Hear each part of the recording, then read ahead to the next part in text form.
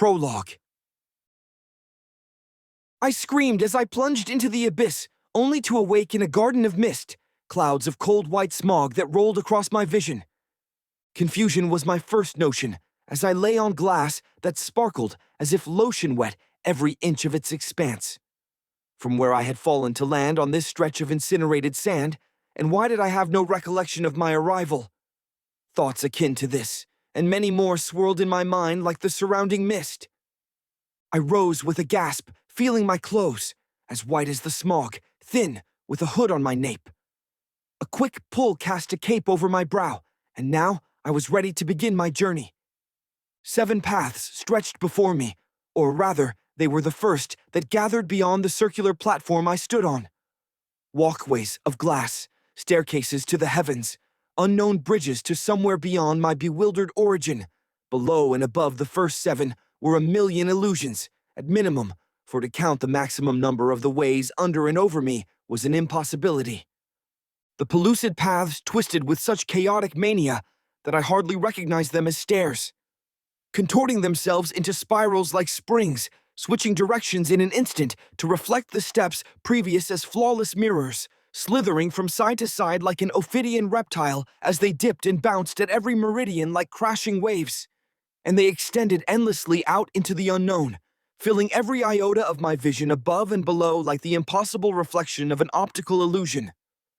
My first approach was hesitant, weak, a virgin tap against the glass beneath me as if I feared that the path would shatter. Either I chose well, or my fear meant naught, for nothing occurred except my breathing.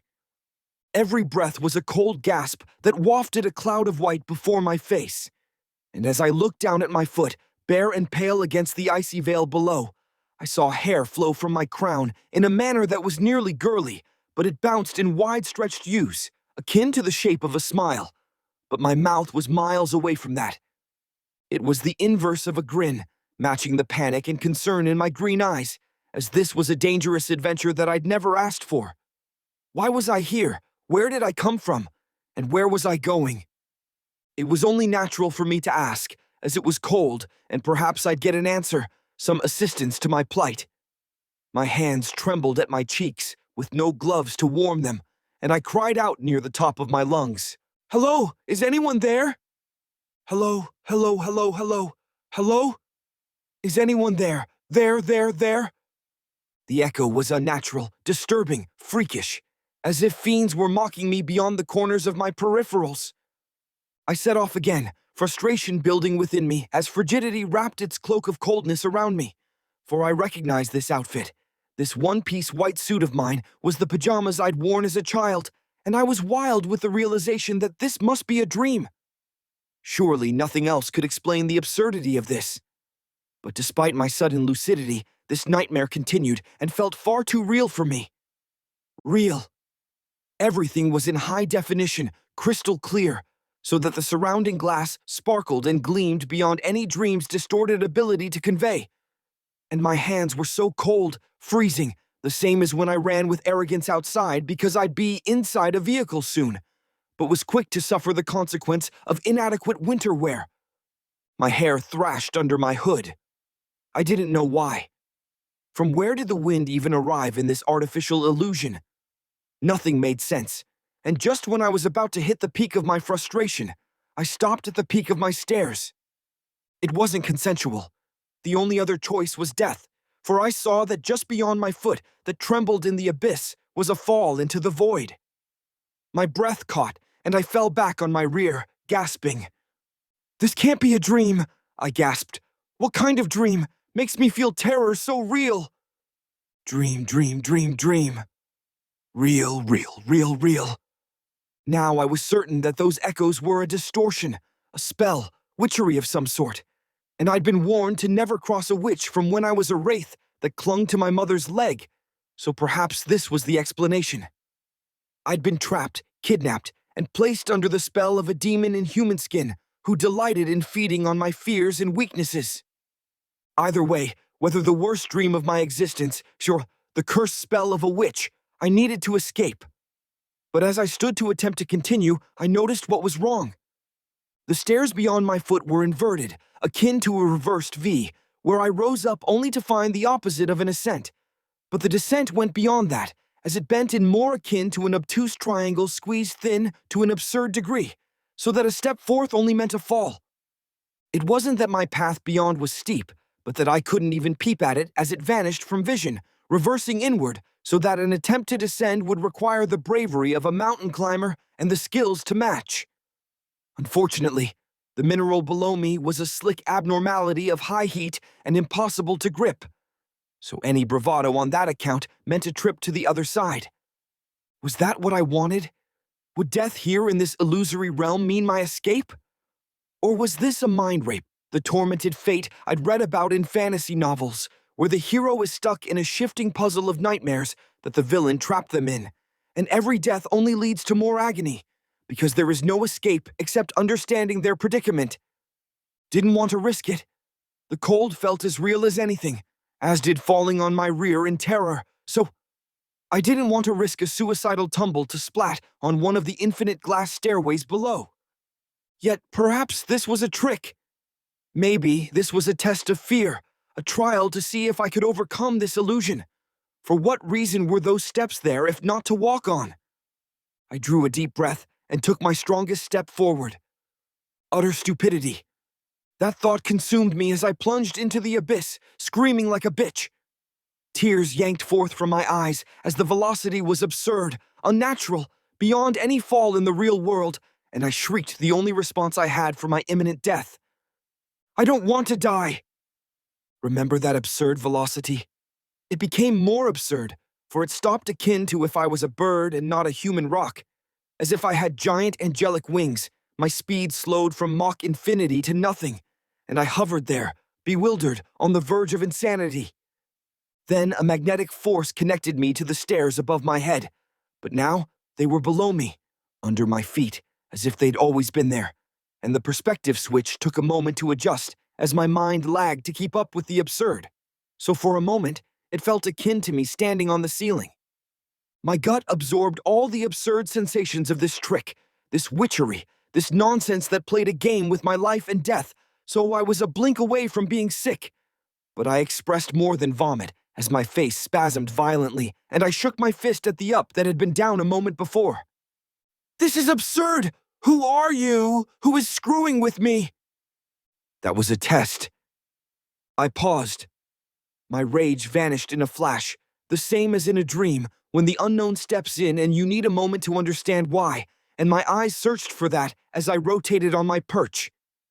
It was a test of your conviction. My subjects must all possess a strong desire to live. Who are you? I repeated, my voice trembling with horror rather than hate. This unknown creature held my fate in its hands, and its voice was terrible.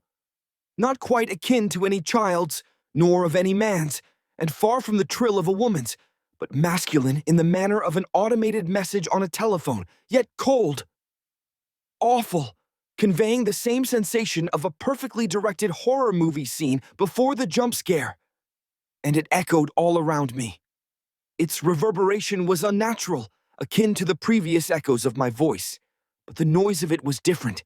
Every word dripped with venom, hate, but in the detached manner of a scientist examining a lab rat whose performance is unsatisfactory. The words were enunciated with enmity, but every letter carried a copy of its creator's intent, as if over 600 doppelgangers were speaking simultaneously. Needless to say, I was shivering from more than the cold now. Where are you? I demanded. Above, below, I hear you everywhere. That matters not. Neither will I provide my identity. I am a guide, an evaluator of sorts, and you are my subject. What if I don't want a part of this experiment? I spat. Can you leave me alone? I just want to go home from wherever this is. That is not a choice for you to make.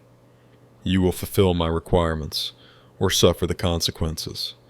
As you've seen, everything that occurs here is no dream.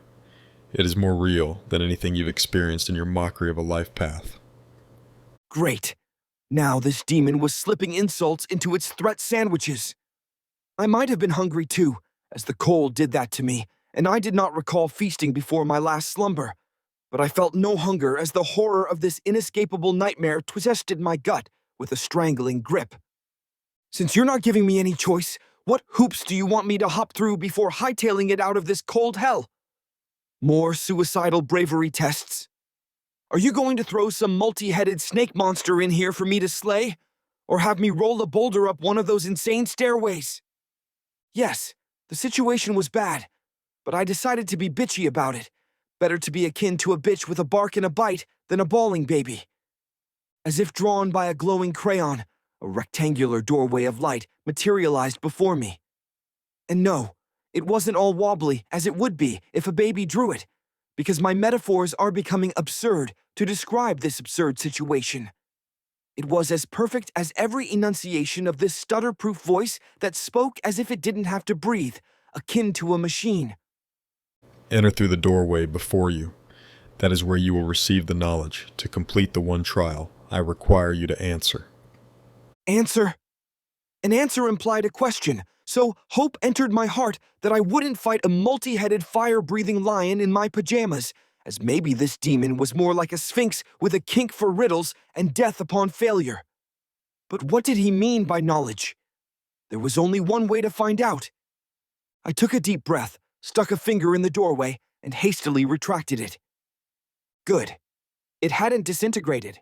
You're not giving me much choice here, so here goes nothing, I declared as I took a bold step through. My last phrase to repeat the movie quote that every hero says died a violent death as I crossed the breadth of that portal and experienced akin to being pranked by a killer clown villain that wants you dead. From my head to my toes, I was as cold as if a bath of icy water had been dumped on me while I lay in the snow. The velocity was more absurd than before, and I couldn't see shit either, and my hands flailed at nothingness because they weren't even there. The voice sounded cold and composed, but did he really just like fucking with heroic protagonists? Then my vision returned different, sharp, the view of an eagle as I stared down at blazing fire and smoke filled my nose. The ruins of a demolished ancient city were splayed below me, where myriad men clad in armor clashed with swords, axes, and spears as fire raged across everything. Arrows fell like rain. Children screamed and wailed, fleeing through the streets only to be felled by projectiles from above, or dragged from below as soldiers transported their cargo with less care than corpses, throwing the future slaves into the back of chariots where chained wretches wept and trembled. Blood ran through the streets as freely as any river and covered the elegant cobblestone patterns of a civilization that must have been once significant, judging by the mausoleums and pillared architecture that filled every square below. But they were ravished with war, as warriors clashed upon the ruined streets and the steps of the sophisticated structures, tainting the past red. It was evident that one side was losing this war, the defenders of this city, for the pillagers took liberty to loot and take slaves, and I saw a screaming girl dragged across the square by the hair, not much older than me, and dunked face first into a fountain until her ceaseless screams died down. But they were louder than before as her white dress was torn into tatters and the soldier— Humans, said to be the most civilized species in this world, are renowned for their ability to slay one another on a massive scale. Many humans realize the pointlessness of war, yet mankind remains inseparable from it, and with war comes famine.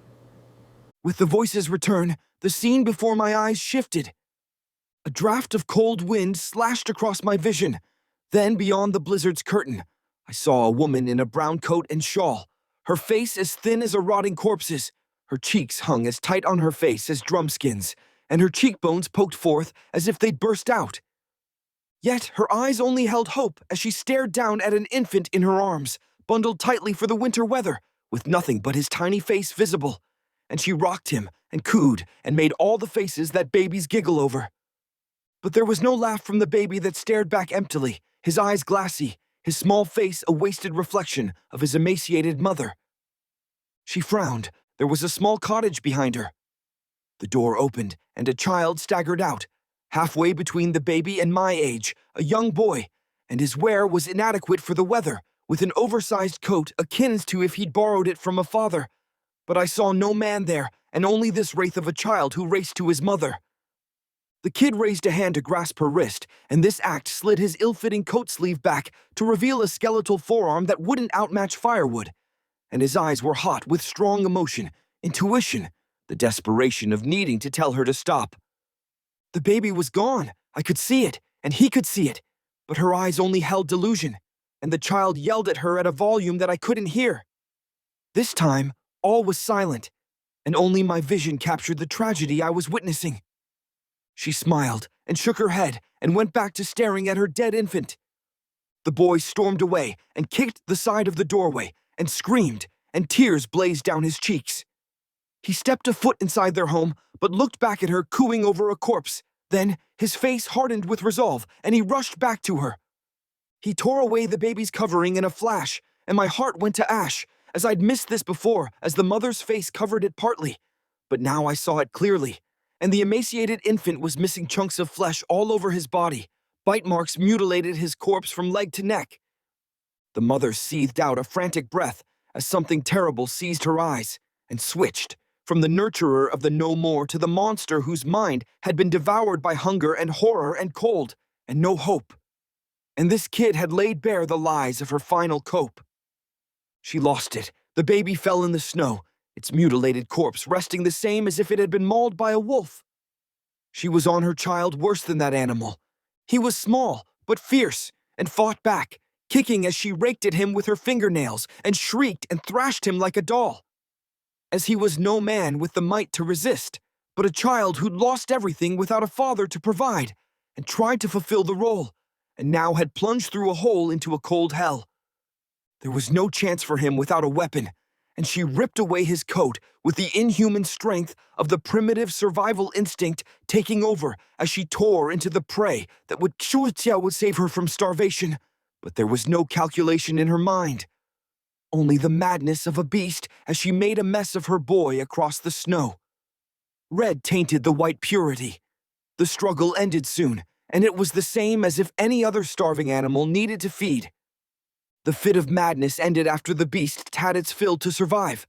Then clarity returned to those soft eyes, and the mother stared at her red hands, and her eyes wobbled over to the baby in the snow, then returned to the red mess below her that used to be her blood and flesh, but was now only blood and flesh. Nothing could describe her scream, as she stared up at the sky and howled. There was no need for me to hear it when I knew it was the most terrible example of its kind in human history. And with war and famine comes disease. The blizzard gusted before my eyes and wiped away the miserable scene. Then a sandy gust swept across a rocky street as a black-hooded man pushed a cart teeming with corpses. There was no way to conceal the dead as limbs dangled over the edges of the wooden transporter. He walked for a while in silence, his movements stiff and automatic, then stopped and turned his head. A small boy lay collapsed against the side of a hut, his eyes empty as flies swarmed overhead, and in his arms he held a young girl. The man walked over to the boy, seized the girl without a word, and dragged her to the cart. Her head jumped on a bump of rock on the path below as her limbs dangled limp. However, the man didn't move far, and his eyes fell as he stopped. The boy's arms were wrapped around the intruder's leg, and his face was tight with hate. He glared up at the man in defiance. The man kicked. The boy flew like nothing and rolled across the street. He resumed his task, but within a few steps, the situation repeated. This time, there was red trickling from the lad's nose, but his resistance was just as fierce. A horrible spasm of emotion throttled the hooded man's face. I only caught a glimpse of it as much of his visage was in shadow, but solely the movement of his mouth muscles showed the darkness that was rising within. He kicked away the boy, hard, but this time his assault did not cease.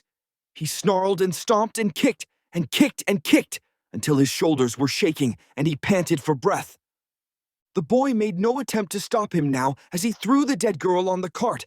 Then he turned his head to the side and spied his deed, and trembled, then scratched his arms as if afflicted with diseases, and seized his mouth as if he'd be sick, then raised his eyes to the heavens as his hood fell back. Sunlight illuminated his face, revealing it to be youthful, not far in age from the boy who lay motionless on the ground. Perhaps he was a year my senior. His eyes were wet with tears as he stared into the heavens, pleading, questioning, searching the skies above for assistance. Whatever he sought never arrived. A half shout escaped him, and he swung out a shaking fist, but there was no one to fight, no one to hit, and he'd already expressed that rage and seen where it got him. The ruined face of the child stared back at him as if in judgment. As stiffly as a reanimated corpse, he returned to his duties and threw the boy on the cart to join his sister. From what I have shown so far, you might conclude that this brutality is exclusive to mankind, a disease of destruction exclusive to the human species. However, that is far from the case. The vision before me warped like a hallucination, swirling in a spiral to be replaced by the final chase of a moose through a corridor of trees, its hooves pounding across the snow as myriad dark forms snarled with fangs bared to attack. And their assault was constant as they lunged at its legs and groin, where blood dripped from mutilated genitalia, and red fled like paint from its flanks to taint the white winter carpet.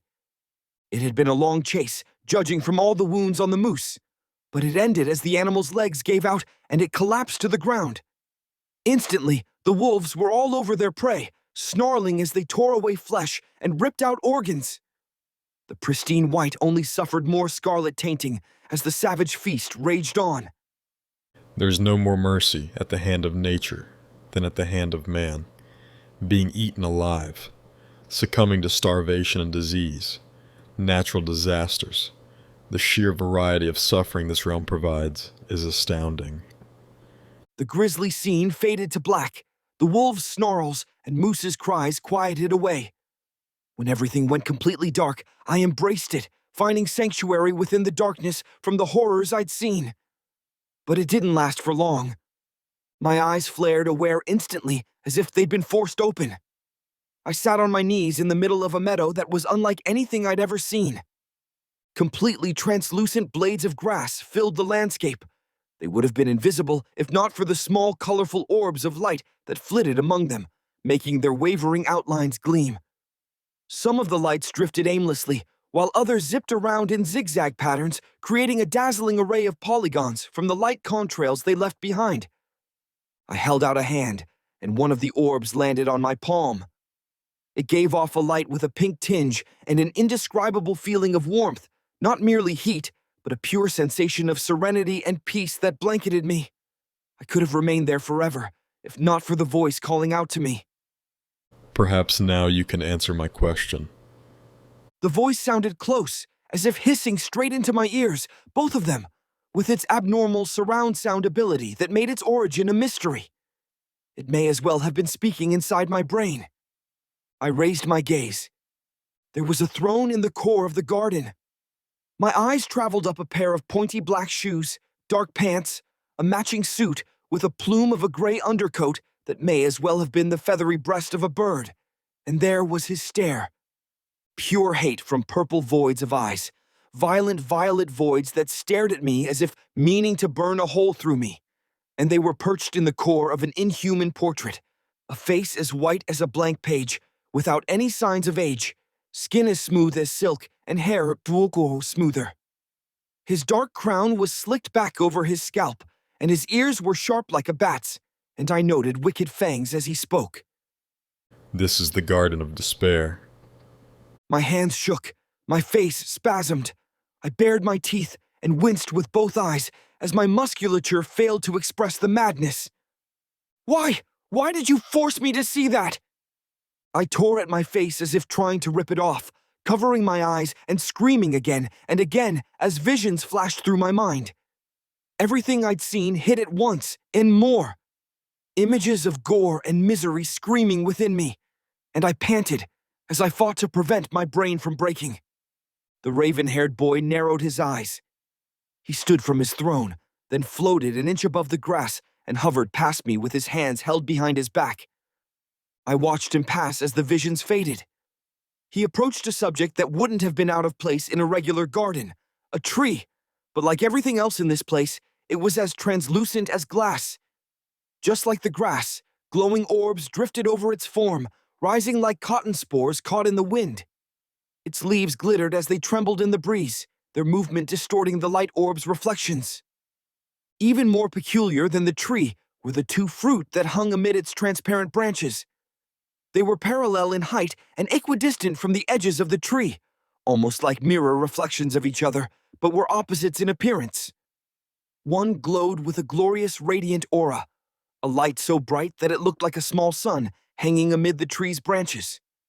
The other fruit was as black as night, and a misty dark gas trailed from its form. The raven-haired boy paused before the tree and raised his hands. He stared expectantly up at the fruit, which began to tremble as if in response to his gaze, then tore themselves from their perches. They floated down from the tree and rested in his palms. He turned and levitated over to me, then landed with his hands extended. He stared at me with the unknown in his violet eyes. I couldn't figure out exactly what emotion was being conveyed, but whatever it was unsettled me. Now, it is time for you to answer my question. You said it yourself. The question is why? Why anything? Why does this world function the way it does? What is the meaning behind it? Is there any? As he spoke, his face became more animated, his eyes widening, his mouth stretching to reveal those demonic fangs, his breath quickening. Then, as quick as the emotion entered his face, it left, and he stared at me coldly. Of course, I don't expect you to have the answer at this moment. What I want to see from you is the path you'll choose to obtain that answer. He looked down at the fruit resting on his right palm. The radiant fruit sat there, its blinding aura only limited by the dark fruit in the hand opposite. This is the fruit of hope. If you consume this, you'll have chosen the path of hope to pursue that answer. He grimaced, then flicked his eyes to the left and glared at the dark fruit. This is the fruit of knowledge. If you consume this, you'll have chosen the path of knowledge to uncover life's meaning. He stared at me. Now choose, and choose carefully. I did not hesitate. My answer was the latter, the fruit of darkness, and I seized it and took a bold bite. It was bitter, terribly so, but almost tart with a hint of sweetness, and didn't taste anywhere near as inedible as it had looked. His face twisted with hate as his eyes flared in outrage. You fool. I offered you hope, yet you chose the path of the damned. It was an explosion inside my gut, fiery hot agony as if I had been skewered a dozen strikes with a red-hot poker. I screamed and fell to the grass, howling with the insanity of pure agony. But the ground beneath me was no more. A dark void opened, a pool of pure black despair that swallowed everything below. And I fell through the hole. My hand reached up for a hold that didn't exist, and the last thing I saw before I fell into nothingness was his hateful, inhuman face, scathing me with those purple voids of eyes. Then I was in the void, tumbling head over heels, unable to control my flailing body as any attempt at correction confused my direction. I did not know any difference between up and down as I spiraled round with no mark for orientation except complete darkness. It was cold and my plunge was swift and I couldn't see or hear anything. Then I heard everything. The screams were everywhere. I could have been inside a giant mouth shrieking every horrible wail that thrashed my ears. Save me! A young girl's voice shrieked. I don't want to die. A young boy howled. When will this end? A man yelled. Kill me already! A woman shrieked. I tried to cover my ears, but my velocity was beyond my control. Then the dark void vanished in a flash, and I splashed into a roaring red rush. I surged within the whim of a wailing river of murder as bloated corpses tumbled past, and my fate seemed the same as I choked and shrieked and fought helplessly against the beast that had me in its maw. Dark, brooding clouds blotted out the sky overhead. Thunder boomed and lightning crackled as I was flailed like filthy garbage by cruel crimson currents and whipped round and round like a rag doll as I thrashed against the raging river of red. My head sank under again and again, strangling my vision with red as salt stung my eyes. And I realized this could only be blood. Its metallic taste rushed down my throat and choked my nose, and I coughed and fought as I was flung like a gnat by the murder shade madness that mauled me like a mad dog. I could barely see through all the hot blood that burnt my vision, but my eyes captured the sight of a landmass in the distance, a dark island of some kind, but I cared not what it was, as I needed anything to save me from certain death within this monstrous river. I flailed toward it and managed to collide, and flung myself up onto its mass, dragging myself up as I spat red and choked for breath, then noticed where I was as my fingers sunk into something wet. My pinky had disappeared into an eye-hole of a rotting mess, and the rest of this island was the same. A mound of corpses. The hot vomit burnt my throat long before it rolled up and sprayed upon the rot beneath me, and I hacked that up until no more would expel, and tears rose in my eyes, as this hell began to tear my mind apart. But I had no time to worry as dark forms surged from the blood water around me. Giant, swollen, slimy tentacles that oozed inky murk as they writhed and rose higher and slithered across the corpses like snakes. I hurled myself up the hill of human bodies, and at the apex was a giant saber staked in the back of an armored soldier. Red cloth whipped in the wind from wrappings on its hilt. The tentacles slithered closer, swiftly, hunting me. I seized the hilt with a snarl, and pure green energy burst from below, surging across my sight, and I pulled with all my might as the ether intensified into a blinding light, and with a roar it soared free from below, and I raised it high above my head as I faced the myriad serpents that swarmed me from every side. A giant head surged from the deep, red pouring off its mass as it lunged high to loom over me. Pure darkness glared down at me, with no eyes to identify its malice. But the hate that poured off in waves from this beast was as palpable as the hot blood that dripped from my body. I tightened my grip on my sword, braced my knees, and sprang with a roar. Alex. Chapter 1. Alex. I looked over to find my mother standing in the doorway to my room with her hands firmly planted on her hips. Her abundant hair fell down her back in a chocolate waterfall, but was restrained by a double-knotted ponytail. One black ribbon fastened her hair at her nape, and before her glossy brown tendrils could fully escape into a cape-like shape, a second knot forced her abundance to remain tame just above her hips. She was wide in the hips, yet thin otherwise, so her outfit was strained at the waist, but was loose around her torso. She wore a checkered red and white dress underneath a midnight blue apron, and long bangs hung like giant fangs from her brow in dark contrast to her cold porcelain skin. However, what solely absorbed my attention was the foul expression she scathed me with. It was as if I hadn't bathed in days, and I hadn't, or cleaned my room, which I didn't bother to do because it was mine and not my mother's, so until she brought my father to shout at me again, I would be content with the pigsty of a room, as my mother referred to it as. Yes, I was slow and rather sloppy with my chores, and had slammed many doors in haste to escape my mother and race over my friends' dens. Usually with harsh consequences, but I digress. In summation, I had too many reasons to debate over as to the origin of my mother's ire. Perhaps it wasn't even me. It could be her weight. She was rather thin, but much wider than most ladies around the middle, so a projection of her inner conflict could be the origin of her rage. In any case, I wouldn't stand by whatever she said, as I was a dignified young man who wouldn't accept being treated like a criminal when I'd only just returned to the prison that was my life. Alex, get up. She snapped. It's time for school. You're going to be late if you laze around any longer.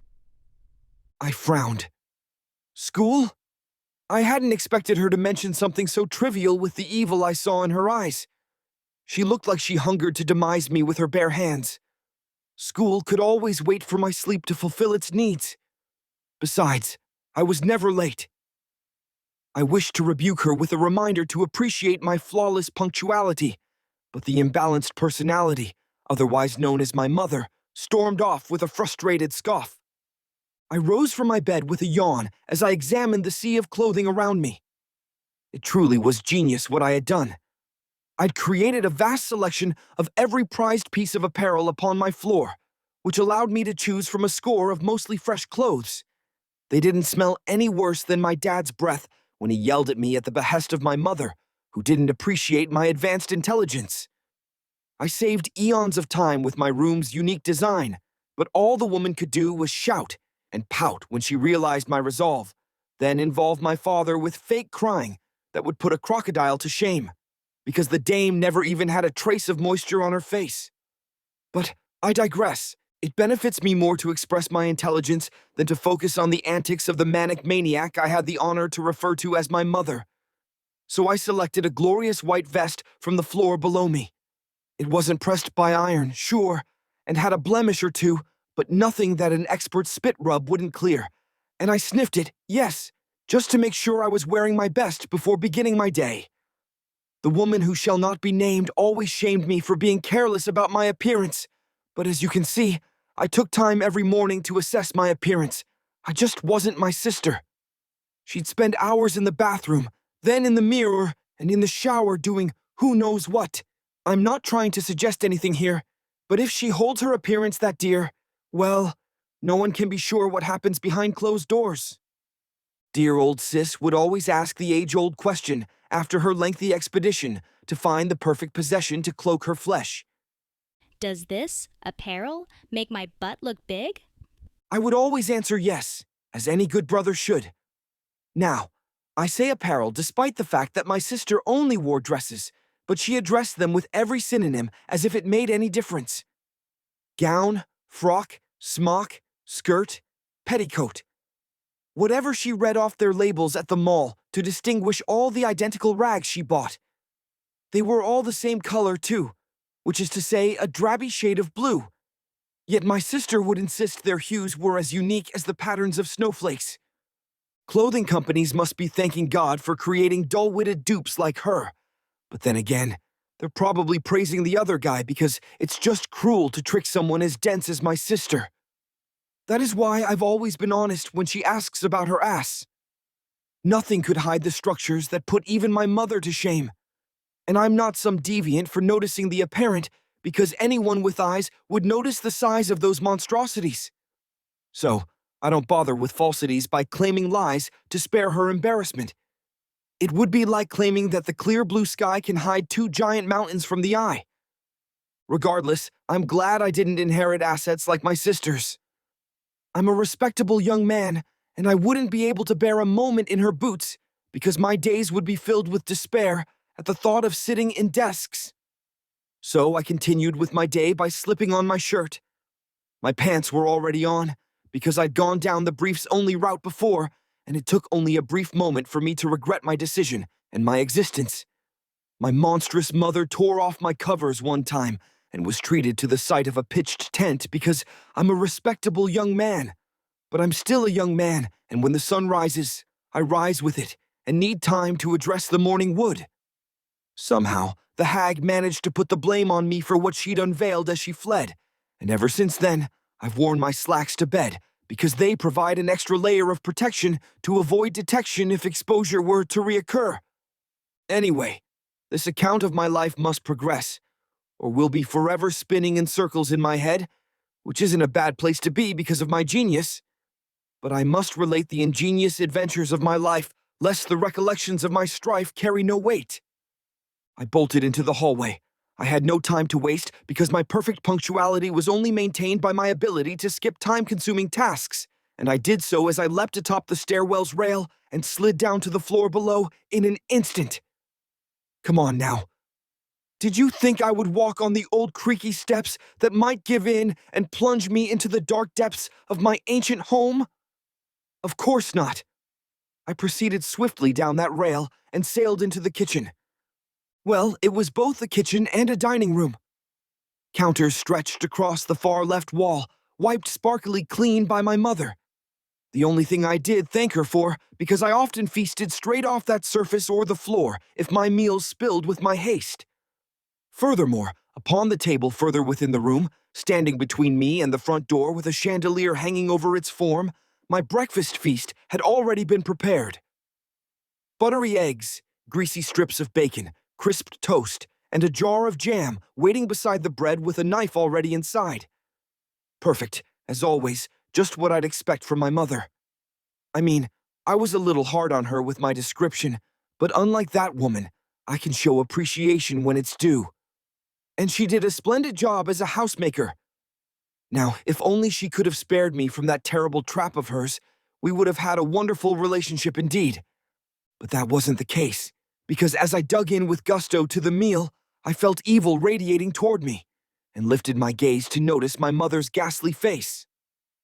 She stood at the head of the table with a scowl that would make a soldier bawl for his own mother, and her arms were folded like steel bars over her chest. Has she always been there? My mind raced to understand the situation before it escalated, and I noted how our dining room was always dark. The windows were perpetually shuttered to leave most of the room in shadow, and this practice of hating light extended to every window within my mother's sight. She really was a freak of nature, but I couldn't blame her. She must have yearned to return the world to the darkness she'd been spawned from. I can't believe you, Alex. She snarled. You're always running late, crashing through our house without even a shower because you never have any time to spare. You're 14, Alex. You should know better than this by now. Next year, you'll be in high school, and I doubt they'll tolerate... I nodded absent-mindedly, as if I were listening to her rant. My mind was absorbed with the dream I'd had, but nightmare would be a more accurate descriptor because I'd never felt terror like that before. I mean, now that I'd woken up, I knew it wasn't real, but it had felt so real when I was there. However, every detail of the dream was fading fast, and the more I struggled to recall my memories of the nightmare, the quicker they slipped from my grasp.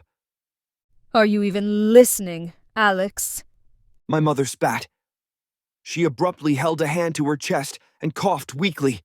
Her health was rather frail, and she spent much of her time resting, but that didn't mean she wouldn't take advantage of her condition for emotional manipulation, as she did now, staring at me with anguished eyes. The stress of trying to care for you is harming my health, Alex. I don't know how much more of this I can take. I scowled. I wasn't falling for it. I could easily distinguish between her sickness and her fake coughs to win arguments. Quit being so dramatic about it, Mom. I've never been late, and I'm not gonna start today, so quit worrying, because I have a system in place for this. I pointed to the front door. Beside it sat my backpack. As long as I grab my backpack within the next minute and step out the door, there's no way I'll be late. I've got the timing down pat. My mother growled like a beast as all traces of her illness vanished instantly. Don't give me lip. You need to start being responsible and own up to your horrid behavior. Heavy footfalls shook the stairs, creaking its wooden steps as a massive man descended into the room. My father wore a gray business suit that struggled to contain his bulky shoulders and broad back, and he held a black briefcase stuffed to the gills with documents that peeked out from its edges. Evidently, he'd shoved them inside in a rush that matched his haste to plunge down the stairs. He stumbled into the room, making his way to the door, but his efforts were paused by an unstoppable paralytic force. Alvin! My mother cried. Not you too. I'm trying to teach your son the importance of punctuality, but you're not setting a good example. My father smiled nervously as he halted beside the dining table. Well, Alex, sometimes the going gets tough, so He hastily checked his watch and winced. I really gotta get going. You can't just leave like that. My mother snapped. You didn't even finish imparting your fatherly wisdom. My father glanced at me, raised an eyebrow, and clapped a hand on my shoulder. He cleared his throat. Here's my advice for you, son. Don't get stuck with a job like mine. I swallowed a bite of bacon and nodded. I understand, Dad, What kind of advice is that? my mother demanded. My father sighed. It's the truth, and will save him a lot of trouble if he heeds it. He strode to the door, reached for the doorknob, then froze. There's something I almost forgot. My mother looked at him with concern. What is it? He walked up to her and grabbed her by the waist as he pecked her with a kiss, then smirked as he gazed at her surprised face. There. Now I'm ready for my day. A beautiful smile bloomed on my mother's face. I don't find it odd to describe her smile as beautiful, because it truly was. I can't precisely describe what made it so beautiful to me. Maybe it's because I never saw it. It was just as rare as a rainbow at night. My father returned to the door and exited our home. I heard his car rev up outside, then squeal away as he burned rubber on the road. My mother's smile fell from her face as fast as an anvil. A scowl consumed her pleasant expression like a cloud covering the sun. Her words were like the thunder before a storm. You're going to be late for school, Alex. But I was done with my breakfast, so I leapt to my feet and raced to the door to escape the beast. I slung my backpack over my shoulder as I threw the door open with a smirk back at my mother. Relax, Mom. I'm never late. I'm only ever close to being late, and that makes all the difference. I slid into my seat just as the bell rang. My arrival was swift and sure, and I folded my hands in a demure pose as I smiled at the badger who commanded the classroom. Mr. Rosen was his name, but it was an ironic shame because his jowls lacked a hint of pink and sunk like sodden bags, and the permanent scowl engraved into his face would scare away any potential hags as mates. I mean, he was a loner without even a drawing of a lass, so I'm sure his frustration at my sass was deeper rooted than our unpleasant interactions. Alex. He growled, deepening his perpetual scowl. He was hunched but not a hunchback. I knew this because he'd straighten with a crack whenever he got mad. Usually it was at me, and it occurred often, you see, because my charming personality wasn't embraced by the curmudgeonly elderly, and my senior tutor perfectly suited that description. He always looked a blink away from a conniption. I'm not late, am I? I asked sweetly, batting my eyes. He grumbled and turned to his blackboard. One of these days, you will be, and you won't get any pity from me. Our classroom was filled with columns of desks that addressed the site of Mr. Rosen's splendid presentations. I usually slept through them, so I can't elaborate further, but I'm sure my class was filled with furor during my break for beauty sleep. Yes, I did have a whiff of manliness upon me because of my system of arriving to school on time without fail, because I didn't want anyone to wail such slander as calling me lazy. But I was certain, and still am, that my manly aroma enticed the ladies. Unfortunately, the first character to be enticed by my arrival was the opposite of a lady in every way. He sat in an adjacent desk, his hair flailing about his face with less grace than my own expertise hand-combing in the morning, yet the sides of his mane were flattened as if hot irons had been pressed to each side of his scalp, and he smelled like— how do I put this? He smelled bad, okay? The only reason why I could bear his aroma was because the odor of cigarettes and booze cloaked his sweatiness. Honestly, though, he smelled smoky, and I don't mean that in a sexy way. It was like he'd walked through a forest fire and emerged unscathed to sit in class and emit the stench of flames. All I could say in his favor was that his breath smelled fresh, and his white teeth matched the insane conclusion that he cared about his oral hygiene while ignoring everything else. But hey, I brush twice before bed every night, because you never know when your lucky chance might arrive, and I'd prefer not to cause a lass to pass out from a whiff of my snout.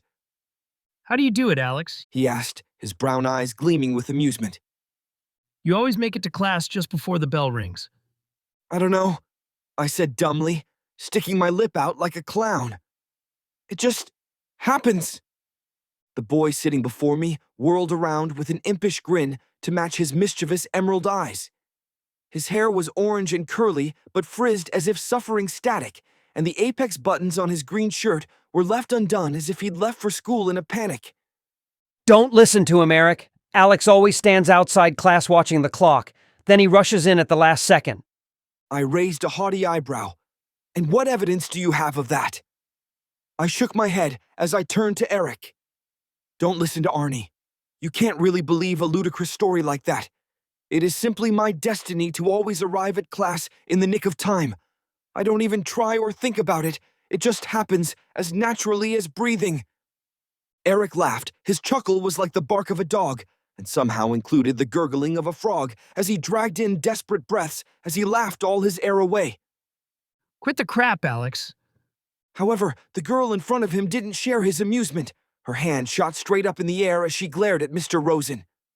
Her face was petite with a sharp little mark of a nose. Her cheeks were rosy and full with plump pouty lips to stretch every expression of hers into an emphatic yes or no. But right now she was the latter. Her arm shook to desperately seek attention from the curmudgeon, and the two brown braided pigtails that fell down her back thrashed like living snakes in her wretched anxiety to snitch. Mr. Rosen! Mr. Rosen! Eric said a bad word. He said the C word. Mr. Rosen whirled around to cast his ire on Eric. His eyes were filled with horror, and he spoke with a breathless gasp. He did? His face shook with disbelieving rage as he glared at Eric. I can't believe you'd stoop so low as to utter a word so foul. I've always known you to be a troublemaker, but I never imagined you'd sink this low. Mr. Rosen's repeated enunciations about Eric being low seemed to cast a spell on my pal. He shrunk lower in his desk with each condemnation, but suddenly straightened to fire a defensive retort. Mr. Rosen, all I said was crap. I say it all the time, and I know you don't like that, but I didn't say cunt. Previously, there had been some quiet chatter in the classroom, because spats between Mr. Rosen and Eric were more of a daily ritual than anything else. It felt like the day couldn't start in earnest without a few barbs traded between the curmudgeon and the rebel I had the honor to call my friend. But now, all voices went silent. Cricket's chirping would have sounded like a firing squad as Mr. Rosen cast a glare of execution on Eric. Out! Mr. Rosen hissed at just above a whisper, pointing at the room door. Eric waved his hands like a mime as he rushed to defend himself. No, you've got it all wrong. I said it just so that you would know that I didn't say it. Mr. Rosen's face finally matched his namesake, but his visage reddened without a trace of demure embarrassment or romantic allure, and contrasted any sort of zen as his mouth thrashed with words before his eyes reflected a flicker of human comprehension. Get out, you little piece of... He caught himself as his sentience returned and altered his sentence. Get out in the hallway, now. Eric sighed. He stood from his desk, trudged to the door, and left with a curse under his breath. Mr. Rosen calmed himself with a long sigh. His face had flushed as red as his turtleneck sweater during his fit of rage. The badger must have taken a page from a cartoon character with colors representing his personality, because he perpetually wore the same red sweaters every day as if his life depended on it. Once his face returned to its usual shade, he glanced at the snitch. Thank you for informing me, Jessica. I'll make sure to discipline him severely. Jessica giggled. Giggled! Her brown eyes glittered with mirth as she rubbed her hands with all her worth under her desk. I could see her knees clattering together with giddy delight at the misery she'd inflicted on my pal. Not only was she a slimy snitch, but she got such glee out of it. It made me just want to undo those pink ribbons on her braids and shackle her wrists, then pinch that cute little nose of hers. Wait, where is this train of thought going? I scowled at her. I'll find a way to get back at her for this. Perhaps I'll slip an insect into her bookbag. I know where all the spiders' nests are in this school.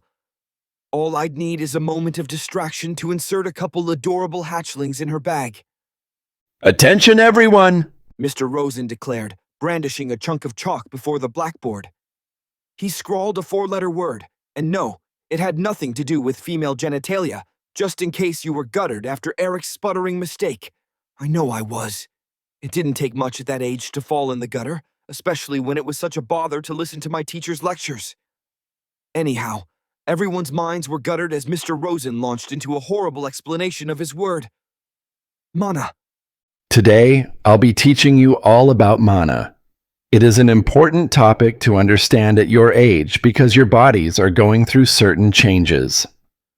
A collective groan filled the air as everyone sighed with exasperation. Haven't we already talked about this? Arnie demanded. No, not those changes. Mr. Rosen said with a sigh.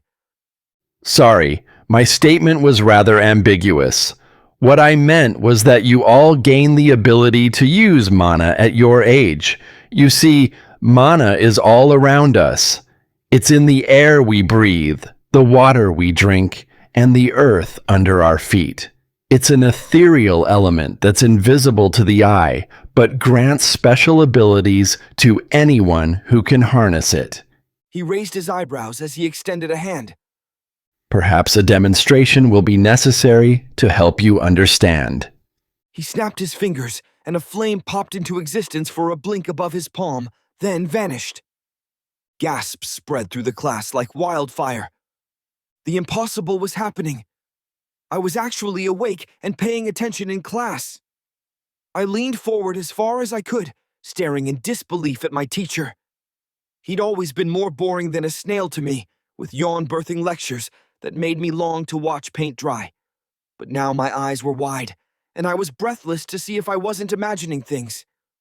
Mr. Rosen flashed the first smile I'd ever seen from him. It's no big deal, really. I'm able to summon fire because I'm a wizard, one of the two mana types of humans in this world. All humans are either born wizards or fighters. Wizards have a far greater aptitude for magic spells because mana flows more easily through their bodies, while fighters tend to be superior physically because their mana is held tightly within their bodies. He paused as snapping filled the room like the pops of firecrackers. Every student, boys and girls, was snapping frenziedly as they stared at their fingers, and even yours truly. I had to see for myself if Mr. Rosen's words held validity. There's no need for this, Mr. Rosen said. The vast majority of humans are fighters. It's quite likely that none of you are wizards.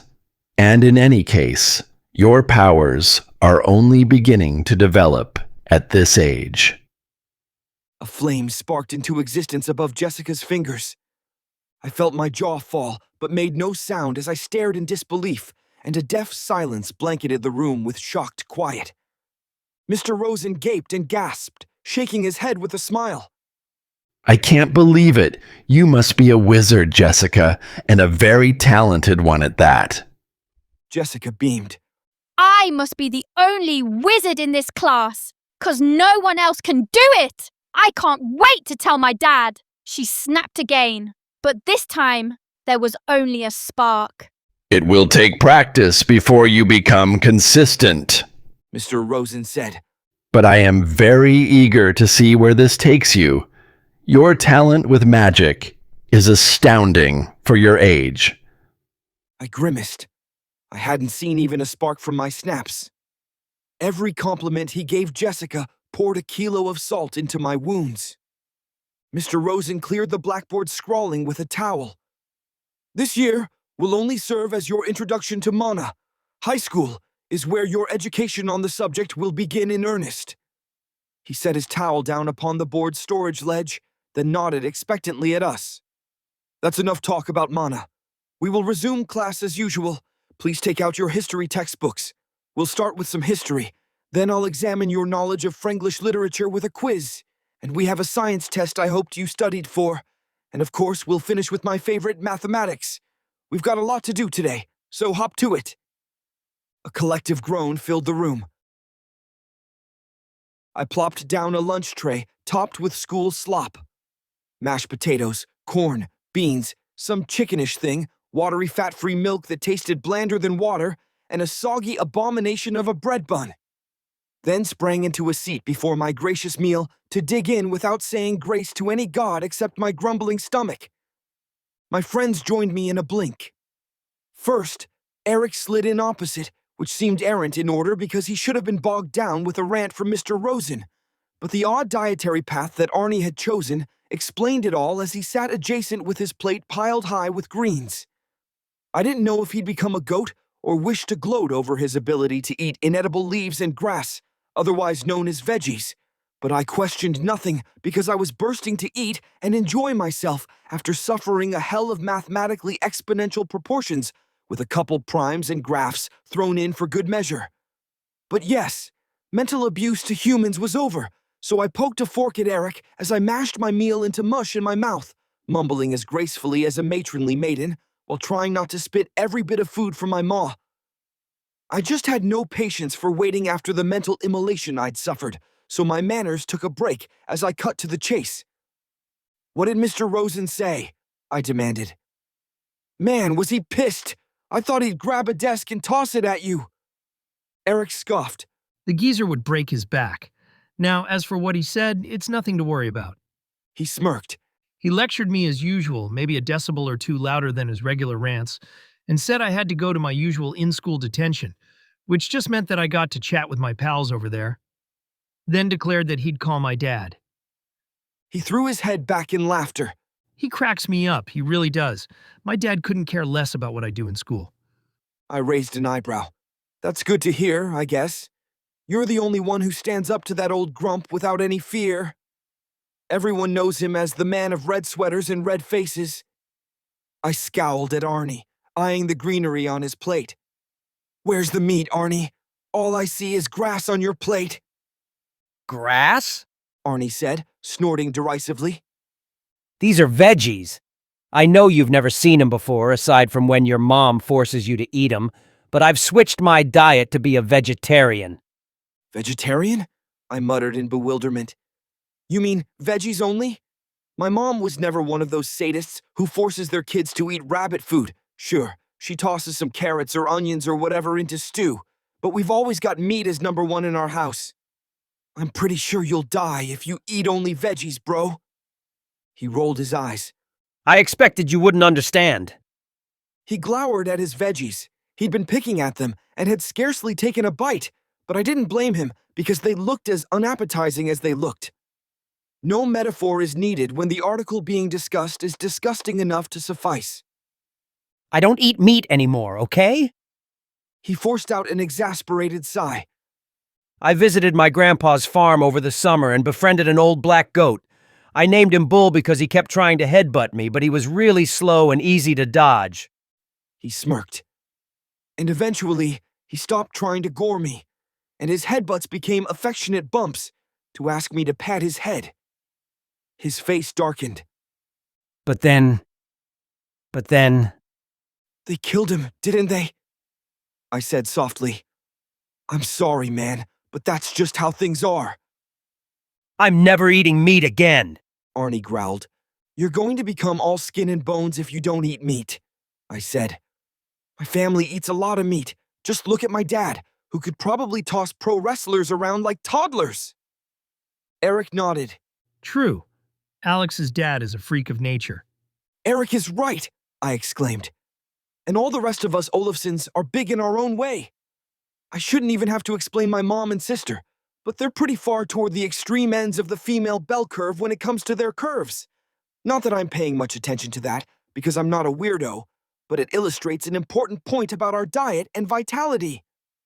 You are a weirdo, Eric remarked. and you're pretty small, so your argument is as flimsy as you are. Eric is wrong, I exclaimed. I'm only the shortest of you three by no more than an inch, and I more than make up for it with my intelligence. Even your brain will starve if you stop eating meat. I'm not too worried. Arnie scoffed. I won't take a lecture from a tot who can scarcely look me in the eyes because he lacks size in more ways than one. Oh, damn. Eric exclaimed. He chuckled. He got you good, Alex. How are you supposed to come back from that? I glowered. I've got nothing more to say to you, Arnie, except that you should take care of yourself. I'm not digging a grave for a vegetable just because you are what you eat and you end up too far gone to even say bah. You just don't understand, Arnie grumbled, poking at his vegetables with a storm on his face. Eric looked back and forth between the two of us, then took a giant bite from a burger, chewed loudly, and wiped his mouth with his sleeve as he spoke excitedly. So what were you guys talking about while I was gone? I couldn't really hear, but everyone sounded super excited over something, which never happens in Mr. Rosen's class. We were talking about mana, I said. It's basically this invisible force that exists everywhere, and it can be used for spells. It's like the magic in fantasy books. Magic? Eric spluttered in disbelief. Magic is real. I thought it was only myths and drunken nonsense when my dad ranted about witches and curses. He frowned and muttered under his breath. And all the rotten misadventures my dad gets up to with the harlots at the brothel. Yep, magic is real, I confirmed. I couldn't believe it when I first saw it. Mr. Rosen just snapped his fingers and made fire appear out of nowhere. He said mana can do all sorts of things, like make you stronger and faster. I paused. Personally, I wish I could use magic to zap people. Zap people? Arnie gasped, his eyes wide with horror. Why would you want to do something so awful? I didn't mean zapping innocent people, I said. I winked. Except a little shocked to kick those who annoy me back into line, so you two better have your apologies in order. I frowned. Seriously, though, this world can be a pretty messed up place, so a man needs to be able to defend himself. Like, I've heard that there are werewolves and vampires out there. Correction. You've read about them. Arnie interjected, wagging a disapproving finger. In fantasy books, to be precise. And all stories of werewolves and vampires in the news are just tabloid hoaxes to sell magazines. As I was saying, I continued, emphasizing my ignorance of his interruption, werewolves and demons and vampires and who knows what are lurking among us. They're keeping themselves hidden, stalking the human population while everyone remains blissfully unaware of the danger that waits just around the corner or beneath their bed or in their closet. And when the time is right, the beasts will strike. I seized my milk carton abruptly and squeezed it to emphasize my last word, spraying milk all over my tray. And then they'll eat you alive. Arnie flinched, then cast a scathing glare upon me. Give it a break already, Alex! He grabbed his tray and stood up. Lunchtime's over. Come on, it's time for gym. He strode away. I glanced at Eric. You believe me, right, Eric? That there are unseen threats in our society. When you phrase it like that, sure. He said, standing from his seat with his tray. But I don't think those unseen threats are monsters. Chapter 2. Gym. The apex, peak, zenith. The divine moment of ascension for every boy's school day. No longer would the boys be forced to endure feminine lectures. Yes, that's right.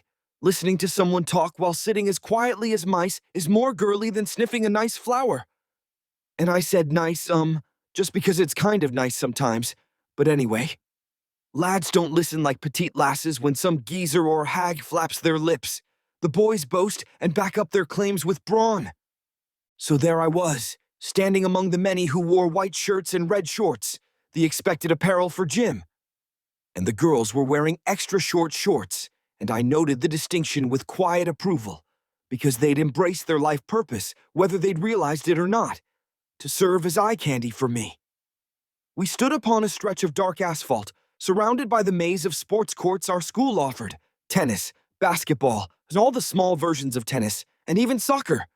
However, among the sea of students, only I could boast of my unparalleled prowess at sports that matched my superior intellect. So obviously the girls were dressing up, or rather dressing less, for me and only me because I was the apex of masculinity. I didn't try hard to flex because I didn't need to.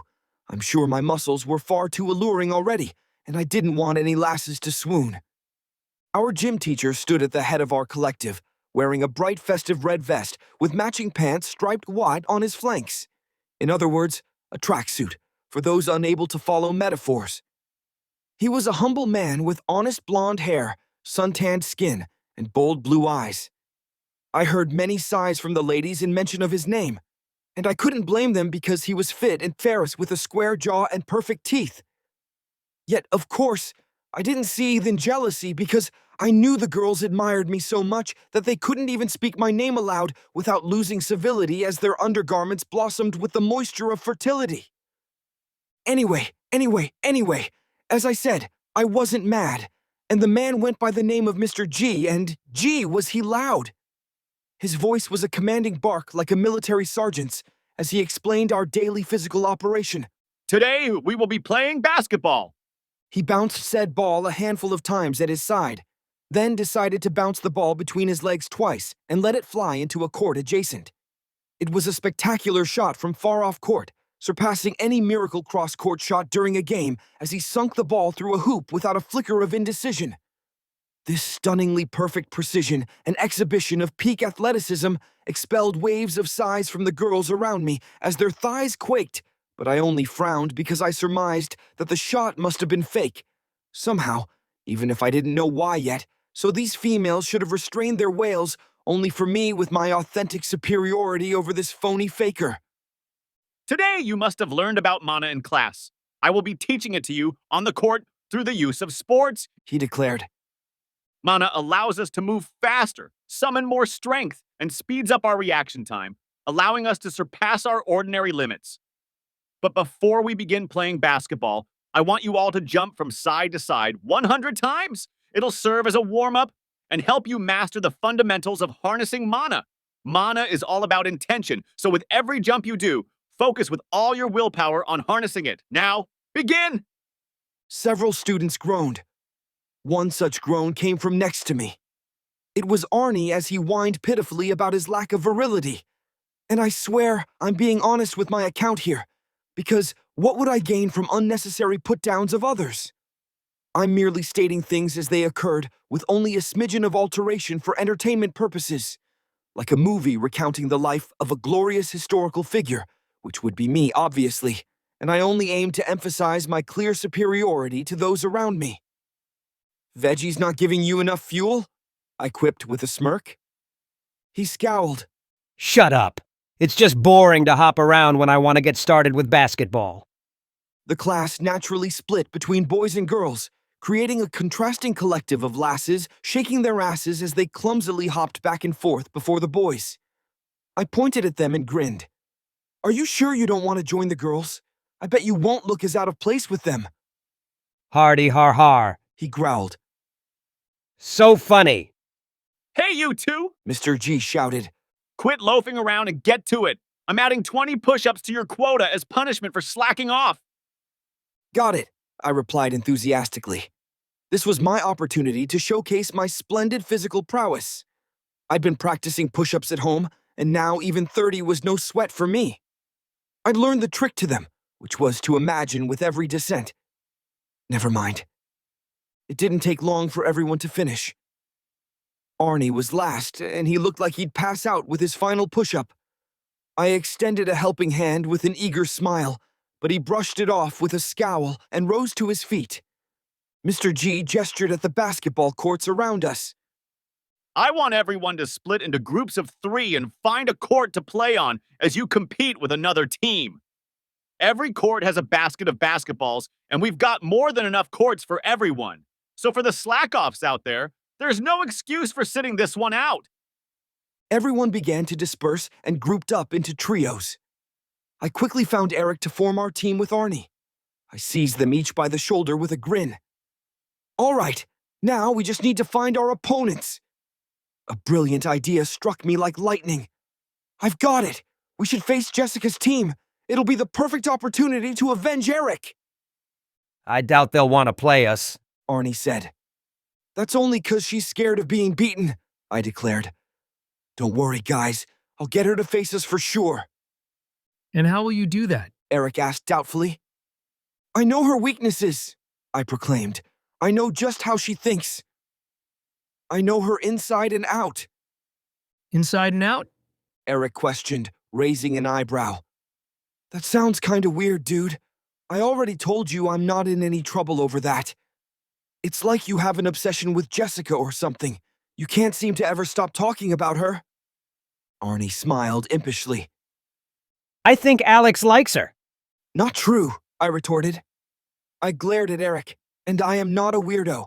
I'm just observant. Eric shook his head. I'm sorry, Alex, but that won't work as an excuse when you're being tossed in the back of a cop car. He raised an eyebrow and smirked. It's better you admit your odd obsessions now than suffer the consequences later. I'm not a stalker, I retorted.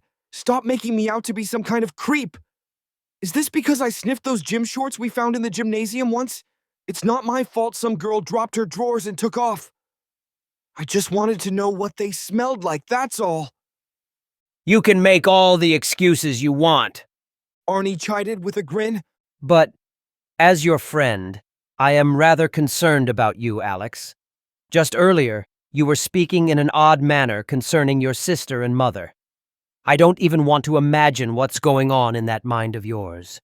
Perhaps one day we'll find your name in the news, and you'll become a cautionary tale for young men who can't control themselves. What the hell are you insinuating? I demanded.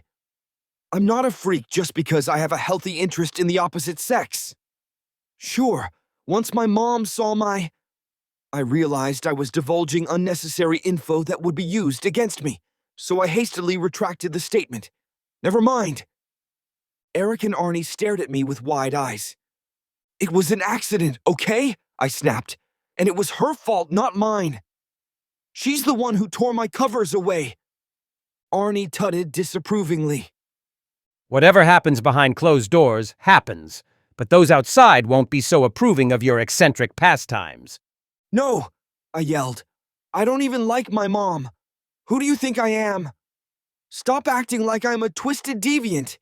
I am not banging my mom. Groups of surrounding students stared at us with horrified eyes. Girls whispered among each other as they stared at me in disgust. You've all got it wrong, I shouted, but the students hastily shuffled away. I growled at my so-called friends. Look at what you've done. Now my name will be tarnished by horrible rumors, and it all could have been avoided if you were honest, and didn't pretend that me, a respectable young man, was secretly some freakish savage. Ah, yes. Arnie muttered. Respectable. That is just the word I'd use to describe you. I scowled and stomped past him. Let's find Jessica, if she hasn't hightailed it out of here because of you. I'm sure you're desperate to find her. Arnie quipped. From the way you stare at her in class, I can only imagine the thoughts passing through your head. Then keep imagining because there's nothing between me and her, I snapped. I despise everything about her. She's snobby, arrogant, thinks she's smarter and better than everyone else, and is a slimy snitch. Eric whistled. Sounds like you described everything about you, minus the snitch part. He frowned. Well, actually, you just snitched on yourself about how odd you are. I mean, who admits publicly that their mom saw their— Shut up, I snapped. It was all an accident, so let's move on. Besides, she didn't witness any salami. It was just the morning wood of any virile youth. Eric pointed a finger gun at me. Case in point. You really blab your mouth unnecessarily, Alex. I'll keep that in mind, I growled. None of you dimwits seem to understand the concept of innocent accidents. I grinned as a stroke of fortune finally arrived. Jessica stood a few paces away, chatting with two boys, who could only be her teammates. Boys was a rather unbefitting term for the monstrous gorillas standing beside Jessica. Patches of facial hair trembled on their faces, while their shirts struggled to contain their absurdly muscular forms, straining the fabric to its limits. The two boys stood a head or two above everyone else, comparable to Mr. G in size, but lacking any of his charm. They looked like they belonged on a farm to make use of their brawn for manual labor. And I swear I could see fleas hopping on their bodies, as if an insect party was being held upon these overgrown lads. However, their presence did nothing to deter my plan. The fact that Jessica had chosen these beasts and not her friends meant the obvious. She wasn't here to play. This was a ploy to establish her dominance by crushing every enemy with her two-man army. I smirked at her and her monsters, lifting my chin high as I refused to meet her eyes. Gee, it's such a shame that my team is so good at basketball. No one stands a chance against us. There's no way we'd lose to anyone. I finally glared at her with a snide grin. And especially not you. Jessica gritted her teeth, then glanced at the two monsters beside her. James, Michael, how about we put these dorks in their place? The two boys grunted. Prepare to get crushed, I declared. You'll regret trying to match our might. How curious. Jessica murmured with a contemptuous smile. I was just about to say the same thing. We stalked onto a basketball court and faced each other with reflected triangle formations at the center line. I stood at the fore of mine with James staring opposite. He was hairy, very hairy. I could smell his stench from where I stood as he dribbled a basketball in his racket-sized hands. His size, absurd musculature, general hairiness, and horrible stench would have choked my breath, in fear of defeat, of course, but his skunk-like odor would definitely play a major part. However, I felt only confidence because this was all part of the plan. I didn't choose to face this hussy and her hounds just to get pounded to oblivion. They were all oblivious to the doom that awaited them at my hands. James exploded into action. He flashed past me with his body a blur as he dribbled an orange smudge that was a basketball, I guess, but I couldn't see it from its stupid speed. And the freak moved like he was on speed, crack, weed, and every plant powder on the earth as he zoomed past my friends to the end of the court. He stopped, hopped, dunked, then turned and walked back to the center line like an unthinking machine as the ball bounced in his background. And that was only the beginning. Michael was just as ridiculous, if not more ludicrous, than his gorilla ally with his ball handling skills, running circles around me and my pals like we were turtles flopping on the court. He and his fellow beast fed the hoop a feast of shots from anywhere on the court. The backboard constantly shuddered like it was drunk as endless volleys sunk into its maw to thrash the hoop's net like long hair in the wind. But the wind wasn't in our favor as all the momentum favored Jessica's freaks. The girl cheered from the back, having scarcely taken a step from her starting position. Let's go, Michael! She cried as her servant sunk another flawless dunk through our hoop. She jogged halfway across the court to cheer with closer proximity to her team's apparent victory, but had yet to handle a ball once, not even to tickle her grunt's egos further, because she couldn't be further from playing any sport at all, aside from cheerleading. What the hell, man? Eric snapped as he picked up the ball and stalked at me, his face fierce with frustration.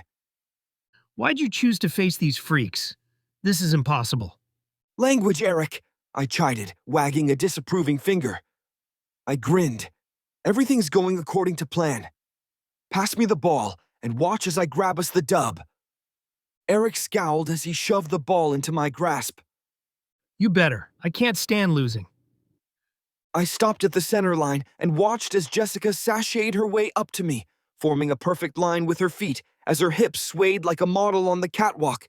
Then she stopped with a hand on her hip and a quip ready at her lips. Well, Alex, looks like your invincible team is about to lose. Do you have any last words? You haven't even scored a single point! I smirked. Neither have you. She frowned. We've been holding back because of the presence of a girl on the court, I said. I looked around to feign confusion, then glared at her with a nasty grin. That's right, you. We didn't want to hurt a little lady by playing as rough as we usually do, so we held back. She gasped. How dare you? You think I can't play basketball because I'm a girl? I raised an eyebrow. I don't know. You've yet to score a single point, let alone hold the ball even once. Perhaps you'd trip with that clumsy girly gait of yours and fall flat on your face if you were to actually play. She seethed. Maybe you're just not suited for the court, I said with a shrug. There are plenty of places where women thrive, and I'd be keen to enjoy a sandwich from you after you lose. Unless you can prove to me otherwise and beat me one-on-one in a best of 10. Her eyes thrashed with rage, and she huffed like a bull. I knew I had her in my clutches, so her acceptance of my offer came as no surprise. How dare you speak down to me like that? You're on! James, Michael, let me teach this dork a lesson he'll never forget. She waved Michael and James away to join Eric and Arnie as they departed for the sidelines. Eric scowled at me, slapping my shoulder as he stalked past. You better not lose this, Alex. Don't sweat it. This is free, I replied with a chuckle. Grab some popcorn if you can, because this is going to be hilarious. Just as I intended, Jessica overheard my boasting. Don't act so cocky. I'll whip you flat on your back in a flash. You'll be sobbing your way off the court with your manhood stolen because you got destroyed by a girl. I scoffed with a snide smirk and tossed her the ball. Sounds kind of kinky, but okay. I'll play along with your delusions of beating me, and after we're done, I want my sandwich finely crisped with extra cheese and salt from your tears. I beckoned with a finger at the fuming girl. Since I'm a gentleman, I've given you the ball first, so show me your best before I humble you. Enough! She snarled. dribbling the ball in an odd manner as she stumbled forward. It was just as I expected. She'd never even played the game before. Is that a double dribble I see? You know what? I take back what I said. You only have to score 1 point against me to win. She rushed at me, managing to somewhat dribble the ball with one hand, which was impressive for her, considering that she'd just learned a new skill. But I took the ball from her with a sigh, because I didn't even have to try.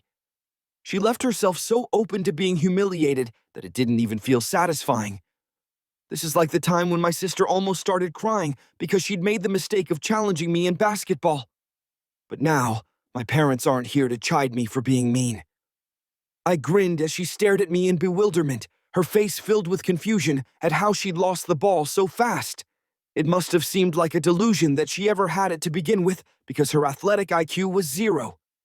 Yes, she was an academic genius and the chief Tess of brown nosers, but right now, she was a fish out of water. I knew I was going to enjoy this. "What's wrong?"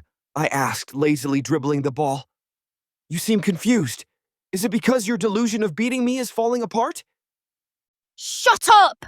She yelled, flailing at the ball, but I absent-mindedly shifted my dribble inches to the left or right, and she staggered back and forth like a drunk, swiping at air. Let's begin your lesson on how to handle losing, I said. I dashed past her, stopped by her hoop, and tossed the ball. I turned before my shot even sank through to glance at her with a belittling smile. I'm sorry, you just don't stand a chance. "I'm just getting warmed up," she howled, and she really was warming up with how red her face was as sweat began shining on her brow. But her words were only just that, and as the match progressed, the conclusion became obvious. No matter how much she tried with her clumsy hand-waving to impede my progress, I'd blast past her girlish guard and fill her hoop with uncontested shot after shot. Not that she could even jump high enough to attempt a shot block. She was just too small, too slow, too frail, and short of breath to keep up with me. Every time she had the ball, she'd hand it back to me through her sheer lack of coordination, and I'd continue my decimation of her wheezing attempts to halt her annihilation.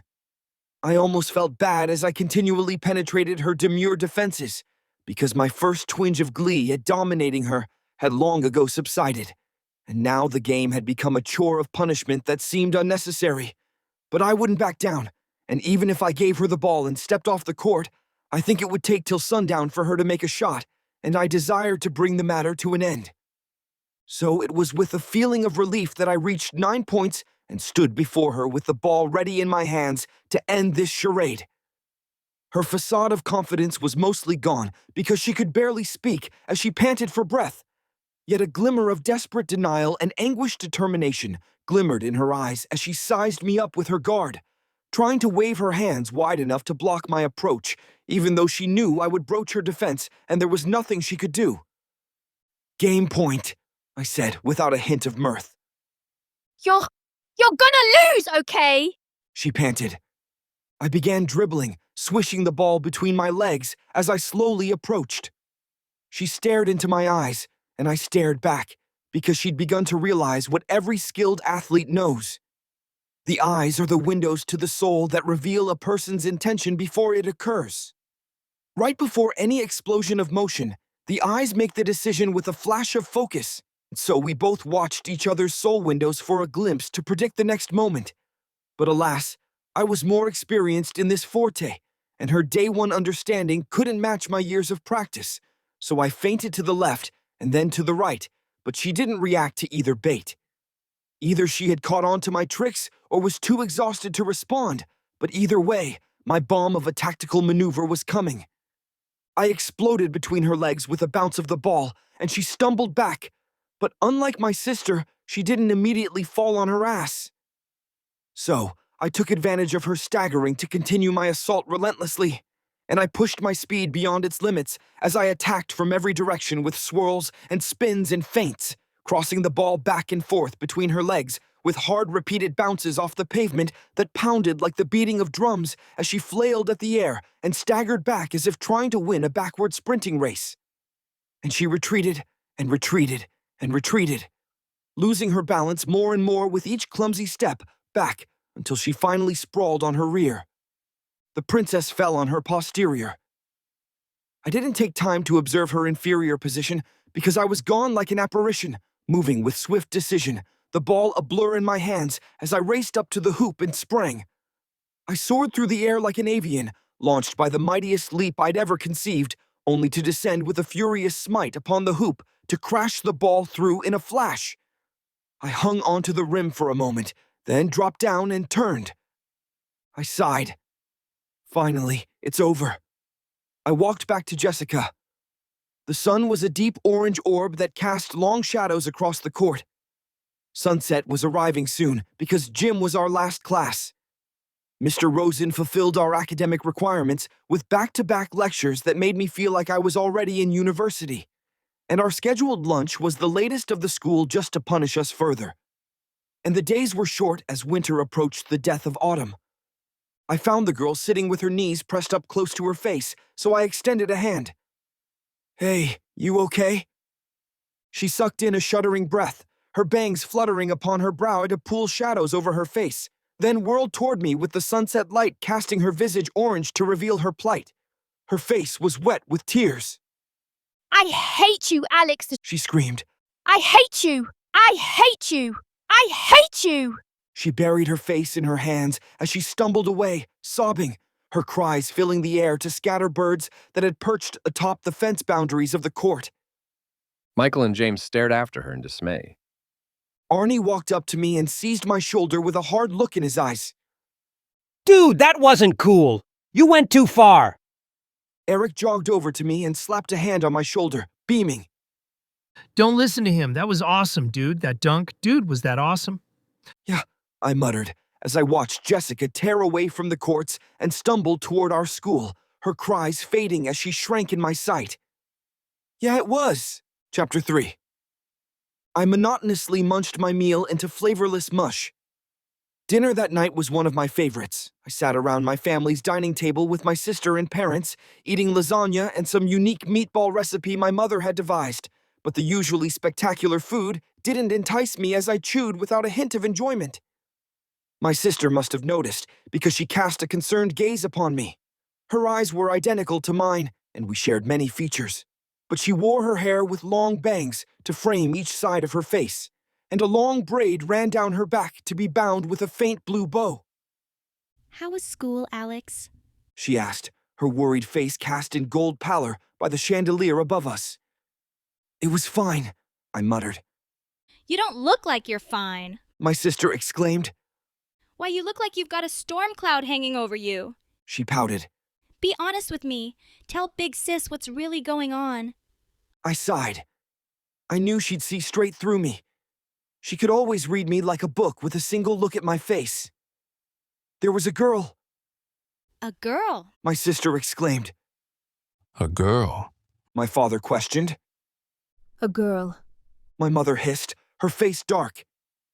Is she pregnant? Of course not. Who do you think I am? Calm down, Alex. My father said. Gwendolyn was worried about you, and for good reason. You had a look on your face like your dog died, and we don't even have a dog. He flicked his fork like an orchestra conductor. Now, collect yourself and continue. I really want to hear about what happened between you and this girl. I groaned and covered my face. This is why I didn't want to talk about it. Please continue, Alex. My sister pleaded. She knit her brow. We won't judge no matter what may have transpired between you and this girl. She reached for a nearby platter and spread butter atop it as she eyed me in hungry anticipation of the juicy gossip material she expected. It was regular behavior for my sister to engage in. Both the snacking and gossiping gluttony were sins that my mother chastised at every opportunity, because despite being of the same blood, my sister and mother mixed like oil and water. My sister was extroverted and energetic, in direct opposition to my mother's introversion and fanatic bursts of busy work paired with hours of bed rest because of her poor health.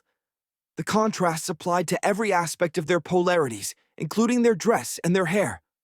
My mother liked red and wore her hair in huge, loose, double-knotted ponytails, or left it undone, while my sister wore blue every day and always kept her hair tightly braided.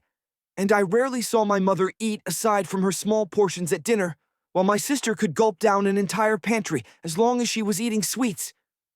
But, as a result of my sister's weakness for sugar, my mother had all but banned it from our house, leaving Gwendolyn to survive on bread and butter as her substitutions for the creamy pastries she craved. I released a long, resigned breath. Fine, I'll start again from the beginning. I challenged this girl named Jessica to a game of basketball.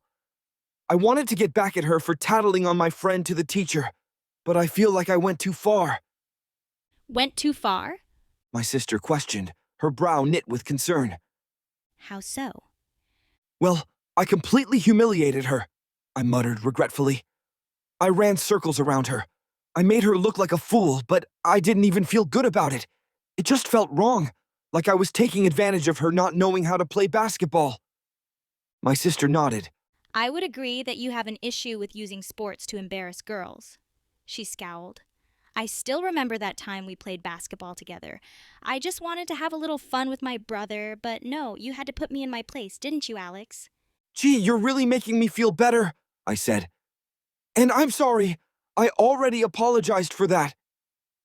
My sister shook her head. She wasn't letting me off the hook. I'm glad you're learning this now, Alex, because if you want to get along with girls, you shouldn't always be trying to dominate them.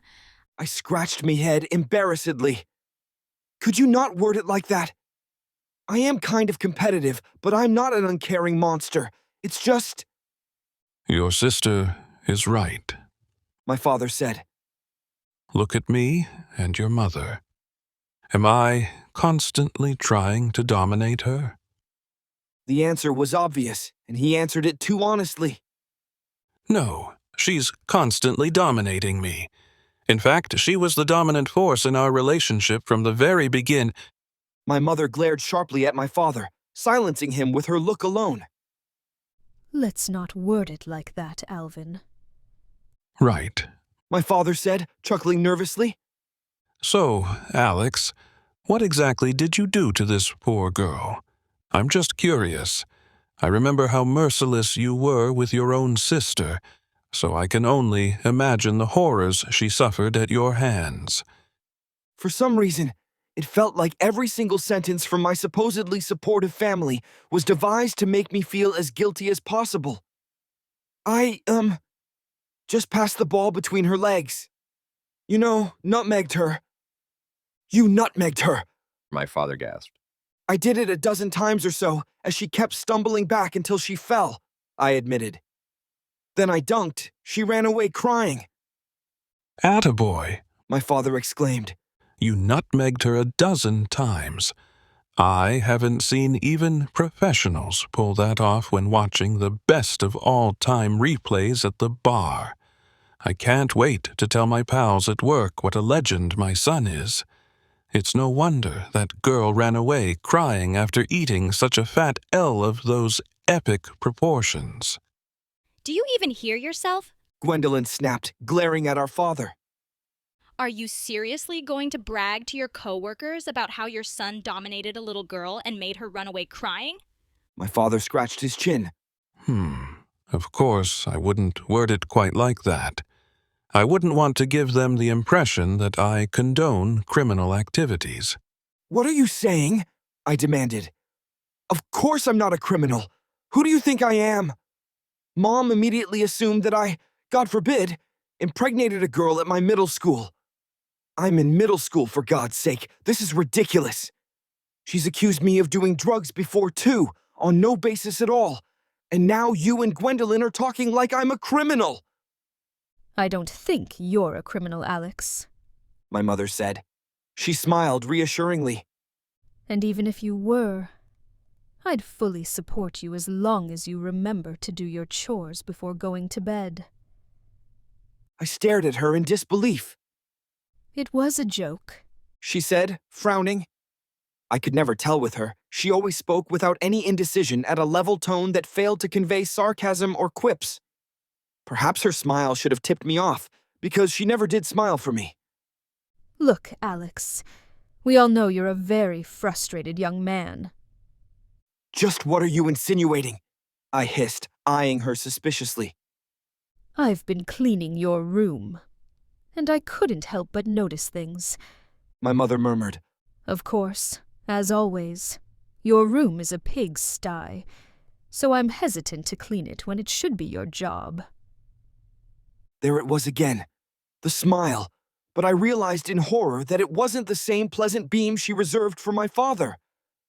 No, of course not. It was a deceptive crescent, like an ominous half-moon in the night, to reveal a slight flash of teeth that hungered for flesh because her anger was imminent. She'd merely chosen a deceptive route of punishment for me, and was somewhat limited by the presence of the rest of our family. But what had I done wrong? What had I done to deserve this? What did she find in my room? My heart sank as my blood went cold. Impossible! There's no way she could have... I came across certain magazines in your room, Alex. My mother said, her voice light, yet carrying the weight of death on her breath. I didn't expect you'd be reading such... things. But I suppose you're a growing boy, and curious about the world. She pursed her lips. I suppose that's also why I found strange stains on your clothes. Gwendolyn gasped, covering her mouth in horror. Oh no! So that one time when I stepped in Alex's room to call him down for dinner and stepped on that sticky... She made a retching noise. I don't know if I can keep my dinner down. You can't do this to me, Mom, I yelled. I'm not a freak just because you tore off my covers and then saw my boner. The room became as silent as a funeral, and the funeral was for me, I realized, because my dignity had died with one unthinking lash of my tongue. I was the one to break the silence, because the triad pair of eyes that stared at me wide-eyed held no hint of talk in their shock. Hey, stop looking at me like that. I'm just an ordinary young man like any other. You can't shame me when you're the ones who never respect my privacy. I ought to get a lock on my door. My sister nodded numbly. Yes, you should. She frowned. And I should too. I gasped. What are you implying?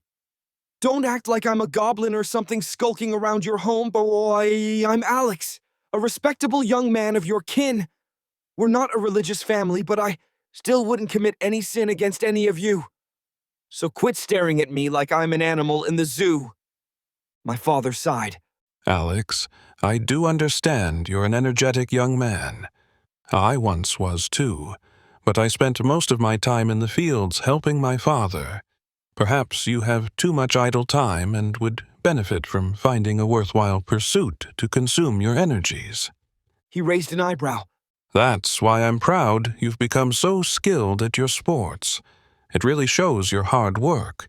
And you didn't really hurt that girl. You taught her a lesson she'll never forget. And while I doubt she'll thank you for it, it will grant her a broader perspective in life. This experience has taught you a lot, hasn't it? So I'm sure it will apply to Jessica as well. Gwendolyn shrugged and sighed. Well, great job, Alex. I'm sure she deserved it. I blinked in disbelief. You're encouraging me now? What's with the sudden 180? Aren't you supposed to relentlessly admonish me so that I can build character or something? It's a dog-eat-dog world, my mother said coldly. I haven't shared any words of condemnation for your domination of that girl, because that is the way of this world. I get upset when you irk your teacher because that upsets an established power hierarchy. But I can only encourage your domination of your peers because either you step on others, or others will step on you. I had nothing to say in response to my mother's cruel wisdom. Her words were a bitter pill to swallow, and interpreting the situation from her calculating perspective left a sour taste in my mouth. Now that that's sorted, I want to talk about my plans for my education, Gwendolyn said, gazing at our parents. As you know, I've just finished my accelerated private school program at Corrigan Academy, so I've obtained the equivalent of a high school diploma. But I'm only 16, which means that jobs are few and far between at my age, and I still want more expertise before pursuing employment in any field. What do you think will be the next best step for you? My father asked. I'm open to anything. Because you've done such a splendid job with your studies, I'm certain you'll succeed no matter what path you choose. Thank you, Gwendolyn said, smiling with appreciation. You don't know just how much it means for me to hear that. I've been tossing and turning over the decision for a while now. Either becoming a nurse or seeking knowledge of magic are the options I've been considering. But I'm finally certain of what I want. There's a holy magic school in Ventura, the city-state that borders Siena, so it's not horribly far away.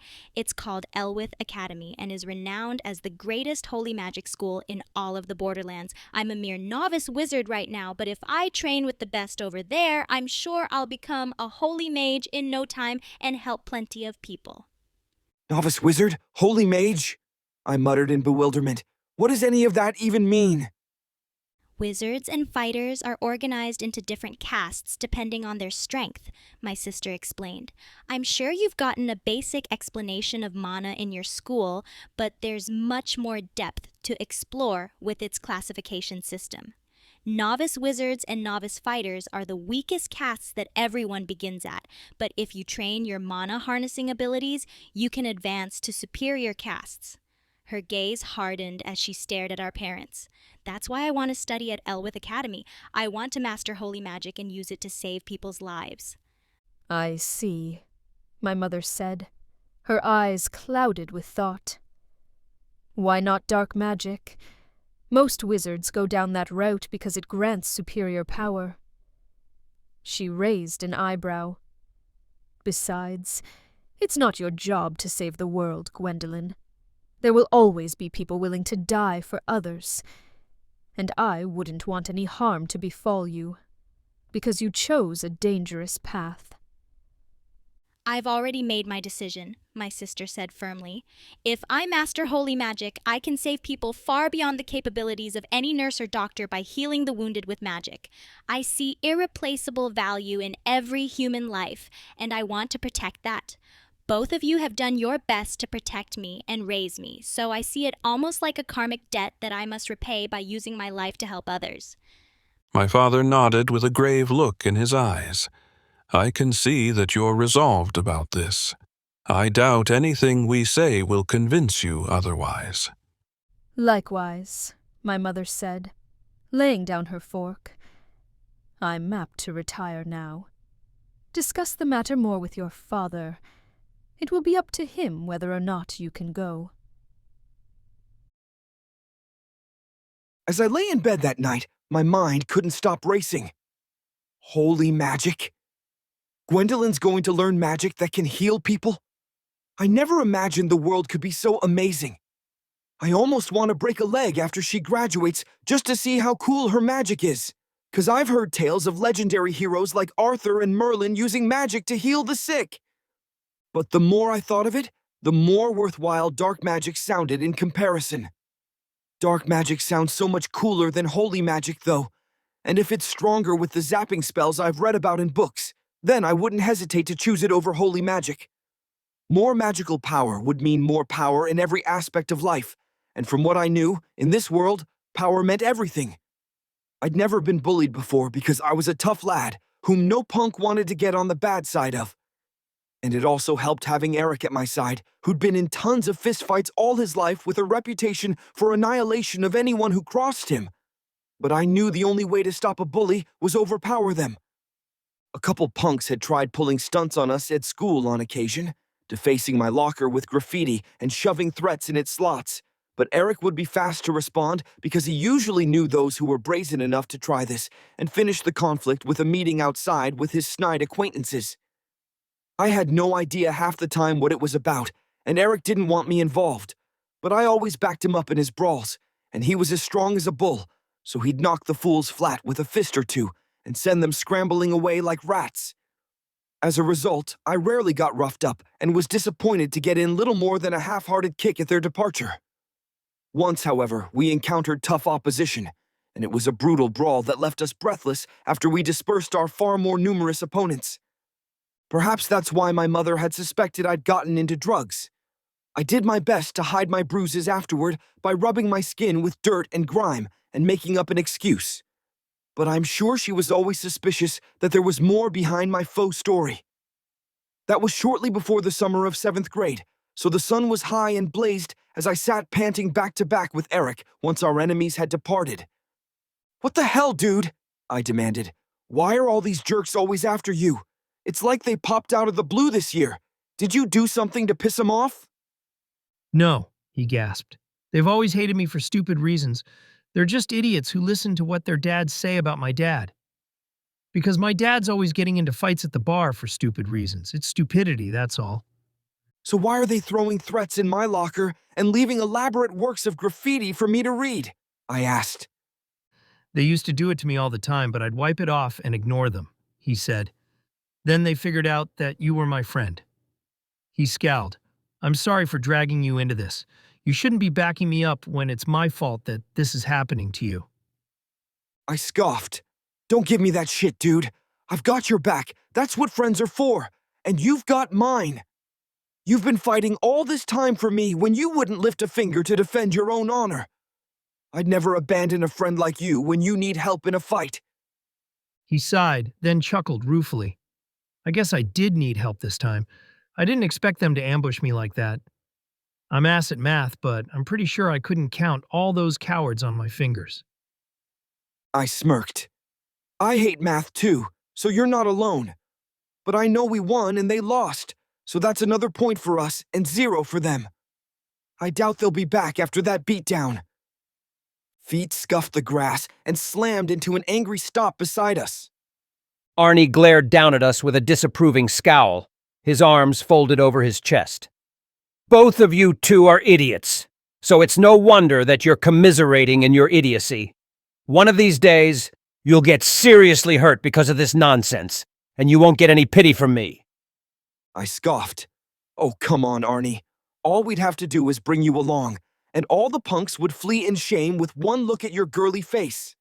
I've seen you in the garden helping your mom plant flowers, and you've even admitted that you watched romance movies with her. I smirked, but I bet that wasn't the whole truth. I'm sure you saved those tapes and rewatched them over and over as you swooned over the dashing hunk and ignored the last because you wished you could be her. Arnie growled. Just because I'm not swinging my hands around at other people like a monkey instead of solving problems through words, it doesn't mean I'm not a man all of a sudden. Well, what if a monkey comes at you with murder in his eyes? I asked. You can't just say soft words and bat your eyes. Even the prettiest girl in the world would be torn to shreds without the beast halting for a breath. The truth of this world is that might is what matters. Me and Eric, we've solved our problems today by proving that. What if they come back with force you can't handle? Arnie demanded. The question you demand me to answer is just as valid a concern for you. I raised my eyebrows. Well, the logical conclusion based on your line of thinking is to die. Maybe curl up into a nice, comfortable fetal position first to better endure the worst of the pounding, then embrace the eternal night without a fight because you never had a spine to begin with. I glared at him. Not me. I'm going to keep getting stronger. I've been practicing my sports and doing push-ups, and I've already seen results from it with this fight. If our enemies come back, then we'll be ready with double the might of whatever they have. Arnie gritted his teeth, spun around, and stalked away. You're hopeless. I hope I won't be attending your funeral before you even graduate goddamn middle school. I'll make sure to write that. At least he went down fighting, but he's dead. So what does it matter? On your gravestone.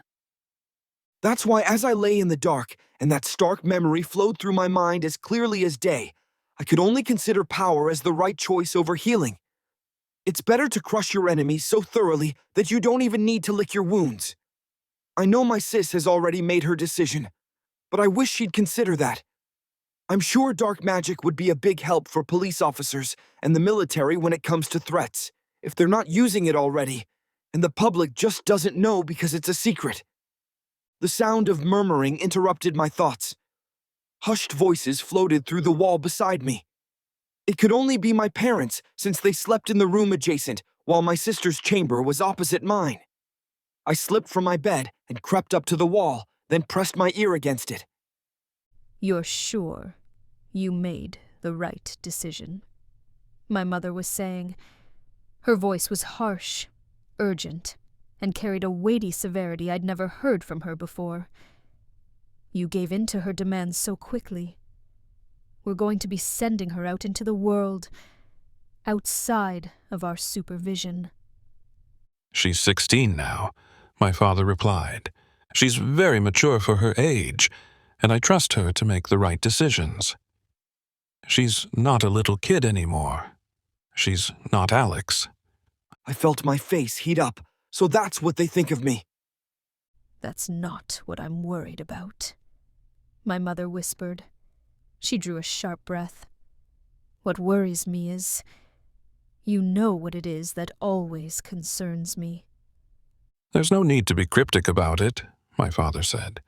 You can speak openly now that Gwendolyn and Alex are asleep. No. I have the feeling that Alex is still awake, my mother said. For all we know, he could be listening to us from the other side of that wall. Coldness seeped through my entire body. Maybe you're imagining it, my father said. What reason would he have to be awake right now? I'll check on him, just to make sure, my mother said. I heard the sound of her feet padding across carpet. My door opened. However, I'd slipped back in my bed in a flash and lay as still as I could under my covers as footsteps approached my side. My eyes were shut to imitate sleep as I breathed as softly as I could, so my only hint of her location was the noise of her feet. And that sound stopped as I instinctively knew she hovered just over me, watching me closely. I felt her hand brush my cheek, then stroke my hair. So you're sleeping, Alex. You must be exhausted after a long day. I felt her lips press against my forehead. Sleep well, dear. I heard her footsteps retreat, then my door clicked closed. I waited for a few seconds just to be safe, then returned to my eavesdropping position at the wall as bewildered thoughts whirled through my head. Dear? She never calls me that while I'm awake. Sheesh, I still have no idea what's truly going on in that woman's mind. His breathing is faster than usual, my mother murmured from the other side of the wall. Either he's having a nightmare, or he's listening to us. Silence was all my ear registered for several moments. Then my father spoke resignedly. We can't protect him from reality forever. One of these days, we'll have to tell him the truth. I don't think he's ready yet, my mother said. We need to move slowly with him. So let's steer clear of discussing those sensitive matters. As for Gwendolyn, I'm very concerned as to what her decision means for her future, for our future as a family. Won't her pursuit of holy magic lead her down a problematic path for us? Yes and no, my father replied. If she steers clear of returning home right after her studies, we should be fine. His tone fell to an ominous whisper. But if she returns home during the crucial time... Let us hope we're never forced into that situation, my mother said. Silence. Then, whispers so quiet that it took all my focus to discern their meaning. Everything's going to be fine, Mary, my father murmured. As long as we're together, there's no obstacle we can't overcome. You're right, my mother whispered. You're right. I would have never come this far without you. We will get through this and emerge stronger as a family than ever before. I left the wall and returned to bed, stifling a yawn. Their conversation was getting a bit too sappy for me, and I felt like I understood less now than when I first began listening. So I settled in bed to seek sleep that I desperately needed because I had school tomorrow. But thinking of school brought with it thoughts of Jessica, and whenever I thought of her at night, damn it. I turned over in bed, struggling to soothe the sudden agitation that had seized me. For some reason, my mind and body spiraled out of control with one thought of Jessica, and I knew where this pitfall of following this frenzied thought train led. Not to getting any sleep, that's for sure. What gripped me most of all was my curiosity for what would await when I finally drifted off. Will I have that dream again? The dream I'd had the night prior felt more real than my life itself, but I knew only too well that having dreams twice was rarer than a rainbow at dusk. I slipped into the dark and didn't encounter a spark of further insight for the rest of the night, the lost chapter. My legs were a circular blur as I zoomed after my prey, a too familiar bunny girl who hopped away in a superhero-type way, bouncing between tree trunks akin to a rubber ball. Speaking of balls and bouncy things, her bouncy things were bouncing in every way as I chased her down the childhood lane. Yes, obviously this was yet another dream sequence carrying minor relevance to the plot of my life, a sin on the part of the director, so blame him, not me. As I was the star of my own movie, as I stared hard at the star-like sensor that was blinding bright between my bunny prey's bouncy butt cheeks. To call her anthro would be an understatement, as she was a near-perfect replica of the pear-shaped body of a certain cartoon character who changed me for the remainder of my life. Because, for some reason, censorship agencies were concerned with kizzy clits, dicks, and all the other do-not-show-kids parts that every parent agrees on, yet had no problem with the equivalent of soft-core bestiality porn. I mean, seriously, they even added slight jiggles to every animation of Bunani's assets, and for the love of all things holy, it was anal whenever she bent over to pull her carrot cookies out of the oven for her little bastards. I was barely 10, yet I yearned to shove my carrot in her cookies. Anyway, back to chasing my Bunani replica girl through the trees of my subconscious madness. Eek! She yelped, and she whipped back her Jessica face. I forgot to mention that, but I did mention that she was anthro on another level, and her fat braids danced round her head like snakes as she met my predatory gaze. You can't hunt me, Bess. If you catch me, it won't be family-friendly. My name ain't Bess, I growled in a deep, uncharacteristic voice for Alexo, but yo, my homie, I'd figure out how to drop a hot free flow if it grabbed me this kitty's kitty. I was whoever I needed to be to tame the bunnies in my prairie, and right now, I was a hunter with a too familiar copyrighted cap and his cartoonish gun to match. Bess Tilty had been his name, and I have no idea why, because it was a shit name for a shit guy who never caught his quarry even up to the final episode of the show. Only in the lost episode that aired on TV for a week before being sent to the Shadow Realm did he shoot her dead with a surprisingly good storyline that nearly made me tear up when Arnie snuck me a tape recording of the technically illegal content, but I digress. Bess Tilty is a loser, I growled as I aimed my rifle at her censored spot. Everything about him sucks. His non-existent character arc, oversized ugly cap, ugly mug, trash hunting skills despite that being his trademark, and even his name. What the fuck were the producers thinking? His full name sounds like a subliminal meant to fuck kids up. You can't talk like that, Jessica Banani squealed. This is supposed to be a kid's show. No cursing on TV. That's a big no. A big no? I snarled. So now you're lecturing me like my parents on what I can and can't say. My orations don't infringe on any copyright laws in any countries. What about the Democratic People's Republic of Savicha? She cried. They don't allow freedom of speech there. And copyright doesn't matter since everything is government-owned. I didn't ask you for a lesson about communitism, I spat. You've always been a know-it-all, but right now, all you will know is my gun in your buns. She gasped, and it was an erotic sound, and her face looked rather pornographic, I suppose, because don't ask me what other types of tapes Arnie had snuck me and the magazine stash hidden under my mattress. She almost resembled the constant look of Bunny Nutsy, a certain bunny girl thought, who tilted me so badly at the arcade that he was seconds away from bringing a bat to smash the fucking game after my sweaty good game handshake with the smug sweat. I digress. Let us return to Jessinanny's Ahegao face. You can't say that, she wailed with slobber spraying from her tongue, and her eyes staring up inside her cranium. It's not family-friendly. I'm gonna make me a family with you, and I ain't gonna be friendly about it. I growled as I lined up the gun, then fired. A surge of hot white liquid zoomed through the air and struck her straight in her censorship star. Then she plunged like a comet to the grass after a crass cry of sublime pleasure. I stalked up to her from behind as she shivered, covered in sticky white liquid with her starry behind high like a lighthouse, the perfect position for my next predatory action.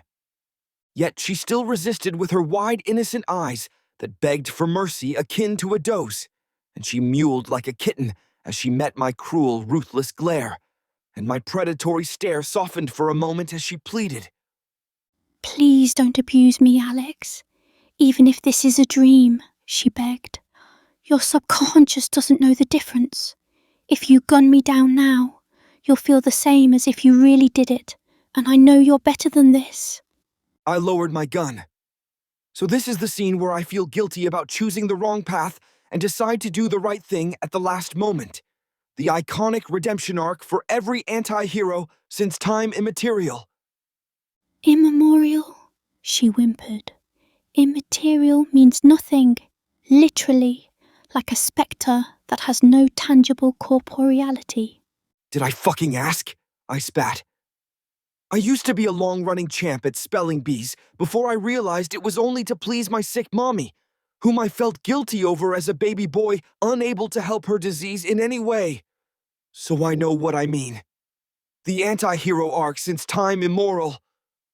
It's immemorial, she whispered. Immemorial means a time so far back that we can't remember as a collective. Spelling bees improve your ability to spell words, not understand them. This is why I can't stand you girls, I spat. You won't even fucking listen to me. I'm trying to respond to you in a relevant way, then you spiral off into some girly subject.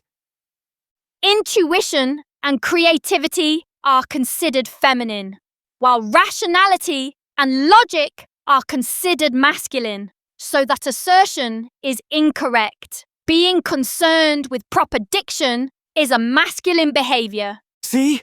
I spat.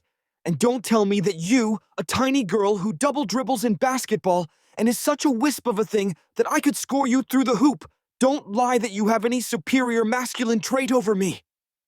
The anima and the animus exist as the feminine and masculine shadow sides of every individual. So there are feminine aspects to every male and masculine aspects to every female. Hood. I yanked her fluffy bunny tail and she gave me a good yelp. Enough! The only animal I see here is you, on your knees with your ass in the air, waiting for me to gun you down. I threw the gun away like a frisbee, an act truly exemplary of gun safety that would give any firearm instructor a heart attack. And I don't mean with that gun, I mean with my gun, because I'm not using any fucking metaphors about fucking anymore. Prepare for my raw carrot, bunny girl. Her ears flopped in disappointment as her eyes stared at me in betrayal.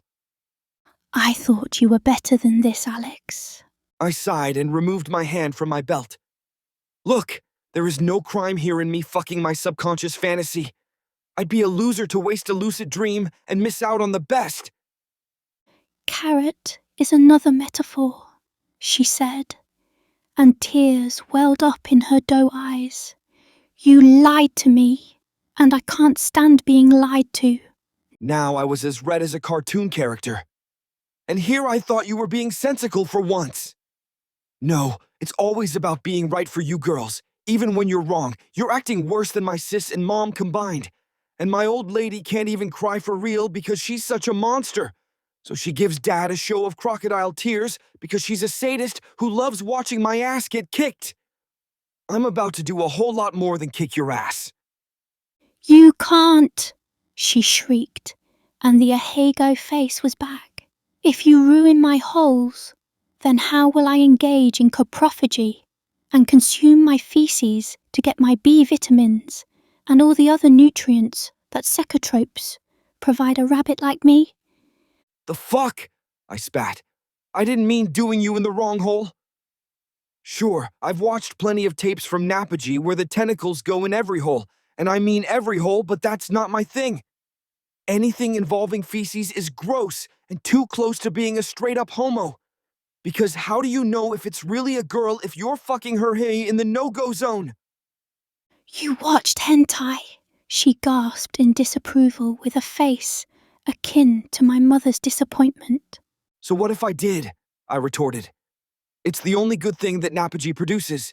I've never been to their wage-a-slave hell society, but their restaurants in our country are trash because sushi is overrated and overpriced, and their portion sizes are way too tiny. They must eat like rabbits to be the skinniest population in the world, and work like slaves on top of that, so I may as well enjoy the fruit of their slavish society. Sushi is from Hanchi, she corrected, in her perpetual know-it-all tone. That is where it originated, and it was only later adopted by Napaji as a result of the wars between their peoples. Like I care. Hanchi is still at constant war.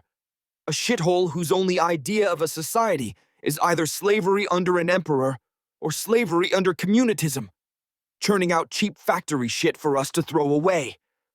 I give zero fucks about the war for Greater Hanchi when I'm about to use one better than chopsticks is to open you up and enjoy it. She squealed and covered her head. Why are you so rapey, Alex? I scowled. Because this is my lucid dream, and I can ream the girl of my fantasies without any legal consequences. I attacked my belt with haste. Now let's get on with this before I wake up. However, as soon as the pants dropped around my ankles, I noticed yet another irregularity. Jess and Annie had a cosmos hole for a cunt, brighter than any galaxy, and I had a star sword for a cock that may as well have been a constellation with its absurd glow. Damn, not that it makes much difference, since the kind of hentai I watch censors out the dicks, but having a glow stick for a dick is ruining my immersion. Immerse yourself inside me, she wailed. Forget about immorality. It's all immaterial now, as we must fulfill our carnal design since time immemorial. I raised an eyebrow. You sure had a sudden switch in attitude. Before, you were acting like the type of bitch I hate, but now you're the bitch that I'd bust a universe in my trousers over. I seized her world-sized assets. They quivered like jello in my grasp. With thickums like these, I'd big bang you for eternity. Yes, she shrieked, and her head was under her hands, so one would assume that her body posture indicated resistance. But nay, this was her submission on full display, as she adopted the position, since time immemorial, to begin the genesis of offspring. Mammalian females mate with their heads low and asses in the air. The missionary position is blasphemy against this natural design, an anomaly that only humans engage in, almost akin to the sodomy that occurs only as a mistake in nature. And we were about to begin a nature program in the beautiful realm of my subconscious. She was more than ready, as was I, and therefore I had no reason to feel guilty over any sin since she literally begged me for it. If you'd acted like this from the beginning, you'd have saved me so much trouble, I said as I lined up my astral sword with her cosmic sheath. That's what I've always despised about the other sex. Guys are straightforward while girls play games with their words, but it wouldn't be straight to hang with the boys in that sort of way, so I'm stuck playing the games of bitches to get laid. And hey, even fucking you right now is tricky, because I can barely even see where my device is supposed to plug in. How do I know I'm entering the correct port? Don't think about it, she wailed. And her ass shook like thunder, making my task even harder. Go crazy inside me. Explode a universe into existence between my loins. Make me beg for mercy, and only come down on me harder, like the thunder of Zeus. A wet projection sprayed on my face as I carefully examined the astronomy in her ass. I gasped and wiped it away in dismay. Did you just squirt in my face? I haven't even started. Do you girls get off on foreplay more than the actual fucking? Is that why you like blue ball romances so much, where they don't even fuck us? And if they do, it's either a background thing or at the end of the series, so it's pointless if you're looking for porn to fap over. Did you read my romance novels? She asked in a different voice. Finally, I exclaimed, as my galactic erection entered her universal vagina. Despite the starry censorship, it felt every bit as hot and wet and tight as... Oh, fuck. This must be better than an actual fuck. I've never been laid, but I doubt any real lady can compete against this lucid perfection. I might come in 2 seconds, but I'm not worried because this is a dream, and I can do it infinity times, and I just did, and I'm still harder than any rocket. Fuck! This is perfect! As any viewer can tell from this point, I've rocketed far past the point where a TV episode of a children's cartoon is banned from broadcasting due to obscenity. As the scene that played out as I played with this bunny girl replica of my crush could only be described as not suitable for children, but very suitable for children when it concerns making children. She shuddered underneath me as I came down on her harder than the thunder of Zeus, and the starry censorship at our cosmic connection points meant nothing with the sounds of our Congress that would be unfit for any cartoon, let alone any Congress of adults in a civilized society. I don't even care if you were the first to spray sexual fluids on my face. I'll disgrace you forever with my boner after I big bang your black hole.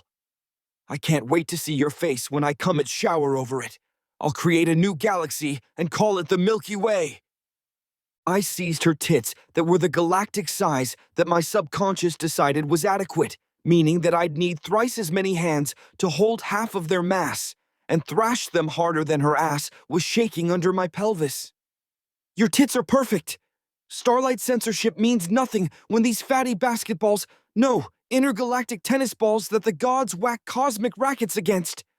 These mommy milker monstrosities are bigger than my mother's and sister's combined.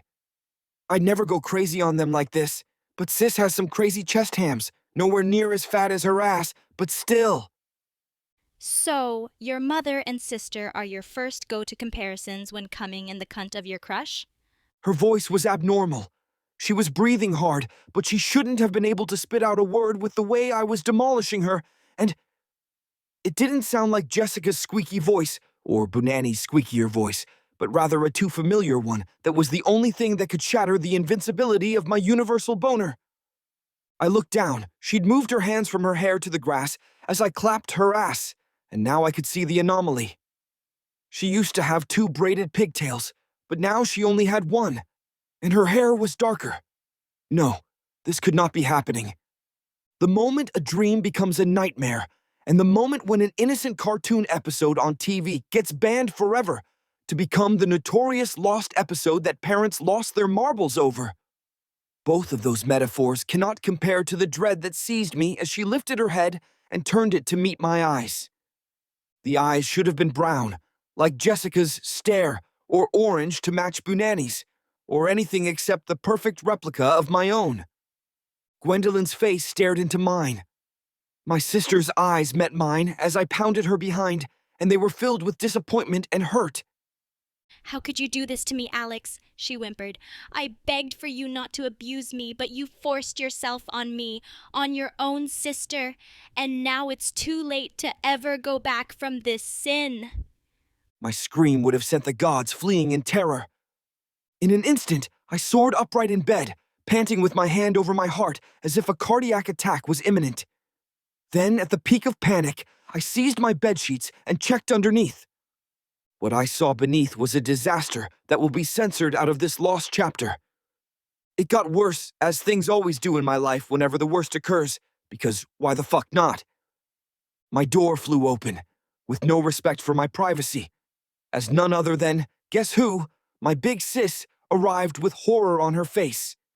She was wearing her favorite cold blue nightgown, as the sun had yet to rise, and yet I'd arisen with a scream like an undead demon, so it was only natural that my concerned older sibling would spring into action. Alex, are you okay? I heard you scream. Her voice paused as she noticed me staring in horror under my covers. Then her face paused and went blank, and she turned around like a robot and walked away. I collapsed flat in my bed with a dead look in my eyes. The inciting incident of my hero's journey, or villain's arc, whichever you prefer, had arrived in a manner that I'd never forgive and never forget. My voice was a whisper that carried the weight of my hate for my worst nemesis. Fuck you, subconscious. I'll never forgive you for this. Chapter 4. The following morning, Gwendolyn awoke with a brilliant smile and joy glimmering in her glorious green eyes. She shrugged off her blankets, completed her daily hygiene appraisal in record time, bid her parents goodbye with smothering embraces and appropriate reassurances to their many concerns, then skipped out the door and dashed down the street, arriving just in time to greet a bold blue double-decker bus. She fumbled to find her ticket, with that last-minute fright of forgetful worry, but found her pass with a sigh and sprang inside as the driver nodded with a sympathetic smile. She rushed down the aisle to seat herself at the back, where she'd received the advantage of the rear windows in addition to her passenger side portrait view of the world outside as the vehicle revved into motion. My apologies. I let myself get carried away.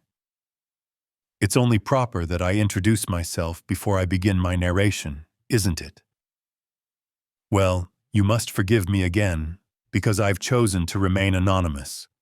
All I will tell you is that I share a particular interest in the life of Alexander Olafsson, just as you must, as testified by your perusal of my account. I'm a mostly impartial observer of the affairs of Alexander, and those most significant in the path of his life. Therefore, I've taken careful consideration to outline the events in Gwendolen's life, because no individual impacted Alexander's destiny as much as his sister. I'll rewind my account to distinguish pertinent details I passed over in my initial haste. Perhaps this is what one calls excitement. I know little of the feeling myself, having only become accustomed to interpreting human emotions based on academic analysis and literary definitions. Even after all the eons I've spent watching the associated expressions and human gestures, they've never stopped being strangers to my experience. So, I must question if my excitement is valid. Agitation, frustration, and obsession may describe my temperament with more precision, and I have much more knowledge of those irritations than any of the jovialities experienced by humanity. Let us cease with this meanderment. A wandering mind can never escape the confines of one's head, and the task before us is to detail Gwendolen's peculiar journey through life. When the girl said goodbye to her parents, her superior kin each had a strong word to share just before she slipped out the door. If you meet anyone engaging in bad behavior, the three big no's we always speak of in our house, sex, drugs, and alcohol, you'll make sure to steer clear of them, right? Alvin demanded, his eyes wide. Of course, Gwendolyn chuckled. I'm not Alex, but you make me want to say, who do you think I am? I've always been a top student and kept a wide berth away from flunkies, junkies, and druggies. She smirked and shrugged. I don't get why drugs and alcohol are two separate categories, but okay, it doesn't matter to me since I'll never use them. Don't forget about sex, Mary snapped. I won't be lending a hand to raise any teen mom babies. Who do you think I am? Gwendolyn gasped, her eyes throbbing with disbelief. Now I get why Alex is always trying to preemptive strike you in conversations. How can you think so lowly of your own daughter? Mary looked away, her chin held high, a telltale sign of haughtiness mixed with contempt. Now, this was an expression I'd seen so many times that I could recognize it in an instant. It's never wrong to be careful, especially when I know how indulgent you are. I banned you from candy, yet I know you've been cheating my rules with your friends. If you have no control over one carnal desire, it's a red flag for the weaknesses of your other sensual inclinations. Gwendolyn scowled as scarlet rose in her cheeks. Yes, she was excited to leave, but her mother's grief always ignited her temper, so her mouth flapped with fluster as she fired furious words without thinking, a quaint human trait that I often found amusing, because I was always confused at how mere emotions could distort the dictation of a sentient creature to the huffs and grunts of a rage-blinded beast. Even in my darkest moments of malice and misery, my auditory machinery never malfunctioned. My function as a sentient speaker is to conceive the synthesis of meaning into a world without it. So I never failed to convey my message absent of delay or disruptionful from fickle emotions. However, the same couldn't be said for Gwendolen as she pointed a trembling finger at her mother. I'm about to leave, so I don't want to argue with you, but I expect more from you. You shouldn't act like I'll always be a problem when I've never done anything to merit your suspicion. Just what kind of girl do you think I am? I'm not some kind of hussy who winks at every passing boy and flashes her puss. Language, Gwendolen, Alvin said sharply. That's the fourth big no in our house. Gwendolen scowled at him. I thought you said there were 3, and I've heard you and Mom cuss all the time. You must think I don't have ears, but it's not hard to hear when you're always complaining about your boss being every word under the belt. Alvin sighed, then stared at her hard. Okay, fine. The fourth big no is that no one except me and your mom can cuss in private, especially when talking about my boss, who really is an ass. He stared blankly at her as a long silence hovered between them. Gwendolen burst out laughing just as her father did the same. Nah, it's not that big a deal as long as you follow the other rules, Alvin said with a smirk.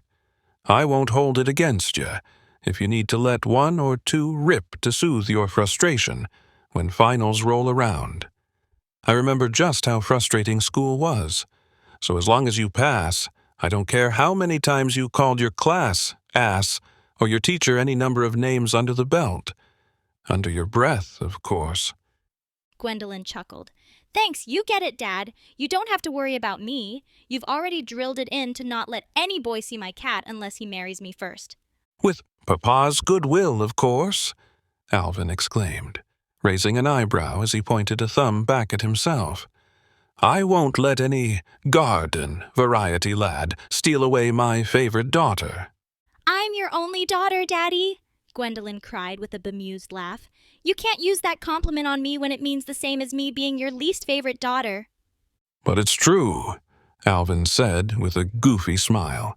He was definitely the playful type, the polar opposite of his wife, who watched the mirthful back and forth between her husband and daughter with a scowl and her arms folded tightly over her breast. Bring it in, he cried, extending his arms for an embrace.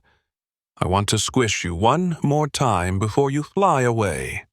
Mary shared none of the mirth of her husband and daughter as she watched them hug, and Gwendolen's smile dropped off her face as she noted her mother's ire. Don't tell me you're still hung up over the first big no, Gwendolen said, frowning. I already gave you my word. Mary curled her lip with contempt. How can I trust you when it comes naturally to you to be so foul? Nope. You don't get to hold that against me when you're the one who started this, Gwendolen spat. I only said that out of anger. I'm usually calm and collected, as everyone who knows me can attest to, but you're the exception. No one gets on my nerves like my own mother. Besides, who are you to ride a high horse of purity when you eloped with Dad and got married with neither of your parents' blessings? Mary gasped and held a hand to her mouth. Gwendolen, I can't believe you'd speak so rudely to your own mother. Don't give me that, Gwendolen growled. Your attempts to shame me will only fall flat, so spare us the theatrics. You're the most hypocritical of hypocrites. I won't even be mad if you just admit it already. I found odd stuff in our house that neither Alex nor I have any interest in. Shackles, gags, whips, and more suspicious material that would be uncivil to mention aloud. You've been snooping around in our room? Mary snapped. I never said that, Gwendolen said, but your reaction tells me all I need to know. I had a sleepover with a couple friends and we told scary stories in the basement, but when we were down there, we discovered all kinds of things. It really was embarrassing. Alvin sighed and scratched his head, evidently embarrassed. Did you find the suit? Gwendolen grimaced. We weren't even sure what it was, but someone found the label nearby. Fortunately, we all thought it was so absurd that it couldn't be real, so we didn't talk about it much afterward. She shook her head. What practical reason is there for a full body? Do you two just not want any more children at all costs? With the way you're behaving, I know I made the right decision to stop at 2. Mary spat. You'll be the death of me with how much you raise my blood pressure. Gwendolyn gazed at her mother, then smiled slightly. Don't worry, Mom. I'm sure I'll figure something out that can help with your condition at the academy. That's what I'm going there for. To help people, and I'm sure you'll be a lot more smiley once your sickness is cured. Mary twitched her mouth into something resembling a smile. Don't get your hopes too high. Magic is just like technology. It's a tool of humanity that we've harnessed for our benefit. But it can't solve everything. She raised her eyebrows. Besides, what if this personality that abraises you is just me with or without my illness? And if you cure me, I'll be following you around everywhere, hissing in your ears to stay clear of boys. Gwendolyn shrugged with a smirk. I'll just have to grab some of those gags and blindfolds. She froze as she caught her mother's stony face.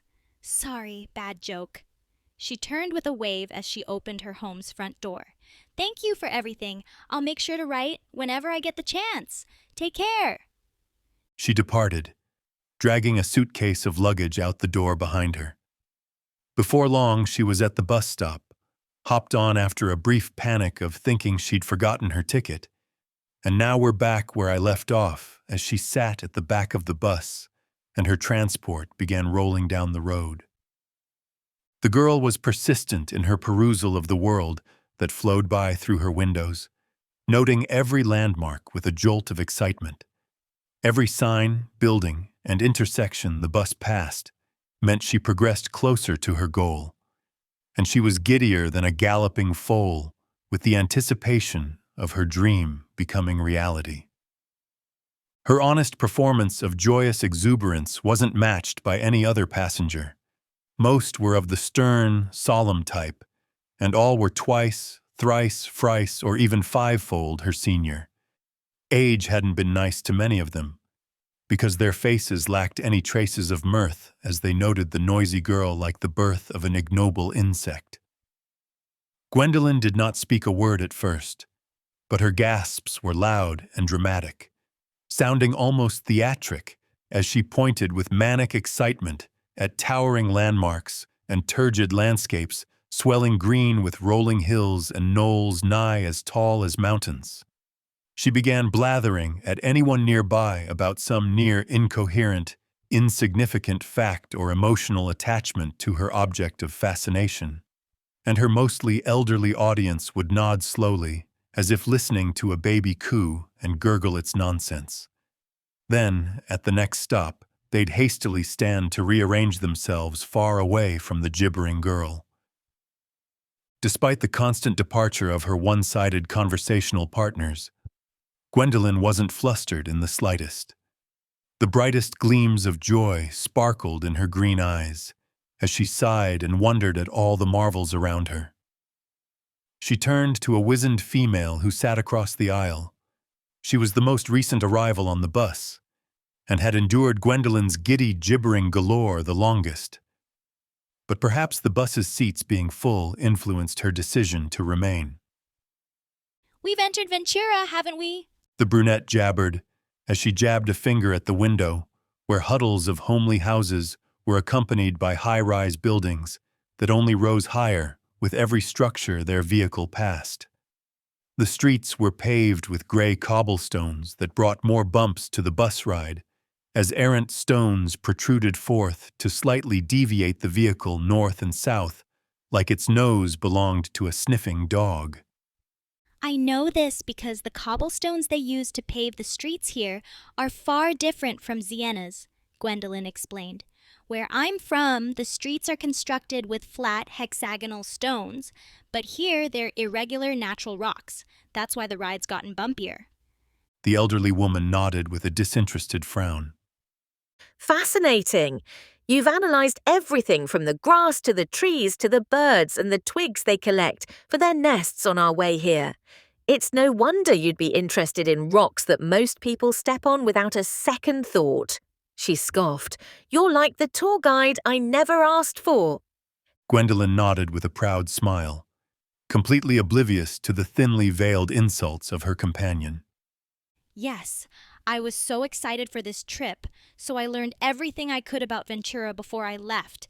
I hope I haven't overwhelmed you with all these facts. Overwhelmed me doesn't even begin to describe it, the woman muttered. It would take an encyclopedia to record them all, and I know that because I have one with me in my luggage. She pointed at the suitcase she'd placed under her seat when she'd first arrived, smirking. I am so glad they allow carry-on luggage on this bus. She smiled gratefully. The driver was so nice to me when I thought I forgot my ticket. He even offered to let me ride for free, but I just can't accept offers like that. You know when someone is so nice to you that it makes you feel bad for accepting their kindness? That's how I felt. But I found my ticket, and he let me bring the suitcase on instead of packing it away in the luggage compartment. It's a small suitcase, so it wasn't an unreasonable accommodation. But he did it just to make me feel better, so I won't ever forget a favor like that. And I love this suitcase. I've only ever used it once before on an airplane trip to vacation in Estonia with my school friends. And it was the only airplane trip I've ever had because my parents never ever travel for some reason, so I was totally terrified when the plane took off. But this suitcase is my favorite color, blue, which I know is kind of weird because I'm a girl and most girls like pink, but I just love blue because it reminds me of the sky and sea. Speaking of seas, I've never been to the Tethys Ocean. I ought to save up for a trip down to Shorita when I'm older and have the money, because right now I can't even afford the bus fare. I really wanted to pay for it because my parents are already paying for my tuition, but this bus's fare is so gosh darn expensive. My travel destination isn't even that crazy far away from my home. If I had a car of my own, I'd drive down here instead because it would take 5 or 6 hours? I need to arrive for my first day's orientation by 1 o'clock, so I'm really cutting it close even though we departed just after dawn, but... Gwendolyn paused her endless flood of blather with a gasp, as she noticed the elderly woman pressing her fingers against her temple with a pained grimace. Oh my God, are you okay? She yanked her suitcase out from below her seat, unzipped a compartment, and shoved her hand inside. If you have a headache, I've got just the thing for you. I learned a lot about nursing because I thought it would be my pursuit, so I know plenty about treating pain. Just let me... The bus slowed to a stop. Passengers rose and departed with haste. We're here, Gwendolyn said in bewilderment. But it only felt like I left 15 minutes ago. She gazed at her bus companion. Don't worry, I'll help you out before I leave. The woman shot to her feet with a snarl. You've helped me more than enough. If you help me any more, I'll die, and I'll die glad to have some peace for once. She stalked down the bus's aisle and exited the vehicle. Gwendolyn frowned. I wonder what her problem is. All I wanted to do was help. She zipped up her suitcase. She said she'd die glad to be free of me? Sounds like something Mom would say. No, I'm certain she said it to me before. She rose to her feet and dragged her suitcase up to the front of the bus. Once there, she stopped by the driver with a smile. Thank you so much, sir. You're very welcome, The man said hastily. Now I have more routes to cover, so we can't really just sit here and chat, you know? Gwendolyn nodded sympathetically. Yeah, I totally get it. You must be so busy with a job like yours. I wonder if you sleep in your own home at night. She shook her head with a chuckle. Sorry, I must be intruding on your private matters. It truly is a pity that we can't chat for any longer. I feel like I've only been here for a blink or two, and there's so much I'd wish to share. The man abruptly fished a coin out of his pocket and pressed it into Gwendolyn's hand. Here, take it. Buy yourself candy or something. Just please leave. Gwendolyn shook her head. You've already been so nice to me, sir. I absolutely cannot accept this. The man sighed, lowering his hand, then abruptly tossed the item out the open bus doors behind Gwendolyn. Oops, I dropped it. Would you mind picking that up for me? No problem, Gwendolyn exclaimed, hurrying down the bus stairs, her suitcase bumping behind her in her eagerness to help. She snatched up the coin from where it had fallen in the crevice created by adjacent cobblestones. But as she turned to return the item, the bus doors slammed shut, and the vehicle zoomed away. You can't leave without your... She paused and frowned as the truth became obvious. Oh, He tricked me.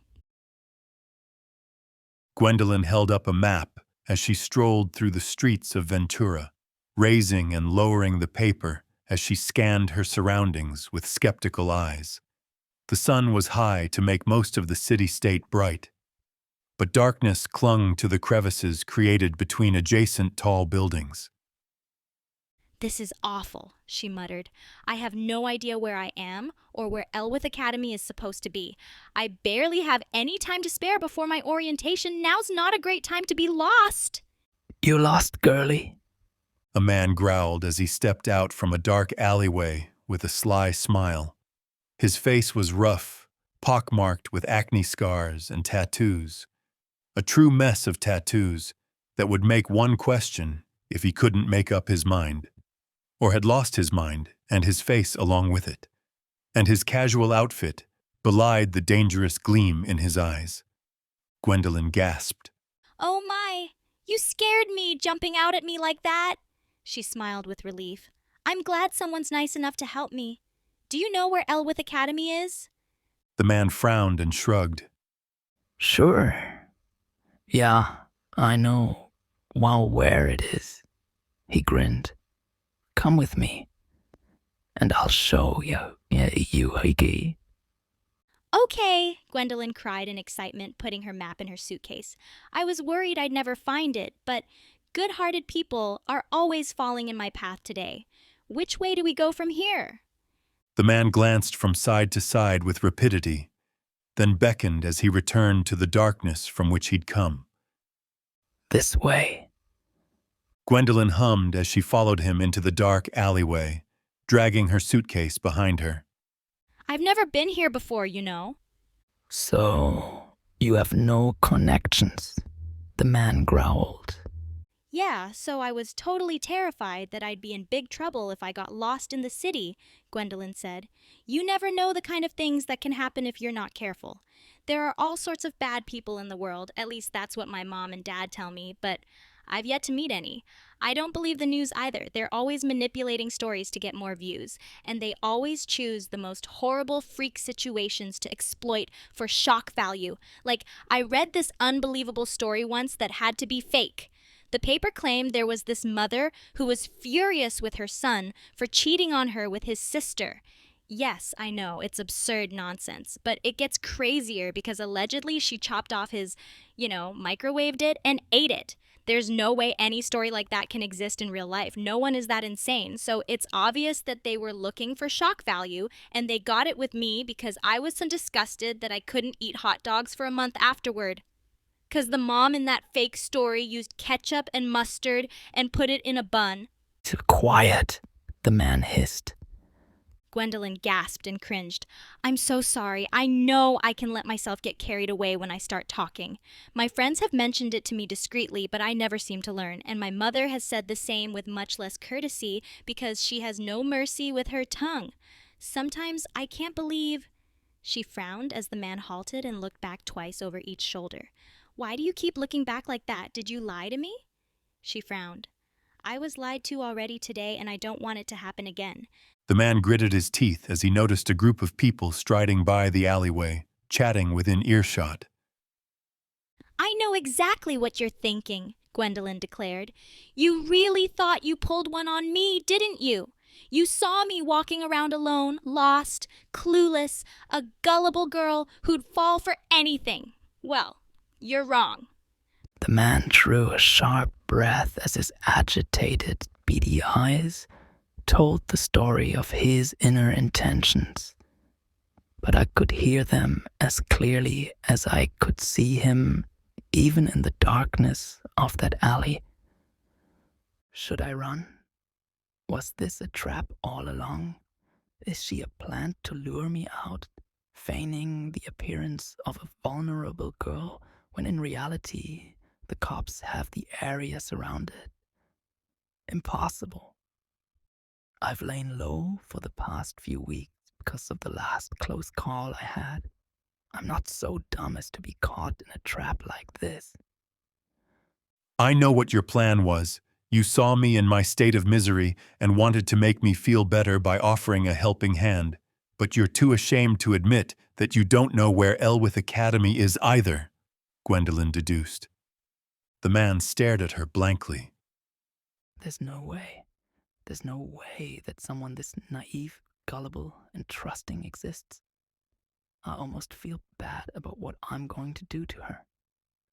He noted that the street beyond the alley was clear once more. You're right. You got me. I just wanted to help. But I'm new to this town myself. I'm terribly sorry. Let me find one of my friends who knows the place. Gwendolyn smiled sympathetically. No worries. We all make mistakes when we're trying to help, and our egos get in the way. I'm just glad you admitted it now before we walked in endless circles, 'cause I'm about to be tardy to my first day of school. The man nodded as he led her deeper into the noir as easily as a lamb. Once the darkness surrounding them was near complete to obscure them in a lake of shadows, he stopped abruptly and shoved his hand in his pocket. Looking for this? It was the voice of a newcomer. A raven-haired girl with fierce green eyes stood before the man with a pocket knife hovering above her hand. The weapon floated within a pink glow of peculiar energy. Her hair was a short midnight cowl that hovered over her shoulders, and she wore a black turtleneck with a dark coat and matching pants, blending her form into the surrounding shadows to leave her malevolent emeralds of eyes glowing wickedly amid the darkness. The man gasped as his face was seized with horror beyond belief. You're the monster who slew the rest of my gang. Gang? Gwendolyn questioned, her brow knit with confusion as she struggled to understand the situation. You there, the girl said, pointing a finger at Gwendolyn. You should leave now. The situation is about to become violent. Gwendolyn frowned. Who are you? Why are you ambushing us in this dark alley? The girl stared at Gwendolyn with blank disbelief. Don't tell me you haven't realized that this man wants to harm you. I have his knife with me right here. I stole it with telekinesis, and that's the only reason why he hasn't pressed you against the wall and had his way with you. Gwendolyn blinked, looking from the knife to the man's agitated face. Then her eyes widened. Oh, he's the bad guy. The man stared at the raven-haired girl with the fearful eyes of a cornered animal, then lunged at Gwendolyn. You won't touch me, you witch, as long as I have this captive. The man froze abruptly, his eyes wide. What is this pain? Have I been shot? Gwendolyn's boot was firmly planted between the gangster's loins. She scoffed. As if I'd let you use me to get away after you betrayed my trust like that. I used to play soccer as part of a private girls' club, and I was the hardest kicker on my team. She drew back her foot and smashed another brutal kick into the man's groin. He shrilled in agony as he collapsed to the floor, and the noise of the boot crashing into his nether was a horrid cracking squelch that echoed throughout the alley. The girl's words were no mere jest, because she'd shattered his pelvis with her punishing blow, and all her victim could do was scream like a little girl as he rolled around on the ground. The man's mind was a mess of agony, but he'd been the target of much well-deserved abuse in the past, so thoughts still spiraled through his brain even through the madness of pain. How can she kick so hard? It's like a shotgun blast, straight into my balls. It must be those massive glutes of hers. That's why she kicks harder than a horse. Gwendolyn's wrath was only beginning as she birthed a barrage of brutal kicks and savage stomps into the man's groin. How dare you? How dare you take advantage of my goodwill? You looked kind of rough, but I didn't want to believe stereotypes. Now I'm gonna ruin you so badly that your own mother won't recognize you. Soccer's the only sport I was ever any good at. It's the only sport I've best my little brother in, but I wish he was here to see me launch your balls into the stratosphere. Thoughts could barely move through the storm of paralytic pain that seized the gangster's brain, but shards of sentience escaped his shattered psyche. My pelvis. It's dust. I'll never be able to piss again.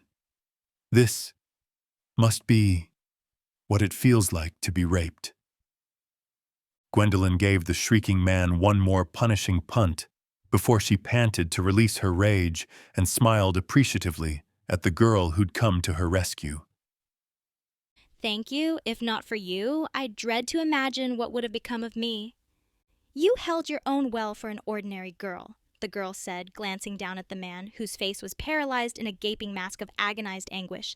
Without his knife, I'm sure he'd have to fear for his life with those brutal kicks of yours. No, I only caught him by surprise, Gwendolyn said. I'm not much of a fighter. I didn't have time to practice martial arts like some of the girls at my private school. So you truly did save me. Can you tell me your name? I want to pair a name to your face because I'll forever be grateful to you. The girl scoffed. I'm not eager to share my name with strangers, but I'm sure you'll know of me soon enough with the plans I have for this city. So, it's Maribel. Maribel? Gwendolyn questioned. That's a beautiful name. She knit her brow. Are you one of the authorities here? Maribel stared at her, then smirked faintly. Sure, I suppose I am.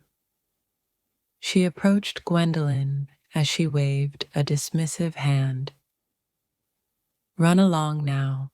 The fate of this man will be handled by the authorities. I would, because I'm running late for school, but I have no idea where to go, Gwendolyn said. I've checked my map a bazillion times and... She gasped. Something just came to me. I know exactly where to go. But how is it so clear in my mind now when I couldn't make sense of anything just a moment ago? I place the route in your mind with my telepathy, Maribel said. Telepathy? Gwendolyn gasped. You can read minds? I'd love to chat, but neither of us has the time, Maribel said. You'll be late if you don't dash with all your worth starting right now. So this is goodbye, unless you want to be tardy on your first day of school. Gwendolyn sucked in a sharp breath. Nope, not happening. I've never been tardy in my life, and I won't start now. She blitzed past Maribel with her suitcase hopping and twisting in her haste to depart. Once again, thank you for everything. I'd be late for sure if that man stole my cat. What an odd girl, Maribel murmured as Gwendolyn vanished from sight. Her spirit is so carefree. She was a breath away from death and worse. Yet she still has humor to spare. Her eyes fell upon the crumpled form of the gangster who groaned and moaned as he clutched his groin. Then he fell silent as he noticed the ghastly gaze of Green upon him. The man gaped like a fish, forgetting his overwhelming pain as he forced himself away, crawling frantically only to bump his back into a wall as a black boot slammed into the stone beside his head. Maribel stood over him, her eyes merciless cold voids, yet her breath, as she spoke, quivered with dastardly delight. Did you really think you could escape me? She removed her boot from the wall to reveal a pothole of an indent outlined in the shape of her footwear. Rubble and dust fell from the puncture in masonry as the girl smiled wickedly at her prey. I thoroughly enjoyed toying with the rest of your men, and I suspect you'll be the most delectable dessert at the end of my feast. Stay back, you witch! The man screamed, his eyes fanatic with blood-curdled panic and naked fear as he stared like a deer in headlights. Maribel sighed as she played with the pocket knife in her hands, like a child marveling over a shiny new toy. Then it floated amid a pink glow to descend low and penetrate the man's eye with a slow, excruciating twist. The gangster shrilled as if he'd been killed, but his scream only continued because his torment had only begun. And the knife burst from the crimson hole of flesh it had just carved with a spray of blood. The man shrieked and thrashed as he clutched the aperture, spurting blood where his eye used to be. Eventually, his agonized mania ceased as his hands dropped and he stared with his one remaining eye at Maribel. His visage was cloaked in red, and his voice was a choked whisper of despairing hope. Please, just kill me. I know I deserve to die, but no one deserves this. Aren't you supposed to be fighting for justice? Maribel scoffed, then smirked, then snorted, then cackled with her cruel laugh echoing throughout the alley. The knife danced through the air in the throes of her apparent mania, but she suddenly trailed off to glare at her victim with a ghoulish grin. You have the gall to ask for death. To ask for mercy when you gave your victims none. She snarled, seized him by the neck, then lifted him to his feet in an instant with a single hand. He wasn't a very tall man, so his feet kicked within a hair of the floor as he struggled within her iron grip, choking in his futile attempts to breathe. Maribel's savage smile returned as she eyed her bloody handiwork. I won't lie, since you'll be very far from alive after I'm done with you. I care nothing for justice or any other foolish ideals. I'm motivated, just like you. In a flash, the knife was in her palm, and her hand trembled with excitement so fiercely that it seemed the weapon would slip from her grasp. I live for domination, for that sweet sensation of complete control over a situation is hiding, and life is the most tantalizing prize to control of all. I can see it in your eye, the window to your fear because you know death is near. But how near, how long will you suffer before you embrace the eternal night? You have no control, and the power is all mine, and I can't begin to describe how sublime this feeling of absolute power is. Damn you! The gangster screamed. Go to hell, witch! I wouldn't expect a criminal like you to believe in religion, but I suppose all humans are the same when they're powerless, Maribel murmured with a murderous glint in her eyes. Now, I must insist that you cease calling me a witch, or I'll crush your cords, and I really don't want to do that, because I wish to enjoy the soothing sounds of your screams. I'm not a witch yet. I've been working hard on it by feeding my malevolence, but for now, I sadly remain a dark mage. Nonetheless, my dark arts will suffice to erase all evidence of your existence when I'm finished with you, so I can't be glum. She raised her knife up to the gangster's face. The man trembled and jerked, but couldn't move with the full ferocity of his fear. Some unseen force restrained him. I've concealed us, so no one will enjoy your screams except me. Let's get started. A monstrous leer of malicious delight warped her face. Saving that girl was an impediment to my daily malevolence quota, so I've got a lot of work to do. Chapter 5. Gwendolyn panted as she halted before a stone archway. It stood as the doorway to an expansive green plain that stretched up to mossy stone walls so tall that they'd take at least half an hour for a squirrel to reach their zenith. Elwith Academy was the name engraved into the arch, marking Gwendolyn's location, but she had no time for hesitation as she dashed with desperation toward the grassy gates. She identified her obstacles as such as she noted a small doorway at the foot of the walls with just enough space to allow a human inside. Her suitcase bounced in her frantic haste as she spied a group waiting at the foot of the mountainous structures. An elderly man in a blue robe was speaking with a girl and boy who both looked to be around her age. The man's hair was a frazzled bush of white that matched the energy of his beard and bold mustache, while his eyes peeked out from beneath thick eyebrows as twin blue orbs that shone with a soft warmth, belying his curmudgeonly features. He was the first to notice Gwendolyn, gazing at her in concern as she skidded to a stop and panted frenziedly. "You must be the last student we've been waiting for," the man said.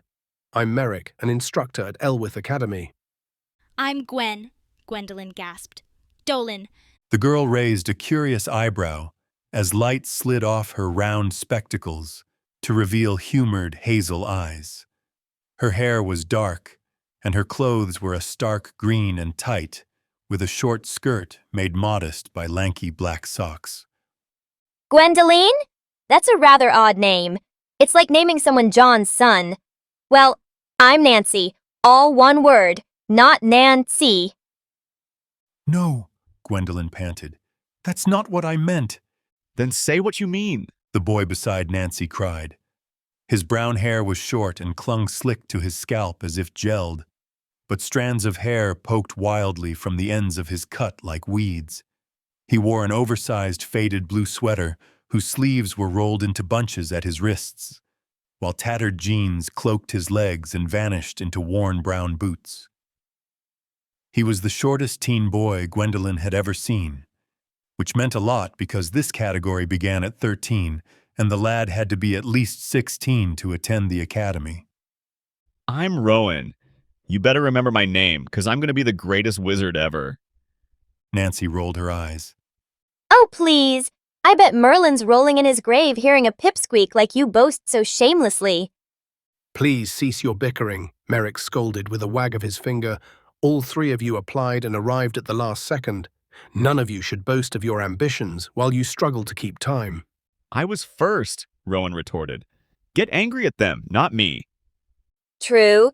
You dashed ahead like a squirrel as soon as we left the bus, Nancy remarked. I'm surprised you could run so fast with those little legs of yours. Merrick sighed and turned to face the doorway carved between moss-caked stone. "I'm heading for school. If you keep arguing, I'll leave you behind." Rowan was the first to fall in line behind Merrick as the man entered the aperture. Gwendolyn and Nancy followed on his heels, and they walked for a handful of paces through the tunnel. Gwendolyn realized the doorway was only the mouth to a cavern that funneled through the stone, but sunlight shone on her face in a flash as she emerged at Nancy's back. She gasped as she noted the mammoth walls that yawned far into the zephyr above, crawling with cracks like wrinkles and thick overgrowth that cloaked most of the structures behind green. A surreal thrill rose within her as she realized she was witnessing a relic of history. The trio of students strolled behind the teacher as they weaved through a maze created by the imposing walls, wading through erratic grass that rose from ankle to knee in an instant and reversed just as fast, like a crashing wave of flora. So, it's not really Gwendolen, is it? Nancy asked. Yeah, I could barely breathe after hightailing it down here, so I'm sorry for the confusion, Gwendolyn said. "You could barely breathe?" Rowan snorted in disgust. "Just what I'd expect from a girl like you. I didn't break a sweat running down here because I'm in tip-top shape. Unlike you. You're full of shapes. But I wouldn't call you shapely when fatty is a term that fits you more snugly than your skirt. Why am I only ever surrounded by second-rate dames? A man of my caliber deserves so much better." Gwendolyn scowled. Are you talking down to me, little guy? I'm not one for picking on others' sizes, but if you pick a fight, I won't play nice. I'll go for low blows, but I'd probably be swiping the air above your head because I'd never be able to get down on your level. Nancy drew a sharp breath. Ouch! And I thought I was harsh with this little punk. I have a little brother just like him, so I know just what dose of medicine he needs, Gwendolyn said, glaring at Rowan. But my brother is twice his size and will surpass me in height in no time. Rowan, on the other hand, seems far past the luck of growing to compensate for how far behind the curve he is. He's far behind the curve with his intelligence, too, Nancy said.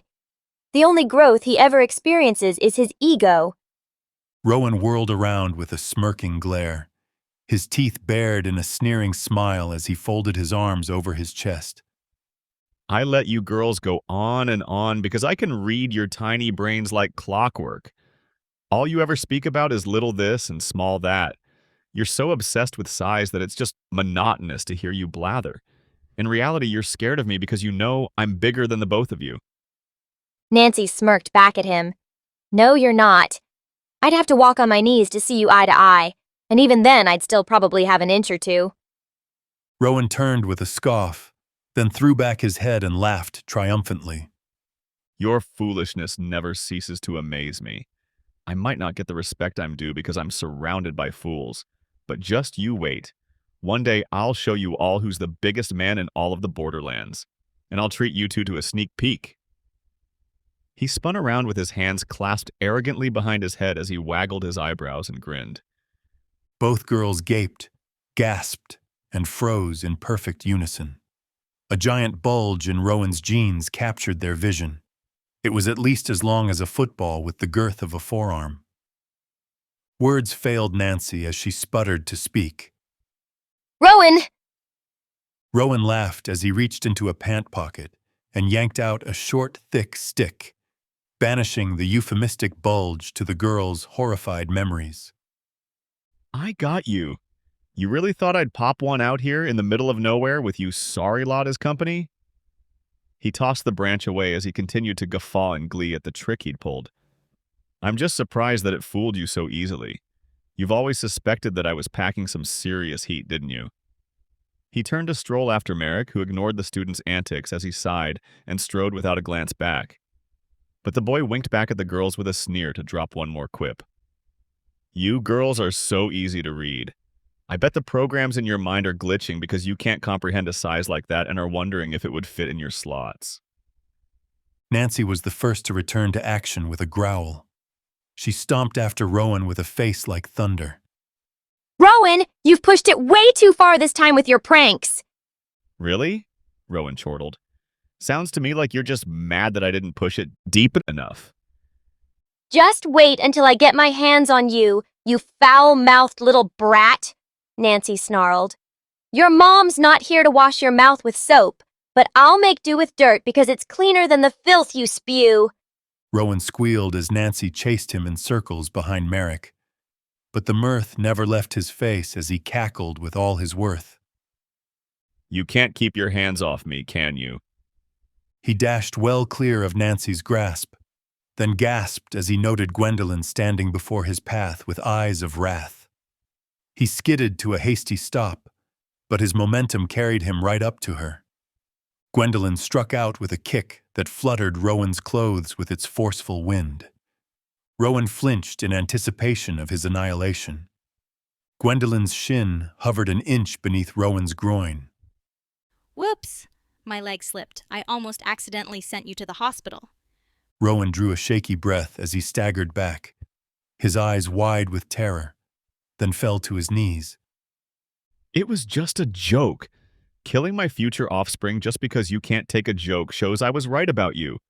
You really are second-rate. Second-rate vicious gorillas who are far from anything close to ladylike with your rabid bloodlust. Gwendolyn stalked by him with a scoff. My temper is shorter than usual today, but it's not as short as you are, so you're in luck. Your imaginary offspring get to live another day in your dreams, because I doubt any girl would fall for a boy as crass as you.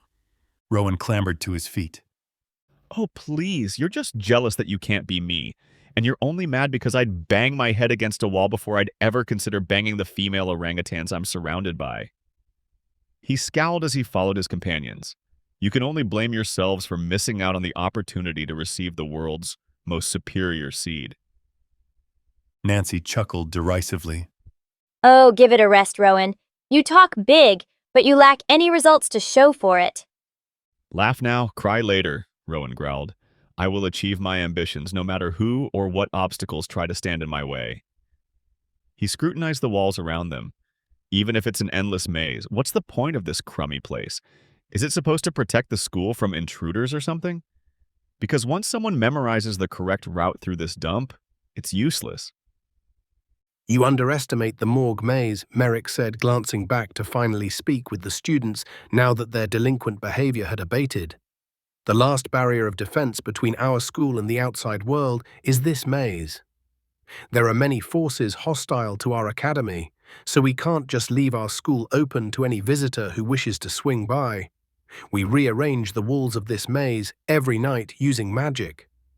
Gwendolyn gasped as she scanned the mammoth walls surrounding them. Can you truly move walls this huge with magic? Yes and no, Merrick replied. The spell that allows us to move the walls of the maze was cast eons ago by a truly magnificent wizard, long before Elwith Academy even existed. So it's called the Morgue Maze because intruders can't find their way out and die here? Gwendolyn asked. The group had been weaving their way through the maze's countless twists and turns, but finally, they rounded a bend to witness a straightaway that clearly exited the maze. However, before the labyrinth ended to reveal rolling green hills, a sentinel stood atop a dark rod beside the exit.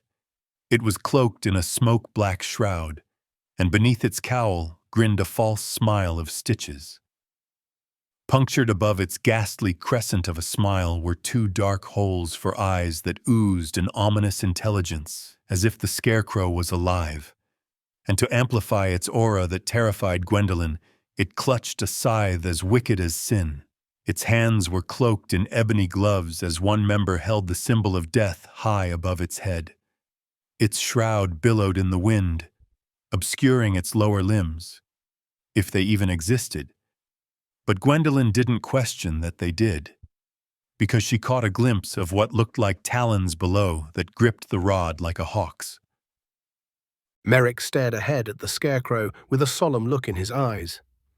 No, we have certain measures to deal with intruders. Suffice to say, no one who enters the maze at night leaves alive.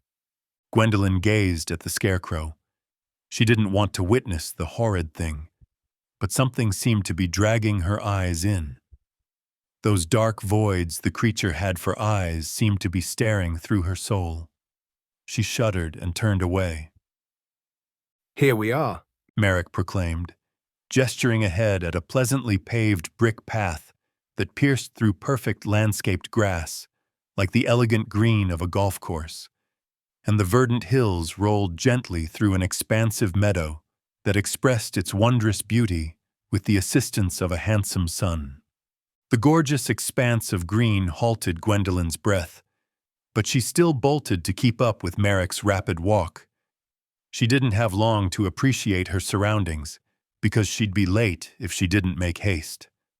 Nancy and Rowan seemed anxious of this as well, and kept close to Merrick as they rose and fell through the prairie's portfolio of picturesque pleasantries. Penelopes of wondrous white, petunias of perfect pink, and every delightful flower of curious color and homely hue captured the view of the four who strode between elegantly arranged hallways of flora that clung to the outline of their path. Gwendolyn stared at the flowers with a desperation shared by Nancy. Wordlessly, the girls were of the same mind, and their thoughts echoed at the same frequency of aroused emotion. I want to stop and smell them so badly that it hurts just to think about it. But I need to hurry, or I'll be late. Admiring our flowers, Merrick asked, noticing the pained glances of the two girls. You need to thank our botanists and landscaping team for their gorgeous perfection. These flowers don't spring into place with magic. Our gardeners work hard every year to perfect the arrangement and nourishment of our flora, he smirked. And I wouldn't be surprised if sweat and tears are part of the formula because of how seriously they take their duties. Whatever it is they do, it works like magic, Gwendolyn murmured breathlessly. I feel like I'm under a spell when gazing at all these gorgeous flowers. Same, Nancy whispered. I'm tearing up just looking at them. If I start weeping, it's because I've never seen anything so beautiful in my life. Pfft, Rowan scoffed. You girls are all the same. Your heads are in the clouds, or worse, in the gutter, whenever you see something you think is pretty. They're just plants, and soon they'll be rotting and even more dead than they already are. You should be losing your breath over me, not some stupid weeds. I can't even be mad with the runt right now, Nancy said. Not even his whiny voice can distract me from all this beauty around me. Their path swiftly swerved, then straightened. The straightaway displayed a corridor created by carefully carved sculptures, whose milky marble forms swarmed the sides of the path with a swath of innocence. Infantile semblances that lay bare of clothes, but had nothing to hide with their wide eyes and pure petite smiles. Wings sprouted from their backs with the grace of butterflies, more avian than insectoid, with their sculpted feathers, but birthed in four rather than the single pair of a bird. Gwendolyn gasped. Are those cupids? Nope, those have to be fairies, Nancy said. Cupids have 2 wings. She sighed. With how amazing these look, I wish the artisan sculpted cupids for us to admire.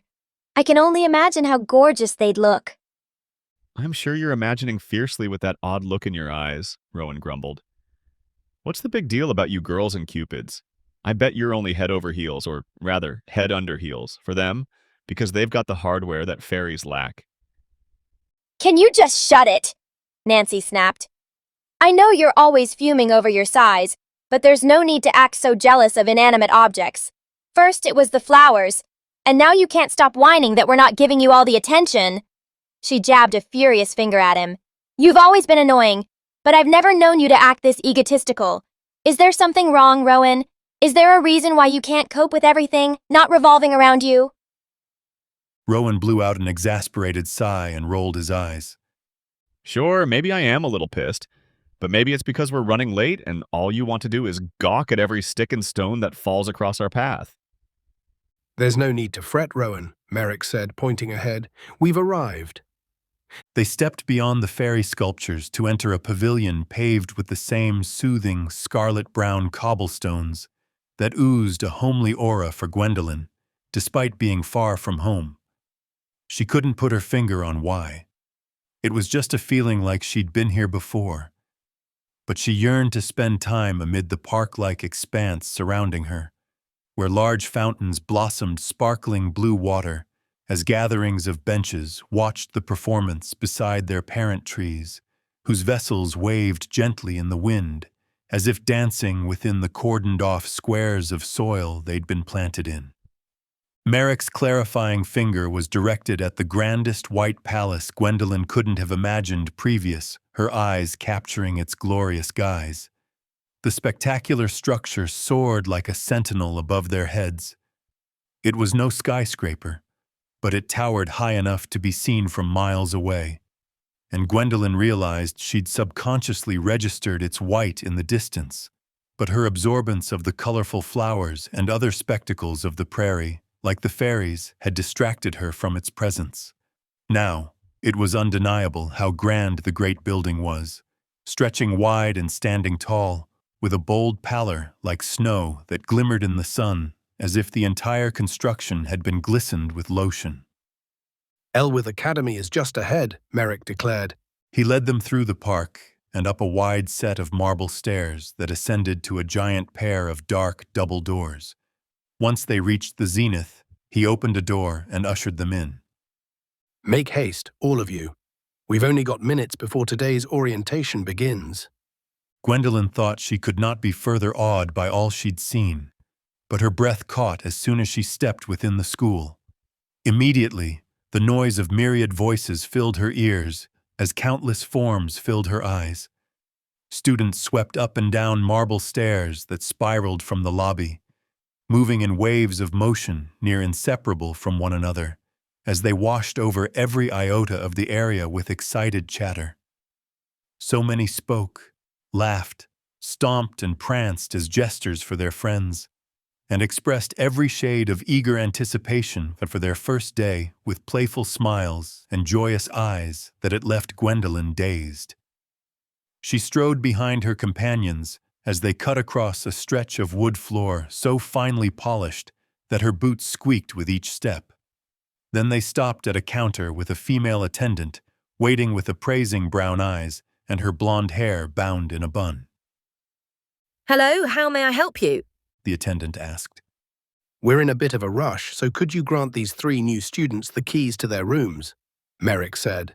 He gestured at the trio behind him. We have here Gwendolen, Nancy and Rowan. I'm sure it should be a breeze to find them in your records since they're the last arrivals. The attendant opened a drawer, produced a file that she scanned with a squint, then nodded and grinned as she returned it to its compartment. Yes, I've got all their information on file here. She scrounged around in another drawer, then removed 3 keys and handed them to each student. Here, Gwendolen, this is your key. Your room's 101, which is on the 2nd floor.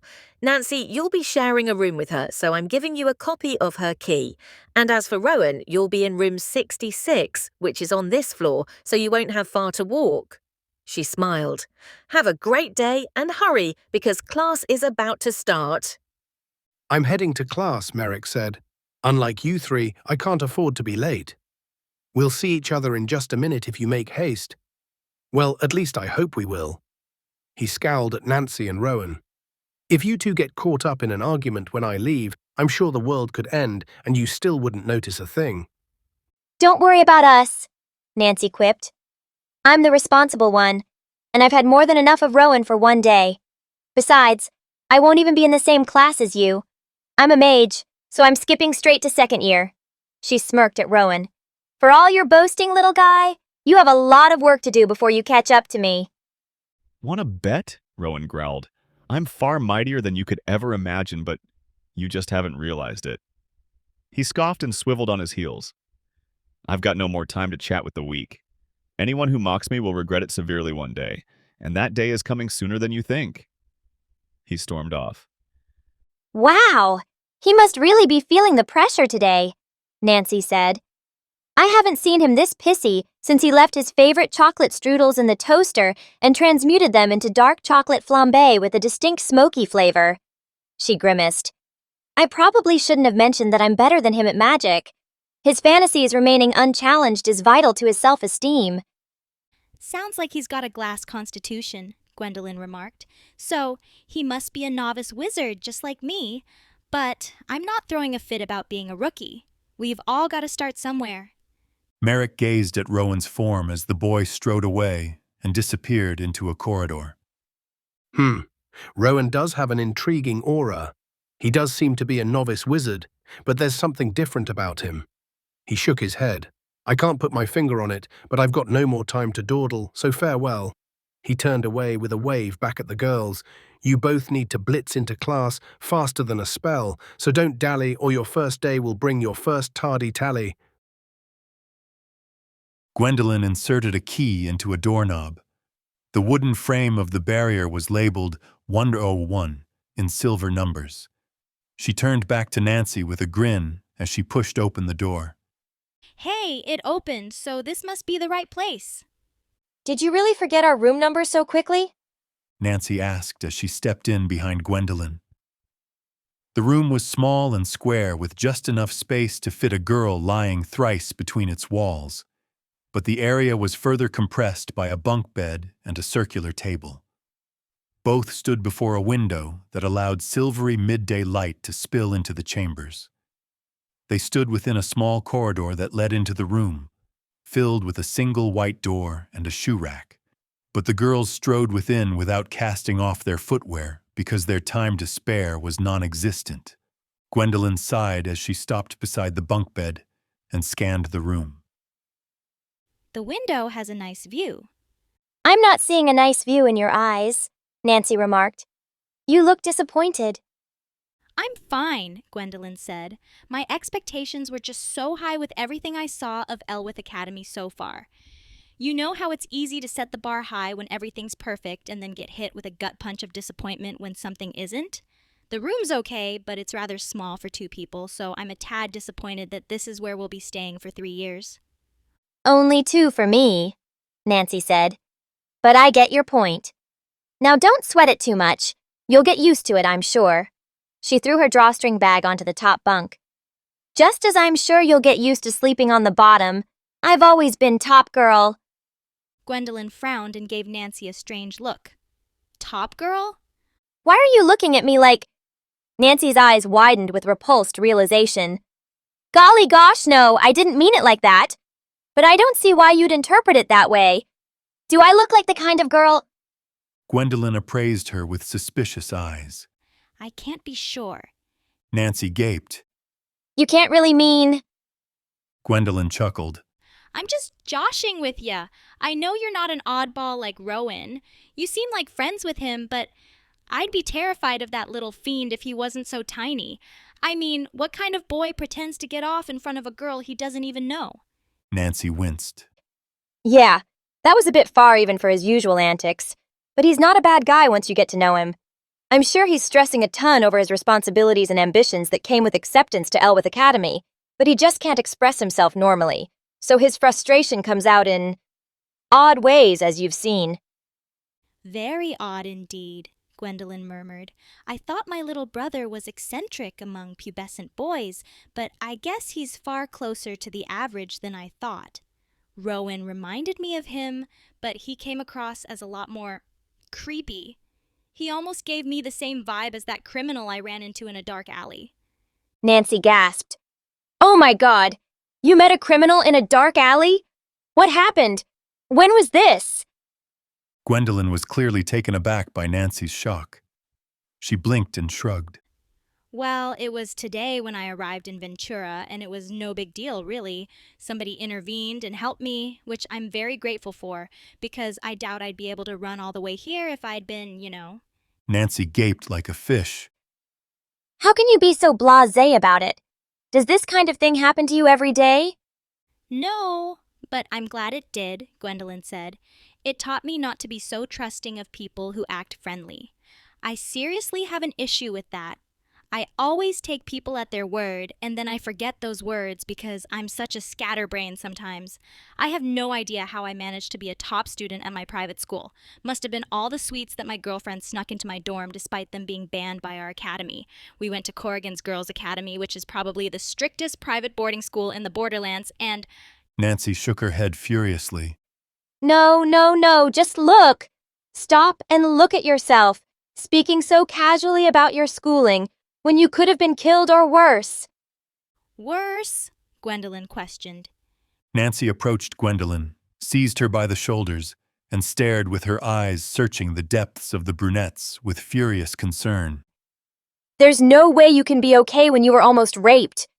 Don't you understand how serious this is? Maybe you should cancel class. I can't do that, not on my first day of school, Gwendolyn cried. Your priorities are all mixed up, Nancy insisted. You must be in shock. My mother has told me all about this because she works as a nurse. Rape is worse than death because you have to live with the trauma afterward. How can I have trauma from something that never happened to me? Gwendolyn asked. I'll only be traumatized today if I'm late to my first day. She frowned. I don't have any more time to chat about what didn't happen. Look, tomorrow you can serve as the rapist. Nancy stared at her in astonishment. The rapist? I meant therapist. I'm trying to talk fast because we have no time and you kept shouting about rape so much. Nancy shook her head in disbelief, laughed softly, then chuckled as if in a fit of mania. I don't get you, Gwendolyn, but you sure are an interesting character. I've never known anyone who can be so carefree. Carefree? Gwendolyn questioned. I'm hungrier than a bear just out of hibernation because I forgot to eat breakfast in my excitement to arrive. And now I'm worried about being late, so I've got more bees in my stomach than a honeybee hive. You're only proving my point, Nancy said. She released her grasp on Gwendolyn. I won't hold you any longer, but there's something I want to show you before you go. She retrieved her drawstring bag and produced 2 silver chain necklaces. Each necklace possessed a pendant depicting 2 swords conjoined by the tips of their blades into a single symbol composed of two parallel curved crosses. Gwendolyn gasped. Arturian necklaces? Are you a believer in... No, I just see them as good luck charms, Nancy said. My mother believes more in that kind of thing, so she insisted I bring them. One for me and one for Rowan. One for Rowan? Gwendolyn questioned. It does sound sort of odd now that I think about it, Nancy said. Like he's my brother or something. She tilted her head to the side. Well, he is kind of like a brother to me. I've known him since we were little kids. His family is next-door neighbors to ours. She shrugged. He's annoying, but he's not all bad once you get to know him. From the way you speak to him, I never would have imagined those words coming from you, Gwendolyn said. Nancy chuckled. I'm being honest. He comes from a huge family. Like you need both hands to count the number of siblings he has. It's no wonder why he tries so hard. Maybe he thinks he'll be crushed as an individual if he doesn't achieve something significant. She shook her head. His family doesn't care about his passion. He had to sell his own stuff to get the money to go here. My mother helped him out a bit, but most of it came out of his pocket. That sounds rough, Gwendolyn said. I can't imagine what I'd do if my family didn't support my ambitions. She sighed. I'd love to chat longer, but I'm going to be late if I don't scram. Wait, Nancy said. You can't leave without giving me a bestie shake. Bestie shake? Gwendolyn asked, furrowing her brow. 'Cause you're gonna be my bestie, Nancy said. I've decided it already. She smirked. I need someone to tell all my secrets, and you're gonna be that person. Okay, Gwendolyn said, raising her hands in a calming gesture. Doesn't look like I have much choice in the matter. She laughed. I'll admit, though, having someone you trust to tell your secrets sounds nice. Give me your hand, Nancy said. I'll show you how to do a bestie shake. Gwendolyn offered her hand. First, you reach for my hand, but instead of shaking it, you only grab onto my fingers, Nancy said. Then you squeeze them with your palm, let go, give me a fist bump. Then, she wiggled her fingers. Swoosh! Swoosh? Gwendolyn questioned. Do you really have to say that at the end? Of course! Nancy exclaimed. Now give it a try. Gwendolyn extended a hand and performed the bestie shake. She wiggled her fingers. Swoosh! Ugh, don't be so serious about it, Nancy groaned. If we're gonna be besties, you have to learn to loosen up. Gwendolyn laughed. You're the one taking this bestie shake thing so seriously. Well, I've got to go to class. She wiggled her fingers at Nancy. So, swoosh you later. Nancy grinned. That's more like it. Gwendolyn raced down a hallway, weaving between students who cluttered her path like an expert soccer player breaking through a daunting defense, then assaulted a door in her haste to fling open its handle and stumbled inside. Students milled around a large room bare of furniture, bar a single large desk at its head, where Merrick stood with a number of thick books cluttering the surface of his teaching apparatus. And he turned with a grin toward Gwendolyn as the panting girl stared at him in bewilderment. Gwendolyn, you're just in time. I was beginning to get worried, and I still am, because you look like you just ran a marathon. But you're here, so why don't you have a stand with the rest of my students? He gestured at the pupils before him and winked at her. Get it? Stand? Because there are no seats in my classroom? That's what I wanted to ask you, Gwendolyn exclaimed, her breathing still rushed. Why aren't there any seats? I feel like my soul's gonna leave my body if I don't sit down. Didn't you claim to be a champion soccer player in your application? Merrick questioned. I read your documents myself, so how can you be the star player in your school's soccer team if a dash to class leaves you a blink away from passing out? I'm an explosive athlete, not an endurance runner, Gwendolyn snapped. She strode over with a huff to join the group of students. I take pride in my soccer skills, so you better think twice before questioning them or I'll challenge you to a match. Merrick shrugged. Fair enough, but I'll warn you, I may be old, but I'm still as sprightly as a bird. Now let's begin class. He clapped to call for attention. All right, everyone, class is beginning, so quiet down and listen closely. I've already done attendance, and our last arrival has arrived just in time to escape a tardy. so screw your thinking caps on and get ready to learn. The class's chatter trailed off into silence as students eagerly awaited Merrick's instructions. As you can all see, there are no desks in my classroom today, Merrick said with a bemused grin. That's because I only bring them in here when they're absolutely necessary.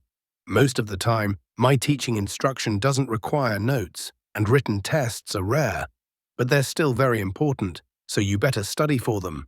And sitting down for long stretches of time is bad for your back, so I'm doing you all a favor to prevent you from becoming a cranky geezer like me.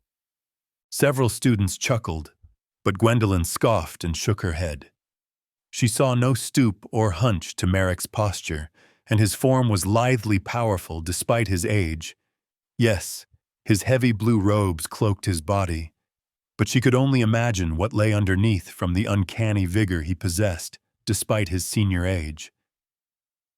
Now I'll dispense with the tasteless jokes and get down to business, Merrick said. Today I'll begin by explaining the objective of this course. All of you are here because you're novice wizards. My job is to train you to become mages. From there is where one can decide to become a holy mage or a dark mage. Gwendolyn raised a hand. Go ahead, Gwendolyn, Merrick said.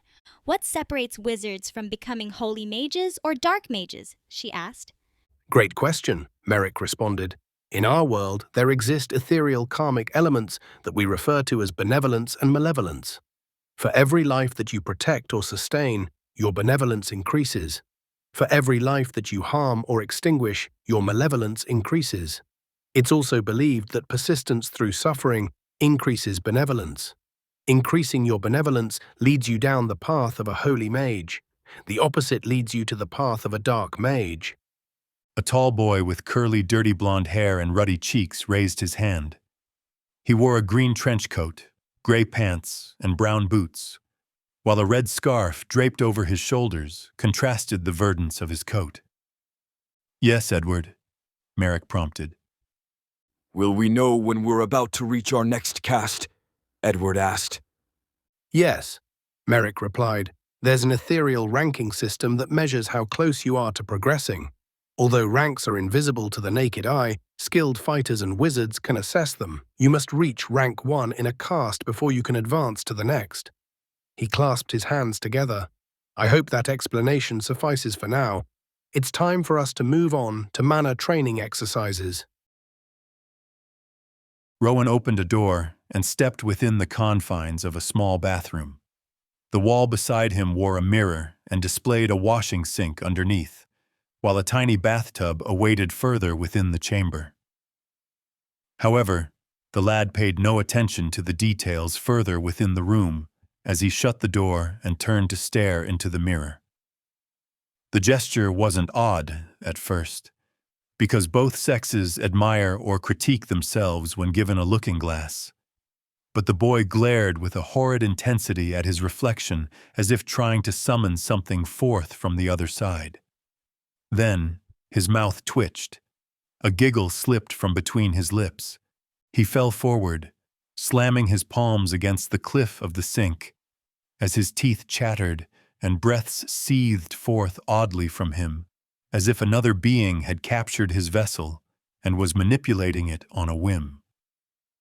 Then, a smile of sordid sin stretched across his face as he cackled, thrashing the tendrils of his hair wildly as he leered with guile at his own reflection.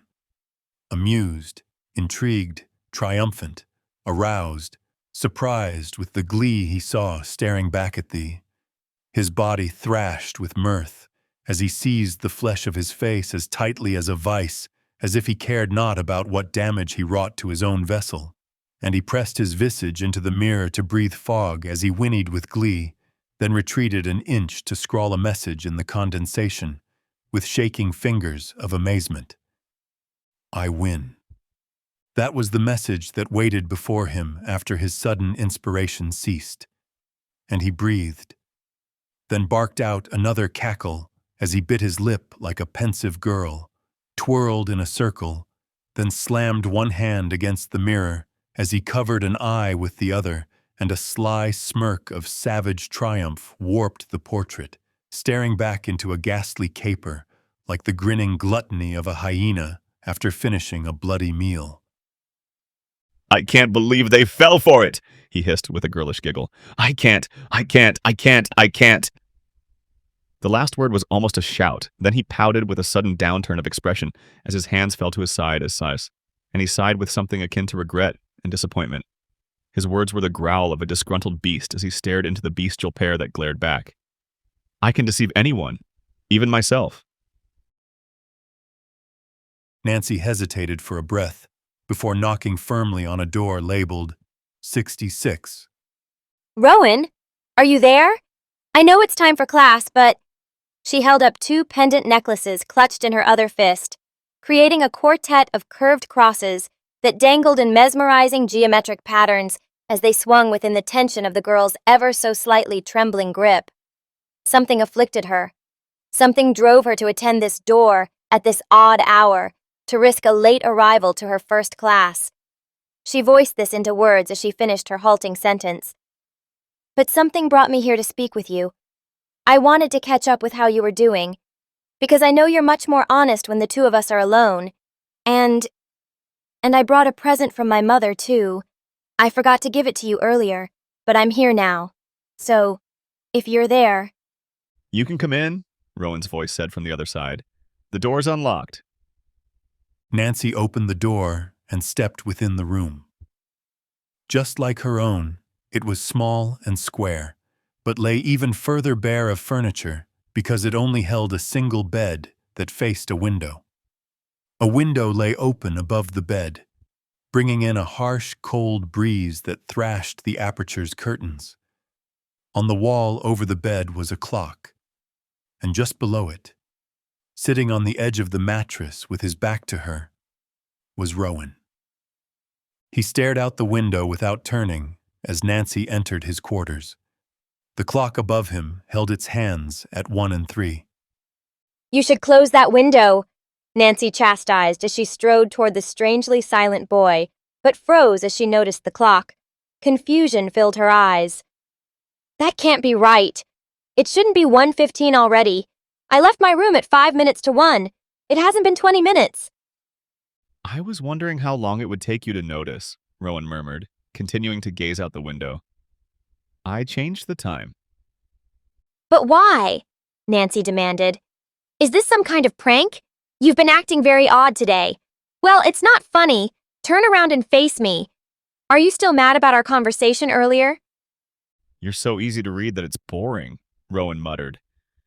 Just like clockwork, your responses are so predictable it's almost as if they're scripted. That's why I've designed this situation, because there's nothing I like more than a perfect script. The clock ticked, and Rowan shifted his head slightly toward it, yet still didn't reveal his face.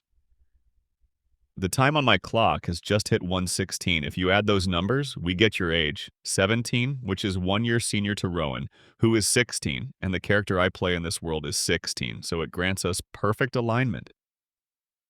Nancy blinked and took a shaky step back as her breath caught in her throat. She knew something was wrong, very wrong, but lacked words to express the depths of unease that began to seize her. You're speaking like you're not even Rowan. You're speaking about numbers, which Rowan hates, and you've yet to say my name even once. Rowan doesn't speak like you do. Her teeth rattled as a breath of fanatic fear and panicked confusion thrashed her mind into a jumbled frenzy. Who are you? You're not Rowan! Rowan stared at her, but his head turned without his shoulder turning with it, so his face glared impossibly over his back as a ghoulish grin of wicked delight warped his visage into a vicious mask, like the face of a demon. Finally, I could have gone out for lunch with how long it took for you to notice. He licked his lips. But today I'll be having you as my meal. The pendants clattered to the floor as Nancy stepped back. She tried to scream, but found the sound muffled. Looking down, she saw her mouth sealed shut by flesh, as if it had never existed. Rowan stood up and his head snapped back into its correct position as his eyes never left her quivering orbs of frantic panic. He held out a palm to expel a vicious gust of wind that buffeted Nancy and slammed the ajar door behind her shut. Don't even bother screaming. Be a good girl and don't make a racket while I kill you. Nancy closed her eyes, holding her head in her hands. This isn't real. It isn't. It must be an illusion. She opened her eyes and put a hand to her mouth. Her lips were back. She glared at Rowan, gritting her teeth. I figured you out, you imposter. Rowan clapped condescendingly. Amazing. You're not as airheaded as you seem. His face began shifting, morphing, warping as flesh molted and bubbled like candle wax, and dark hair sprouted like saplings from his crown to consume his usual brown, while his form stretched and shifted as his clothing rippled to vanish and revealed jet black apparel underneath. A stranger stood before Nancy after the transformation was complete. Her hair was as midnight black as the leather jacket she wore, and was bound into a tight, militaristic braid, while her white shirt underneath contrasted the darkness, but clung closely to a fiercely muscular, yet lithe feminine form, displaying traces of the strong abdominal muscles underneath. Her eyes were icy cold, cruel blue voids that stared devoid of mercy, and were filled with the most hideous darkness of humanity, and were perched closely together above a sharp nose and pouty lips that further accentuated her hateful scowl. Her navy blue jeans vanished into black boots, and she stood tall for a girl. She would have dwarfed Gwendolyn, and hovered at least an inch over Nancy's stature. Nancy was speechless for a moment, but rage seized her face and brought her back into the horrid present that stared back at her with those callous blue eyes. Who are you? What did you do with Rowan? You should have figured it out by now, but since I'm nice, I'll enlighten a sorry airhead like you, the girl said, with a cruel grin. I lured the boy into the maze with my telepathy, the very same way I lured you to this room. I've yet to garner the power to read minds, but sending thoughts is more than enough to suffice when my targets are as dumb as you two. She laughed nastily. If he hadn't run ahead, my plan would have faced more obstacles to its success. But his eagerness proved to be the end of him, and his body was so tiny that it was a breeze to hide him in the underbrush. Nancy shook. No words escaped her as she stared with eyes that revealed the state of her mind as it struggled to register the horrible information it had received. You look shocked, the girl said almost compassionately. She knit her brow with what looked like genuine sympathy. It must be a lot for an airhead like you to wrap your head around. All this time, you've been trading dick jokes not with your midget boyfriend, but with me. And all the while you were the brunt of every joke, because the real Rowan was dead as you laughed at him. She cackled with a giddy glint in her eyes. I wish I could read your mind. I can't even imagine the weight of regret that must be crushing you. I bet it surpasses even mine, but I won't regret finishing the job I started because you're next. The moment you entered the room, your fate was sealed. I have concealed our presences, so you can scream bloody murder all you want as I have my way with you, but no one's coming to your rescue. Her face shifted into Rowan's with a mocking grin, then morphed into Nancy's with a wink and a smirk. I replaced him, just as I will replace you. Nancy sucked in a sharp, shuddering breath, then screamed like a demon as tears blazed down her face, and she pointed flaming hands at the imposter. Damn you! Die! Fire art! An arm hooked around Nancy's throat from behind. The imposter's lips breathed a soft series of dangerous words as she whispered into one of her victim's ears. Too slow. Her voice was cold and her message was delivered in a matter-of-fact tone like a news anchor announcing the results of a crime. You no longer exist. I will replace you completely. You must die for my mission to succeed. She held a clenched hand before Nancy's face with a wickedly sharp knife, trembling with excitement in her grasp. A gleeful, sing-songy tone like the trill of a happy little girl consumed her voice. I will cut you into tiny little pieces. Then I'll flush you down the toilet.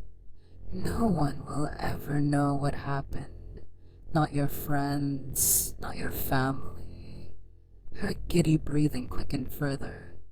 And maybe I'll save a piece or two for myself just to savor the delight of my deception.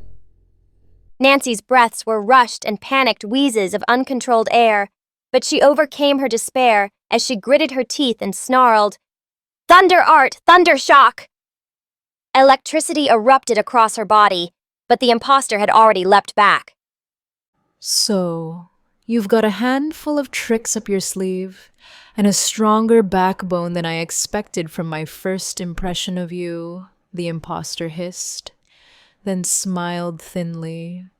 Not that it will make any difference in the end. Your death will only be more entertaining for me. It's just a scripted event in my story that you must perish. So there's no reason to resist your destiny as an empty character who must die to further the plot. "Shut up!" Nancy snarled. "You yap more than Gwendolyn, but she's a nice girl unlike the witch's spawn that you are. I'll silence you for good!" She roared as she fired a flaming fusillade from fiery fists, screaming, "Fire art! Fireball barrage!" The flames bathed the imposter's form and consumed her from vision as a wall of smoke cloaked the results of the fiery emission.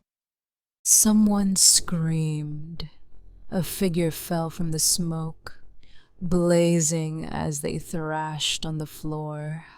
The victim of the arsenite attack lacked any recognizable traits, because they were as black as ash and absorbed by fire, as their dire shrieks of despair pierced the air. Nancy breathed heavily as she stared down at her enemy, then flinched as a finger tapped her on the shoulder. She tried to turn, but found herself trapped in a steel embrace as arms squeezed like a vice around her, and a familiar voice whispered into her ear once again. Did you really think that it would be so easy? The imposter asked. Look at your victim. Did you truly fire that spell at all? Nancy stared in bewildered shock as the screaming figure shot to its feet and began to breakdance. It was a dark silhouette without any identifiable humanity other than its shape, and it capered without grace as it made jest of the flames upon its back, as the fire began to transmute into soapy bubbles that filled the room.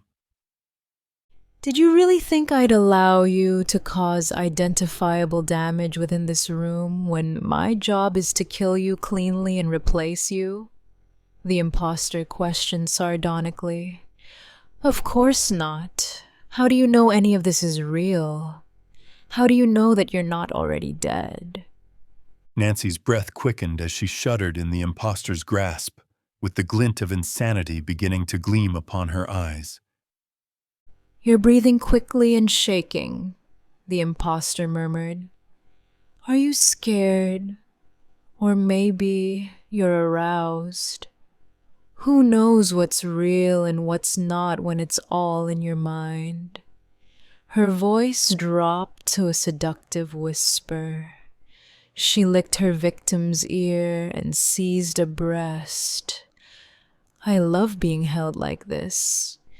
I never had parents to give me hugs, so you could say it's a kink of mine. And now I think I love to play with my prey. Just imagine that I'm the boy you've always dreamed of. her voice deep into a bassier imitation of Rowan's. Maybe I'm really Rowan, and I've finally hit the growth spurt you've always wished for. Nancy's eyes were a mire of confusion as she stared ahead in a sudden stupor, with a look as if a crook had stolen an integral piece of her mind, spirit, and soul to render her a helpless foal. What's this? The imposter questioned. There's something hard pressing into your back, just above your butt. If it was any lower, it would be scandalous. But your boyfriend is taller than you are now, and this is what you always wanted. You never felt the courage to admit it, but here's your chance. The room around them blurred, and they reappeared amid a dancing sea of human bodies grinding against one another as muted music hummed through the air with seductive jazz and mind-numbing beats like the pumping of a human heart. Finally, the two of you are together without the guise of a brother-sister relationship or as mere friends, and he's drawn to your allure so much that he can barely control himself. A snide tone entered her voice. But the hard thing pressing into your back is really my knife. The club spectacle faded away like a mirage as the imposter shoved her knife deep into Nancy's lower back. Nancy gasped as her eyes flashed with pain and realization that she was back in room 66, or appeared to be, because she couldn't trust her own mind anymore. Then she fell slack in the imposter's grip. The imposter smiled wickedly, then threw the girl to the floor, leaving her victim flat on her back and staring up with terrified eyes. I suppose you haven't noticed it yet, but I slit your spinal cord. You shouldn't be able to feel your legs anymore. Nancy stared in confusion at her lower limbs, then grunted as she glared at them in focus. But they didn't shift a muscle, and she fell back without any hope in her eyes as she began to laugh softly. Tears trickled down her face. The imposter squatted over Nancy. It's nothing personal. I don't even know you. But you must die for my mission to succeed. She sighed. If I was of the mind or in that sort of mood, I would play further with my food. I mean, if I really wanted, I could toy with you in all sorts of ways because you're going to die anyway, so why not? But I've already gotten my fill of Duper's delight, so I have no more glee to gain from your misery. Nancy's laughing abruptly morphed into sobs. Why? Why me? Why do I have to die? The imposter scowled, then seized the girl by the neck and forced her into a half-sitting position. You don't get to question that. You're not even a real person, just a figment of my imagination, because that's all you will be after I replace you. No one will know you're even gone. Tell me, can this truly be considered a crime when there's no one to judge it except me? And I judge it as necessary. Nancy spluttered and coughed, then glared at the girl. You're a murderer! You murdered Rowan and now you're going to kill me! Rage seized her face. Always remember that you're a murderer! A monstrous murder! The imposter slashed her knife across Nancy's throat and glared with daggers of death in her eyes and teeth clenched tighter than a vice. Nancy choked as blood dribbled from her neck, but her eyes remained sentient and terrified. Enough, the imposter growled. I cut out your vocal cords because I can't stand your awful, whiny voice. You're all the same. You all condemn me when you wouldn't be able to survive a minute walking in my shoes. You'll join the rest of the ghosts cursing my name, I suspect, but I don't care. A horrid smile stretched across her face. Damn. I've already spilled blood on the floor, so I'll have to clean anyway. It won't matter if I make a bigger mess.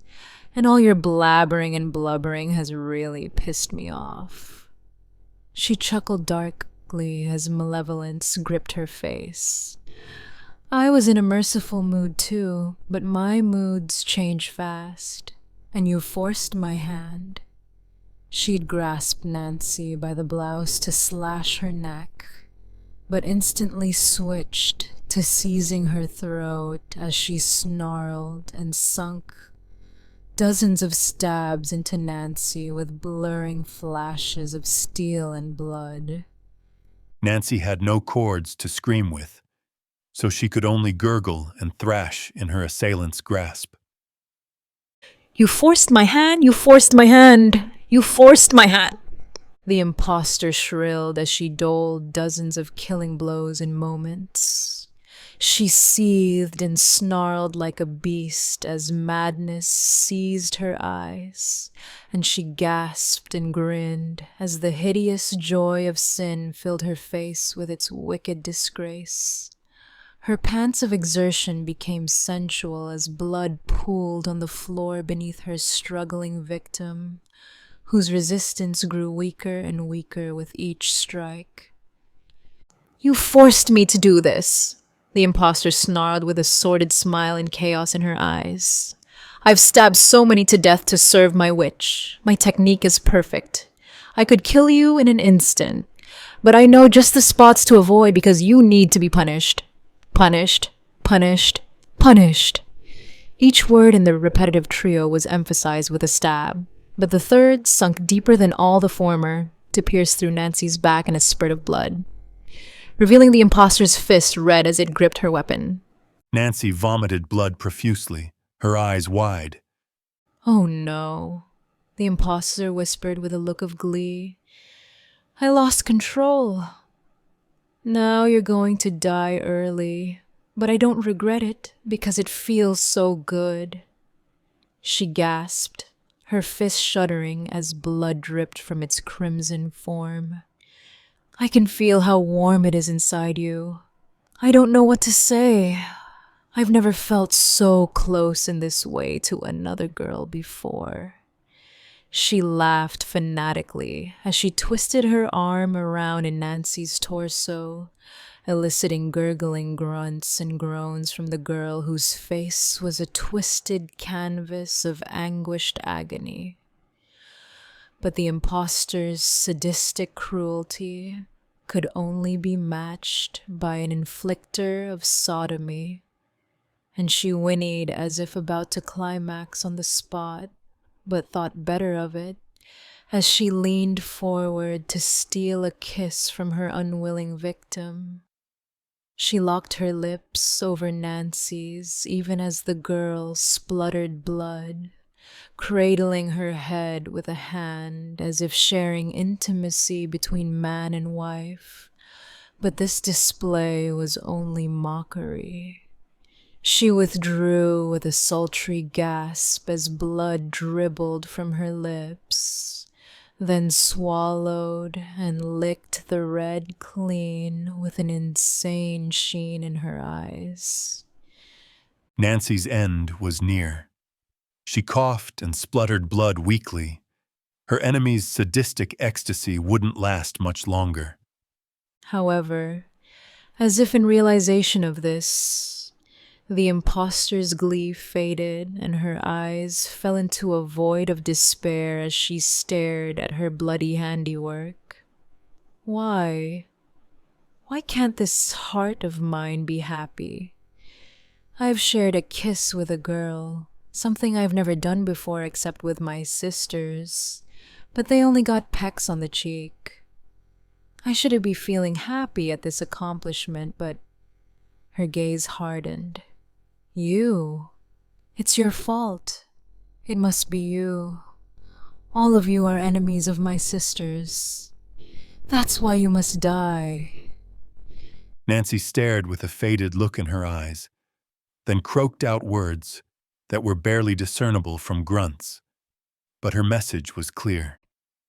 You are crying. You know you've done wrong. The imposter drew a sharp breath. I must have botched my censoring slit. Murder filled her glare as she cast aside her knife and pointed a palm at Nancy. I'll silence you for good this time, pressured jet.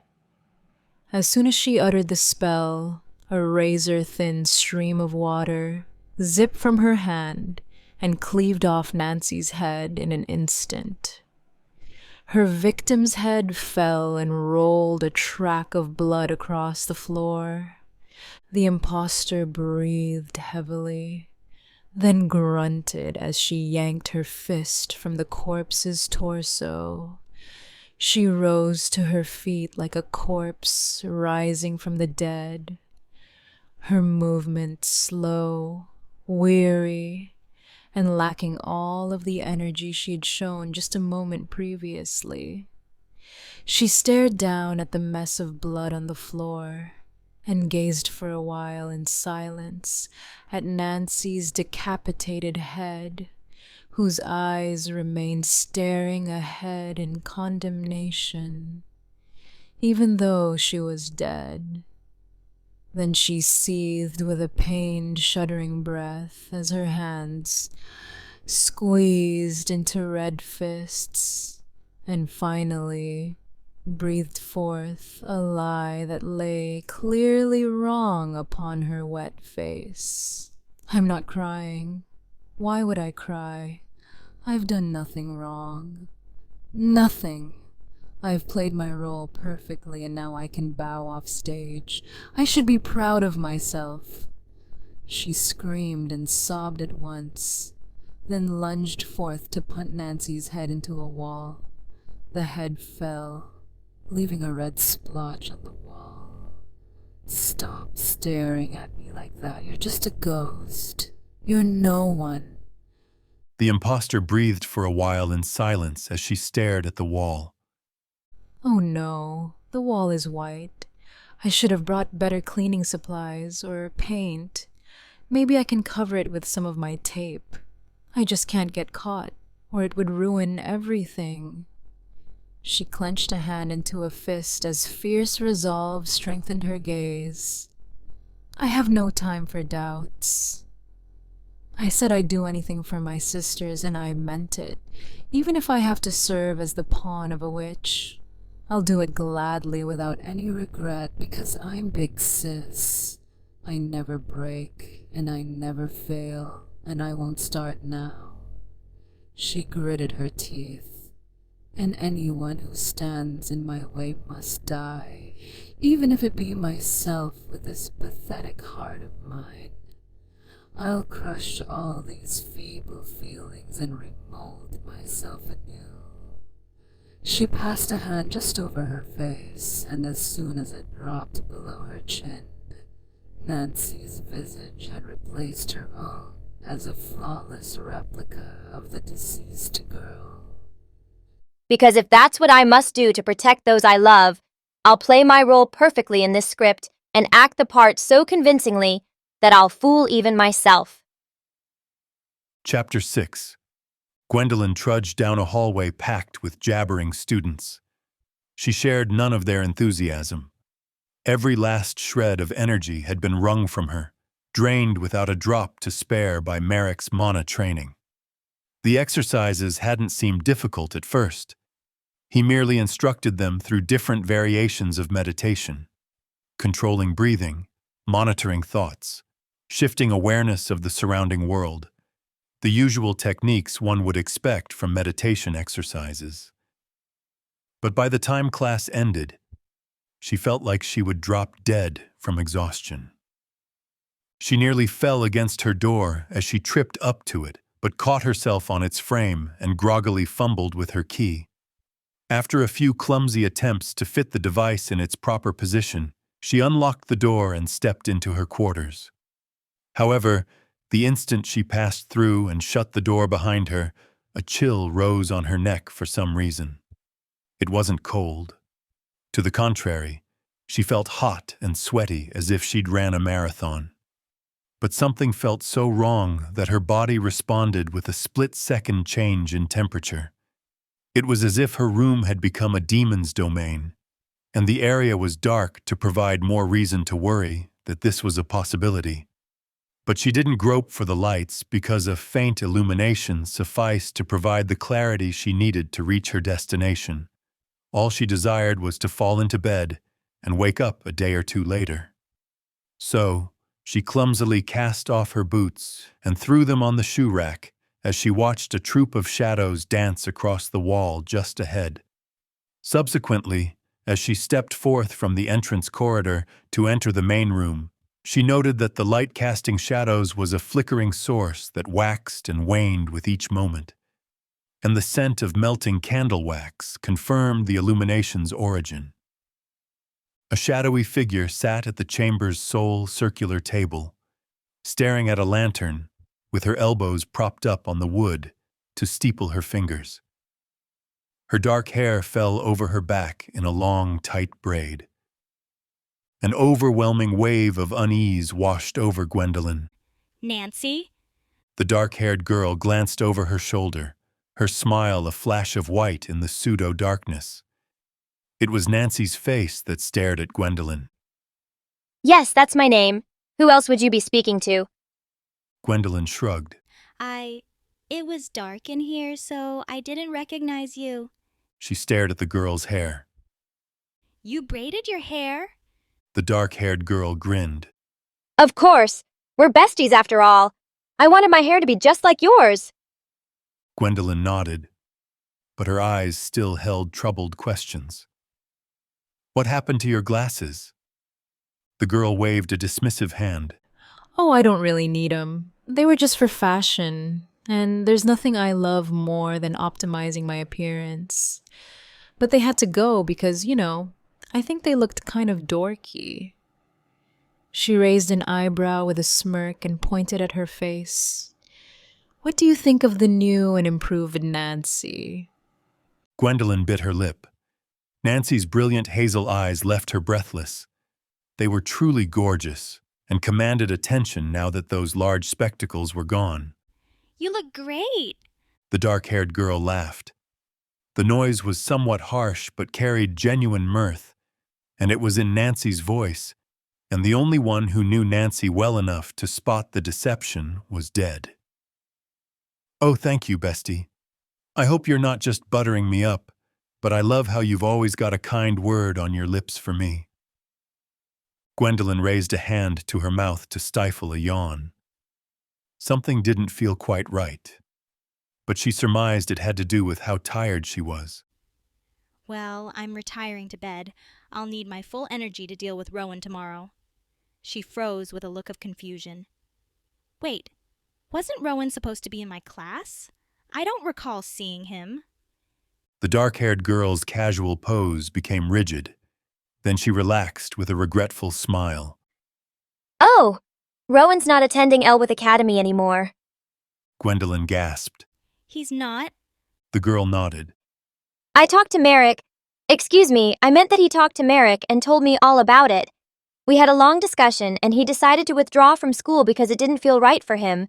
If he withdraws during orientation, he gets a full refund of his money. So he decided to use his wealth to pursue other ventures. Gwendolyn shook her head. But that doesn't sound right. That doesn't sound like him. He was so driven to become the greatest wizard. How could his mind have been changed so quickly? The girl shrugged. I don't know. It's hard to understand boys sometimes, but he made his decision, and no matter how hard I tried to convince him otherwise, he was committed in his resolve to leave. She sighed. It's too bad that you didn't get to see him go. I was feeling ill, so I skipped my orientation and had the opportunity to speak with him. But he left with Merrick a while ago and has probably already boarded a bus back home. He left with Merrick? Gwendolyn questioned. But I was just with Merrick. I finished class with him, and since I felt exhausted, I took a short rest on a bench in the hallway, then came up here. It couldn't have been 5 minutes. The dark-haired girl shook her head. You were doing mana training exercises, weren't you? When you're a novice, those practices mess with your perception of time. Merrick has 2 classes during the day. Today's orientation, but you're in his morning class, and he has an afternoon class after. Each class lasts about 4 hours. I've checked the schedule thoroughly, so I'm sure of this. She pointed to the wall at her side. Check the clock. Gwendolyn followed the girl's finger to find a clock resting on the wall beside her. She frowned as she stared at it. That's odd. I don't recall the clock being there. Did you move it? Yes. Since Rowan left, I decided to switch our clocks just because, the girl said. She gazed at the clock, then drew a sharp breath. The clock hands remained frozen at 1 and 3. Well, that sure is unlucky, the dark-haired girl remarked. The clock must have frozen the moment when I visited Rowan. She finished her sentence with a furtive glance at Gwendolyn, but the brunette was too exhausted to notice the unnecessary pause. She sighed. So the clock's broken, but the time right now should be sometime after dusk. I'd say it's 7 or 8, so you must have slept for a few hours on that bench. I can't imagine how exhausted you must have been. Yeah, Gwendolyn breathed slowly as her speech morphed into a long yawn. I don't know what's going on with Rowan, but I hope he's doing well, wherever he is. The dark-haired girl smiled sweetly, but a twinkle of something else in her eyes told a different story. Oh, I'm sure he is. Don't worry about him. Get some rest. I don't want my bestie passing out tomorrow in class because she didn't catch enough winks. Gwendolyn nodded blearily as she turned and stumbled toward her bed. Good idea. She fell on her bed as unceremoniously as a toppled tree and was out like a light the instant she hit the mattress. The dark-haired girl sat in silence for a while, watching Gwendolyn. Gwendolyn? There was no response, but this appeared to be the lack she was looking for. The girl rose with her lantern and strode for the door, then slipped quietly from the room. She trotted down a number of corridors. At first, students filled each hallway with mirth despite the late hour. But with each new area she entered, humanity grew sparser as her face grew darker and shadows consumed her surroundings. Before long, she was alone and stood before a lone door in the noir. She opened it and shut herself inside with only the lantern's luminescence to grant her presence any form in the dark. The meager light revealed the chamber to be filled with dusty cabinets and thick cables that ran over the ceilings and clung to walls. An abandoned storage room, judging by the spiderwebs in the corners of the filthy quarters that the impostor sought stealth within. She placed her lantern on a table, but as she did, its form rippled to vanish like a fable, as if it had never existed to begin with.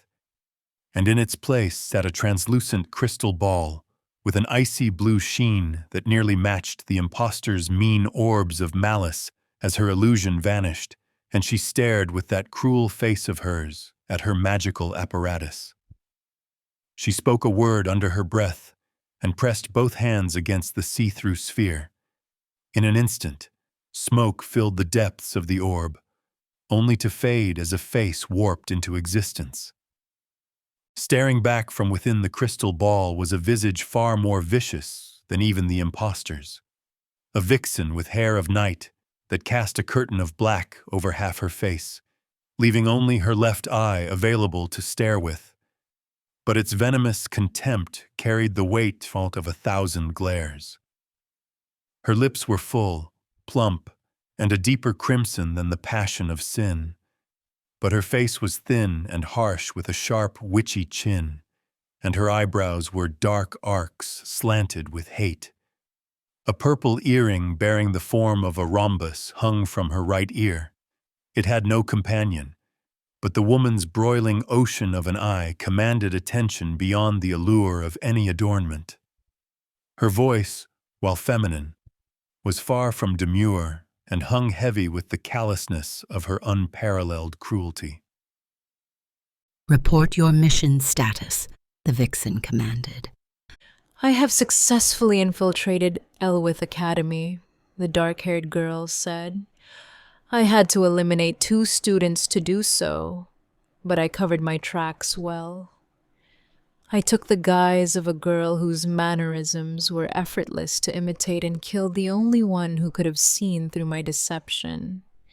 Now, even the girl's roommate cannot tell the difference. The vixen's eye narrowed. Have you disposed of their bodies? Yes, the girl replied, a flicker of uncertainty in her eyes. What remains of the girl is floating through the sewage system. As for the boy, his corpse won't be stumbled upon. I hear uncertainty in your voice, the vixen said. You must not be discovered at all costs. The last thing I'd want is this being traced back to me. The girl's face hardened. Understood. Gwendolyn! Gwendolyn's eyes fluttered open. With a groan, she rose from her slumped position, with her face buried into a pillow. But as she did, she noted a splotch of saliva clearly exposed by the morn's light upon her fluffy, forlorn pillow. She didn't wish to leave her cozy companion of rest, and worse, her face's departure from its comfortable cushion revealed a slovenly sin that her mother would have had her head for. So she shot a frantic glance at her roommate, hoping that they'd missed her moment of unladylike awakening. It was too much to hope for. The dark-haired girl stood beside Gwendolyn, her arms folded over her chest as she scowled with a concerned brow. Gwendolyn, you have to wake up or you're going to be late. Class is just about to start. Gwendolyn sighed and slipped from bed, then reached over to unzip her suitcase. I guess I'm skipping breakfast again. Again? The dark-haired girl sputtered. How have you been surviving? Gwendolyn pulled out a lunch bag and opened it to showcase square parcels wrapped in picnic-patterned cloth. My mother packed me several sandwiches just in case I got hungry on the way here. I've been snacking on them whenever I get the chance, but I still feel like a prisoner on hunger strike, so I'd probably be dead without them. The girl frowned. Well, as long as you don't pass out again after class, you can stop by the mess hall and grab some grub. I wouldn't want my bestie wasting away. She winked. Especially when you've got curves that most girls would die for. Gwendolyn smiled wryly. Thanks, but I doubt that I'll be able to use them as a free pass to be late to class, so I gotta scram. She rose to her feet and strode over to the shoe rack. Besides, being skinny and tall like you are must come with plenty of advantages. I bet I'd stand a chance against my little bro in basketball with your build, and I've always hated sitting in desks because... Because? The girl asked. Never mind, Gwendolyn said. I'm running my trap again. She sighed as she stooped to put on her boots. I almost wish Rowan was still around. In all honesty, I sometimes feel uncomfortable with how much my body's changed through puberty, but just seeing that little guy makes me feel blessed not to be as cursed as he was. She drew a sharp breath and rose to her feet. Yikes, I can't believe I said that, and he's not even here anymore, so I can't apologize for biting his back. Do you have any idea of what he's up to now? I'm sure he returned home long ago if he left yesterday evening, and he was so ambitious, so I'm sure he's not just twiddling his thumbs. The dark-haired girl smiled sweetly. I'm sure he's having a blast. Gwendolyn returned her smile and stepped for the door, but glanced back just before exiting. Her eyes fell on a small appliance at the foot of her bed, a miniature black refrigerator that rose to the height of her hip. Oh, you set up a refrigerator while I was asleep? That's neat. No, it was there before you arrived, but you were so sleepy I could have dragged in a pet elephant, and I doubt you would have batted an eye, the girl said. True, I was so tired that I barely even remember what I said before bed last night, Gwendolyn said. She waved in farewell as she turned the door handle. Well, see you later, Nancy.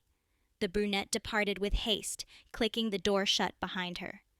As soon as Gwendolyn was gone, the impostor's sweet smile warped into a ghoulish grin. What a gullible fool. Gwendolyn stood as one among a crowd of students amid a verdant field kissed by soothing sun and rinsed by warm wind. All the eager pupils directed their pupils on their wizened wizard tutor. Merrick towered at the head of the gathering, because he stood ahead over even the tallest of the male students. But his imposing form was offset by the kindness in his eyes as he smiled at the sea of youth before him. Today, we will begin learning elemental arts, Merrick declared. Mastery over them is crucial before you can become mages.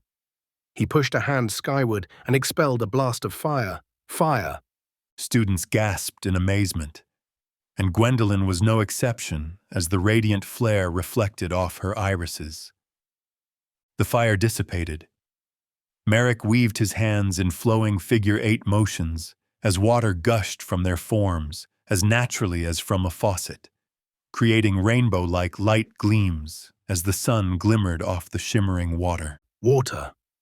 He pressed his hands together and drew them apart as electrical ether crackled between them. Thunder. He snapped his fingers, and a funnel of wind hummed into existence over his palm. Wind. He banished the tiny tornado and declared, So, Earth. The ground beneath him rumbled briefly.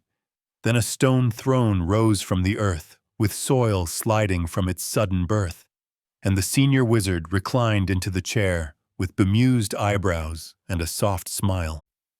One day, you will all be capable of this, so there's no need for the awe. Every element has its own set of arts, and we'll practice them thoroughly until you all attain mastery. But by the end of today's lesson, I only expect you to obtain a basic grasp of the elements. He stood from his throne and issued further instructions, declaring that students should spread out into a row, with plenty of space between them and their peers, then proclaimed the day's first task. I want you all to create a wall of stone in front of you. Here, I'll demonstrate. He turned to the side with a palm directed ahead. Earth art, stone wall. A rocky barrier rose from the earth in an instant, standing just as tall as its creator. He faced his students. Once everyone can create a wall of this size, we'll move on to the next exercise. Now begin and give it your best. Over the next few minutes, students strove to recreate Merrick's wall. Some were quickly successful, while others struggled before producing shoddy stone structures that somewhat sufficed. However, Gwendolyn's struggle took longer than most, with fierce squinting and grunting as she focused her palm ahead at the grass. But her efforts were rewarded with a wall of perfectly smooth stone composition. It appeared suddenly just when the girl was growing weary, and she gasped in astonishment and pride. Before long, everyone had finished the task, prompting Merrick to introduce the next stage of difficulty. Now that you've finished creating your wall, I'd like you to strike it with a fireball, he said. He pointed a palm at his creation with focused eyes. Fire art fireball. A red-orange ball of flame roared forth to smash into his wall, annihilating with a thunderous boom as a fiery explosion vacuumed the rock out of existence, leaving only ash as smoke faded from the devastated remains of the attack. Every student stared in a stunned stupor of jaw-dropped shock. Merrick winced and drew a sharp breath. Maybe not quite like that. I overdid it with this demonstration. I'd like your walls to last through several exercises and your peers to not have to fear for their lives. But I'm sure you get the general idea. He cleared his throat. Don't expect this to be easy. Fire is a volatile element that's tricky to control. Will take as long as we need for everyone to master it. Fire art fireball. A boy cried, his Neve aimed squarely at his wall, and a squall of flame burst forth from his hand to slam the stone and vanish in a puff of smoke. Gwendolyn looked over and realized that she recognized the boy. He was the curly-haired blonde with the red scarf, and if she recalled correctly, his name was Edward, Merrick exclaimed. Excellent job, you nailed it on your first try. He beamed at the rest of the class as he gestured proudly at Edward. Everyone, please follow Edward's example. This is exactly how it should be done.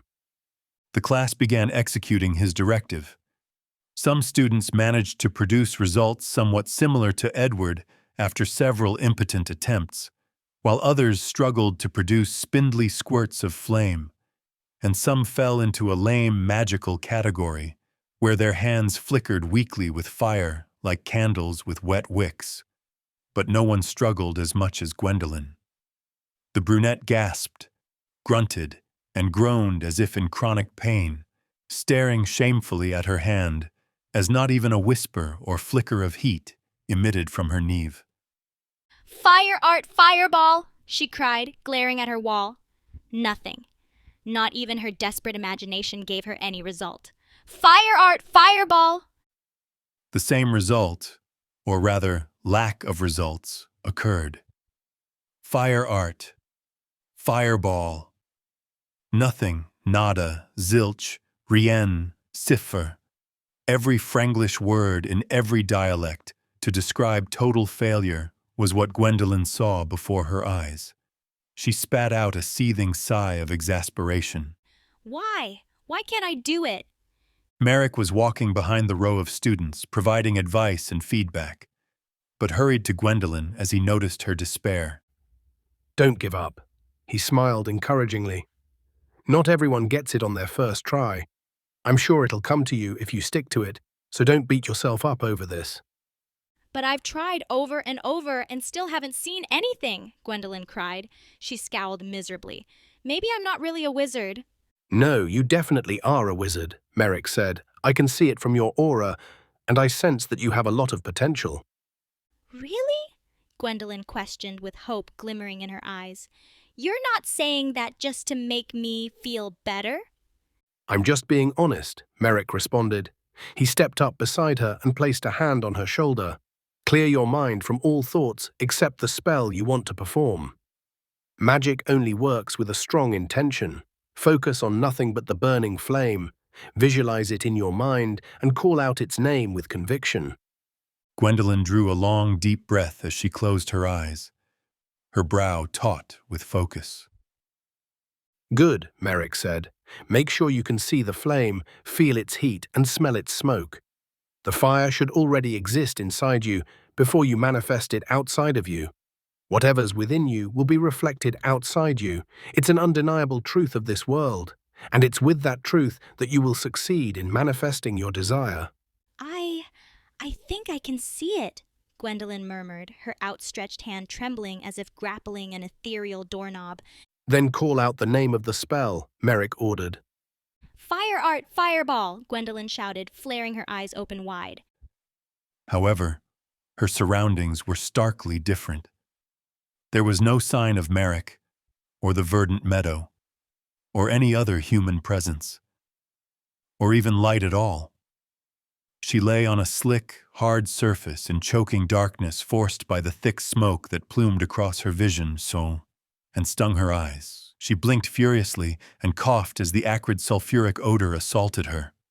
But waves of heat rolled over her as a painful distraction, searing her flesh that pressed to the floor below as if she was in an oven. She lifted her head further with a gasp, but her startled emission was swallowed by "Oh, wow, wow!" If rendered into language, the shrieks that pierced Gwendolyn's ears would appear similar to the former. But such letters don't bring justice to the blood-curdling panic that echoed throughout every iota of the terrified girl's darkened surroundings. The howls of psychedelic horror slit the very air with the pure terror of humanity screaming their last breaths before descending into the eternal abyss of death. Screams that sounded more animal than human, yet carried all the weight of sentient consciousness being slain by inhumane evil. Something wicked lurked beyond the murky vision that Gwendolyn struggled to breathe within, as broiling smoke filled her nose and lungs and choked her. But a repulsively familiar sensation gripped her attention, directing her eyes down as she lifted her hand up from the floor. Staring back at her was red gore. Her Neve was cloaked in grievous scarlet. A horrible scream joined the rest. Gwendolyn realized it was her own. Her mind was shutting down under an inescapable program of fear that set her entire body aflame with electric panic. A sensation like static ran up her spine and zapped the back of her head as adrenaline beyond anything assaulted her vessel. and yet she couldn't move a muscle. Something paralyzed her in place, forcing her to remain in this disgrace as sheer fear ravished her mind into mush, strangling thoughts into unintelligible screams as time seemed to stop because the waking nightmare would never end. Panic had seized her in its jaws, thrashing her mind into an apocalyptic frenzy. A whirlwind of terror and turmoil twisted her psyche with its terrible turbulence, paralyzing her body and murdering her thoughts, and only intensifying with each passing moment. Her heart punched against her ribcage so violently she felt it would burst from her chest. A voice within her screamed to flee, but terror forced her into a stupor. She was trapped in a waking nightmare with no end in sight. Gwendolyn! A voice cried. It sounded muffled as if the speaker was underwater. Gwendolyn! Gwendolyn's eyes flew open. Merrick's concerned face gazed down at her as he cradled her in his arms. He sat on his knees on the grass, with a crowd of students surrounding him. Worried eyes and grimaced lips filled the clearing as everyone stared at Gwendolyn with concern. What happened? She asked, breathing heavily. You unleashed the biggest fireball I've ever seen, Merrick said. Your wall was completely destroyed. Then you passed out. He knit his brow. Are you all right? Yeah, I think so, Gwendolyn murmured. She pressed a hand to her temple and found it clammy with sweat. I just had this terrible nightmare or something. It felt so real. There was blood and smoke and people screaming. She halted abruptly, shuddering. I never want to see anything like that again. Merrick's gaze hardened. What you experienced was a vision. Precognition is a rare ability among wizards. It can be harnessed through training, but talent plays a large part. Whatever you just saw in that vision was an event that may or may not come to pass in the future. The better you get at precognition, the more accurate your visions will become. He frowned. You still look shaken from your vision. Do you want to take a break from training? Gwendolyn shook her head. No. She got to her feet and looked past the throng of students where the crumbled remains of her stone wall lay. Not when I've just made a major breakthrough. The surrounding students began to disperse with hushed chatter. Their eyes were still wide from what they'd seen, and many pointed at the ruins of Gwendolyn's wall with looks of awe. Okay, Merrick said. Just don't push yourself too hard. Chapter 7. After that fateful basketball game, the remaining days of middle school passed in a blur, but simmering conflict remained a constant consequence of my past actions. I often caught Jessica glaring at me, but when I turned to her, she'd look away without a word. I never got a chance to strike up a conversation with her for the rest of that year, but looking back on it, I think it's more that I didn't want to talk with her. I was afraid of what she'd say. Summer soon arrived. With its arrival came vacations for Eric and Arnie, leaving me alone in Sienna City for the duration of the break. The days were uneventful and easily forgettable. The most fun I had that summer was when I went with my father on fishing trips, which says a lot since we spent most of our time batting away flies and mosquitoes. Given all that, I was stoked when the first day of high school arrived. I was out of bed at the crack of dawn. This surprised my mother, but in a good way. At breakfast, she commended me for doing so, saying, You should wake up at this time every day. I'm glad to see that you're starting to mature. However, her expression quickly soured. Your room is still a pigsty, Alex, and I won't be cleaning up for you anymore. You're not a little boy anymore. You're a young man, and you need to act like it. Well, I guess I had to take the good with the bad. There was just no pleasing my mother. Only my father had that power. He could diffuse her temper with a single smile. He showed up just in time for me to take my leave, grinning at me. I expect great things from you, son. Your son doesn't understand the importance of tidiness, my mother complained. She pointed at me. I had just opened the door with my backpack slung over my shoulder, a moment away from escape. Where are you going, mister? My mother asked. You're early today. You have time to learn some good habits. She glanced at my father. Your son never cleans his room. He'll never get anywhere in life if he can't organize his things. Honey, my father said, don't worry about that. Messiness is a sign of intelligence. He's right, I cried. By God, I go to school. I slipped out the door, thankful to my father for saving me from yet another lecture. It didn't take long to get to school. I would have been unused to the new route if I hadn't trialed it during the summer, out of boredom more than anything else. My journey cut across a few major roads, but wasn't much longer than the way to my middle school. When I arrived at the building, it looked starkly different than what I remembered. It was the same large turmeric brick structure with the words Central Siena High School printed across the front in giant blue letters. But the contrast between my quiet arrival in the summer and the storm I encountered now was staggering. Legions of buses rolled across the dark asphalt of an expansive drop-off zone to expel floods of students as cars filled an adjacent parking lot like fish crammed into a barrel.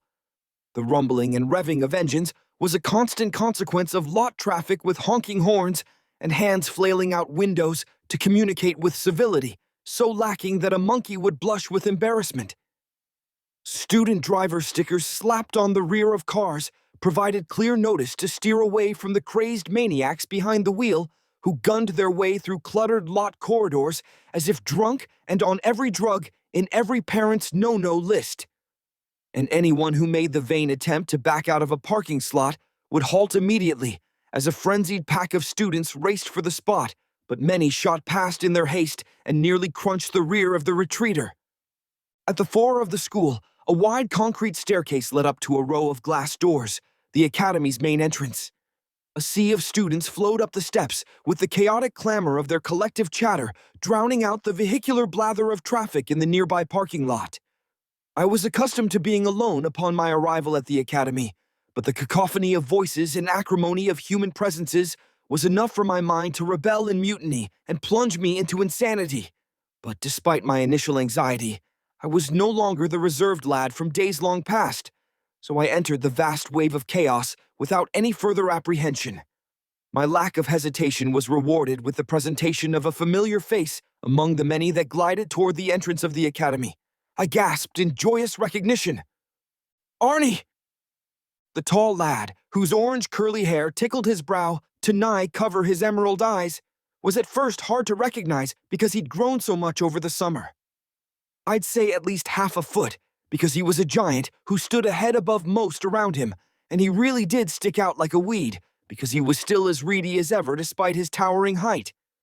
His eyes lit up with recognition, and he flashed a mischievous grin.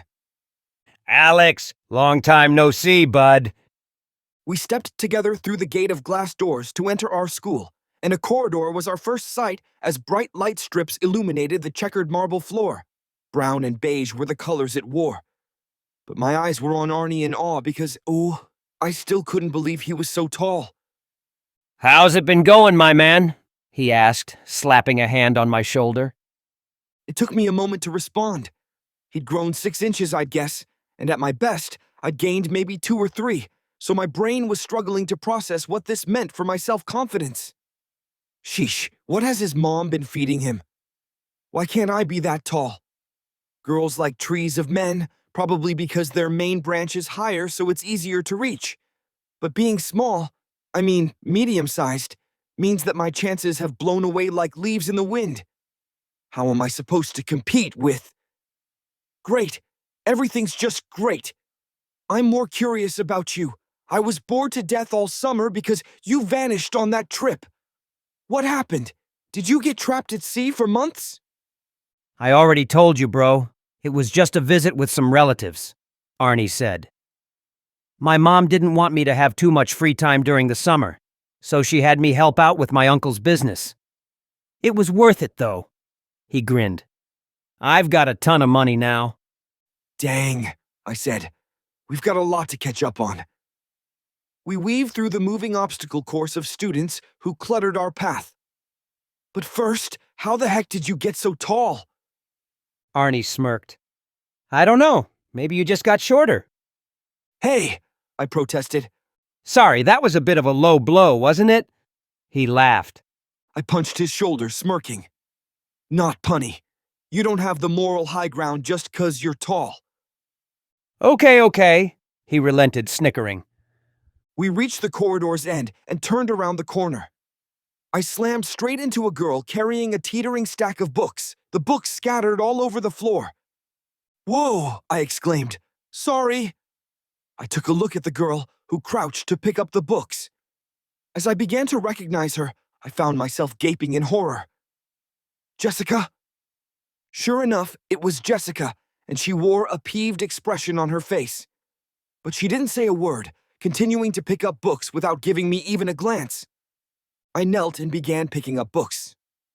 Sorry about bumping into you, Jessica. You okay? She remained silent. Now I was certain she was ignoring me. I projected a hand to pick up a book, but I found myself grasping Jessica's hand. Coincidentally, she'd reached for the same book at the same time as me. Her hand was small and delicate with silky smooth skin, so soft and warm that its touch halted my breath, and I could have held it for a while if I wasn't blasted point blank by a scathing glare. She stared at me as if examining a hideous insect. I choked out a gasp of death and withdrew my hand hastily. Sorry, I didn't mean to. She snatched up the book and strode past me. Arnie's lips curved in catty bemusement as he gazed at me with mocking eyes. What? I asked.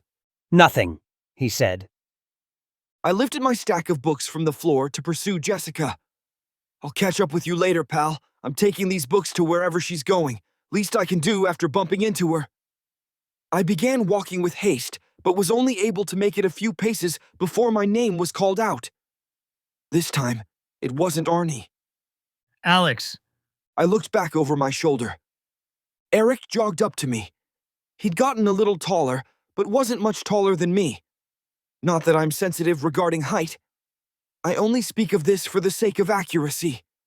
Anyway, the main difference I noted in Eric was his musculature. His shoulders and arms were much broader than I had remembered. He smiled. How's it going? He glanced at the books with a perplexed look. What are you doing with all those books? I accidentally bumped into Jessica, so I'm helping her take them wherever she needs them. He raised his eyebrows.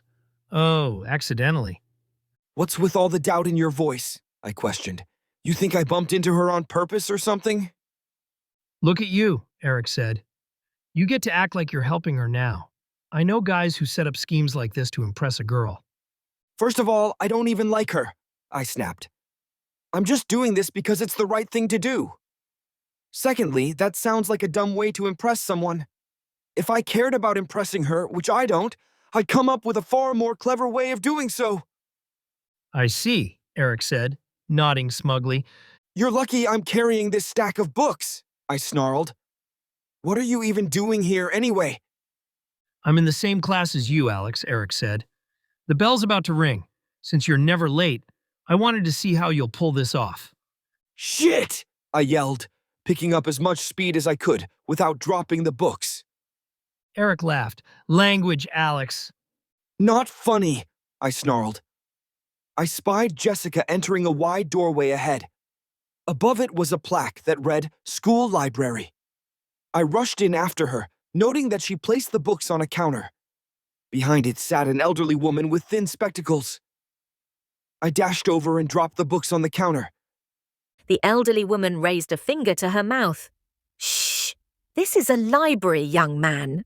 I had already turned, madly sprinting to execute a hasty return. I zoomed down hallways like a missile, screeching around every bend with my shoes like a race car drifting around curves to aim for first, and flew with every step as I launched myself forth with all my worth. I wasn't going to be late over my dead body, because my mother would create another son to replace me after leaving behind the bloodied mess that used to be me if she ever found out about a tardy. Eric loped beside me with a stupid grin on his face. I can't believe this is the first time you're going to be late. You can't believe it because it won't happen, I retorted. My mom will kill me if she ever finds out that I was late. I skidded to a stop in front of a door, flung it open, and burst inside to launch myself into the nearest open desk. As soon as my rear contacted the chair, the bell rang. Safe. Eric strolled into the classroom and sat down at a nearby desk with a disappointed look on his face. I jabbed a finger at him. You thought I was going to be late, huh? Suck it. I'm always on time and always will be. I wiped sweat from my temple. Phew, my life flashed before my eyes for a second there. A dark-haired man glared at me. His hairline receded further than the sea at its lowest tide in a century, while his nose was a sharp beak that hooked over stern, thin lips. He wore a fuzzy red sweater vest over a white shirt, but the sleeveless overcoat was so tacky that only a baby would maybe wear it if they managed not to die from shame, because even an unnamed newborn would know that dames wouldn't give a man with such attire a second glance. And from the foul attitude of my new instructor, I could tell that he was just like Mr. Rosen and had no misses. Otherwise, he wouldn't be so pissed at a well-meaning lad like me. What an uncivilized way to enter class, he scoffed. This better not become a habit. He walked up to the blackboard behind him, picking up a piece of chalk. My name is Mr. Richardson, he said, scrawling his name in white on the dark wall. He turned to us. Your education in Siena Central High School is split into 2 sections, academics and mana training. I will be your academics teacher for the remainder of the school year. We'll be covering mathematics, history, science, and Franglish in this course. He lowered his voice. If I was in charge, we would focus solely on academics because that's what school is supposed to be for, but that's beside the point. He cleared his throat. Now that our last-second arrivals have graced my class with their slovenliness, I'm sure we can begin. We're only missing 1 student, but I doubt anyone would miss their first day without good reason. The classroom door opened. I glanced over at the newcomer. Jessica walked up to Mr. Richardson and handed him a piece of paper. Here's my pass. I was just returning a few books to the library. He nodded. She sat down in the last open seat, which happened to be right in front of me. This was certainly an interesting development.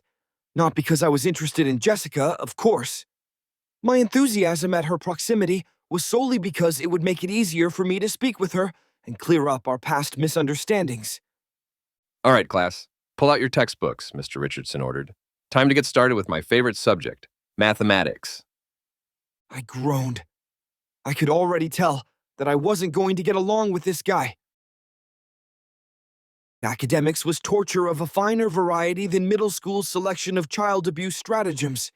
And by finer, I mean more refined, like the edge of a knife sharpened to slice and dice every iota of its victim's brain to mush. That was the suffering I endured at the hands of Mr. Richardson. So my triumphant escape from his endless prattle was conducted with a sonorous sigh of relief, like I'd attained salvation from the most grievous of sins. I'm all for intellectual sophistry when it concerns matters that actually matter to me, but babble about how old someone was who died before my grandparents were born, and mathematical gibberish that no one other than a sadist who delights in torturing the young would use is far from my cup of tea, and I don't even like tea. I'd be overjoyed if the freaks at school known as my teachers would miss me with that rubbish. Anyhow, I conglomerated with my compatriots at a lunch table as we slapped our food down and began to chow down. Lunch was just as festive as middle school with blather so loud that to gather a single coherent thought was an epic task, and the food was just as bland and grotesque, if not more so. But the point of the lunch break is the break and not the grub itself. Yes, it's hard to believe, but I'd realized this after enduring 6 crappy hours of our lives, otherwise known as school, for more than enough years to grant me several doctorates on the topic. Yes, I was fully determined to use this break to the maximum and catch up with my friends. Foul Richardson didn't allow a whisper during his haughty lectures, or he'd fly into a rage at alleged disrespect, so my mouth wasn't only filled with food, but also with questions and declarations. So where'd you go over the summer? I asked through a mouthful of mashed potatoes, gazing at Eric. You never told us much. All you told us was that you were going on a trip. Eric poked a spork in Arnie's direction. I more or less did the same as Arnie. I visited family in the countryside. My uncle lives there and he has this huge farm, so he's always eager to have my help. He took a bite from a chicken leg. My uncle's name is Alric. Sounds kind of like my name, doesn't it? That's because they both mean the same thing. He set down his chicken drumstick and beamed. King, as in king of everything. You sound really pumped about that, I remarked. But isn't it kind of strange for your uncle, a farmer, to be named that? He raised an eyebrow. What do you mean? Farming is regal work. He pointed at the food on my plate. All the food we're eating right now comes from farms. Without farmers, society wouldn't be able to survive. He took another bite from his chicken leg. Farmers are producers. Everyone else is a consumer, reliant on farmers for their lives. We're not giving farmers the respect they deserve. Respect worthy of a king. I kinda get what you're saying, Arnie muttered with a half scowl. But I'd respect farmers more if they stuck to growing plants instead of killing animals. Eric waved a hand dismissively. Not this again. All life leaves this world one way or another. The animals we kill aren't losing anything. No, I say that they benefit from being killed by us. The way we pamper them, feed them, and kill them mercifully is much better than anything Mother Nature has in store. Mother Nature will starve you if you're weak, poison you, inject you with parasites, or eat you alive with no more empathy than a burp and a giggle. I say we're doing these little beasts a huge favor. Arnie frowned. What gives you, or any humans, the right to take an animal's life? I need to eat, Eric exclaimed, taking a huge bite from his chicken leg. Is that a good enough reason for you? Arnie glowered. Now seemed like a good time to change the course of this conversation. The rays of death radiating from Arnie's eyes could fry eggs, pancakes, bacon, you name it. And so I wanted to save Eric from the dastardly doom he was blissfully unaware of. Do you guys know anything about the mana training that Mr. Richardson talked about? I asked. He said our day is split between academics and mana training, so we should be getting started with it after lunch, but I have no idea what it'll look like. Beats me, Eric muttered. He grinned. But I'm sure it'll be something like gym. We don't have that class anymore. And there's no way they got rid of the best part of the school day. I'm sure kids would revolt and burn this prison to the ground otherwise. Well, I heard that mana training is split between wizards and fighters, Arnie said. He feigned a pout with a fake sigh. That's just too bad, Alex. You won't get to be with Jessica. What does that have to do with anything? I demanded. We know you like her, Eric said. You were staring at her the whole time in class. What else was I supposed to do? I asked. She was sitting right in front of me. I wasn't actively looking at her. The resting position of my eyes just happened to be in her direction. We understand, Alex, Arnie said in an annoyingly condescending tone. We get it. I fumed. I'm gonna trash on you two in mana training. You better watch out. Loudspeakers marked every corner of the lunchroom, and an announcement abruptly crackled into existence and echoed its declaration throughout the chamber. Welcome to Siena High School, freshmen. This announcement is to clarify the locations of our mana training classes for our newcomers. For first-year wizards, your classes will be in room 181, which is located on the left side of the building. Our first-year fighters will go to room 51, which is on the right side of the building. Damn, I said, as the loudspeakers finally quieted after ringing screechily for several moments afterward. I scanned the horde of students surrounding us. There had to be at least 150. Everyone here is heading to one of two rooms. Since wizards are much rarer than fighters, that'll mean we'll have at least 100 students in one class. I doubt we'll have even half that many, Arnie said. Mana training isn't technically required for graduation, even though its inclusion is the default route. Many students choose to take other classes instead during this time. Wow, I don't know what kind of masochists would torture themselves further with more lectures, but to each their own, I guess, I said. I scarfed down the remainder of my meal in a flash and rose to my feet. Lunch doesn't have much longer, so I'm beating everyone down to room 51. Last one, there's a rotten egg and a sissy. Chapter 8. I thought I'd be early, but I couldn't have been more wrong. The route from lunch to training was long with lanky hallways, twisting and turning before finally unfurling the final destination of my expedition.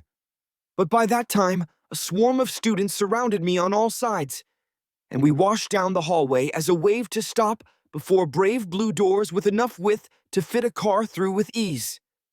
A lad tried the doors and grunted in frustration as the handles jangled in indignation. "It's locked!" Fortunately, a janitor stood nearby and strode up to the gate with a limping gait.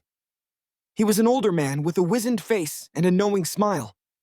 You boys are early, so of course it would be locked, but I can't help but applaud your enthusiasm. I bet your teacher will be glad to have a class as eager as you all. He drew a key from a shirt pocket and unlocked the barrier, then cast aside the door. All the lads were of one mind as we swarmed inside. I had yet to see a girl, probably because the lasses were curling their hair or eating gossip with little interest in the training they'd signed up for, but I cared not. I'd just eaten my grub and was bursting with enough energy to flood a dame's dam. Wait, why was I always in the mood for the pleasure only second to food? I distinctly declared that I didn't care for the charm of a Charlotte, Margaret, Mary, or any other harlot with the arrogance to think they won my adoration. Besides, Mary was the name of my mother, who reminded me of the other side of femininity, with her witchery that had me pity my father for his servitude to a merciless slaver. But why was I thinking of my mother at a time like this? I have to admit, it was wholly inappropriate. What did she have to do with thoughts of floods, dams, and dames?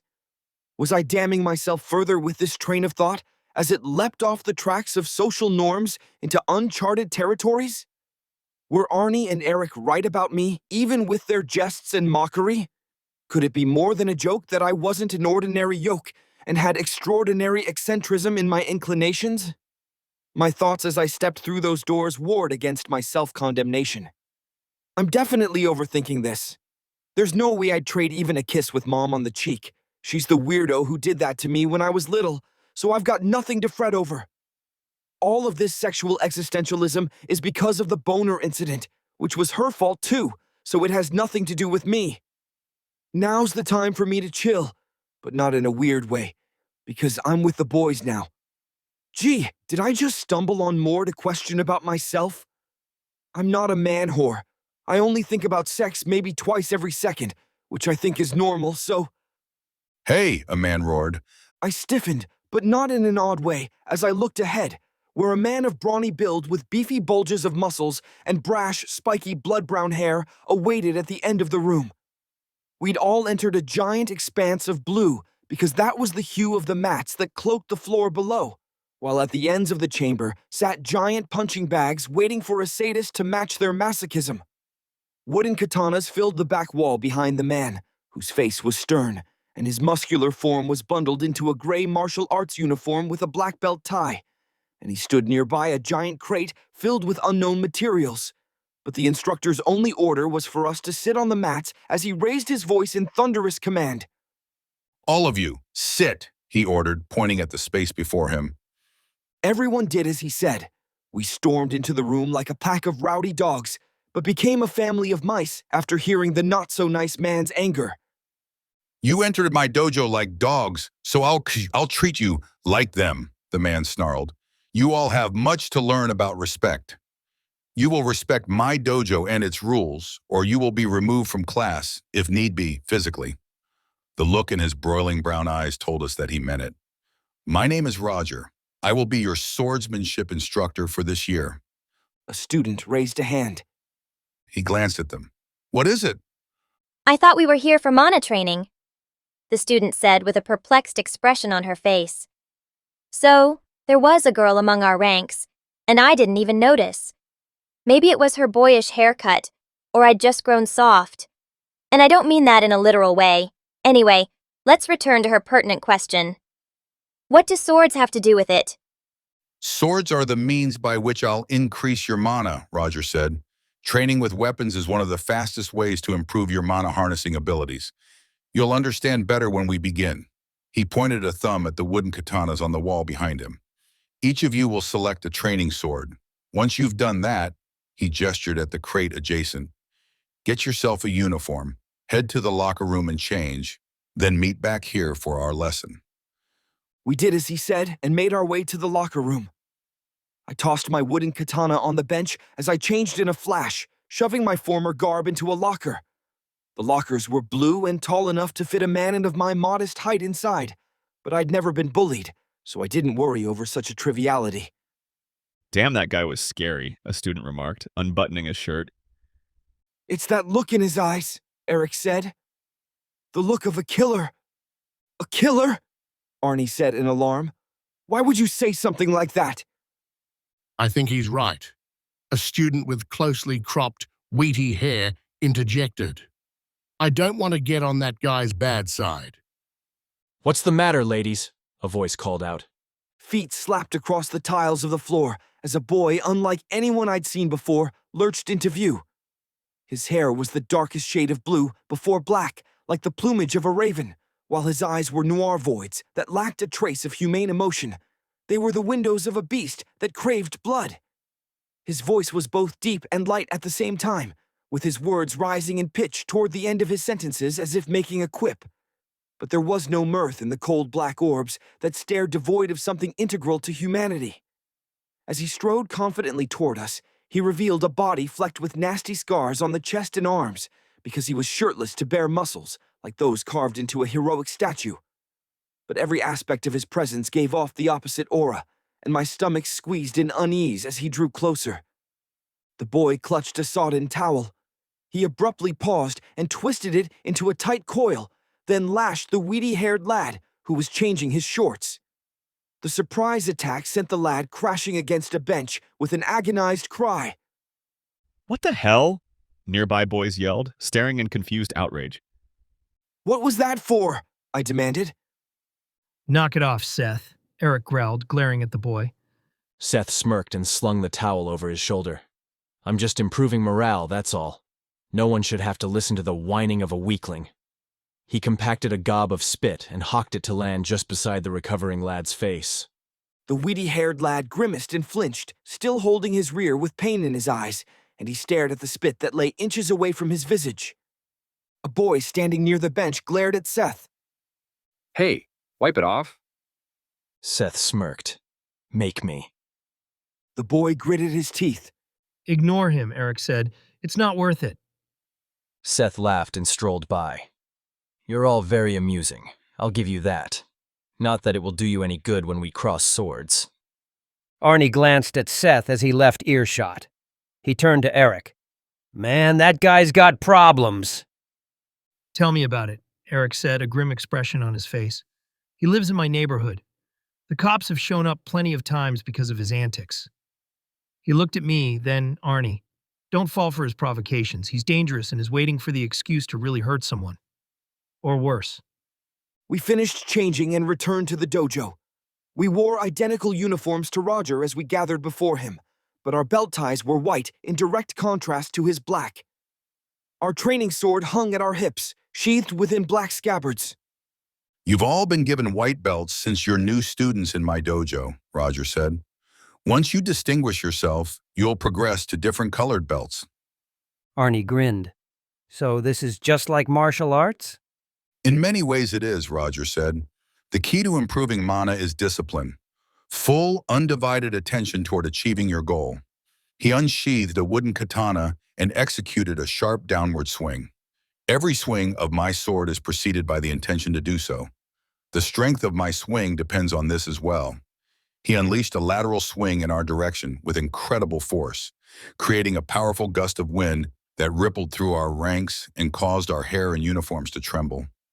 Murmurs of awe and gasps of astonishment spread among the students. The mind-body connection is what creates strength, Roger continued. The same is true for mana. If you want to increase your ability to use mana, you must train at it consistently with the will to do so. He sheathed his sword and scanned his fierce gaze across us. We'll start by drilling sword swings and thrusts. Spread out to give yourselves distance. Make sure you maintain full control of your katana throughout every strike. Students fanned out across the room as they unsheathed their weapons. I slid my saber out of its scabbard with a slight smile. I'd been waiting with eager anticipation to wield the katanas ever since I first saw them. My hands shook with such excitement that I nearly dropped my glaive. All right, here goes nothing. Hiya!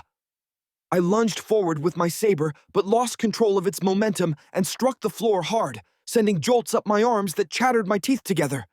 But I wasn't discouraged by this folly, as I straightened to fire a flurry of swings in every direction, as if I was fighting a nation's worth of enemies. But it turned out this wasn't such a good idea, because I quickly lost balance and tumbled back. However, before I could crash on my behind and grind my tailbone into mush because I lacked the protective tush of my sister, a hand seized a fistful of my garb at my back and froze my momentum in a blink. With a sinking feeling, I made my eyes crawl over to the furious face that glared with appalled eyes. He looked so surprised, but he sure as hell didn't look happy. You've done just the opposite of what I said, Roger snapped, releasing his iron grip on my outfit. You're not swinging with anything even close to discipline. I've seen infants wield baby rattlers with more control than you and your sword. It's no wonder that you're falling all over the place when you lack a pinch of coordination. What's your name? Alex, I muttered sheepishly. He raised his voice and pointed at me. Alex here is the perfect example of what not to do while training. Do not swing your sword without restraint. Every movement should be slow and deliberate while you're starting out. Controlling strength and speed are skills that take time to master. Way to go, Alex, a voice cried out. I reddened. Roger's head jerked in the voice's direction. You! What's your name? The name's Seth, the voice replied. I saw Seth swagger into view with his hands clasped behind his head. You want something, Teach? Looks like you have an attitude problem, Roger remarked. I point out the flaws of students to give them a learning experience that they won't forget, not for the sake of ridicule. He narrowed his eyes. Go run 50 laps around the dojo. Maybe that'll teach you to think first before you speak.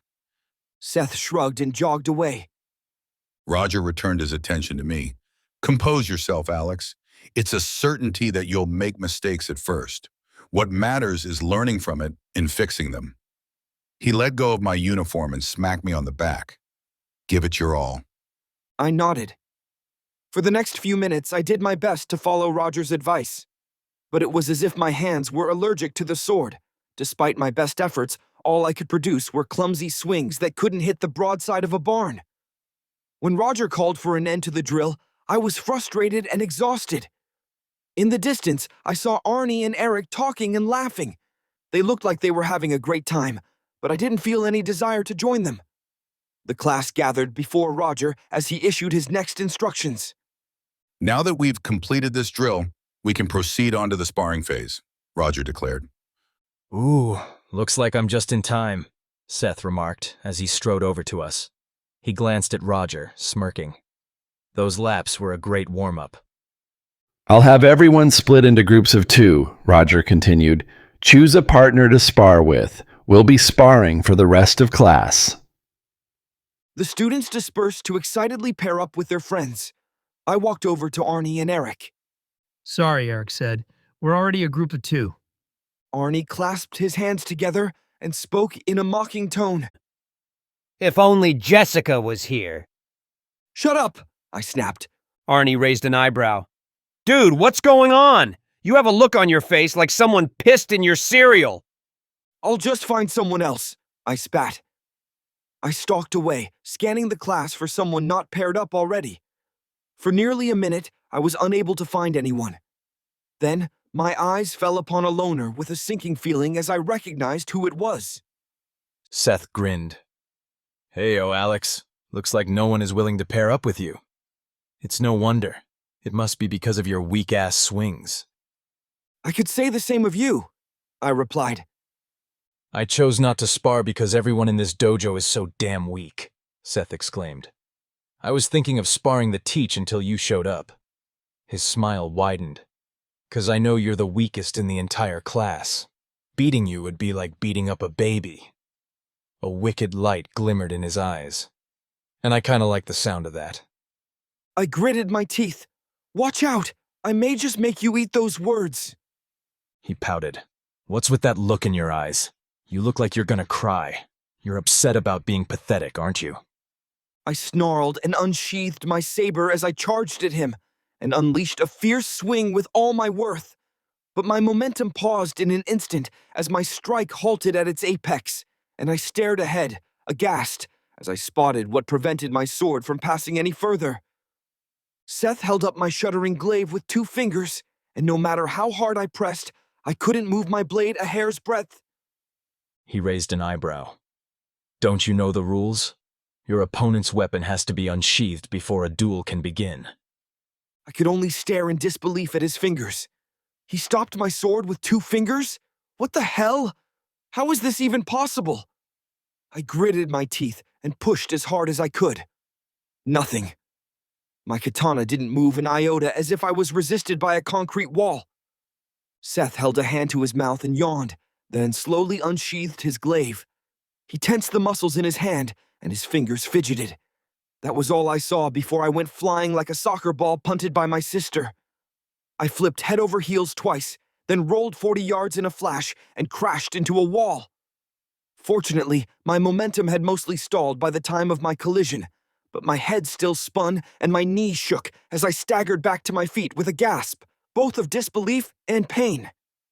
Looking back, the only reason I rose so fast was because of my shock. Perhaps if I'd stayed where I fell, I could have avoided the hell that awaited from my ominous opponent. He smirked, but there was no smile in his cold, dead eyes. Let's try again. We'll have a proper duel this time. I hope your mother has her morning gown ready because I may end up killing you. Not on purpose, of course. If I wanted you dead, you'd have fallen long before you could unsheath your katana. It's just that you're like an insect to me. He shrugged innocently without any innocence in his eyes.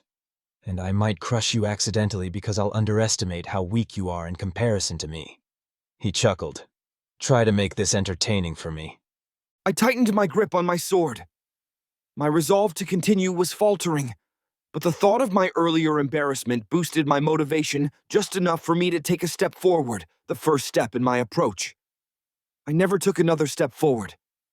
Seth appeared before me in an unreactable instant and unleashed an unstoppable onslaught of blurring swings. I could barely parry one, let alone the cataclysm of crashing strikes that beat a brutal rhythm on my body like I was a drum. I stumbled back and turned to avoid being pressed into the wall, for I knew that would be my end once I had nowhere to retreat. But retreat was all I could do in the face of the pain that rained down upon me from every direction. I felt like a frog strapped to a table for dissection because I had no opportunity for dissension. I had no chance to strike back. Self-defense was an imaginary fantasy under the irresistible wave of cruelty that lashed at me like myriad whips striking simultaneously as Seth snarled and seethed and smiled. Evidently, the sadist was enjoying this, but all I experienced was agony unlike anything I'd ever endured. I held up my sword in an attempt at defense, but that's all it was, and nothing more. My glaive was nearly knocked from my grasp as he pummeled me like a punching bag, punching me with thrusts of katana into my abdomen that doubled me over as vomit rose up my throat, only to be interrupted by whacks against my skull that echoed within my brain as bombs of pain exploded in my head. Every muscle throbbed, and every organ screamed for respite, but the might of his onslaught only increased. I was as helpless as a ravished maiden, as powerless as my mother when her sickness struck her, and as weak as myself as a small child when I couldn't do anything to help my suffering family. Couldn't help my mommy as she wailed in agony from her disease. Couldn't help my daddy as he fought back tears and lied through his teeth that everything would be okay. And couldn't help my sister who ran away anywhere but home to avoid the horror of our mother's misery. Because every time she heard it, her face would twist in agony as if she were the one so suffering from an incurable ailment. Powerless, weak, incapable. A fool who thought himself able to make a difference when the truth whacked me in the face 100 times and I could do nothing but cry like a bitch being raped. The room spun. I saw doubles and triples of Seth as he pursued me. His strikes stung like bullets from a gun. I expected to see blood burst forth from my vessel. He suddenly halted. Is it over? A thick smog of pain clouded my mind, so I struggled to process my thoughts. I foggily realized that Seth was still moving. The multiple images of him coalesced into one as he stepped back, holding his sword close, then spun in a vicious circle and unleashed a tremendous smash. The ferocious blast of condensed might ignited pain like an explosion across every inch of my body, so that I didn't know where I'd been hit. But it didn't mean shit, because I was flying like a missile across the room. And as I zoomed, I scarcely knew what was going on, except that it was bad for my survival, and the crash against a far wall at the end of my launch sent me into a realm of black. Fortunately, or unfortunately, I was back as I slammed down onto the floor a meter below. The thick mats on both the walls and floor were a mercy, for without them, I'm sure I'd have been a red mess. But I felt far from blessed as I lay crumpled on the ground in crippling agony, unable to move so much as a muscle. Seth stalked toward me, sneering. "Is that really all you've got?" Roger stepped in front of me. "Seth, that's enough. Your opponent is down. The fight is over." Seth shrugged. How disappointing. He turned and walked away, leaning his sword against his shoulder. My collision must have alarmed everyone in the room, because I became dimly aware of the entire class eyes on me. Not that I cared at that moment. The constant pain I was in took my mind off any other concerns. "You all right, Alex?" Roger asked. I managed to brace myself on my hands and knees. Standing up any further was a dream at the moment. I coughed and spat on the floor. I tasted blood in my mouth. "Never been better." I laughed harshly. "Why someone like him so strong?" "Strength doesn't discriminate based on virtue," Roger said. "All that matters is the will put forth to obtain it, regardless of if that will is tied in with bad intentions." He frowned. "Since you were able to crack jokes about it, I'm assuming you're fine. A couple days rest should be enough for you to recover. Until then, I'll be keeping you out of training." I stared at him in bewilderment. Then how am I supposed to get stronger? "Focus on training your mind until your body has recovered," Roger said. I heard the sound of footsteps approaching, so I looked up to find Arnie and Eric approaching us with worried expressions on their faces. "You okay, Alex?" Arnie asked. "We didn't see what happened. Only that you went flying into the wall." "It was Seth!" I spat. I told you to watch out for him, Eric said. That guy's nothing but trouble. Why'd you choose him as your partner? "There was no one else," I said. I'll swap out for you then, Eric said. You can pair up with Arnie next time. I shook my head. "Can't. I'm barred from training for the next few days." Roger nodded. "He got roughed up pretty bad in that fight.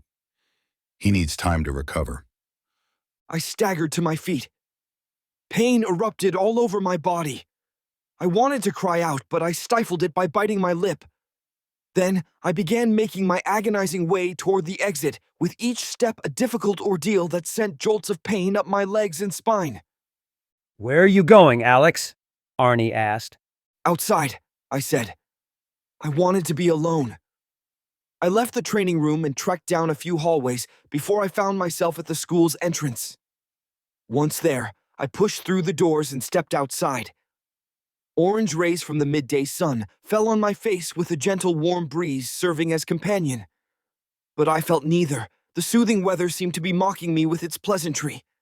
The calm comfort outside was the opposite of the storm I suffered inside, and the pain that crippled my vessel with every halting step.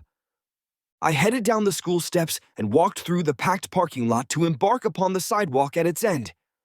I followed the paved path aimlessly without any destination in mind. All I wanted was to distance myself from my failure. There weren't many places of interest near the school.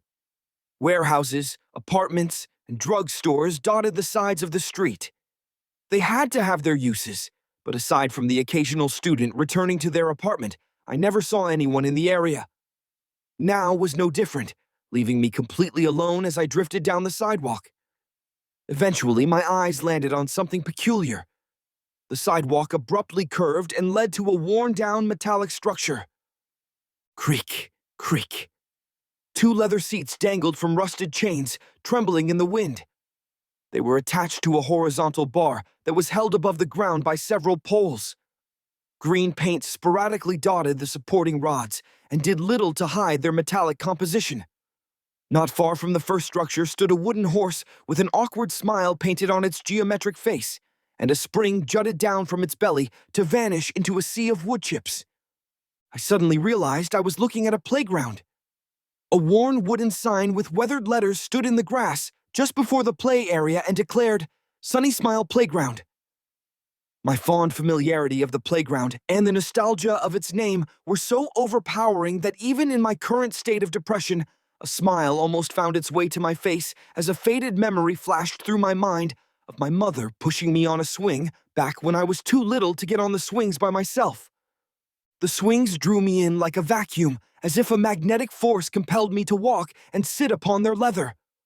So I reclined and grasped the chains as if I was about to kick off and swing, but the ring of memory hummed through my mind as I stared into the past.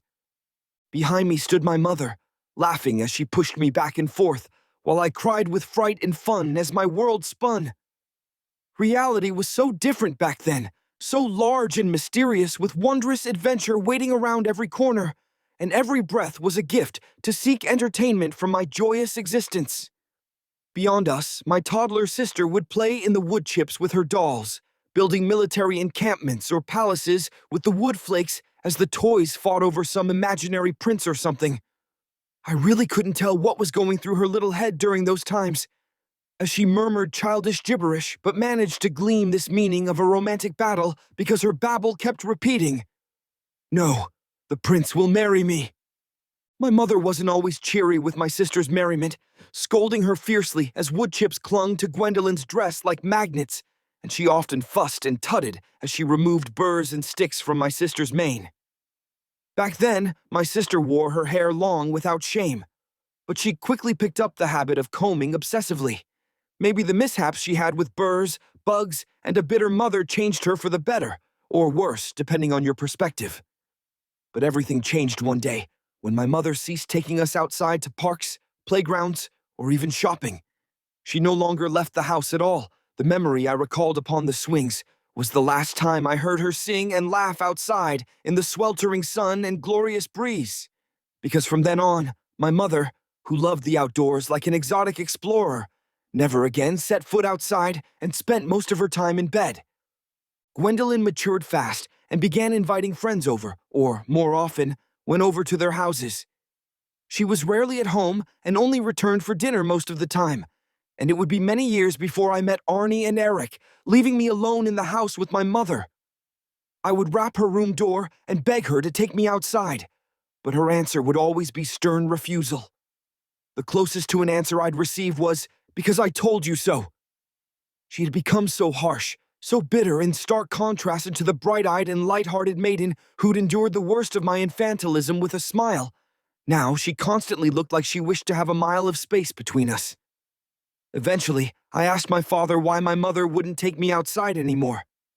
I scarcely rose above my father's knee as I looked far up, as if staring into the sky, because he was a tower to me back then, and asked, "Why won't Mommy take me outside no more?"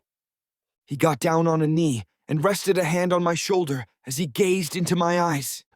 Alex, your mother has a condition that makes it hard for her to go outside.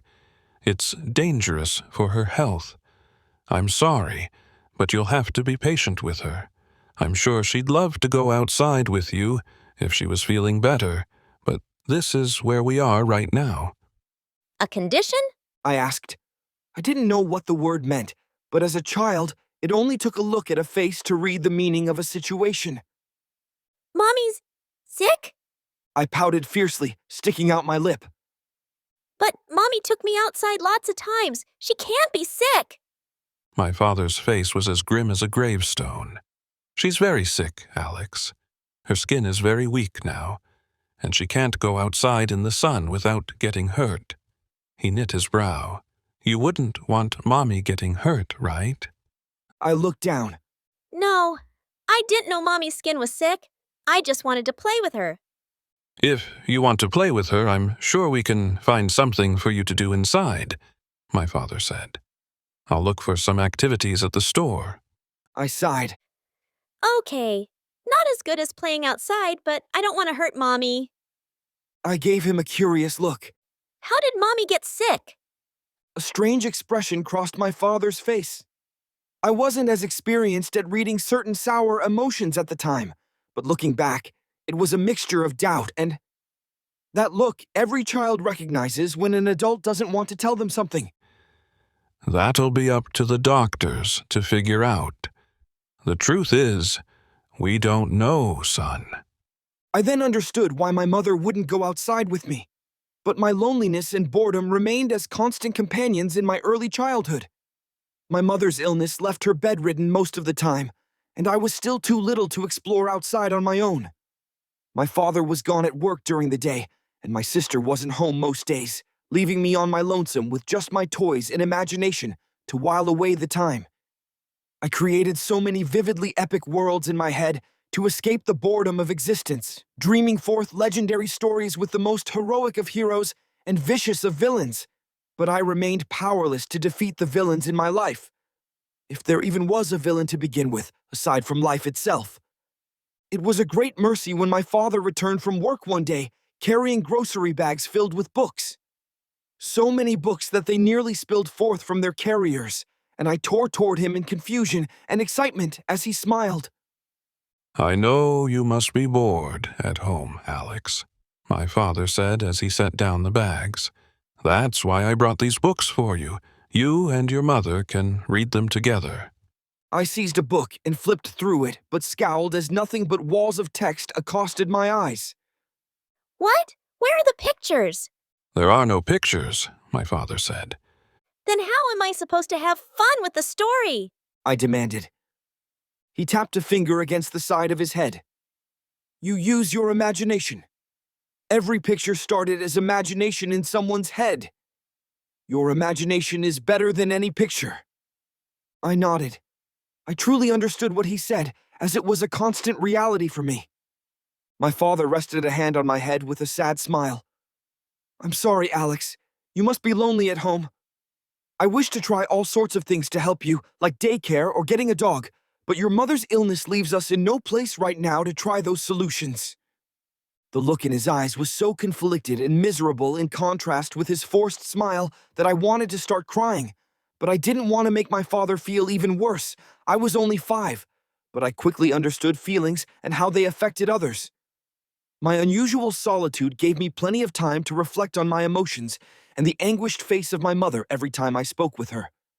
Yes, she was harsh, but the pain in her eyes was clear in every interaction, so I knew the reason for our separation was because of the hurt she felt, and perhaps it hurt her too, knowing that there was nothing she could do because her condition made her irritable and forced her to spend hours in bed fighting back screams.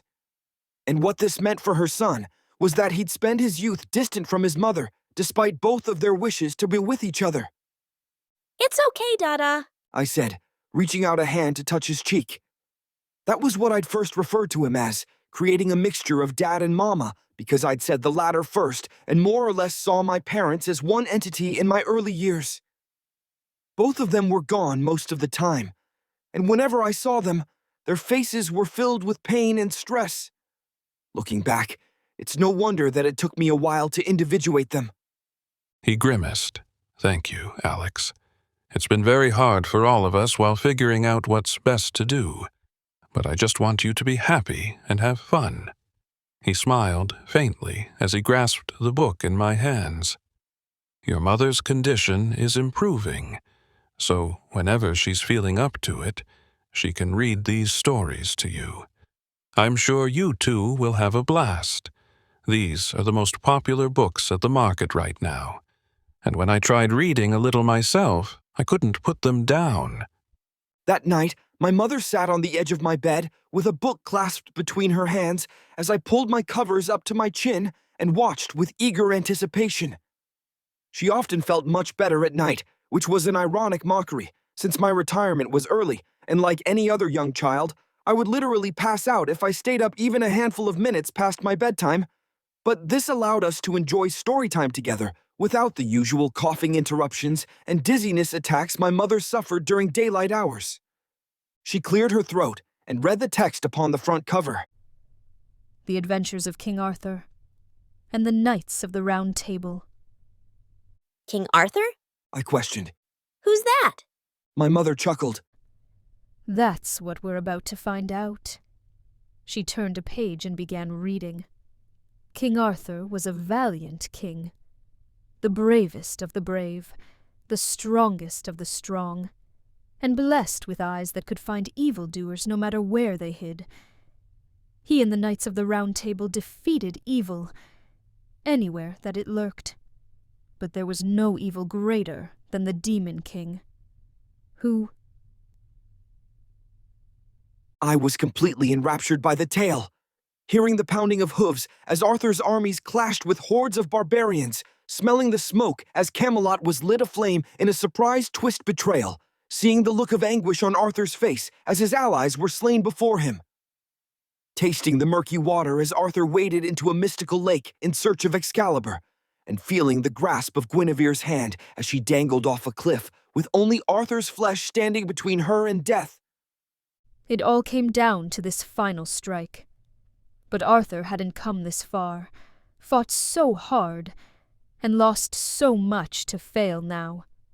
With a mighty roar, and one powerful swing of Excalibur that cleaved the sky asunder and changed night to day, Arthur slew the Demon King, and brought peace to the land. And everyone lived happily ever after. The end. My mother turned to me with a smile. How was that, Alex? I thought it was a little long, but... Again! I cried. I want to hear it again! My mother laughed, shaking her head. It's time for bed, sweetie. She gave me a kiss on the cheek and stood up.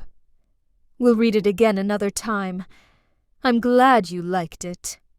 She turned off the lights and exited the room. That night started my love for fantasy books. At first, my mother or father would read the tales to me, but soon I was avidly reading them myself. Sure, there were many words I didn't know. However, I learned as I read and by asking my parents questions. When I began attending school, my vocabulary far exceeded that of my peers. I quickly discovered that I was a menace in spelling bees and won every one that I entered. When I entered middle school, I met Arnie and Eric. With them to hang out with, my interest in fantasy books somewhat faded. But I could never forget the thrill they gave me and the days and nights I survived using them as my guardians against boredom. My mind snapped back to the present as I spied a figure approaching me. It was Arnie. He sat down on the swing beside me. Hey, Alex. I just wanted to check on you. I scowled at him. Aren't you supposed to be in class? He shook his head. Class ended some time ago. How long have I been lost in my thoughts? I tapped my fingers against my knees. Well, what are you here to talk to me about? Is it about how I lost? Why are you speaking like that, Alex? He asked, his face racked with concern. It was a practice bout. There aren't supposed to be winners or losers. That Seth guy is just a jerk and hurt you. His tone softened. I wanted to check on how you're feeling. Well, I feel pretty bad, I said. I smirked. Is that what you wanted to hear? He sighed. No, I'm not just talking physically. You looked crushed emotionally after that fight. I clasped my hands together and shook them. What's with all this talk about emotions all of a sudden? I inhaled deeply, then expelled an exasperated gust. Fine. Of course I felt awful after losing to Seth, because I was supposed to win. Arnie pressed his lips together. Alex, I'll just give it to you straight. Seth is a lot better at sword fighting. Why would you expect yourself to beat him? I didn't respond for several moments. Back when I was little, my mother used to read bedtime stories to me. In those stories, the good guys always won, and the bad guys always lost. I narrowed my eyes. Seth's the bad guy in this situation. You've seen how he treats others, and you heard what Eric said about him. I clenched a hand into a fist. That's why I must win against him. I wouldn't care if I lost to anyone else. Losing to him means that good lost to evil. Arnie bit his lip. I can see where you're coming from. But that way of looking at things could get you hurt really bad, Alex. It could get you hurt even worse than today, and I don't want that for you. He knit his brow. Don't put a burden on yourself that's too heavy for you to bear. Then what am I supposed to do? I asked. Give up? Give in to someone whom I know is wrong? I don't know how I'd live with myself. Arnie looked away. In those stories you read, did the good guys win immediately? I shook my head. No, otherwise there would be no story. He looked at me. Do you understand? I get it, I growled. I just need to get stronger so that I can beat Seth. But how do I get there? He's so far ahead of me. I feel like it'd take years to get as strong as him. A thoughtful expression crossed Arnie's face. I heard stories too when I was younger, but they revolved around Sienna. His eyes narrowed. No, not stories. Legends.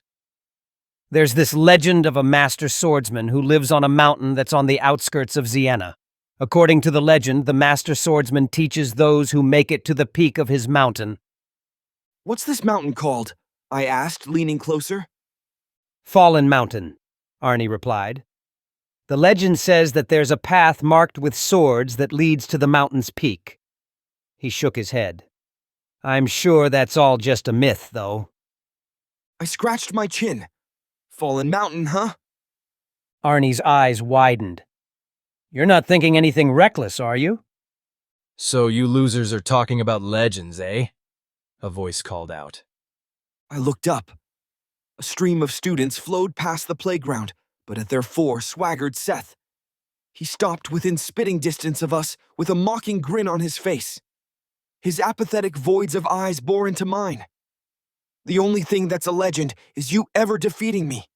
Because you're a nobody. You're a failure, and always will be a failure. Get lost, Arnie growled. I don't care how skilled you are with a sword.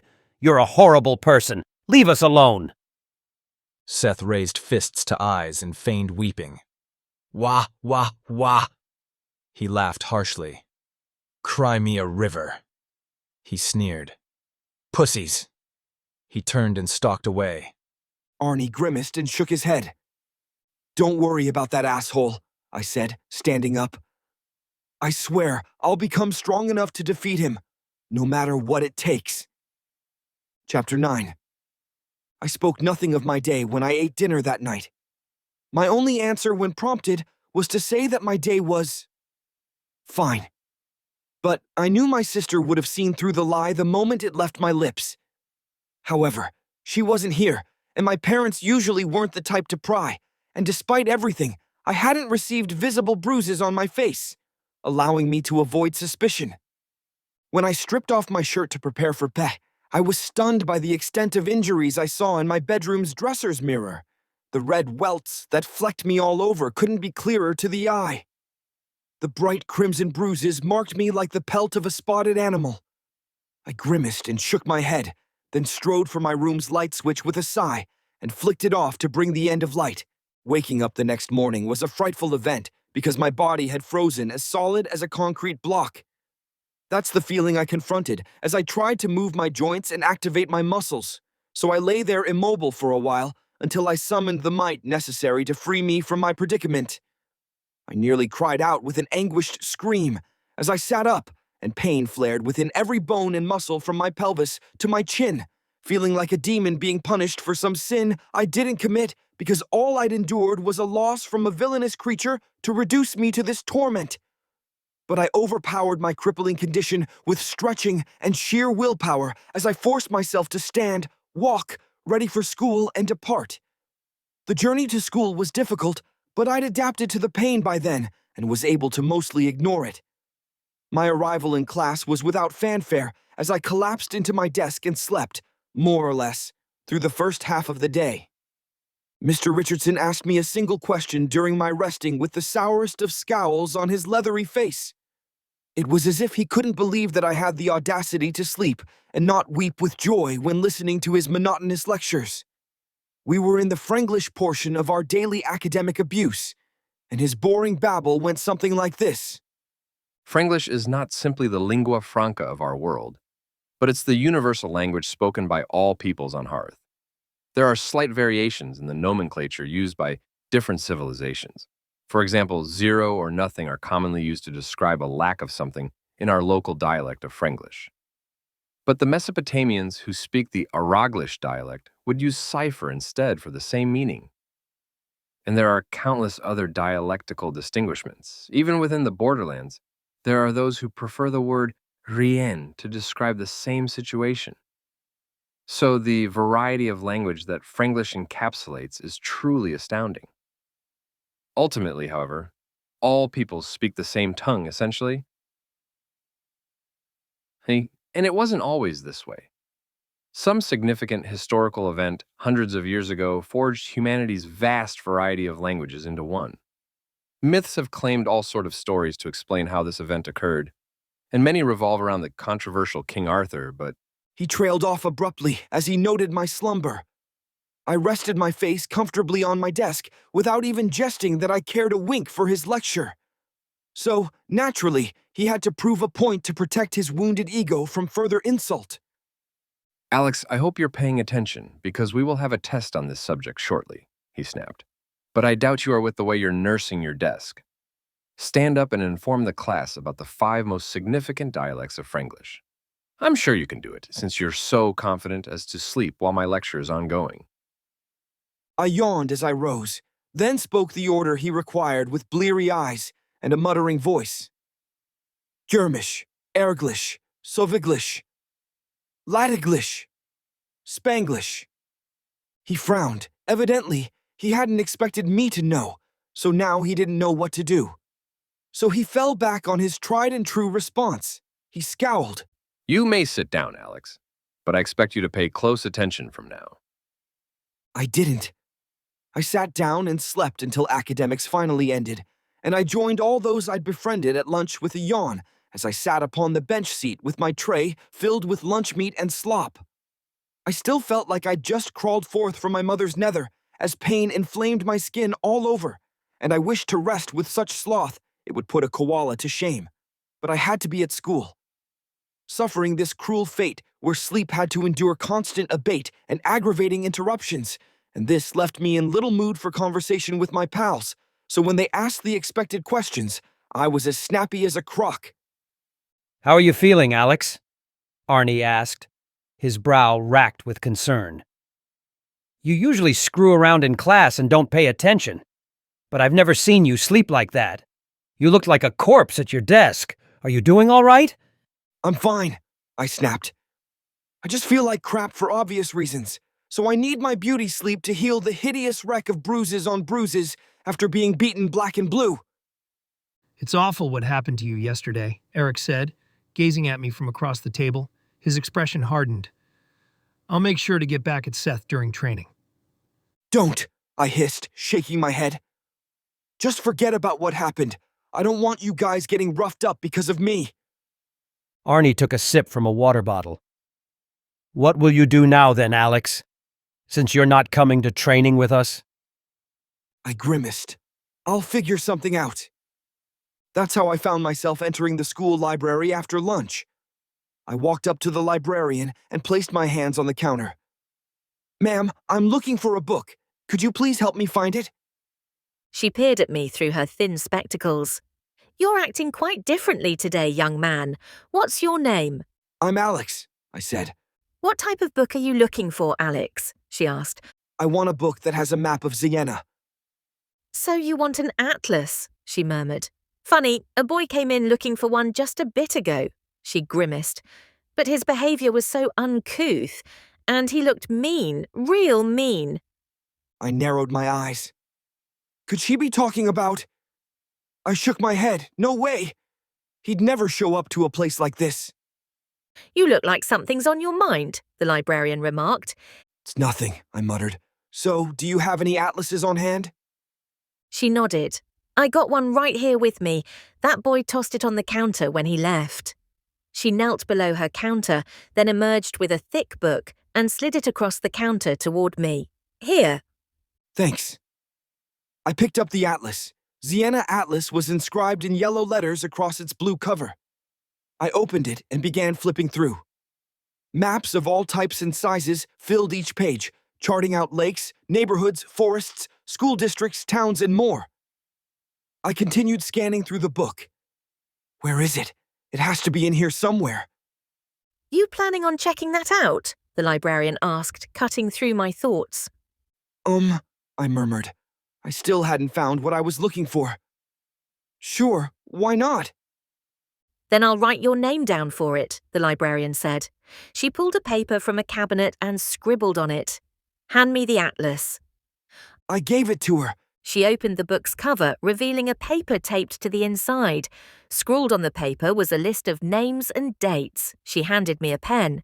Write your name down here. That shows you're taking responsibility for the book. She gave me a hard look. All the books here are my babies. I don't want to hear any excuses if you hurt my babies. I smiled nervously and wrote down my name. I'll do my best to take good care of your baby. I picked up the atlas. Thank you, ma'am. She smiled. You're a nice boy, Alex. I wonder what caused you to act so boorish the first time we met. I scratched my head. It's a long story. Maybe I'll tell you another time, Miss... I frowned. I haven't gotten your name yet. You can call me Ms. Ditt, she replied. I placed a hand next to my ear and leaned closer. What was that again? I must have missed it. I thought I was pretty clear, she began. My name is... Realization dawned on her as she noticed my grin. She smiled wryly. Very funny, Alex. I chuckled. Well, thanks for the book. I'll be off. I headed straight home from the school library. Once I'd returned, I zoomed to my room and flopped into bed. The next few hours would be spent as static as a mannequin as I tried to glean meaning from the thick atlas I'd acquired. Yes, the book was thick in both its girth and its words, leaving me struggling to discern anything from its graphics and symbols that seemed like an odd Araglish dialect to me. I flipped through page after page with keen vision, examining every map as thoroughly as a microscope, but it was no use. The target of my search still evaded me. My gaze wandered ahead to my bedroom window, revealing the warm orange sun as it descended into the horizon. I sighed and walked over to the window, unhooking its latch to lift it open and bring cool air into the room that ruffled my hair. I stared out into the distance, watching automobiles roll down the winding streets of my neighborhood, underneath the tangerine sheen of the setting sun that gleamed off their metal and windows to alter all their colors into odd variants of orange, with long shadows trailing behind their forms. Does it really exist? I whispered. Or is the fallen mountain just a myth? I turned around on instinct or intuition alone and was met with a magical moment that froze my breath. A powerful gust of wind rushed into the room. The atlas's pages fluttered, flipping rapidly in the breeze. Their movement ceased as the breeze eased. A page slowly turned over, reluctantly revealing the next. I stared at the result with wide eyes.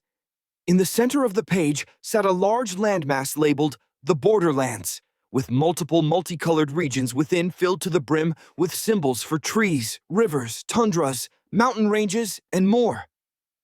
And beneath it rested a massive continent covered in snow with the descriptor, the Volklands. But what made me gasp as my breath halted was what hung from the top of the page. Sienna sat at the top of the Borderlands with a mountain range just overhead with the name Fallen Mountain displayed. And just above that was a land described as the Kingdom of Camelot. Both words sent my mind into a frenzy of confusion and excitement at all the possibilities. I spoke without an audience except myself, just to confirm that what I saw wasn't a flaw of my bewildered mind. So, Fallen Mountain is real. It really does exist. But I was shocked even more by the landmass above my target location. And Camelot? Camelot is real too? How can that be? I thought it was just a story. I had no one to talk to about these astonishing findings, not until dinner time, when I gathered at the table with my parents. You look like you want to tell us something, Alex, my mother remarked, gazing at me and raising a concerned eyebrow. You've been tapping your foot like a rabbit. What is it? I answered as calmly as I could. Camelot is real? Is it really real? Why didn't you tell me about it? My father glanced at me curiously. Where's this coming from, son? I got an atlas from school and found Camelot on the map just above the borderlands, I cried. I guess Mr. Richardson was right. I should have paid attention in class. I've always hated geography, but now I want to know everything there is to know about the lands of this world. Since Camelot's real, then that must mean Arthur wasn't just a myth too, and I can't believe it, but it must be true. Slow down, Alex, my father said, holding his hands up in a gesture for peace. Yes, Camelot is a real place, and King Arthur is a real historical figure. But all the legends attributed to him come from the imaginations of talented authors as far as I'm concerned. King Arthur was a great man who accomplished many great things, but he was a human just like you at the end of the day. He passed away a long time ago, but ever since his death, endless speculation about his life's events has become a fact of our reality, and every author is trying to outdo one another with their make-believe epics about a mere man. So, that's why we have stories about him splitting the sky in two, making the sun rise and angels sing his praises and all that. He sighed. So, calm yourself, son. Those stories we read about Arthur when you were little are only just that. Despite his lengthy explanation to dismiss my celebration of my greatest hero being real, I couldn't conceal my excitement and bewilderment as I demanded more answers with a hunger for knowledge like a dog begging for tasty scraps from the table. Why didn't you tell me, Dad? I would have been so happy to know that Arthur was real when I was little. My father shrugged. We don't live in the kingdom, so I saw no reason to do so. Your high school history courses will tell you plenty about King Arthur, so there's no need to get it from me when I have little interest in the man. He looked at me thoughtfully. You know, your mother and I grew up in the kingdom. We migrated to the borderlands before we conceived you and your sister, and we left for good reason. The kingdom of Camelot isn't the magical, amazing place you might think it is. Society is very strict there with horribly harsh taxes, which is why we moved to Siena to have you and Gwendolyn. A wave of curiosity flowed over me, calming my agitated energy. My parents hadn't ever told me what their lives were like before I was born. What do you mean by a strict society? My father speared a chunk of potato with his fork. First of all, military service was mandatory for all men. All males had to join the kingdom's guardian knights at age 18. To prepare boys for this, the kingdom had us all undergo intense training. He swished his potato chunk around in some soup, then put it in his mouth and chewed. Not the kind of thing I'd like for you to go through, Alex. On top of that, the guardian knights all had to abide by a celibacy pledge. He peered at me strangely. Are there any girls you like, Alex? I reddened. No. My father raised an eyebrow. Well, if there was a girl you liked, you couldn't be with her as a guardian knight. For the entire 10 years of their mandatory service, guardian knights had to remain celibate. So you had to wait 10 years before having me? My father stared at me, then burst out laughing. No, of course not. That's why we left. He let his fork drop to his plate and raised his hands as if caught red-handed. That's right. I'm guilty of shirking my duty to the kingdom. My mother stood from her seat with a grin and walked over to him. Come here for your punishment, you fiend. She gave him a wet kiss on the cheek. You're my darling fiend, and we're partners in crime. She kissed him again and they locked eyes. I never knew how sublime it could be to break the rules until I met you, Alvin. And I'd do anything for you, even if it meant multiple lifetimes behind bars. The scene before me was rather odd, almost as strange as the breathing between my father and mother as they didn't blink and drank in each other's gazes. I loudly cleared my throat with a fist before my mouth. I refused to be privy to any uncouth behavior between my originators because even thoughts of the matter nearly had me splatter my dinner on the dining table. Can we get back on topic, Dad? My mother gazed at me with a mocking look on her face. What's wrong, Alex? Does it make you uncomfortable seeing your parents sharing affection? Yes, I said. Yes, it does, very much so. She sighed and rubbed a finger over my father's wrist. But that's how we made you. It was our powerful love. Stop! Stop! Stop! Stop! I demanded, with a look of panic in my eyes. I've heard more than enough already, and I want to keep my dinner down. My mother smiled at my father, kissed him once more, then returned to her seat with a satisfied smirk. She knew what she was doing. As soon as she discovered a weakness of mine, she'd exploit it like a field of landmines to set me off with every calculated action of hers. I didn't know how I'd survived thus far and remained sane with a mother like her. As you can see, I left the kingdom to be with this wonderful woman, my father said with a grin, and I've never regretted it since.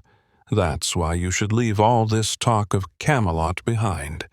It really is a horrid place. Our discussion faded into trivial matters. Dinner ended soon after, and I retired to bed. The next morn I was up with the energy of a newborn, up earlier than I had ever been on a weekend. I needed as much time as possible to gather all the materials I needed for my plans.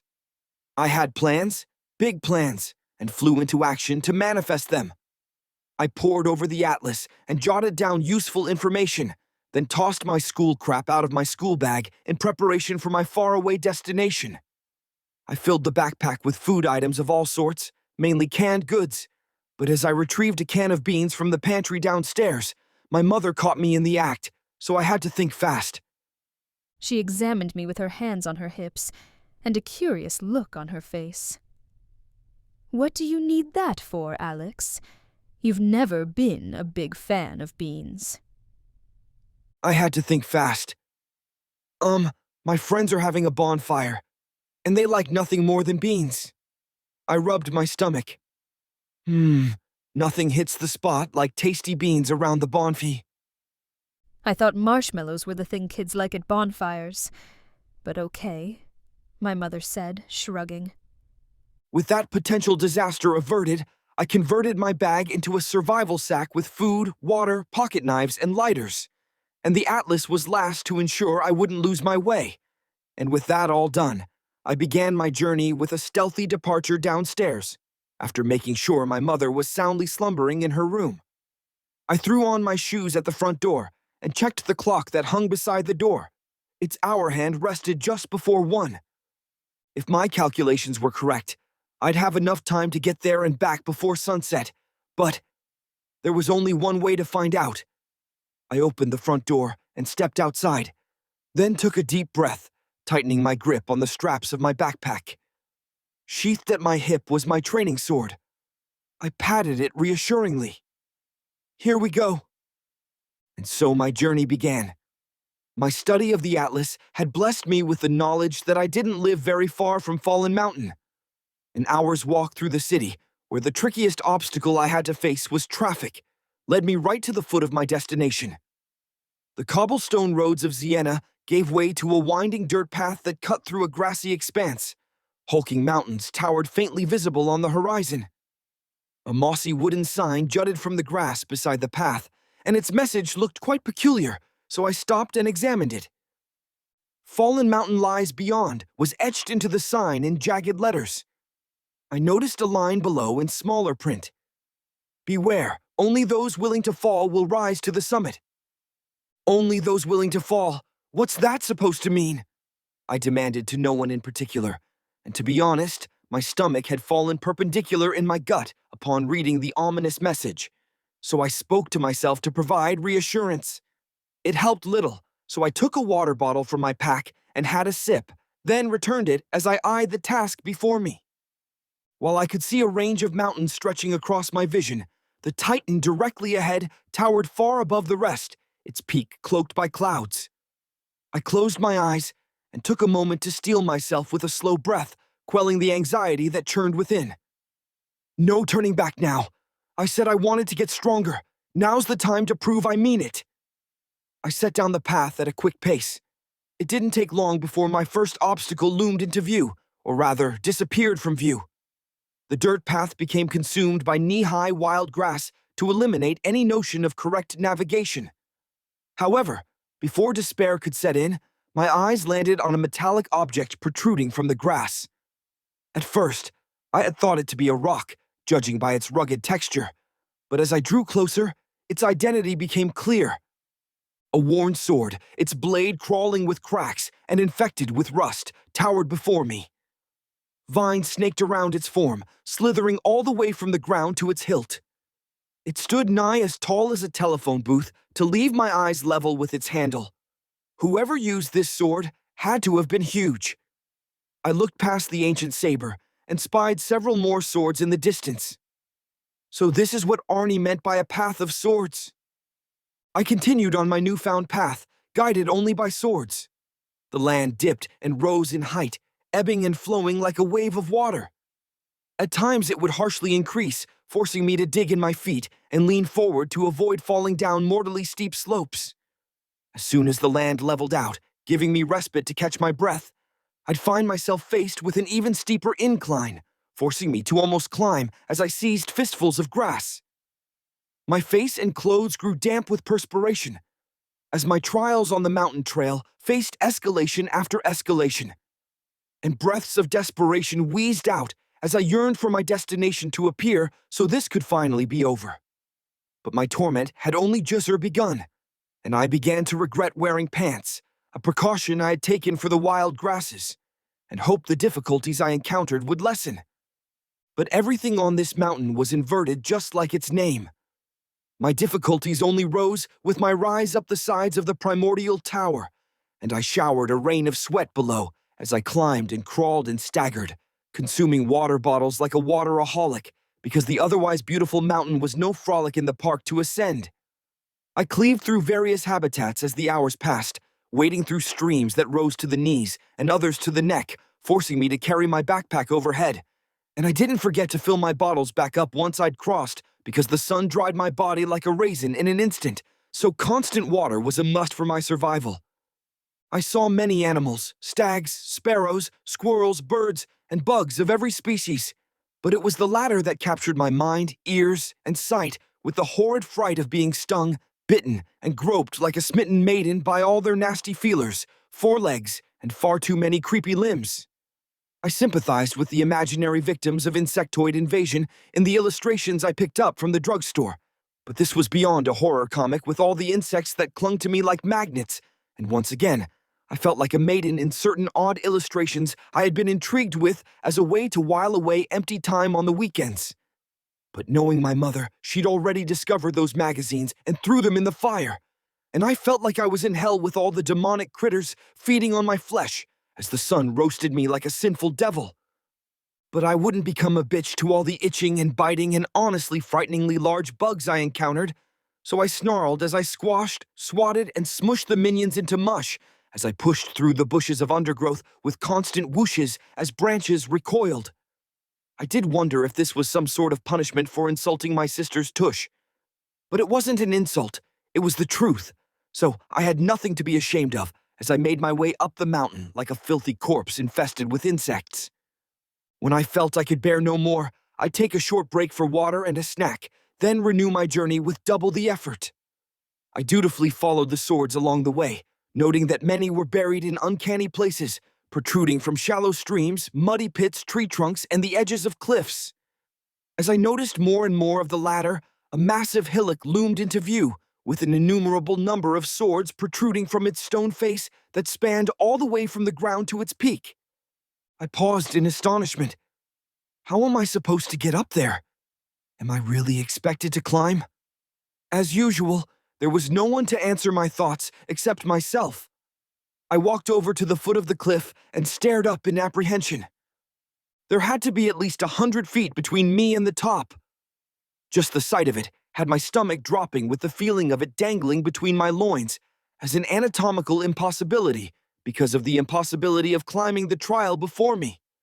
So, naturally, I stopped thinking and started doing, because thoughts do be like that sometimes, so I needed to turn my brain off for a while to overcome this obstacle, because the otherwise useful organ would explode with terror if I kept it operating. I stripped off my backpack and placed it on the ground, then grabbed onto 2 protruding sword hilts and hiked my feet onto 2 likewise. Then, with a courageous breath of renewed conviction, I began to climb. At first, it wasn't that difficult. I had many footholds to stand on and handles to grip. However, once I got a good distance up the slope, things quickly took a turn for the worse. The swords thinned out, forcing me to stretch and fumble for grips. I reached above for 2 hilts and barely grasped onto them, then moved a foot toward a foothold and missed. All my weight was transferred to my arms. I dangled for dear life as I desperately tried to correct my error, flailing my foot toward the missed hilt. At the same time, I made the mistake of looking down. My backpack looked like a tiny black speck, an ant on the ground that had become so frightfully far away. My stomach lurched, my heart sank, and my mind screamed. I felt my grip on the hilts above loosening, and I immediately recognized the cause. The accursed sweat that had plagued me throughout my journey, and now chose the worst possible time to appear on my palms, which were now wetter than a girl's nether when my former gym teacher placed his hand on her shoulder. But gee, I didn't even know why my thoughts were of my jealousy of Mr. G when I was about to face a bloody destiny as a red splatter on the ground. My mind was useless, as always, when I needed it, and I was flailing my foot at the hilt with more flaccidity than... None of it made any sense, but my brain wasn't working because my priorities were all wrong, because I couldn't believe I'd die now without conceiving with even a sow. Even the ugliest, hairiest hussy would do, because I was too young to flee this plane without having lain with a single lass, because the only girl's ass I'd ever touched was my sis. My foot connected with the hilt below, stabilizing my position. My mind halted its nonsensical blather that had no reason or truth behind it, because it was just a malfunction birthed from fear, and anything I had thought concerning any females dear to me and kin was sinless blather about harmless accidents that may or may not have occurred in the past, but I digress. I gasped, realizing that I'd been holding my breath. I sputtered a seething series of shaking breaths. Waves of doubt hit me like a truck. What if I don't have the strength to make it up to the top? What if this is where it all ends? Like a boomerang impulse, my more courageous side retaliated. There's no backing down now. Finish this! I summoned every ounce of resolve I had and roared as I attacked the rest of the cliff face with all my worth. My hand slapped on a hilt and I pulled myself up, expecting another. Instead, I found myself staring at a grassy plateau filled with flowers and trees. One final sword had been buried all the way up to the hilt in the grass just ahead of me. I grabbed onto it and heaved myself onto land, then rolled on my back, panting for breath. Once I regained my composure, I got to my feet. Now I noticed that a paved stone path cleaved through the trees and led straight to a squat wooden building. The roof of the structure was black and scaly, like the skin of a dark ophidian. Black ceramic tiles formed a pyramid with elegant slopes that curved ever so slightly, and a sharp-pointed pillar protruded from the peak of the roof like the zenith of a crown. A man cloaked in white stood at the entrance to the building with his flowing pallid robes contrasting the dark pyramid overhead, but his visage was far more striking than the structure behind him. His jaw was angular with a prominent pointed chin, while his nose was sharp, his cheekbones strong, and his eyes were dark emerald windows to a mysterious emotion as he appraised my exhausted arrival silently. The pants of his white tunic were baggy in oppositional to his far tighter vest that scarcely concealed a form blessed with superior musculature, but his sleeves were loose dreamlike wisps that hung from his powerful wrists, and a massive hilt protruded from a golden scabbard at his hip. The hilt was crisscrossed with violet and gold stripes, whose strong contrast and powerful color stood bold amid the stranger's white garb. But his hair also opposed his pallid clothes with its dark brown sheen that hovered a slim hue away from black as it grew without lack from his head. He would have had a mane if his hair wasn't bound at the apex of his rear scalp to plume down in an arched ponytail that fell to his nape. His feet were bound in white socks and thrust into simple brown sandals. I'm pleased to meet you, Alexander, he said. I frowned. How do you know my name? A knowing smile was his response. I know a lot of things. That is why you have come here to learn from me. I am Shanto, the master of Fallen Mountain. I stared at him in confusion as I strode up to him. You're the master swordsman? I've heard legends about how strong you are. Are you really accepting me as a pupil just like that? No trials to go through or anything? Shanto raised an eyebrow. You want another trial to go through? I would think that climbing up this mountain would be more than enough. I shook my head hastily. Good, he said. I'd like for you to meet my other pupil, then. He glanced at the doorway behind him. Come on out, Ralphie. A boy stepped through the doorway to stand beside Sayanto. His hair was a stark shock of sleek darkness that cast a viny curtain of bangs over his brow, and he was slight of height, yet lithely muscular in build. He wore a black coat with its hood framed white by thick fur, but the cowl was cast down upon his back, and his garb was unzipped to reveal a gray shirt underneath that clung tightly to a fiercely muscular abdomen and chest. Just like Sayanto, a blade was sheathed at his side, but his was inside a midnight blue scabbard and bared a hilt as black as night. His skin was a strong olive hue like sodden sand or palm tree bark, and his eyes were a bolder brown with a strong glare like he despised me. But I wasn't terrified or intimidated by his piercing stare. I knew as a male myself that the gaze of a man can be fierce without intention, and when looking upon a stranger with a frown, it can appear like a threat.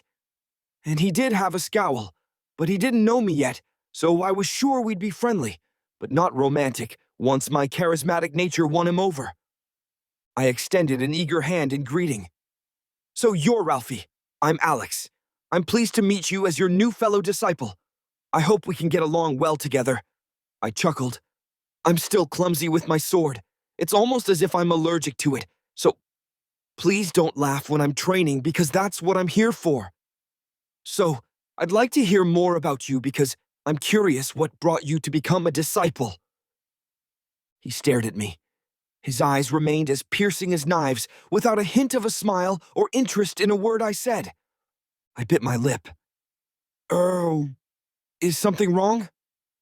Looks like we have another visitor, Shanto remarked, looking past me. That's when I realized that Ralphie wasn't staring at me, but at something over my shoulder. So I whirled around and found a sight that made my stomach squeeze and my breath cease. A disturbingly familiar hand grasped a hilt at the edge of the cliff, the very same one I'd held with my arrival, and the horrifying hand was followed by a horridly familiar face as the newcomer pulled himself up and strode toward us with a sly smile. I grimaced. I finally reached the top of this damn place, Seth snarled with a smirk as he closed in on us. He glared at me and scoffed. Step aside, twerp. I'm the only one worthy of receiving Sayanto's skills. Sayanto gazed at Seth like a hawk quietly watching prey. I will be the one deciding that. He narrowed his eyes. You are the one who is unfit to receive my teachings. Seth stared at him in shock. What? He pointed at me. He can barely even hold a sword. And you're accepting him? I'm 100 times the swordsman he is or ever will be. Why would you choose him over me? Shanto murmured. Perhaps I'll give you a chance to prove yourself.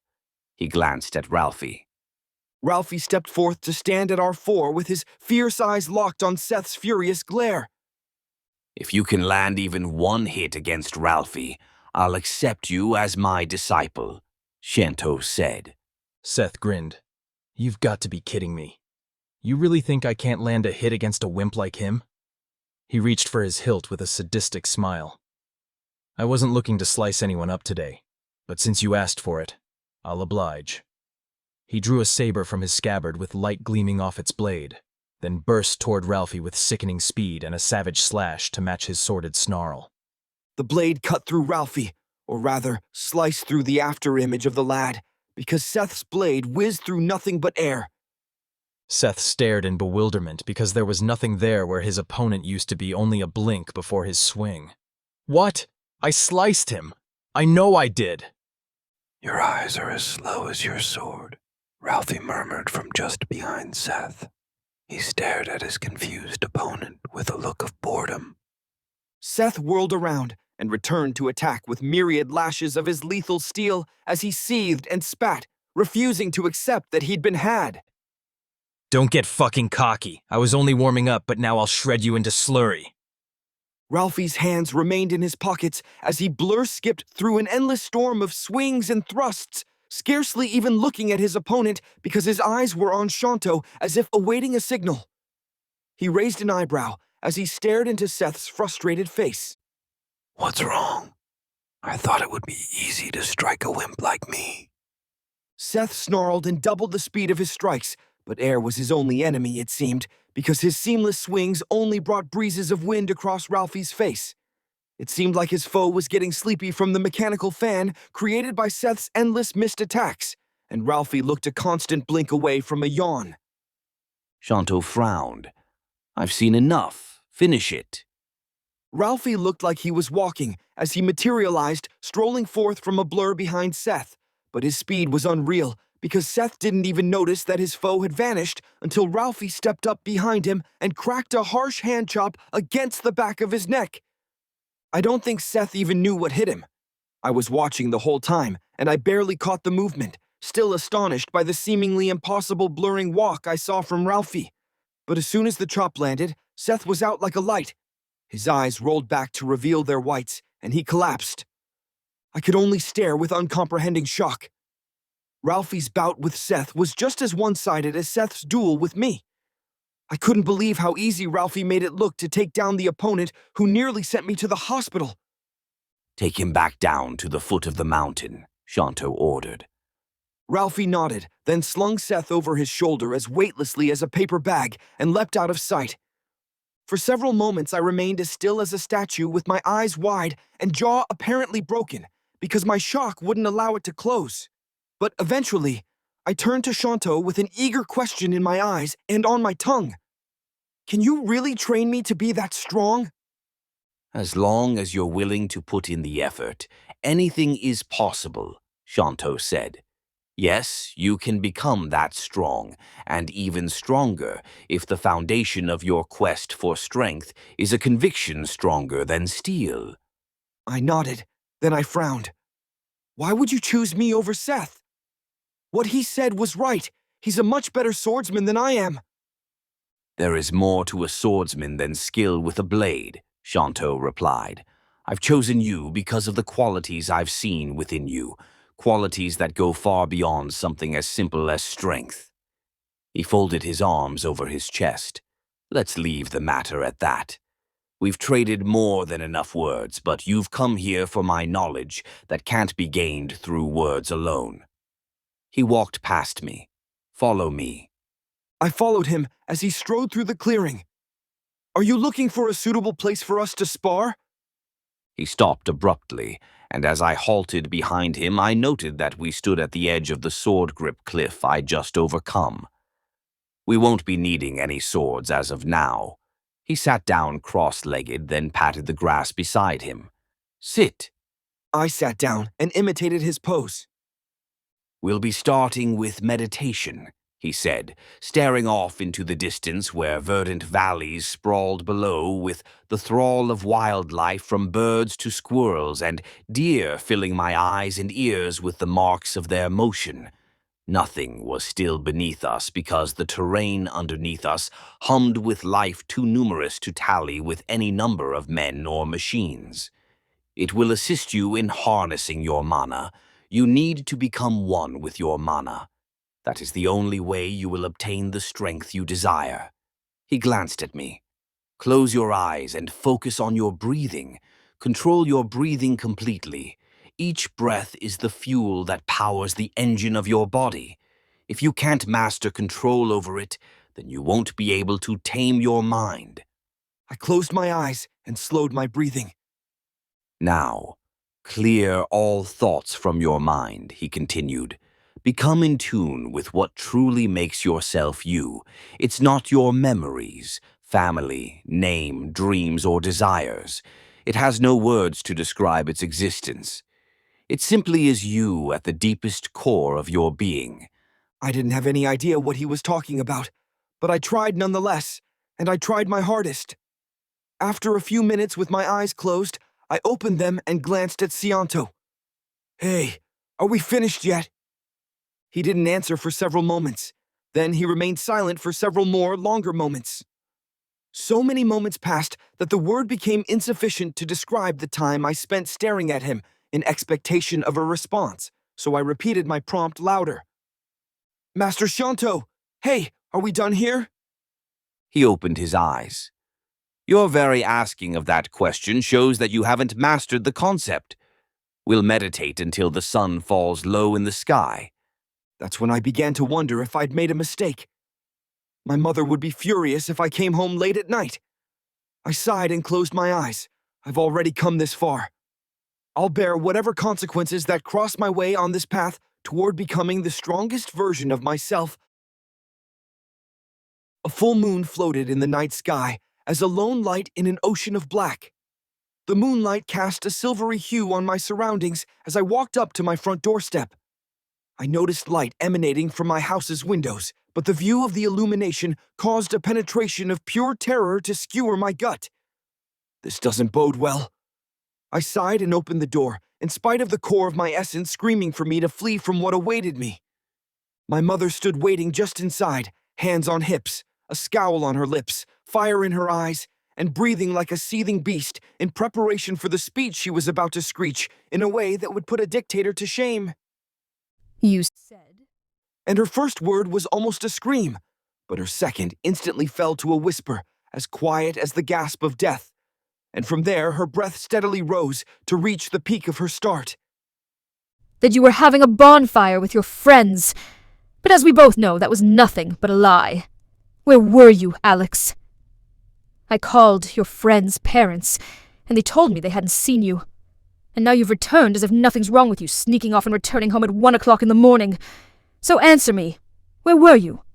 And what were you doing at this godforsaken hour? I'd never seen my mother so mad. Sure, I'd been a bit of a bad lad for a while and got on her back, but she looked like she yearned to crack my skull between her hands and drink my blood to soothe her rage. So naturally, as every good son does, I tried my best to calm her fury with soft reassurances that there was nothing to worry over. Well, I stammered as I scrambled for an answer. I decided to retry at square one with the lie that got me in this mess. Bonfires can run pretty late, and I hung out with a different crowd than my usual. Don't give me that crap, my mother snapped. Don't think that I can't tell when you're lying. Your father and I were worried sick over you. A second figure stepped into sight beside my mother. It was my father, and he nigh looked madder than she did, with his beefy arms folded tight over his chest and his lips pulled back like a beast about to attack. Listen to your mother, Alex.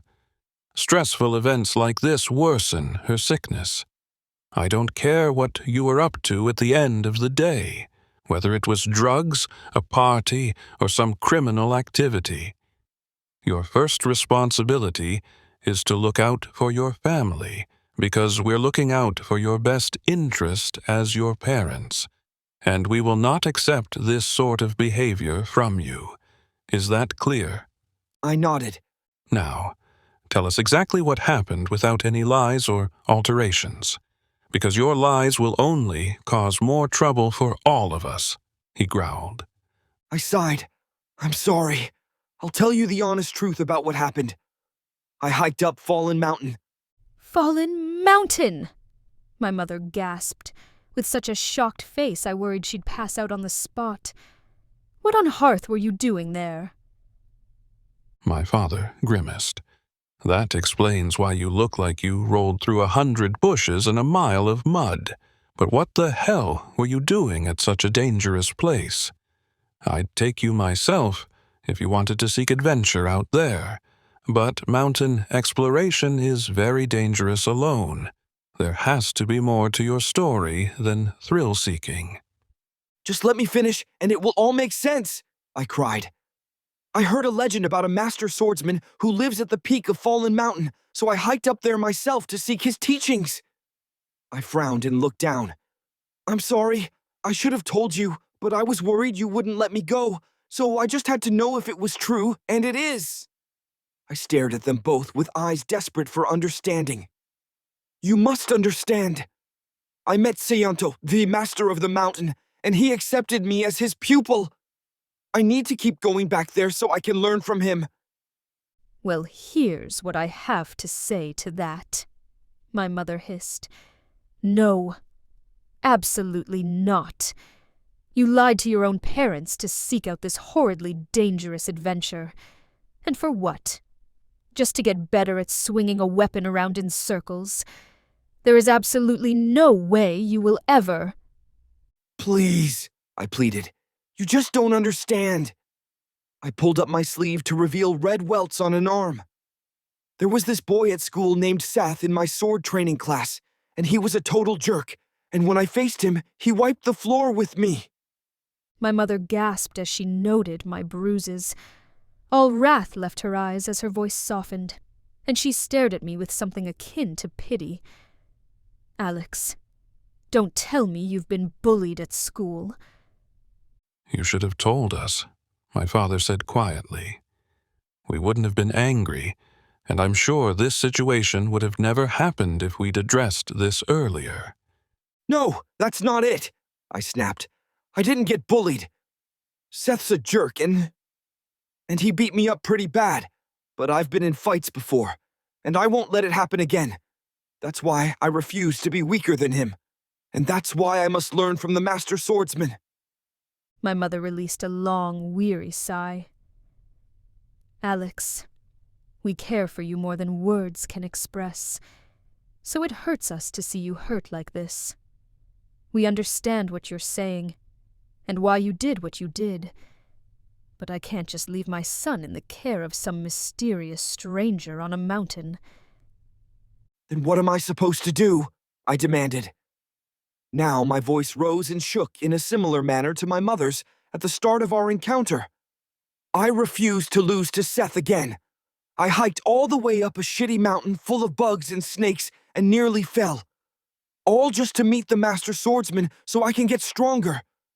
And now you're seriously telling me to turn away from my one opportunity to surpass my enemy? Do you truly care for me and my ambitions? Or is this all a joke to you as long as I remain under your thumb? I'm not a child anymore. I should be able to make my own decisions. My mother grimaced and looked at my father, who nodded at her with a strange look in his eyes, and after this wordless communication, her demeanor changed. She stared straight into my eyes with a severe face and tongue. Alex, we've heard every word and are making the best decisions we can to help you as your parents. I'm very reluctant to trust you with this stranger, but your father feels differently.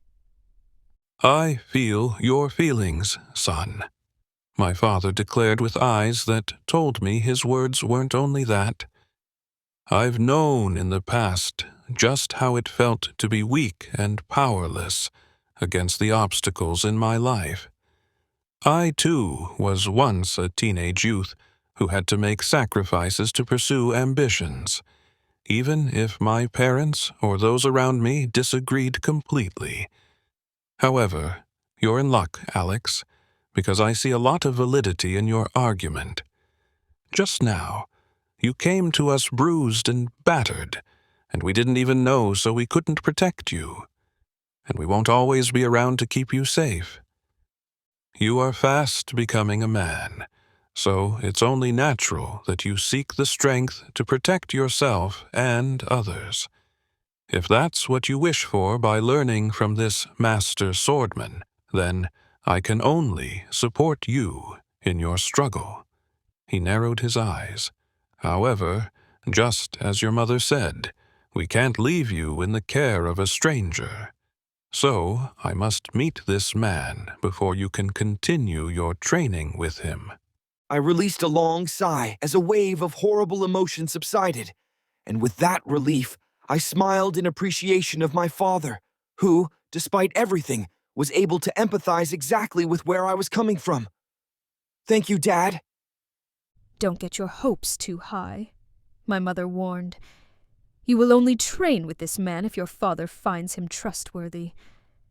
I know, I said, but the smile never left my face and only expanded. I'm sure everything will work out.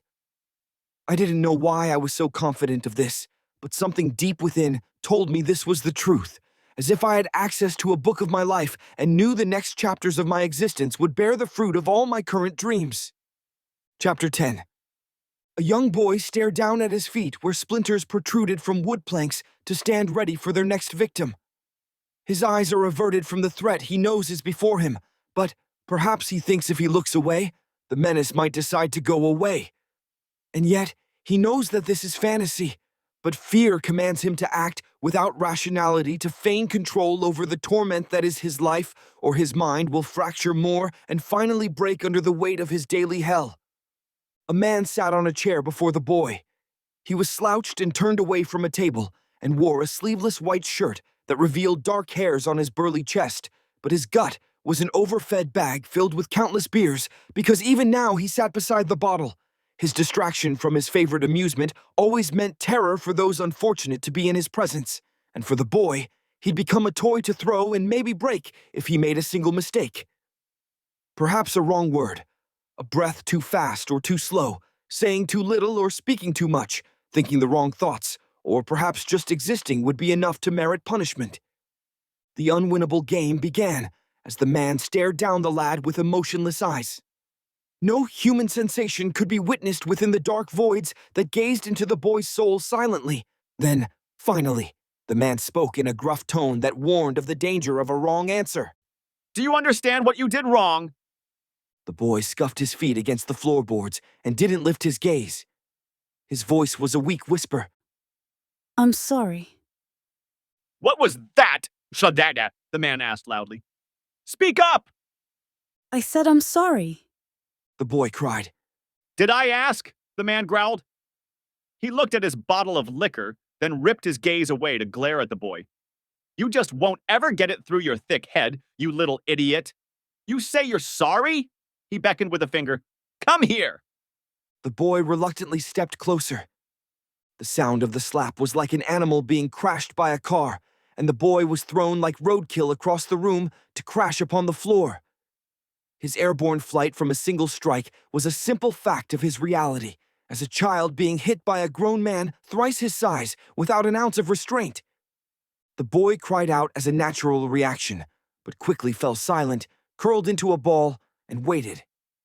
He knew what awaited him if he fled, because there was no escape, and he knew any sudden movement would set off the powder keg that he had to call his foster father. But none of his calculations to avoid further pain mattered. The threat stood over him, with more to declare by mouth and by fist. What you did wrong was exist, the man roared. You're not good enough to steal another breath from this world, you filthy rat. I took you in under my wing, but you're so fucking ungrateful that you tried to run away from me. He launched a boot into the boy's back, flinging the child a meter with the youth's scream echoing throughout the chamber. I'm sorry. I said I'm sorry. The boy screamed. Stop hurting me, please. Don't talk back, brat, the man shouted, and he smashed a boot down on the boy's hand. This time, the screech that escaped the boy was like an animal with its limb pinned underneath a car wheel. That was nothing, you little bitch, the man roared as the boy shrieked with tears blazing down his cheeks. I could have crushed your fingers if I wanted, but I'm so merciful to you as always. He smashed another brutal kick into the boy's back. That's why I'm punishing you. I'll punish you until you learn to quit screaming and running like a little girl. The boy seethed and sobbed on the floor, shuddering in anticipation of further pain. But his foster father's assault ceased as the man breathed savagely and loosened his belt. If you keep acting like a girl, then I'll treat you like one, the man snarled as he unbuckled his belt. Maybe then you'll finally learn what it means to be a man. Seth's eyes flared open. He lay in the grass just beside a dirt path. Behind him stood a familiar wooden sign that declared, "Fallen Mountain lies beyond." He sat up and rubbed the back of his neck. His breaths rushed, but he forced his breathing back under control with a furious exhale. That stupid fucking dream again, he growled. Why won't it go away? I'm strong now, strong enough to rip that old bastard in two. He rose to his feet, noticed the sign, and a storm seized hold of his face. Damn it! Those bastards! A tree stood nearby the path, but not for long, as Seth unsheathed his saber with a snarl and attacked the plant's trunk, spraying bark like shrapnel in every direction as he snarled and slashed and thrashed his blade with all his rage, reducing the natural wooden structure to splinters in an instant. The tree toppled as its base vanished in a flash of furious steel, then keeled with a thunderous crash to the ground. Seth seethed as he stared down at the fallen tree, like the corpse of a victim in the aftermath of a murderous outburst, then sheathed his saber and whirled around. I don't need them. I don't need anyone. I'll become strong enough to fell anyone who gets in my way. He departed without another word, his eyes filled with the urge for murder because his rage had only just begun. But there was no one to serve as his victim without him forfeiting his own freedom. And so he returned into Zienna with a ghoulish glare that sent waves of death toward anyone brave enough to look into his voids of eyes. And all the while as he strolled through the streets, he yearned for the demise of everyone he saw. His wrath was blind. His world was small, limited to everyone he saw in his way, because that's the way he saw everyone around him. Obstacles, potential threats, enemies, and horrible things that would be better off dead. Because he knew he couldn't trust anyone to have his best interest. All the eyes he saw glued to their own businesses with their acquaintances, newspapers, pets, kin, and anything but him, because most avoided his gaze. All the faces his eyes captured like cameras were only interested in the trivial matters of their life stories, and couldn't care less for his own story, because he was just a dangerous boy cut from a bad cloth in their vision. He knew what they thought. They avoided him, and he was glad, because just the sight of these freaks surrounding him made him mad. Especially the happy ones, those who were miserable, such as the bums, the smokers, the drinkers, and the whores. They were the ones he could understand because their lives weren't slanted with lies like happiness. Joy only existed in this world to toy with people like him, as far as he knew, because those who were happy were empty husks who possessed none of the cruel truth of humanity he'd endured. And so these fake people could only exist to mock him, because how could anyone be happy in the same world he grew up in? It was rather a surprise that I found a relationship between Seth's realizations and my own conclusions. He differed from me in many ways, most of all by being a human. But I couldn't deny that his manner of thinking, no matter how clouded by his life story without examining totality, still held strong truths. Because I witnessed the totality of humanity and the experiences of all other entities, from animals to flora to demons and creatures beyond the words of human description. And the picture I created from this amalgamation of experience wasn't much more pleasant than Seth's understanding of his reality. The totality of the reality I spent eons examining to obtain a comprehensive understanding of presented the same picture above and below, whether in the skies or in the seas, and within the bellies of all beasts, with the universal disease of hunger, and the outside world, without the guise of societies that humans hide inside, revealed a reality of life, feeding on life as animals tear flesh from corpses to allow their own to draw breath for a day longer, because killing and the fear of being killed is the totality of existence on this mundane plane of murderous experience. I never wished for blood on my hands, yet I received it in abundance because of my continued existence. And every sentient being faces the same dilemma so long as their ambitions to survive and create remain alive. But I will speak no longer on my thoughts of the parasitic nature of existence on this plane, because the parasite known as Seth was the reason why my all-seeing eyes focused their attention on the situation created by his predation of a female in the human habitat of civilized society. Seth caught a glimpse of the perfect victim as he noticed a girl chatting with a vendor on the edge of the street. She wore a short blue skirt and a white blouse, and her brown hair was braided into long twin pigtails. She stood at the side of the road as she exchanged change to receive a bag of candies. It was Jessica. She hummed down the street, unaware of Seth's presence as she skipped and sang under her breath to herself, not seeing the dark being who stalked her from a spear's throw away. And she turned into quieter streets with less human presences because she didn't know that someone was waiting for her to be alone. And it was only when all noise of humanity vanished that she realized her mistake. But by then, it was too late. Seth seized her from behind once she passed the ideal location for his crime and dragged her into an alley with his hand muffling her screams. But her shrieks of terror fell silent in an instant as a blade trembled at her throat. Seth had drawn his saber in a split second to force her quiet with a hiss to demand compliance. Not another sound or I'll slit your throat, Seth hissed into her ear.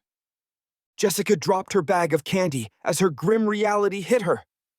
Her shock had worn off, and now she realized the trouble she was in, but it was too late to make any escape because a blade waited against her neck. Now she could only hope for mercy from her captor, but deep down she knew that a man with a heart would never do this, so all she could hope for was survival from whatever wicked crime he had in mind for her. Good, Seth snarled. Now don't put up a fight. Without another word, he shoved his hand underneath her skirt. Jessica gasped and cried out, a natural reaction to having her body invaded, but her cry of distress would only be met by cruelty. Quiet, Seth snarled. I won't warn you again. Her chest heaved and she squirmed, but she had no choice but to comply if she wanted to remain alive. What else can one do with a knife at their throat if they're not suicidal? She had a lot to live for, and her life had been mostly bright so far, so she didn't want to die and bring tears to her father's eyes when he read of her in the newspaper. But the invader of her bodily autonomy was actively creating scars in her psyche and trauma because she didn't want to be here at that moment. This experience of being violated was one she never asked for and never wanted to endure from a boar whose anger was blind because his mind was shattered by his own tormented life, and now he was forcing his pain on her. Seth seethed and growled and began to smile as he savaged the girl with his fingers. He didn't know her. It couldn't be anything personal, yet it was to him. Because he'd seen her before in school smiling and knew she was on the wealthier end of the economic spectrum and never had to fend for herself for a day in her life.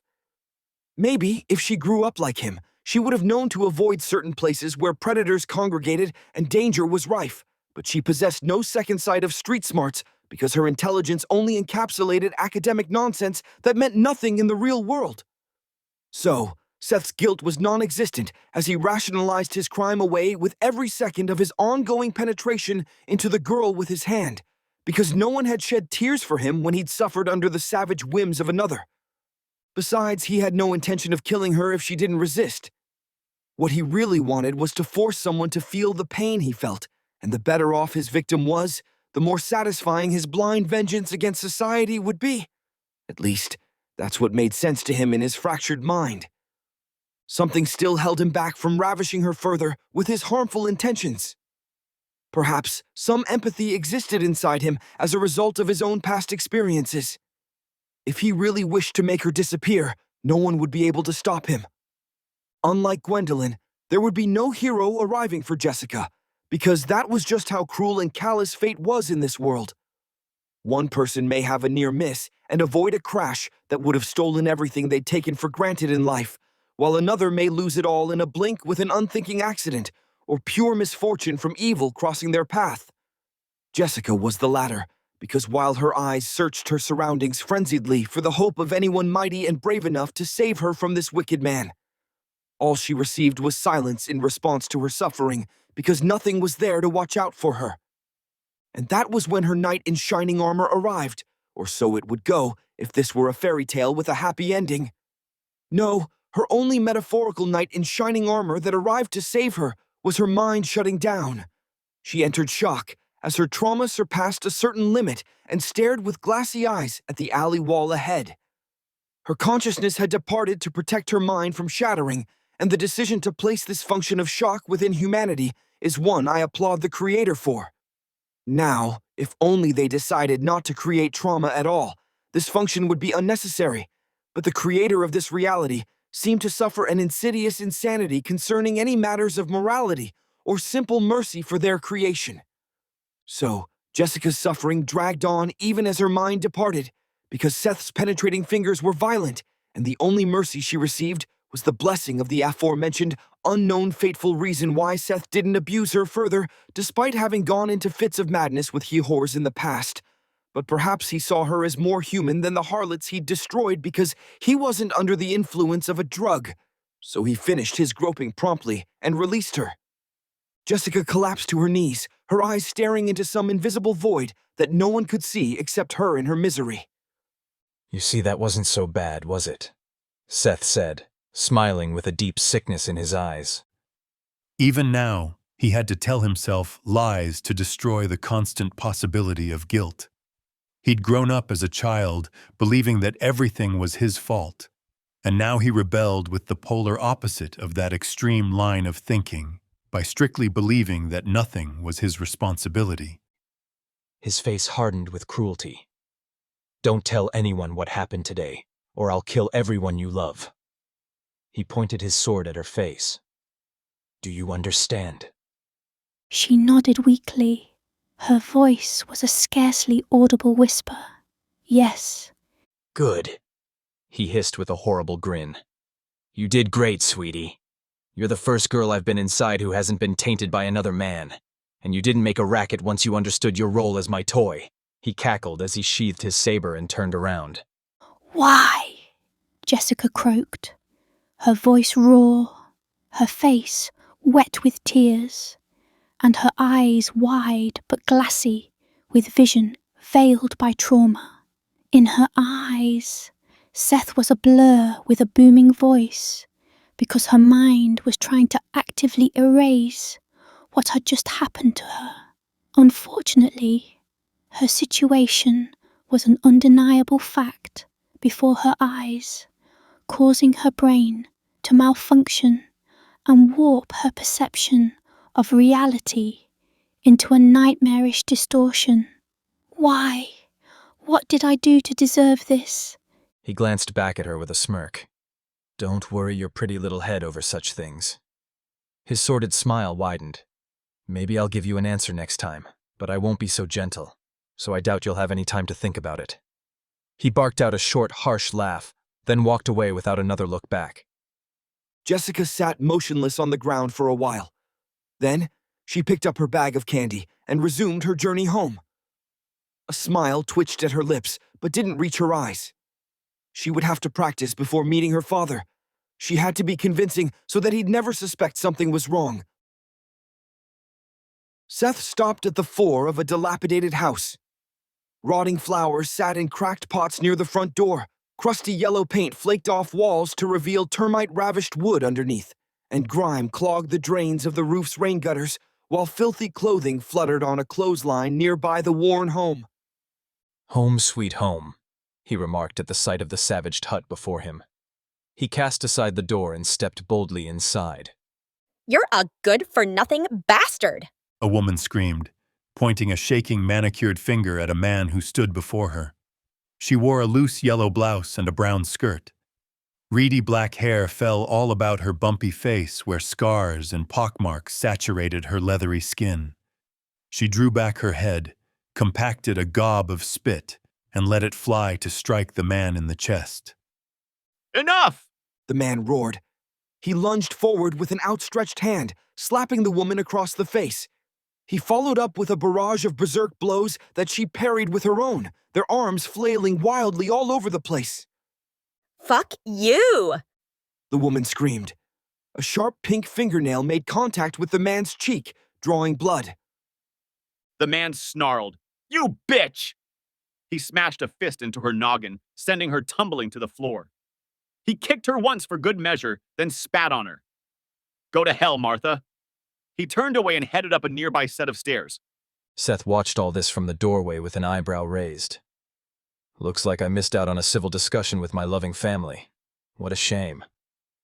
Martha staggered to her feet and stumbled towards Seth, holding a hand to her face. Why didn't you defend me, you fucking good-for-nothing boy? Seth laughed harshly. You don't have legal ownership of me. Duncan does, and he pays the bills. He smirked at her. I couldn't care less about what you think, Martha. I can't even pretend to call you Mom. You're far too hideous for that. I thought step and foster moms were supposed to be hot, but I'd vomit if I ever saw you on a tape. And with your past, I'm sure there are plenty of those out there. He laughed and stepped past her. Maybe I'm wrong and you were a looker in your youth, 'cause otherwise, I'm sure they asked you to wear a bag over your head before starting their take. Her face reddened. You wretched boy! Shut up, Seth said without glancing back. Go snort some coke or something, bitch. I'm heading upstairs to take my medicine, so you better not bother me. He walked upstairs, headed down a hallway, and opened a door. The room before him was small with few possessions. An ancient television lay against a wall with a stack of tapes adjacent, and a dresser with a cracked mirror faced him from the far end of the room to tower over a bed composed of 2 stacked mattresses and a gray blanket. He stepped past the bed and opened a cabinet drawer that already hung ajar on the dresser. Its odd angle and the scratching noise it made as he dragged it forward told the story of its malfunction. But he paid no attention to the dysfunction of this equipment because his focus was on what lay inside the drawer. He shoved his hand in and removed a small orange bottle whose plastic was translucent to reveal the pile of white pills within. He uncapped the bottle, tossed several pills on his dresser, then smashed a palm hard on the capsules to create a smear of white dust. He brought his head low, pressing a finger to a nostril as he snorted the chemical concoction that would lead to his escape, and his eyes changed after several inhales, widening with wonder as he entered another world. He shakily set down the bottle and stumbled back, then toddled over to his bed and sprawled upon it to stare emptily at the ceiling. He gazed up at worn white plaster, but his face was plastered with pleasure and mirth and wonder beyond words, like he'd witnessed the birth of his own child, or he himself had been reborn to live a life free from strife and the suffering he'd always known. A soft chuckle escaped him, only to be followed by another, and the second fathered a third, and his eyes danced as if following a bird while he laughed and laughed and laughed, laughing all the pain away. Chapter 11. I stood beside my father at the foot of Fallen Mountain, gazing far away and far up into the sky, where the peak of the domineering mountain awaited amid curtains of clouds. Standing adjacent was the ominous sign that declared for visitors to beware, but I didn't feel anywhere near as wary as before with my father beside me. He was an outdoorsman and the one who'd brought me on many adventures, fishing, hunting, and exploring before. It was rare that we got time to bond because of how busy he was with work, so I buzzed with excitement at the opportunity to showcase the journey up Fallen Mountain. In the past, he was the one who'd led me into territories unfamiliar, but now I'd serve as the navigator, and can't deny how proud I felt at that moment. My father turned to me with awe in his eyes. You really hiked all the way up that? I'm impressed beyond words, son. I shrugged humbly. Oh, it wasn't that bad aside from the bugs. Yes, I was lying through my teeth, but I wasn't going to miss the opportunity to humble brag. Well, let's get started, my father declared, setting off at the world's fastest walk.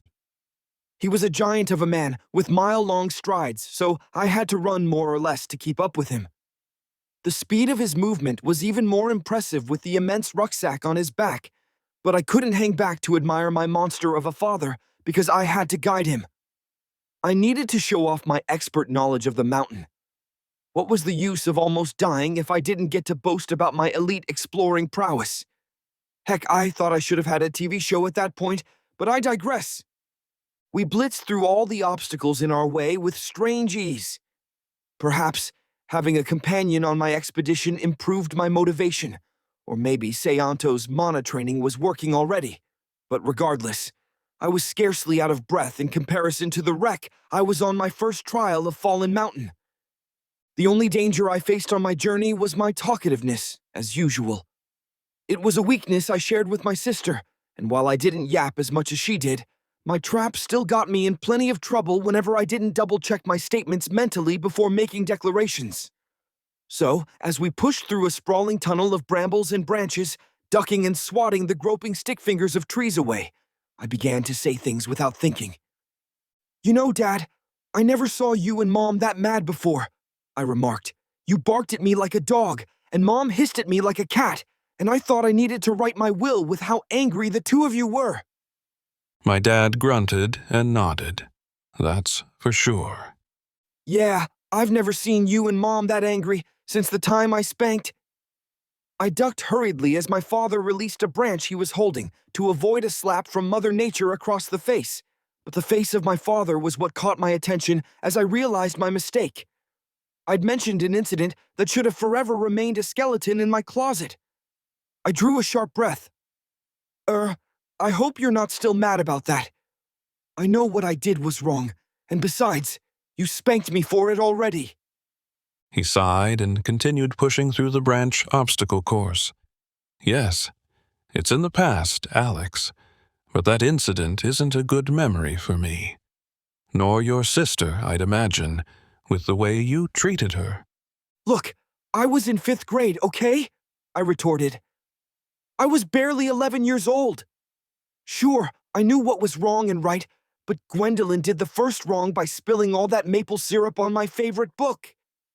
And then she hid it from me because she knew she was guilty. We've been over this, my father said wearily. You shouldn't have left your book on the table. Gwendolyn shouldn't have hidden her mistake from you. But I guess she had good reason to, with the way you reacted when you found out. He scowled at me. I wasn't even home at the time to straighten you out. So it was your ill mother who had to deal with the situation.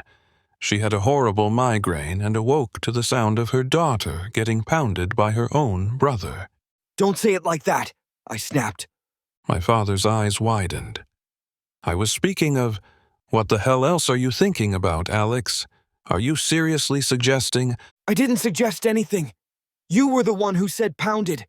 That's a horrible word to use for this situation. Just call it what it was. I was suspicious of her when I knew she was lying about hiding my book, so I found it in her room, but didn't confront her until I knew she'd have her guard down so I could reveal her crime without denial, and I pulled it out. The book? What else would I pull out? Sheesh, you're the one reading too much into things. I know you're all suspicious of me because of the boner incident, but that was Mom's fault, not mine. Suspicious of what, Alex? Suspicious that I'm some kind of freak, but I'm not. Sure, I had some magazines in my room, but that's normal for boys my age. You were never that clear with the birds and bees, so I had to figure it out myself. So you can't point the finger at me because of what I read for research purposes only. Research? What is there to research about bondage? I gasped. Hey, did you read my magazines? I thought Mom threw them all away, at least the ones I didn't hide in my special hiding place. How do you know? Wait, don't tell me.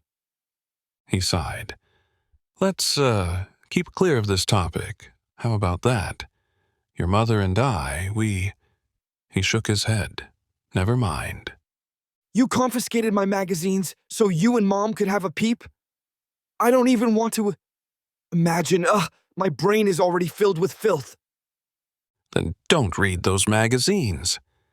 But you and Mom stole them and read them. How am I the bad guy in this situation? My father sighed again. Like I said, let's put this conversation to bed. Sure, right after I finish clearing my name from the smearing campaign against me. Let's quit this talk about birds, bees, and magazines and get back to why I spanked my sister. He stared at me. Do you hear yourself, Alex?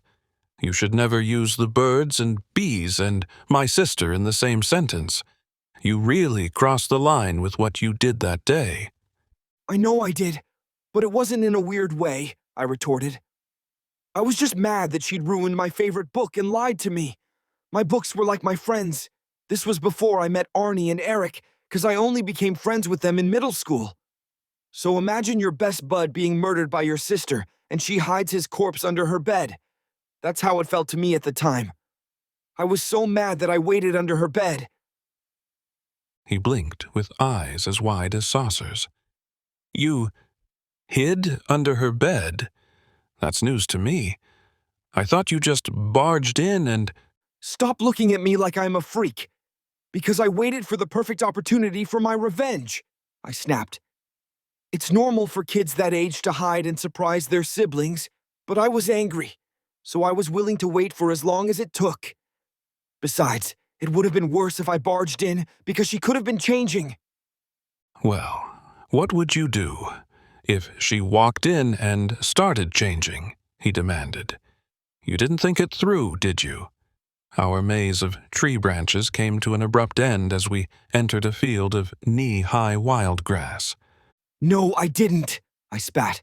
All that was on my mind was revenge, like I said. So I rolled out from underneath once she leapt on her bed to read her own book, and I shook the evidence of her crime in her face, I scoffed. She was like a doe caught in headlights. She knew she'd done wrong and tried to say something, but I was beyond words at that point. If she wanted forgiveness, then she should have gotten down on her knees. Gotten down on her knees for what reason, exactly? My father asked sharply. And kissed my feet. What else? I snapped. I paused and scowled. And I don't have a foot fetish either, so there's no need to make this weird. I just wanted her to understand the pain she caused me.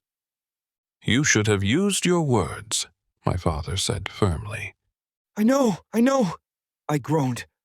But I was immature and angry and I just let my emotions get the better of me.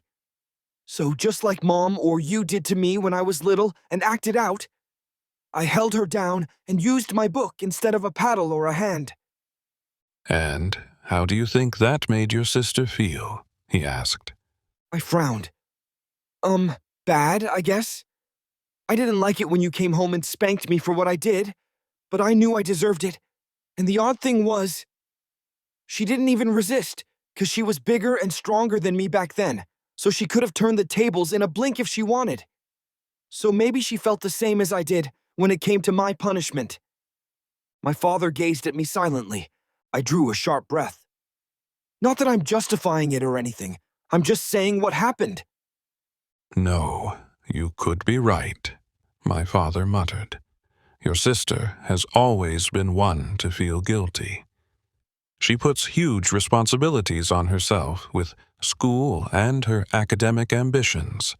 Perhaps you remember a time or two when she cried for hours after doing poorly on a test. I nodded.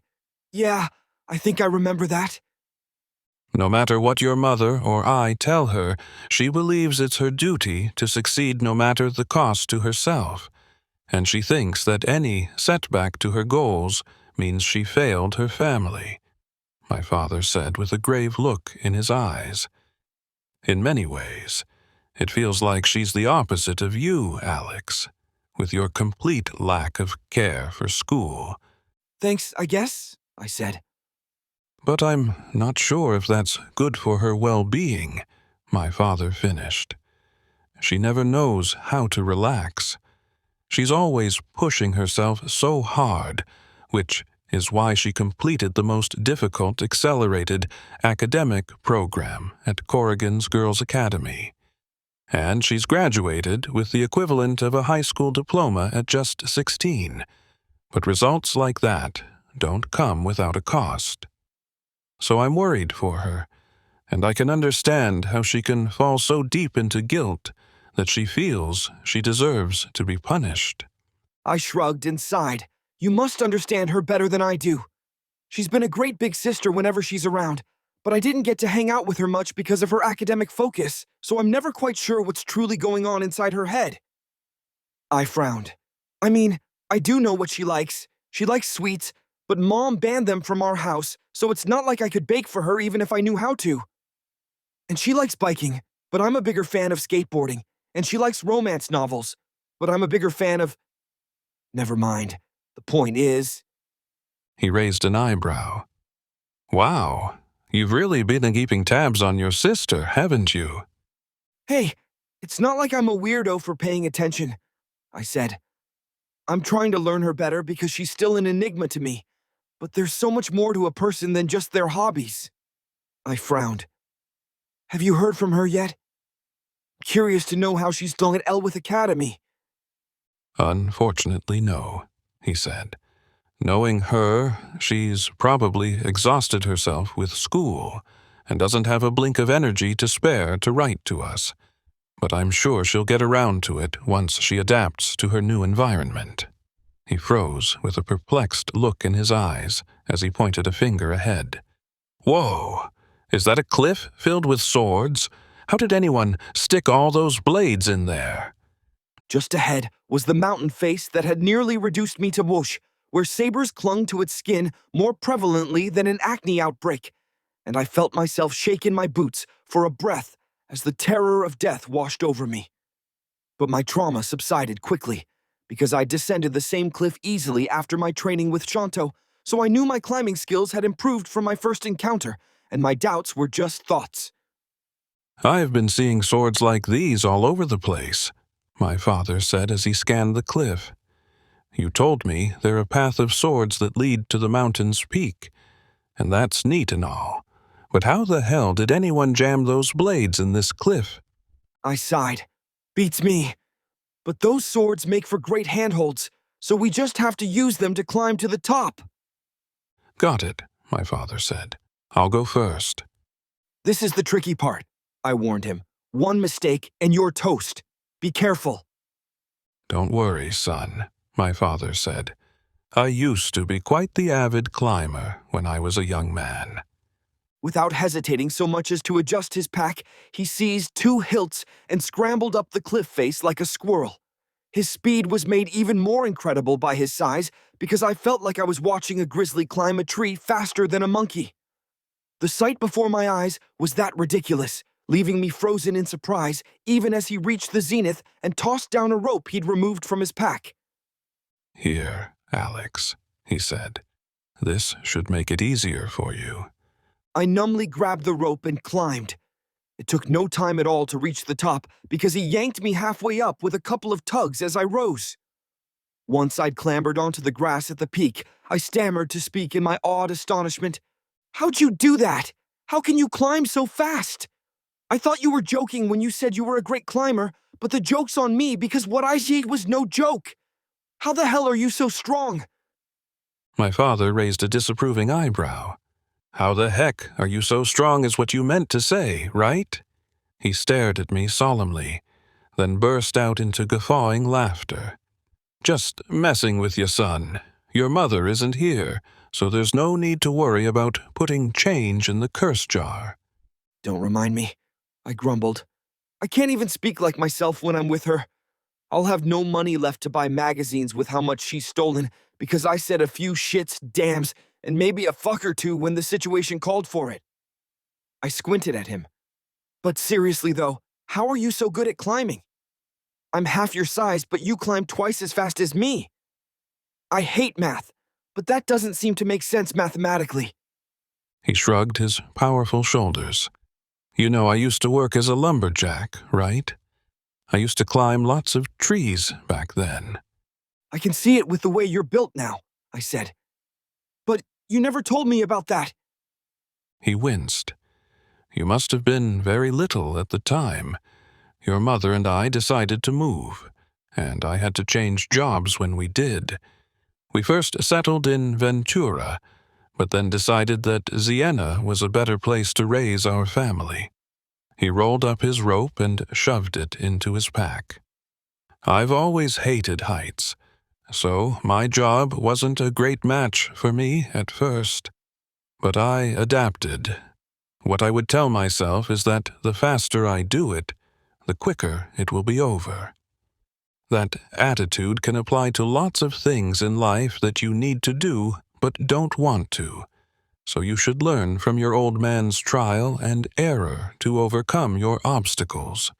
Now, that's enough about me. Let's go find that master swordsman.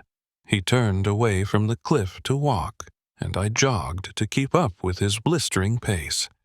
So, what was the swordsman's name again? Shanty? No, Shanty's a girl's name, I exclaimed. His name's Scianto. Just as I remembered, the peculiar wooden building stood not far from the cleave, waiting amid the grassy plateau that surrounded us. It wasn't quite a cottage, because it was larger and more fierce with its ominous dark pyramid of a roof, but couldn't be called a log cabin, despite its form being composed of wood beams for the same reason. Its odd dark roof looked aloof amid our mountainous surroundings. Now that I thought about it, I had no idea how those black scaly panels had been obtained to form the exquisite geometric pattern we saw ahead. It didn't make any sense how such fine architecture stood all the way out here in the boonies without even a hint of humanity to assist in its creation. The structure before us looked like it would need a few dozen architectural construction experts at the least, with 6 months to work, before coming close to what we saw where jet black slick panels were arranged without a hair's breadth of mistake to form a perfect pyramid with 3 oblique walls that curved inward ever so slightly, as if naturally formed by rain erosion. My father gazed at the building with an odd look in his eyes. It looks like an ancient military outpost. Military outpost, I said in bewilderment.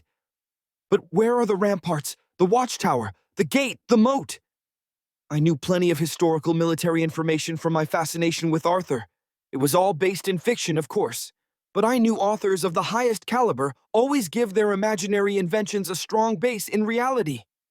So my questions were only logical, but my father's answer boggled my mind and had me reconsider everything. The triangular structure of that roof. The triangle is an important symbol in magic and amplifies summoning spells. Sure, the slanted roof would be impossible for an ordinary man to stand upon, but skilled mages can stand on air. And a tetrahedron is the ideal structure defensively and offensively for waging war on myriad enemies. He was barely even speaking to me as his eyes scanned the roof with wonder, but I was the one with all the questions from his mumbling. Hey, what are summoning spells? My father blinked and shook his head as if breaking out of a trance. Oh, sorry, I was just muttering to myself. I'm probably reading too much into it. A familiar figure emerged from through the doorway of the building. His sharp face with its strong features was unforgettable. His face was so distinct and possessed almost an effeminate beauty that was far from feminine because the masculinity of his angular visage was apparent from every angle of examination, and his countenance was so precisely sculpted, like the statue of some ancient regal figure in a museum, that he didn't look human. His smile as he noticed us was like a mastercraft painting suddenly grinning. Looks like I have a new visitor. Are you here to become my disciple as well?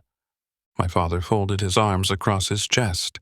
No, I'm just here to meet you. You're a man of myth, a creature of legend. I've come here to dispel any mysteries about you, because I must know who you truly are, if my son is to continue learning from you. Very well, Shanto said. You can call me Shanto. My father extended a hand. Alvin. Shanto shook his hand with a strange smile, almost as if he was laughing at some joke he found amusing but kept to himself. However, I realized that this was how Shanto always presented himself, because my extra scrutiny of him with our second encounter allowed me to identify the patterns in his behavior, which left me feeling somewhat uneasy. He came across as kind and well-intentioned, but that mysterious smile of his had me questioning if he was hiding something. I don't usually accommodate guests here, Shanto said. Please pardon the lack of food and festivities. He smiled slightly, although I suppose food would be the bigger issue. No worries, my father responded, patting his rucksack. We've got plenty. He gave Shanto a dubious look. I doubt you're the type to worry about food. You're not like the rest of us, are you? An almost indiscernible shift in expression crossed Shanto's face. Whatever it was, it vanished in an instant and was replaced with his usual smile. Of course, you're asking the man who lives alone in the mountains, he chuckled. The smile dropped off his face and his eyes narrowed. There's more to you than meets the eye, Alvin. I gave Shanto a curious look. Ralphie isn't around today. He comes and goes as he wills, Shanto said. He's a studious disciple and fits that in alongside a busy personal life. I see, I said. I suppose I'll give you a tour of my home, Shanto said, glancing at my father. It's a humble place, but it's served me well over the years. He led us inside the building. I gazed around the interior. Oddly, smooth gray stones composed the floor, despite the door and walls being formed by wood, and the ceiling reflected the flooring with its stony composition, granting the area an earthly appearance with its combination of wood and stone. However, there was only one expansive room inside the wide building, and far to our left stood a fleet of stuffed dummies attached to wooden poles. Neat, my father murmured as he noted the mannequins. You've got a lot of training dummies. I bet they're a ton of use for practice. But where did you stumble upon them? Did you make them yourself? I can only answer yes to all your assertions, Xianto replied with a bemused smile. I put these stuffed mannequins together myself using fur and hides. I'm apologetic to all the animals who had to give their lives for these tools to exist, but having humanoid targets is a must for a practicing beginner. He stepped up beside a mannequin whose arms were eagled out wide because its wooden post formed a cross, then tapped the dummy on the head. Learning to strike vitals is vital to the success of any swordsman. It makes the difference between life and death during a clash. My father nodded. I get it. You should take care to understand this, Alex, Xianto said. The difference between a battle of attrition and instant disposal of a threat comes down to the accuracy with which you strike their fatal areas. You won't have a choice between the two options if you ever get ambushed by multiple enemies at once.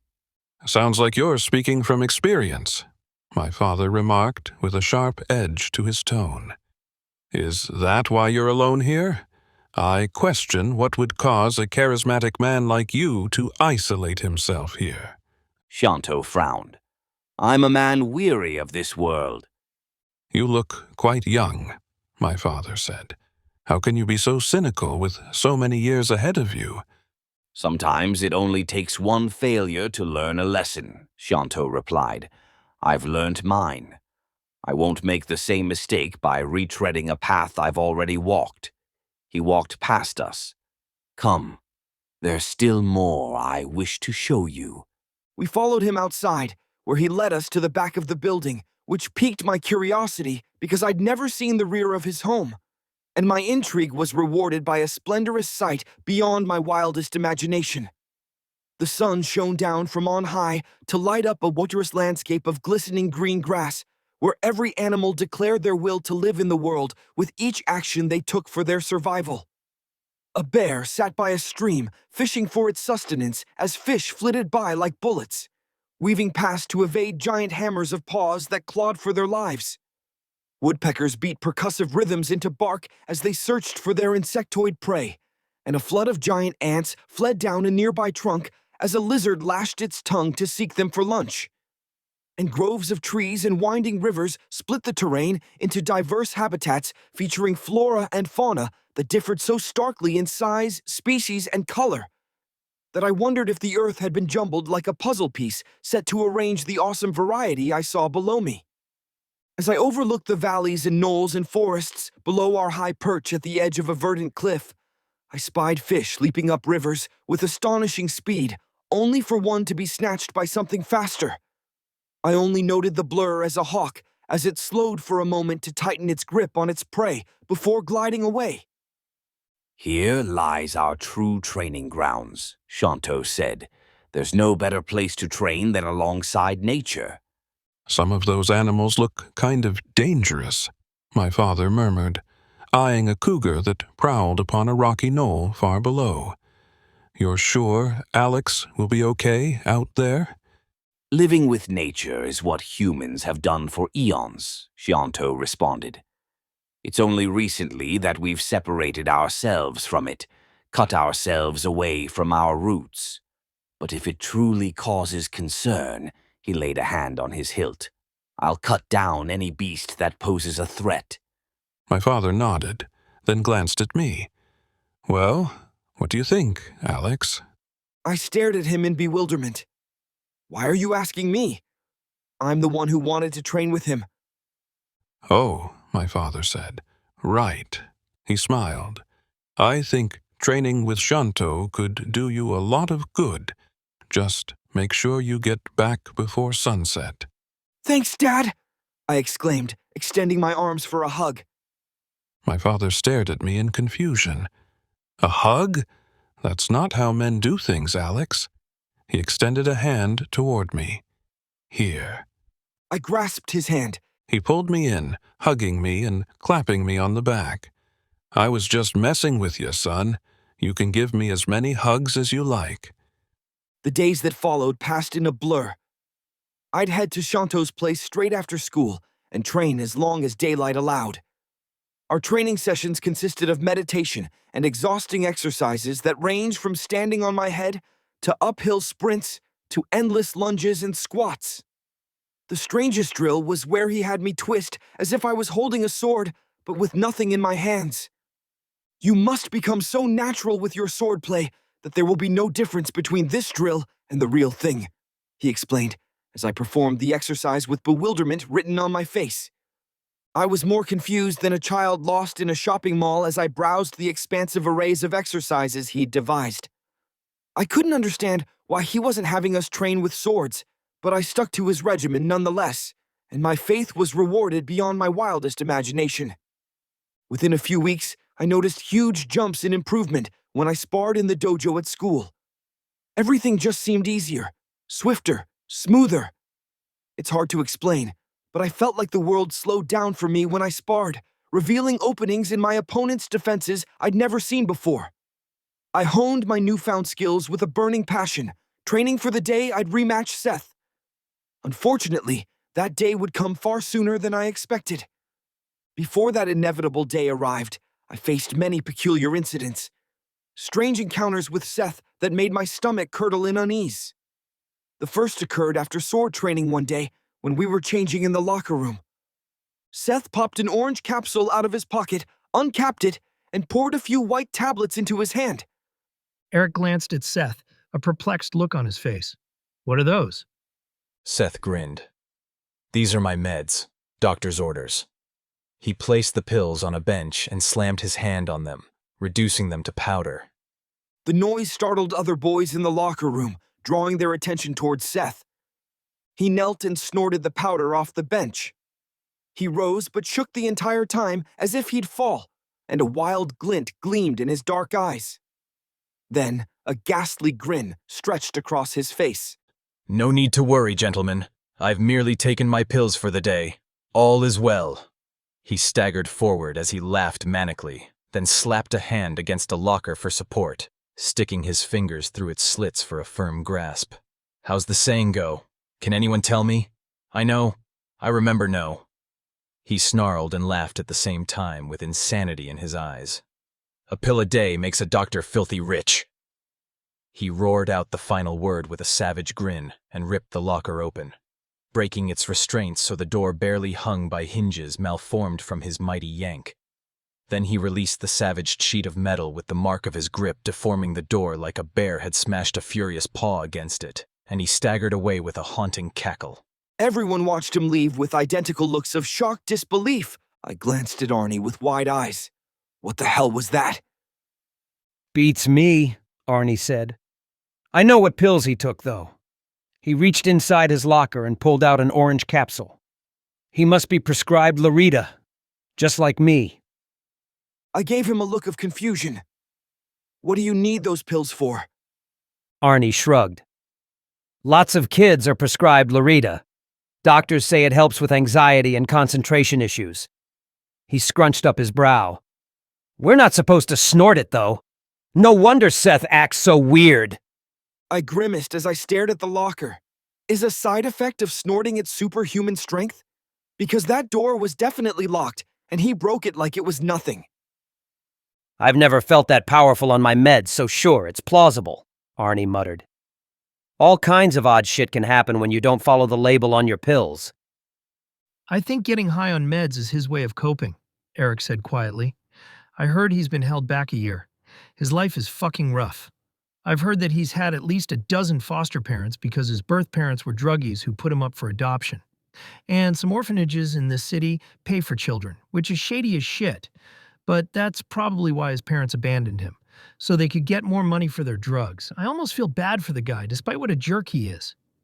We finished changing and got on with our days, putting that peculiar incident behind us.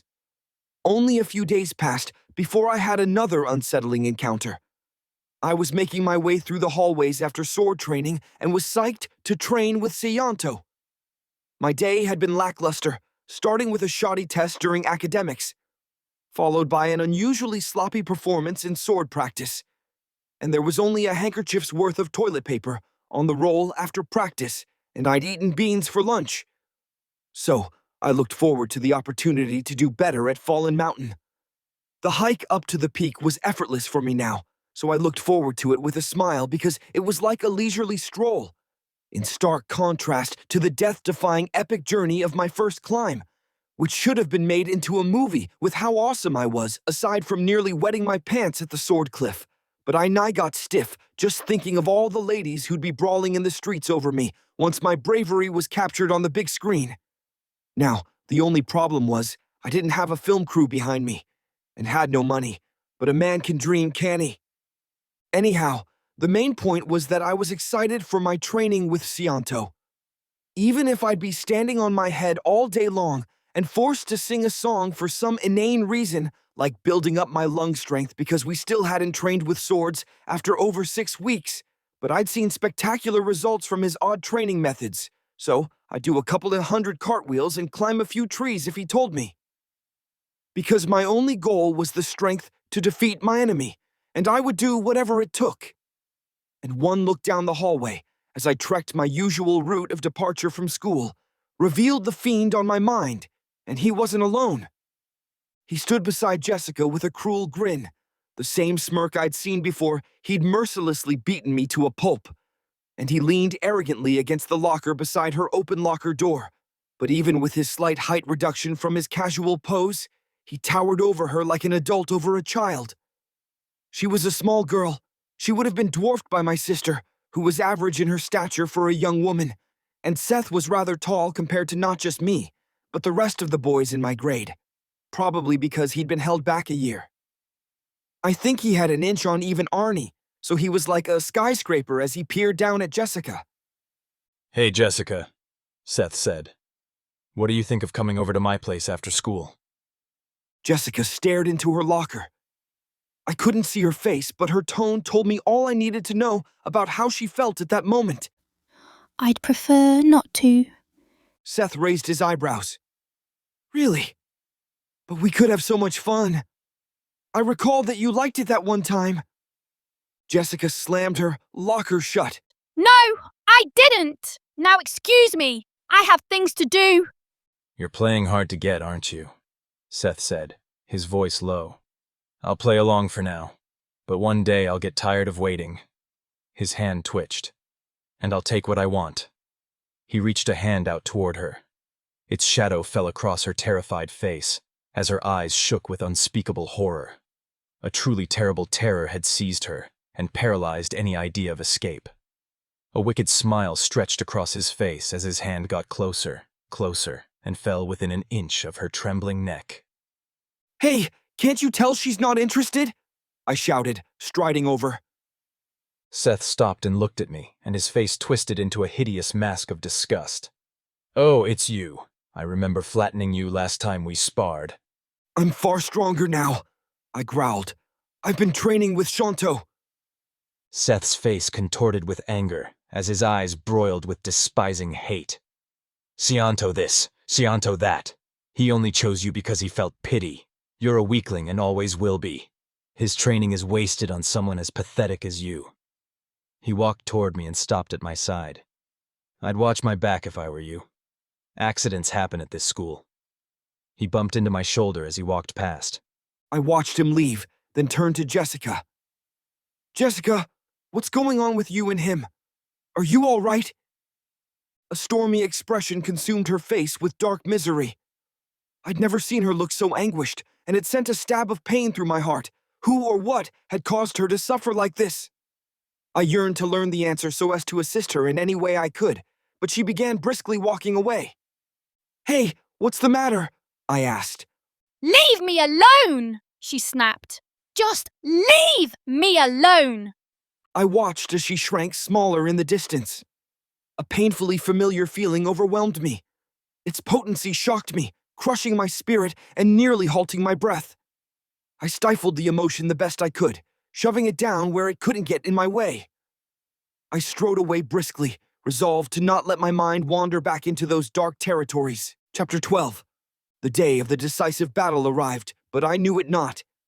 My arrival to school was the same as any other, and I proceeded through my classes like they were a dream, as usual, because I relived the trauma of my schooling at night, so my waking life reflected my sleep with me as the mirror. I realized that I was the reflector of my experiences, whether awake or dreaming, so I decided to minimize my interaction with the mirage of my education at the prison known as government school by continuing to sleep while attending class. I mean, I showed up on time, so there was no reason to throw a fit when my physical body was sitting in my desk every day, in disregard for my desire for freedom. So, at the very least, I'd satisfy my neglected need for sleep. Because of my intelligent choices, I was well rested by the time mana training arrived, and I joined my eager peers as Roger demonstrated a new technique for us. The backstep is a vital technique in both offensive and defensive sword play, Roger said, unsheathing his sword. He turned perpendicular to us, granting us students a side view as he demonstrated. Here's an example. Let's say an opponent comes in with a thrust. He trailed off, scanning his audience. This would be easier to demonstrate with a partner. He pointed at me.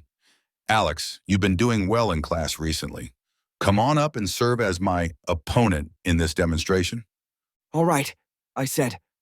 I made my way to the front of the crowd and stood opposite Roger. Now thrust your sword at me, Roger ordered. I unsheathed my training sword and did as he asked. He hopped back in the blink of an eye and thrust his sword forward, sliding it right over my shoulder. The speed of his strike caught me off guard.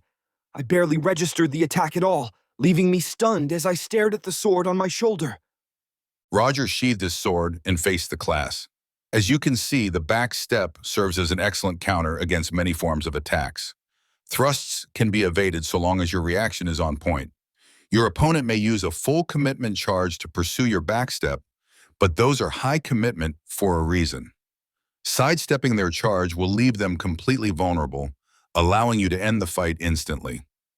Damn, this is boring, a voice from the crowd muttered. This is beginner stuff. Roger glanced at the speaker. I followed his gaze and found the source to be Seth. He glared at Roger with a contemptuous sneer. I think I remember you from last year, Roger said. You were much more diligent back then. I'd never had a student so dedicated to mastering this craft. What changed, Seth? What changed? Seth snarled. What changed is that I mastered this stuff a long time ago. This is wasting my time. Why are you here then? Roger asked. Not everyone wants to choose the path of the sword. Focus your energies in other areas. I'm here for one reason, Seth said. He unsheathed his training sword and pointed it at Roger. I challenge you to a duel. Once I beat you, I'll leave this crummy place behind for good. Roger stared at Seth in silence. Very well. Perhaps I can rekindle your passion for learning by teaching you a lesson the hard way. The crowd parted quickly to make way for Seth. Excited whispers filled the air. The students watched the challenge commence with eager anticipation. I joined the crowd to watch the bout, not sure what to expect. I knew Seth's skill to be incredible from facing him, but what I just saw from Roger had me in doubt of the outcome. The two stared each other down, hilts gripped tightly and eyes locked without a hint of a blink. Come at me, Roger said, narrowing his eyes. Seth charged forward with a roar, gnashing his teeth as he unleashed a whirlwind of savage swings. Roger didn't move an inch in response. The only movement I could see came from his hands. He shifted his sword slightly, making minuscule adjustments in response to each of Seth's strikes. I see what technique you've chosen. A brash, all-out attack aimed at overwhelming your opponent. He abruptly stuck his sword forth and smacked Seth in the chest, staggering the lad back with such vigor that Seth looked a moment away from collapse. Seth panted for breath as he maintained his footing, his legs shaking. Whatever Roger had hit him with, it certainly shook him to his core. But whether it was from pain or fear, I didn't know. Then he snarled and adjusted his grip while fixing feral eyes on Roger. Unfortunately, that doesn't always work, Roger said. There's a certain predictability to even a brash attack. If you don't mix it up, your opponent will quickly catch on. Shut up, Seth yelled. I'm only getting started. Roger sighed. Seth charged at Roger and stabbed his sword forward, only to immediately step back and execute a circular spin in a blink faster than a fan before unleashing a tremendous strike that shot wind in every direction. However, his attack hit only air. I see you went for a feint, Roger said, standing at Seth's side. Then you followed up with that finisher, using the torque of your spin to maximize power. Seth leapt back with bewilderment in his eyes and on his tongue. How'd you get there? He gritted his teeth. So you caught me off guard once, big deal. You'll regret not capitalizing on it. He roared as he leapt from the ground, eating a dozen meters in a split second with a single spring as his sword fell with a gusty wind. The horrifying force of his downward swing was obvious, and I would feel sorry for a concrete block that stood in its way. But the brutal strike would take no victim. This time Roger moved, becoming a blur of motion as he stepped back and spun in an instant circle to counter Seth's attack with a brutal bash to the gut. Seth spat up a spray of saliva and his sword went flying, and he joined it, shooting backward further than his tremendous leap in a flash to crash hard against the mats. That's how it is done, Roger said, sheathing his sword. Your problem is that you don't have enough speed.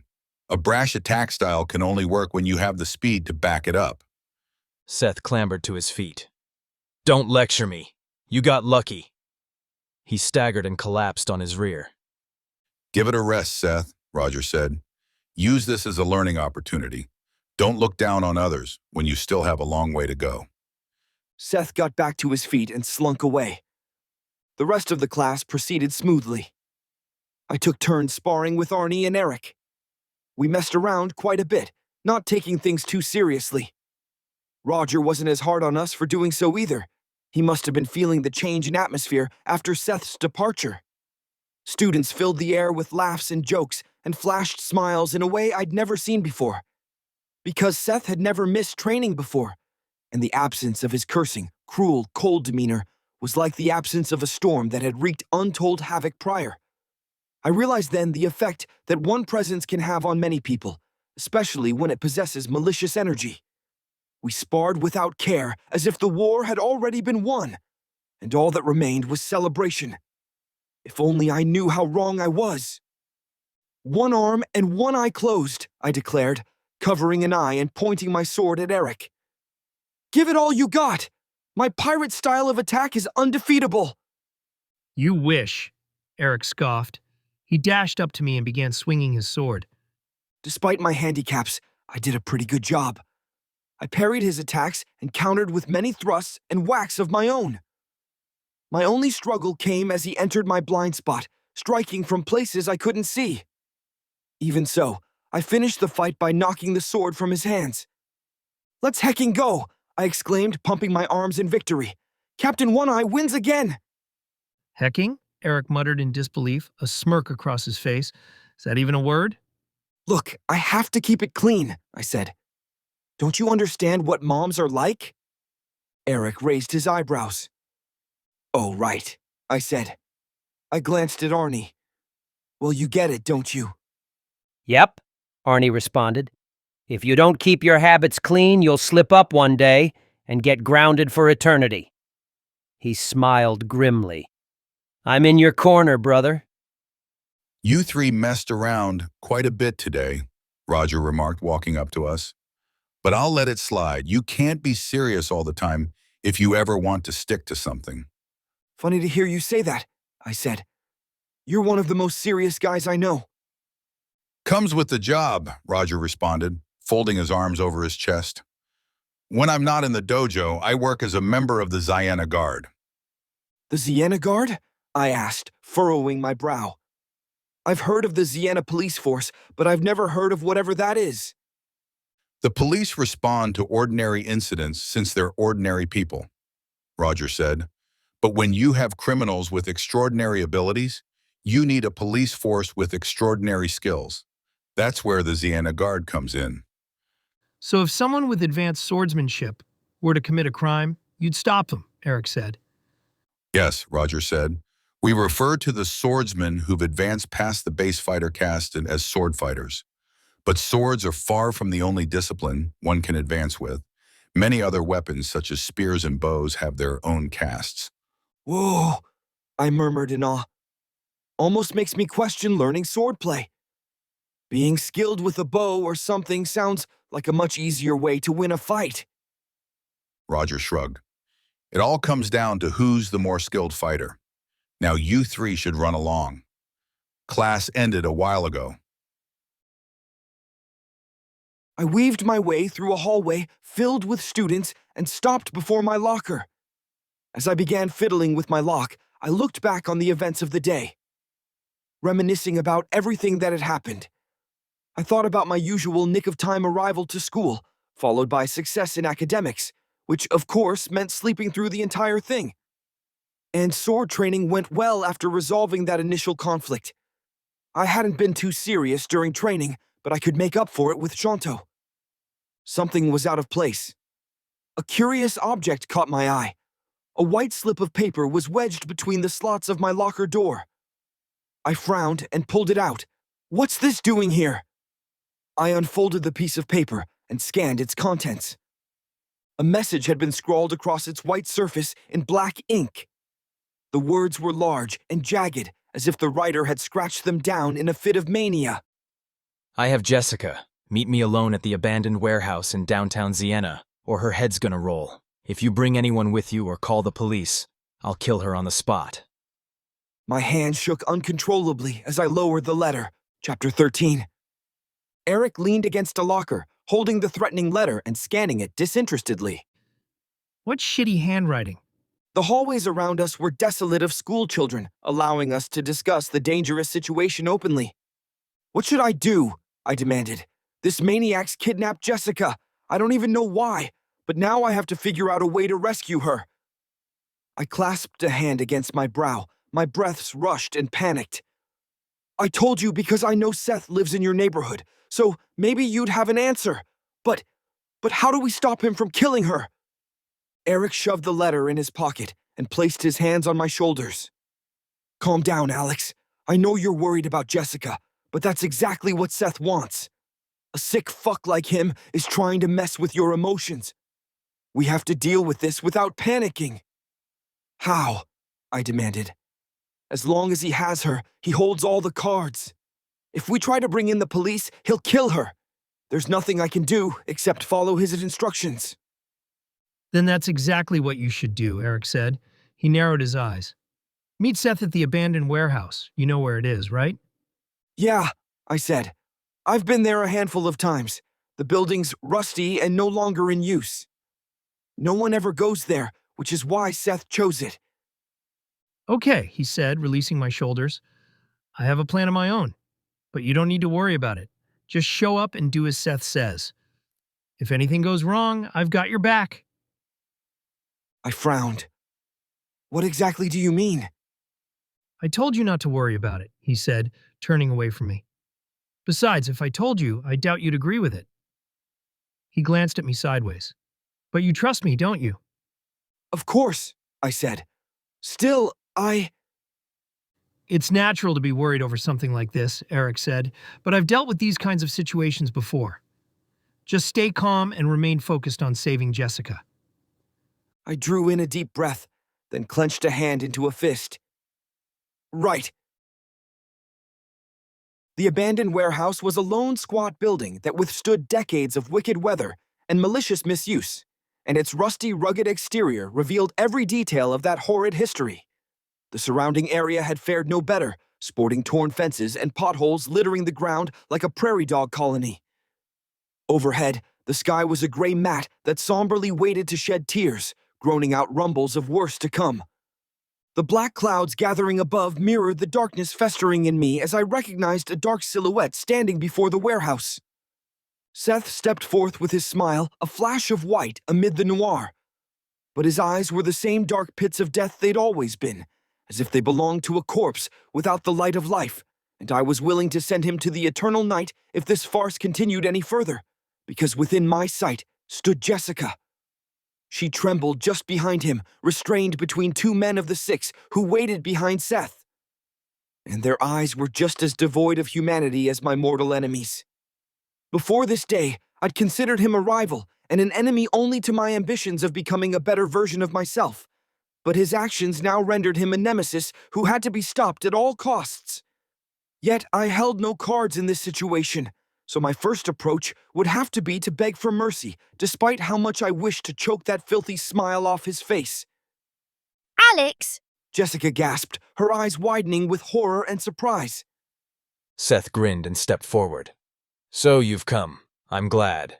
It would have been such a shame to waste a pretty girl, but it was the only way to motivate a moron like you. Why did you kidnap her? I demanded, struggling to keep my voice more controlled than a bestial roar. What's the meaning of this? If you have a problem with me, then sort it out with me, but leave her out of it. Seth glanced back at Jessica, then stalked up to her. He smiled at me, then gripped her by the chin. I know this girl is precious to you. That's all the reason I needed for this. Jessica recoiled, glaring at Seth with disgust. Leave her alone, I shouted. Don't touch her, you freak. Seth brushed a hand over Jessica's cheek as she struggled in the grips of her captors and turned her face away, then smirked nastily at me as he released her. You've only proved my point. You're always trying to be her knight in shining armor. He grinned savagely. When she's already mine. I've done a lot more than touch her. He met Jessica's eyes with wickedness in his own and a mocking smile on his lips. Isn't that right, Jessica? Jessica thrashed in her captor's grips with desperation in her eyes.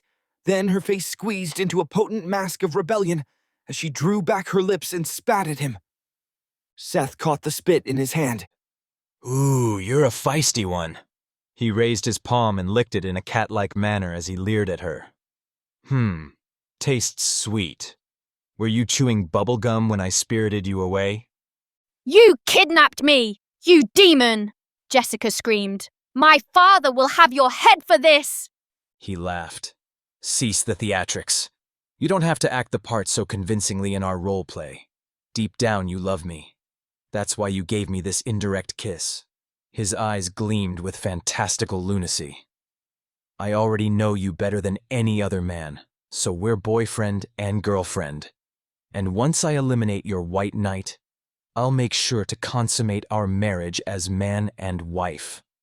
Go to hell, Jessica snarled. One of the criminals holding Jessica had a perturbed look in his eyes as he watched Seth banter with Jessica. Boss, we're going to ransom her, right? If this girl is really who she says she is, then her father's rolling in dough. Shut it, Seth snarled as he switched from bemusement to berserk rage in a flash. We'll do what I want with her. That's all you need to know. I'm the boss of you sorry lot for a reason. Your pathetic hides only aren't in jail because I know how to bribe the police with drugs. I'm the mastermind here, you're the grunts, so play your role or you'll end up the same as anyone who gets on the wrong side of my blade. He snapped his fingers and pointed at a thug. Hand it over. The criminal produced a familiar-looking object and handed it to Seth. Seth strode forward a few paces with the object in his hand and stopped, staring at me with an odd look in his eyes. What do you want? I demanded. Just let her go already. He threw the object at my feet, and that's when I realized what it was. A sheathed sword in a brown scabbard. Then he reached for his own scabbard, which was as jet black as his eyes, and slid his blade out of his sheath, only for lightning to crackle across the black sky with the horrible boom of thunder and cast a blinding gleam on the evil edge of the wicked weapon as it slunk out of its veil. Rain fell from the zephyr in quiet patters on the concrete, but with every moment, the tears of the welkin built up momentum, and a heavy gloom like the birth of a typhoon cloaked our surroundings in smog. I have a proposal for you, Seth said. We will duel to settle this once and for all. If you want to take this girl from me, you must defeat me in a clash of blades. If you win, I give you my promise that no harm will come to her. I picked up the sword and stared at him. How can I know that you're honest about this? He smiled thinly. I just want to settle this fair and square. No one will interfere. You have my word.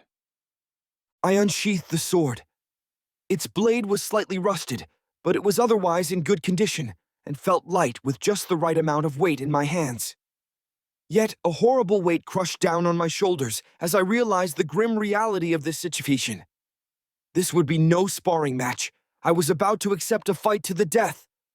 I had never clashed with real blades before, and while my hate for Seth was near apocalyptic when I learned of his crime, I still felt a horrible lump in my gut at the idea of taking a life. But I saw no other way to save Jessica.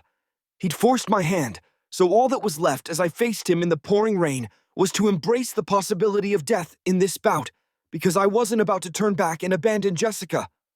I'd die fighting before I gave up, but I preferred the prospect of victory because I was here to save her, and I damn sure wasn't going to leave without her. I took a deep breath as lightning crackled once more with the echoing boom of thunder as close company, then roared out my conviction at the top of my lungs. I accept the duel!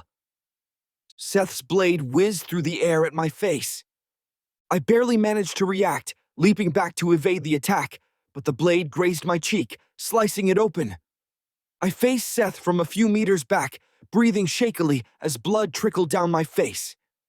Adrenaline pumped through me so fiercely that I barely felt any pain, and that only terrified me further because I didn't know how bad I was hurt apart from the red dripping among the rain at my feet. Shoes pounded like sledgehammers on concrete as Seth blurred through the rain toward me with a jubilant howl soaring forth from his manic mouth as he lashed an uncouth flurry of unreactable attacks at me. Or so I thought as I parried frantically, stumbling back, while my body reacted on instinct to barely fend his lethal edge away from my vitals. I've always wanted to kill you, he howled. Ever since that fucking day on Fallen Mountain. I was tripping over my own feet as I staggered back and could only hear the clack, clack, clack of our blades whacking together faster than I could blink because I couldn't think as I parried for my life, and my panicked breathing echoed in my mind. Alex! Jessica screamed. Don't fight him! He'll kill you! She's right. Time slowed to a crawl as I avoided lethal blows by less than the width of a hair, blood spurting from slices all over my body as a ceaseless storm of nicks and near misses shredded my torso and limbs. All I could focus on, apart from the blade that edged closer to my neck with every breath, were the murderous dark pits of Seth's eyes, the empty voids of murderous insanity that tracked my every movement more accurately than lasers as he zeroed in on the finishing blow. My panic only increased with every step I stumbled back, making my death a fast-approaching certainty. I was going to die if I didn't find a way to fight back, and there was no time to devise any strategies of attack, because every second was a war for my survival. Seth's blade grazed within a hair of slitting my neck wide open. A cut of paper-cut depth opened on my throat and bled, but I felt like I was already dead with the way my neck seized and squeezed in frantic panic of my mortality. My mind screamed and raced to escape the inevitable end of its consciousness. I don't want to die here. Sianto's voice echoed in my mind as I watched Seth's edge flash past my neck, because my perception of time was unlike anything I'd known of except in stories of those who survived near-death experiences. Alex, control your breathing. Each breath is the fuel that powers the engine that is your body. I sucked in the deepest breath of my life faster than a vacuum and attacked without a thought. My blade clanged against Seth's like a gong, staggering him back with confusion in his eyes. What? He gasped. I had you. That swing was lopping off your head for sure. There's no way. He snarled and charged at me with a flurry of stabs faster than 100 jabbing scorpion stingers. But I was no longer the same. I saw him come at me with perfect clarity like a camera at the highest level of resolution, capturing every iota of motion from the balls of his feet to his seething breaths of frustration, and I weaved like grass in the wind through his raging storm of attacks. If my perception of time was normal, I would be surprised at how effortless it was to dodge the dozens of strikes I did in less than a second, but I perceived his furious flurry as slow individual thrusts, like he was submerged in slurry. I didn't even attempt to parry at first because my mind felt so calm, and I had no intention of slaying so much as an insect, but my resolve returned as I noticed Jessica watching our bout from far behind him with bated breath. I breathed. With every breath, I matched it with a strike and a step. Then, 2 strikes and 2 steps. 3 was effortless, as was 4. And I ascended until I was flying with furor as Seth stumbled back with frantic gasps and panicked parries, trying to match my speed. But I was beyond his capabilities because I was as light as a feather, and every attack felt like a move in a dance with my blade as I dissected his defenses without a doubt of my victory. Every swing of his was countered far before complete execution, forcing him to stagger back to escape my sword. Every strike of mine grazed within inches of his neck until my blade sunk into his cheek and ripped out flesh. Jessica gasped. Gah! Seth screamed, leaping back to clutch his wounded cheek as blood seethed forth from his fingers and reddened the concrete at his feet. Fuck! I won't fucking lose to you! He abruptly pulled a clear plastic bag filled with white powder from his pocket, opened it, and sniffed its contents. His pupils dilated unnaturally in the manner of a cat in the darkness, as a fanatic smile warped his features. He threw aside the bag, breathing heavily, then snapped his head toward me like a rabid animal. I won't lose! I won't ever be beaten by anyone again! He ripped across the asphalt, clashing against my blade with newfound speed and vigor. I parried whilst trying to remain in my focused state, but the duel was no longer the same. Seth was no longer the same. His swings defied reason and shredded through the air like bullets, creating a storm of steel that neutered all my attacks while shrieking closer and closer to my vital spots. You stole everything from me!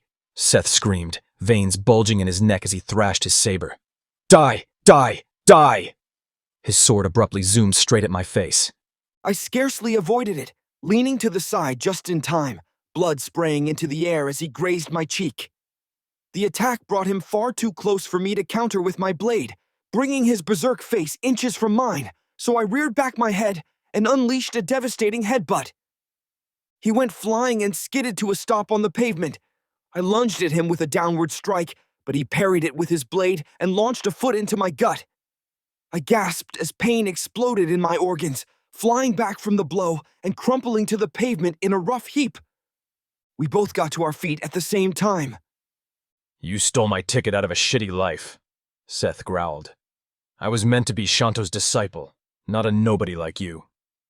You destroyed your chances with your actions, I spat. Shanto saw you for what you are, a monster. His eyes flared with apoplectic rage as he snarled like a nightmarish beast. We charged at each other. He unleashed a wide, sweeping swing that I ducked under. Then I burst up with a rising slash that grazed his chin as he skipped back, but he returned like a boomerang, spinning in an instant circle and firing a swing at my face. But I was no longer there, for I leapt back, spun in a vicious circle, and launched a tremendous strike. Seth attempted to evade as he raised his sword to block the attack. He failed to do both. His pinky was severed in an instant, flying up into the air and splashing into mud on the pavement. He screamed and fell on his rear. I closed in with a finishing strike, thrusting my sword at his neck. Seth's eyes widened. I stopped my blade within an inch of Seth's neck. Yield!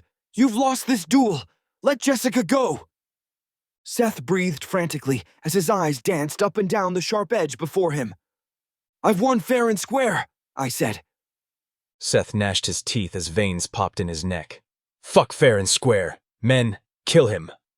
Time seemed to slow down as I noticed the men behind Seth draw small black objects from their pants. Pistols. They had guns. I tore my body away to evade the coming gunfire, but I knew it would all be in vain. No! Jessica shrieked. Stop! The cracks of gunfire filled the air alongside the somber flashing of pistol muzzles. The blasts of discharging bullets must have been loud, but my mind scarcely registered sounds louder than the snapping of fingers as time slowed down. My reaction time from training with Shanto was significantly faster, so I lifted my blade to deflect the bullets and managed to protect the core of my body from several shots. But I just wasn't fast enough.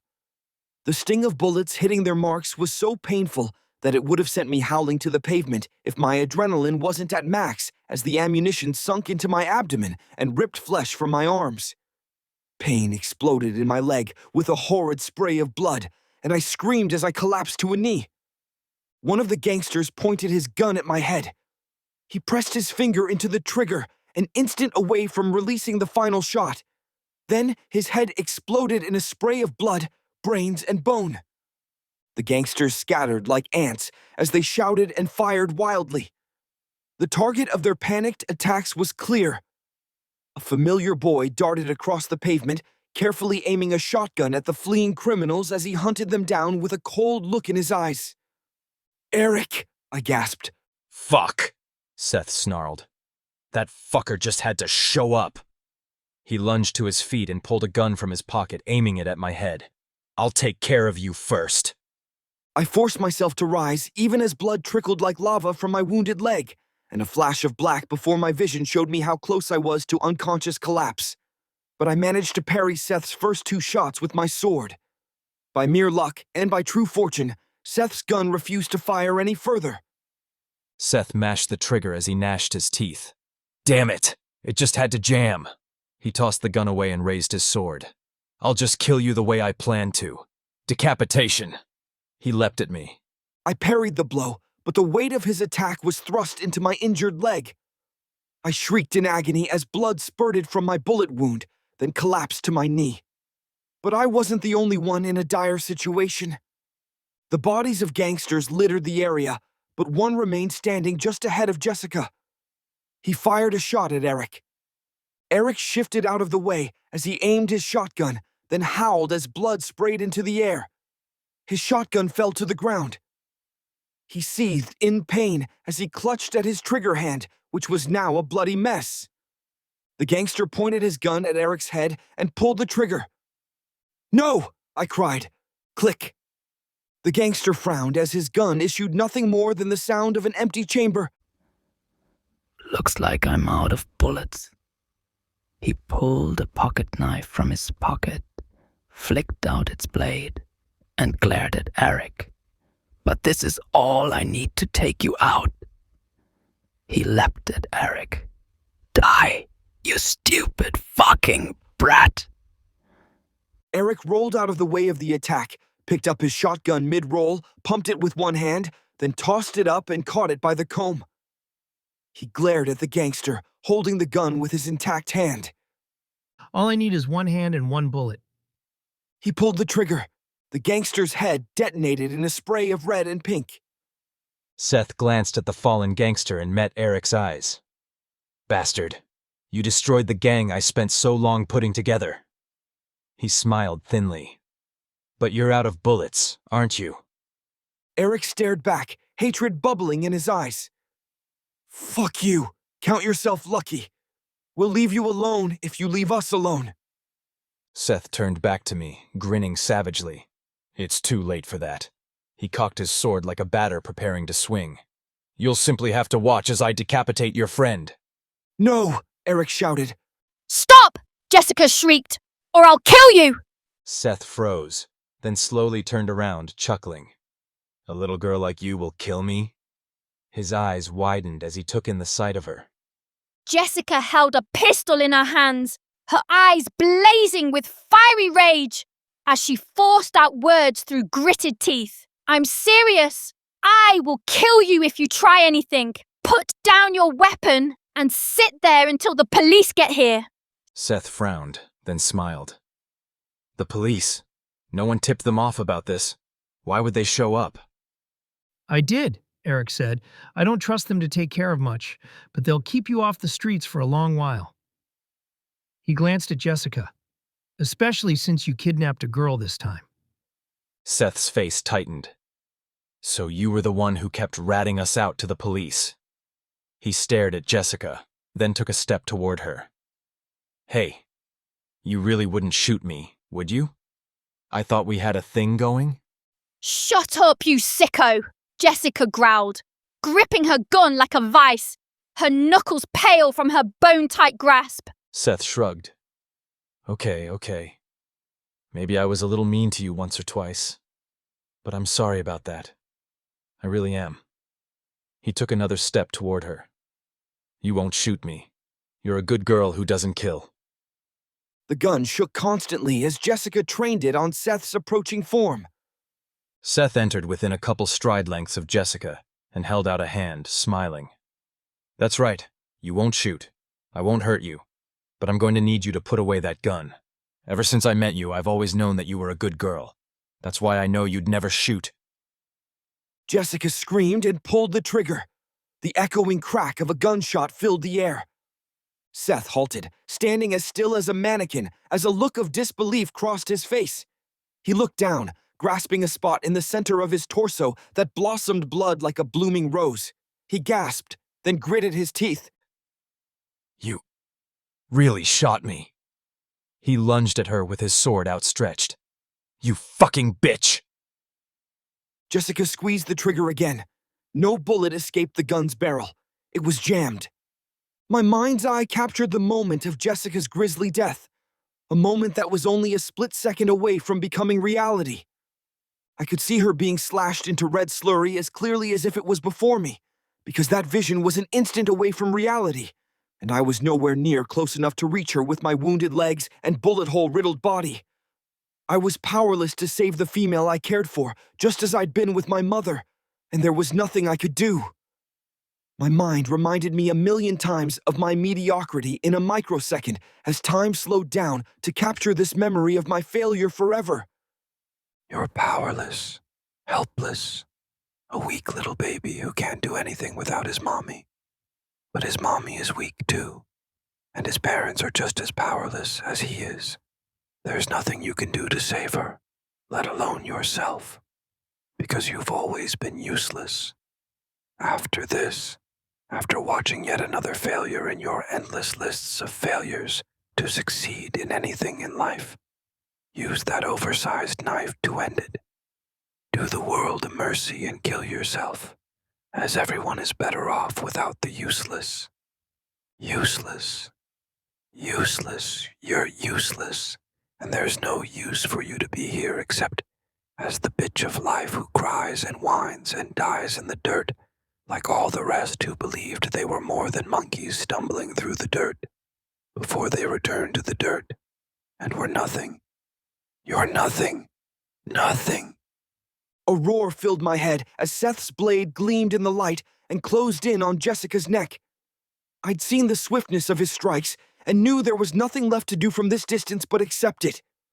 Accept my failure and yearn for death as my only escape from it.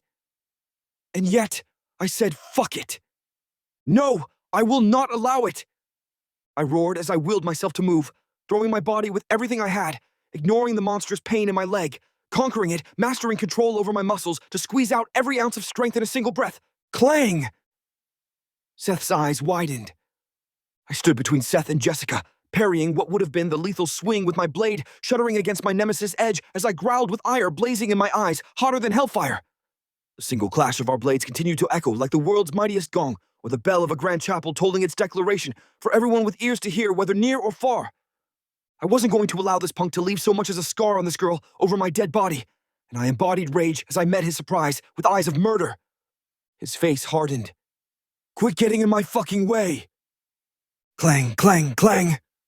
Our blades rang thrice as he tried to dice me into bits, but my resistance was fiercer than his fury, and the petty flurry did nothing to prevent my protection of the girl I'd arrived to rescue. I shouldn't have spared you, I snarled. You're better off dead than stealing any more lives from this world, you unforgivable monster! You're the monster, he roared. All of you are. All of you laugh at my pain and see my life as mockery for your amusement. I'll share my pain with everyone, so no one will ever look down on me anymore. He launched his fiercest assault since the beginning of our bout with a despicable howl. My body was bruised, bloodied, battered, punctured with bullet holes, and oozing red all over as my muscles flared with agony, and every breath brought pain throughout my entirety. But I was ready. Clang, clang, clang, clang, clang, clang, clang! The clangs of our blades rang through the air and sang a song of hate that could only be abated by death. The percussive slamming of steel on steel blared loud enough to kill an elephant as the concussive crashing with lethal edges flashing past faces of fury blotted out the cacophony of the storm that wailed louder than ever above. But the booming thunder may as well have been a chirping dove, because its roars were absent with only flashes of lightning to confirm their existence. The eminence of our clash took prominence over even the wrath of sky's cataclysm, and no amount of rain, winds, or thunder could match the chaotic clamor of swords smashing faster than bullets as I roared to summon forth every molecule worth of strength from my soul. Clang, clang, clang, clang, clang, clang, clang. Clang, clang, clang, clang. The mashup of mad metal manifested malice in the air as the glare of our swords and the lightning's light gave our fight the poise of angels. But Seth would be the fallen cherub with his red chest and hell-color faces twisted with the disgrace of the devil. Our blades glowing in the lightning that sizzled the air around us as our slashes warped the rain and wind into a sphere that vortexed round the violent force of two men fighting to the death over a maiden. We may as well have been in Eden, some religious fantastical notion of perfection, because my mind was as far from reality as any worshiper who desires God to save them from calamity. I was my own God and Savior. A low strike at my legs to maim me. I met it. Clang. 2 slices at my neck. From left and right, I blocked both twice. Clang! Clang! Clang! Clang! 4 blocks against 2 hits staggered him, as I was swifter on the defense of my destiny than his offense for his enmity. But my enemy responded with 3. A low slash, blocked, clang, gut thrust, deflected, clang, decapitation, denied, clang! Then a flurry of 30 or 40, didn't matter. The clatter was too heavy to summarize in a page of representation, but I repelled the nation's worth of murderous invasion at my face and chest within a single breath and cast his death away to stagger him back. He seethed, breathed like a beast, then snarled and surged upon me with a storm of steel that no saint could pray away. But I was here as not merely a believer in my power, but a practitioner of my power to protect my beloved to the death. No one was there to help me but myself, and only my hands held Jessica's life back from extinction. And the wave of wrath I expelled with the howls of a demon was the only defense against the devilry that was Seth, as his storm of slices would shred any other boy, save Ralphie into a mess of red. But there was no Ralphie here, no Shanto, no master or martial officer of any sort to assist as I fought for the life of my wife and my future children. I could foresee it all in my eyes, and I knew it might be lies, as I could die here, and she could move on with another man, and the future was an unknown mirage that always changed as I approached it. But right now, I knew in all my heart that Jessica was a part of my destiny. The reason why I was born was for this moment, and if I fell, then I wasn't worth her anyway. So I could not fall, and I gave it my all, and Seth responded with hell that would make any angel wail for their creator. But I was beyond angels and demons as I faced down the demons in Seth's dark eyes that had always terrified me without any fear. Everything I held dear hung in the balance, so even as I swayed and nearly lost balance 1,000 times because my legs were maimed by bullet holes and exertion, I produced more power from the depths of my soul than I ever knew was possible before, because this was what I had to do to save her. I'd do anything for her, and I'd do anything for me to be with her, and therefore I would not die here without slaying this demon. Even if this bout meant my death, I'd end him before my life expired and promise to reunite with my beloved in heaven. Religion didn't matter to me, only conviction, only promises, only love, and the work I put forth to prove it, and here was my time to prove my worth or die. I lacked my earlier precision, but had persistence to serve as the final resistance between this murderer and his victim. I'd be the first vanguard and final rearguard in this 2-man war over the life of Jessica, but I wouldn't fall in battle, so I had to slay this cattle of a human being who thought lives were toys to be played with and discarded. I didn't retreat because I wouldn't even think of it, and I couldn't because I lacked sufficient strength in my legs to shift my stance, so my only defense and offense were my arms, which seeped and squirted blood with every swing of my saber. The sensation of my blood spraying forth from holes and slices all over my body was like magma pouring over my skin as dynamite exploded in my wounded leg that bore the weight of Seth's manic attacks. He swung with the force of a bear, and it was almost unbearable to bear, but something had me still standing there despite my agony, because even the inhuman strength of a druggie wouldn't stop me from my mission. I had to protect her, so I couldn't fall, and I gave it my all with the roaring and snarling of a beast, because as pain feasted on my body, I discarded all traces of civility and let the savage within speak and fight for me. Seth's chest was as red as his face as he howled like a demon in a burning abyss, with his eyes twin black pits of hate that hungered to destroy all. But despite his grave injury, He wouldn't fall and continued to strike endlessly with might beyond human limits. The drugs coursing through his system alongside his insanity created a walking calamity who wouldn't fall to any amount of pain or anything less than being slain. And while my motivation was stronger than steel, my body was weakening much faster than my spirit. So even as I screamed within to keep fighting, I began to falter as I spat out globs of blood between choked breaths, remaining on my feet only through blind rage because my foe had become blurry as my head grew dizzy. I was losing blood, and losing it fast with every second that passed, and this drug addict would win this war of attrition because he would stab and slash until his final heartbeat. My weakness was taken advantage of in an instant. Seth's blade zoomed at my face. I leaned back, but I was slower and half-blinded. Red exploded across my vision with a surge of blazing pain that lit my entire face aflame with agony. Alex! Jessica screamed. No, Eric howled. He staggered closer to our bout, but had no weapon to engage in the lethal clash of blades, so he couldn't do anything more than Jessica to help. I stumbled back a half step as I screeched in agony. It felt like my face had been split open, but I was given no respite to adapt to the wicked pain because another slash zipped at me. Once again, my dodge was only half of what I needed to escape, so my flesh was raped again by steel that sprayed zealous blood like exploding red fireworks from my face. And I shrilled without disgrace as I hobbled back with a hand clutched to my face, trying to stem the endless crimson flooding from my visage. You're finished, Seth snarled, stalking toward me. He readied his final swing. I reacted with half a thought. The idea couldn't have been written on paper because my mind was beyond words, but I hurled a handful of blood from my facial wreck into Seth's eyes. What the fuck? He howled, stumbling back. The attack had caught him completely off guard to leave him in confusion about his sudden blindness. Why can't I fucking see? I seized my opportunity for execution in his disorientation and screamed like a demonic entity as I thrust my blade with all my might into his gut. Resistance was only brief for a split second before I pierced through. The sword burst out his back as a pinkish-red mess with a sickening spray of blood. He gasped. I twisted the glaive to spray forth a gallon's worth of scarlet, then yanked my weapon out with a snarl. The overcast skies parted as the drizzling rain dried up, revealing an orange setting sun that cast its warm rays upon us. Seth drew a choked, spluttering breath as his eyes widened with the realization of inevitable death. He stumbled back a step, then fell back too as he hacked forth 3 globs of blood in rapid succession, holding a hand with futility over his fatality. Blood gushed in abundance from the mortal wound with such speed and quantity that there was no doubt of his fate. His sword clattered to the pavement as he grunted and pressed his oozing gut, then paused to raise a hand, reddened with a smut of bloody gore as if dipped in crimson paint. And he stared at that hand with faint, panicked breaths. No, I'm not going to die, he gasped with trembling denial of his end. He stared at me like a frightened animal. I stood as still as a statue, unable to take a step, but perhaps in his eyes I appeared as a threat because he screamed and fell on his rear. No, I won't die. He howled and tried to stand, but his knees buckled to fell him just as fast as his attempt began. Then he spewed forth a tomato can's worth of red. But he still wasn't dead, even as crimson seeped from the puncture in his abdomen to splatter the ground below, and he half staggered and half crawled away as he continued trying to stand in denial of his demise. No, why? Why does it have to end like this? I was going to become great. I was going to be invincible.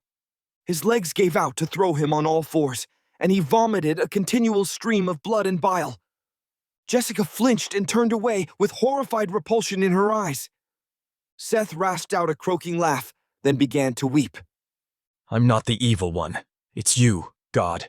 You created me here to suffer. You taught me my ways. I've only done as you told me, as you whispered to me.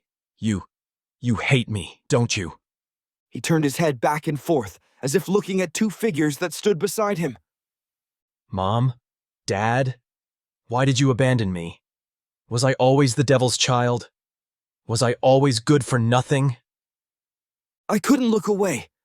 Perhaps it was the fiendish spectacle of gruesome misery that captured my attention with disturbing fascination. Or perhaps it was that my own mind was entering the death-spin delusions of death, but I didn't avert my eyes for a breath and watch the consequences of my stab through to the end. No, Seth screamed, staring up at the sky. It's you. God, you're the one who's good for nothing. You never helped me. You never protected me. He broke off as he coughed up blood, a wet, choking wheeze that revealed his struggle to bring in air. Then he spoke quietly, resignedly, staring down at the blood spreading over the asphalt beneath him. Maybe this is your help. I hate it here. No one ever loved me. I never loved me. He abruptly turned to stare at me. Are you happy now? You killed me. A faded look entered his eyes. You, the hero, killed me, the villain. I just wasn't made to be good like you. My cruel luck determined my life. If you were in my shoes, you'd have turned out the same way. That's why you'd better enjoy your life, you lucky bastard. He crumpled to the ground as blood pooled around his body, twitched a handful of times, then never moved again. I stared at Seth's corpse, then collapsed to my knees. Alex! Eric and Jessica cried my name simultaneously. Eric ran over and tore off his shirt, then wrapped it around my wounded leg and formed a tourniquet. I smiled wryly. Sorry, guys, but I think I'll be joining Seth on the other side. I'm just losing too much blood. Police sirens wailed through the air. Jessica fought her way out of her blouse. I stared at her in confusion. Jessica, why are you... She wrapped her white shirt over my face. Shut up! Don't talk! You'll lose blood! You're not going to die! The police are here, Eric said, but their cars screeching to a halt and doors flying open were my only warnings of their presences because I couldn't see anything but red through Jessica's shirt. Hey, over here. My friend is hurt. Those were the last words I heard before blacking out. Chapter 14. I gasped as my eyes flew open. Bright overhead lights forced me to blink and avert my sight, but my neck felt stiff and my muscles moved as if encased in concrete. I lay underneath a white sheet that matched the bed underneath me, but my head blared with a sound that prevented me from examining my surroundings. An awful noise hummed through my ears, as if bees were trapped inside my eardrums, and my face throbbed and felt so odd and just wrong. I had to touch it to figure out why it felt like my visage had been replaced with plastic, and my fingers brushed over thick gauze and hefty bandages. At first, I thought it was Jessica's shirt still wrapped over my head, but I distinctly remembered her blouse being red with my blood, and I could see... But my sight was blurry and distorted like I was underwater. You're awake! A woman in white shouted as she hurried over to my bed. Or that's how it sounded to me, because her voice blared like a siren in my ears. I bolted upright and regretted it in that instant. My head swirled and eyes blurred as I nearly fell back where I'd lain, because my face blazed with unreal pain.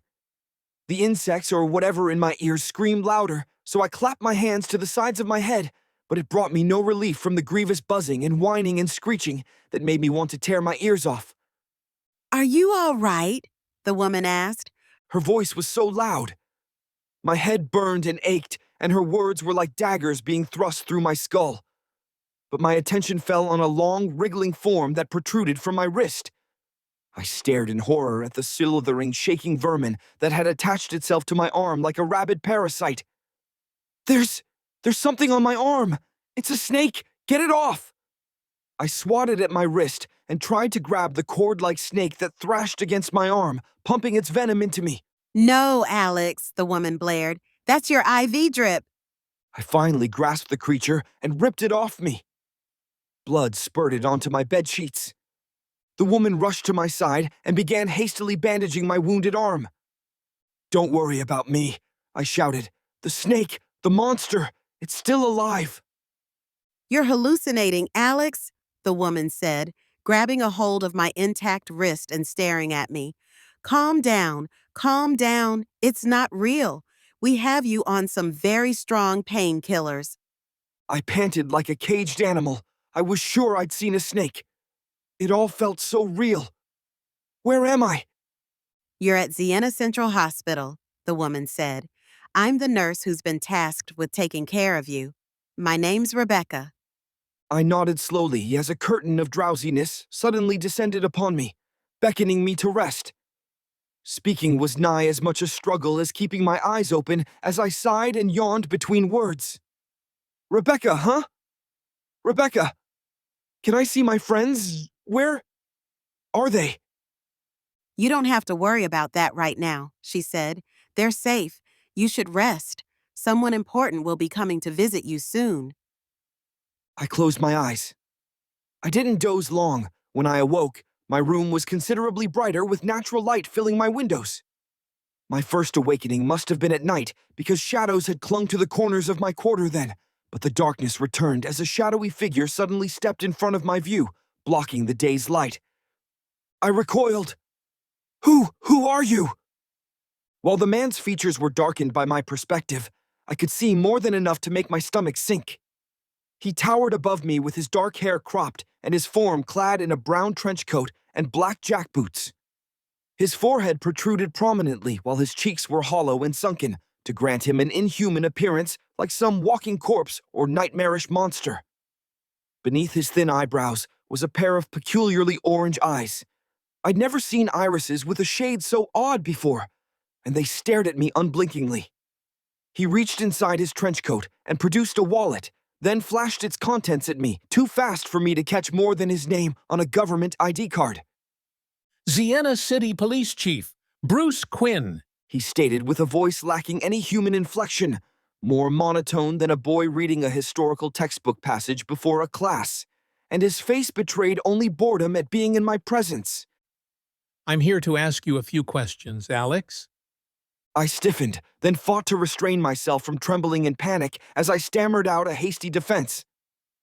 I'm innocent. I'm not a criminal. Where's my lawyer? He smiled, but it lacked any mirth. Relax, kid. You don't need to worry about a lawyer or court. I've already taken care of all of that. I spoke hesitantly, trying to choose my words as carefully as possible. I'd read plenty of true crime novels and knew the police always pretended to be your friend so that they could extract additional information. You've taken care of what? Well, you and I both know that you killed a person, he said. Usually there would be severe ramifications for that. For example, the caretakers of the kid you killed could pursue you in court, or the state could investigate you for murder. However, I've silenced Seth's foster parents by having them sign a non-disclosure agreement. All it took was a bit of money. Everyone has a price. A storm of confusion whirled through my mind. But why? If this is bait, then I'm not falling for it. There's no need to be so guarded, Bruce said. If I really wanted you in trouble, you'd be neck high in it right now, trust me. I'm the police chief, and that's how things work around here. I reluctantly probed further. Even if all that you say is true, why'd you go so far for some random kid like me? He narrowed his eyes. Because I dislike your parents. If you were to get in serious trouble, they'd come after me. I'm just not in the mood to tussle with them right now. But they're just ordinary citizens, I said. What can they do about it? I sighed and shook my head. None of this makes any sense. Can you just tell me what happened to my friends? Are you investigating them? They're fine, he said. We bandaged up the boy's hand and the girl was unharmed. I don't see any reason to investigate them since I've shut down any inquiries into this matter. It's cut and dry what happened with Seth's long history of violent offenses. I had that kid in the back of my car so often that it felt like I was his personal chauffeur. If Seth's been violent for so long, then how was he able to go to school with me? I asked. Shouldn't he have been locked up somewhere? He shrugged. Just read about the city's crime laws. Even repeat offenders can be released on the same day. Some get away with murder. I stared in disbelief. But that's horrible. Shouldn't you do something about it? You're the police chief. Isn't that your job? Bruce frowned. You're such a demanding, whiny kid. It's not my job to write the laws, only to enforce them. If you care so much, then write a letter to the mayor. Not that it'll do anything. I took a deep breath. The more I spoke with this guy, the more confused and frustrated I got. What did you come here to ask me about? My head hurts. I want to get this over with. Right, Bruce said. I just wanted to know if there were any living witnesses besides your friends. I shook my head. All the gangsters were killed. No one else knows what happened there. Good, Bruce said. That means my job here is done. He turned away and stepped for the door, then paused. It's a pity that Seth had to die. I honestly enjoyed speaking with that kid. I strongly related with him. It felt like I was speaking with a younger version of myself. He shrugged. Well, you live by the sword, you die by the sword. It was always going to happen someday. He opened the door and left. I thought I'd get more time to rest and soothe my pounding head, but within a few minutes, Rebecca stepped into the room. Alex, there's another guest here to see you. I'm sorry I couldn't get him to wait, since you must be exhausted. She held the door open, and a familiar man entered the room. I gasped. Dad? My father strode over to me, crouched beside my bed, and seized my hand with a trembling grip, and his voice shook as he spoke. Alex, I'm so glad. I'm so glad you're okay. Where's Mom? I asked. A painful look filled his eyes. When she heard the news, she nearly fainted. She wouldn't be able to bear seeing you like this. He bit his lip. I got here as soon as I could, but they wouldn't let me visit yesterday. They told me you were in critical condition. I waited in my car overnight. Couldn't sleep. He exhaled. They allowed me to enter in the morning. I was afraid of what I'd see, but my prayers were answered. You must have heard about what I did, I said. Dad, I killed someone. I know, my father said. It was either him or you. You didn't do anything wrong, son. Will I ever be the same?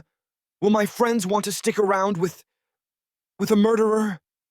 You're not a murderer, Alex. You're a kind-hearted boy who defended himself to save your life and the lives of countless future victims of that thug. You're a hero, Alex. Is this really how it feels to be a hero? I asked. I'm in a lot of pain. Every time I talk, it feels like my face splits open. When I close my eyes, I see things I don't want to remember.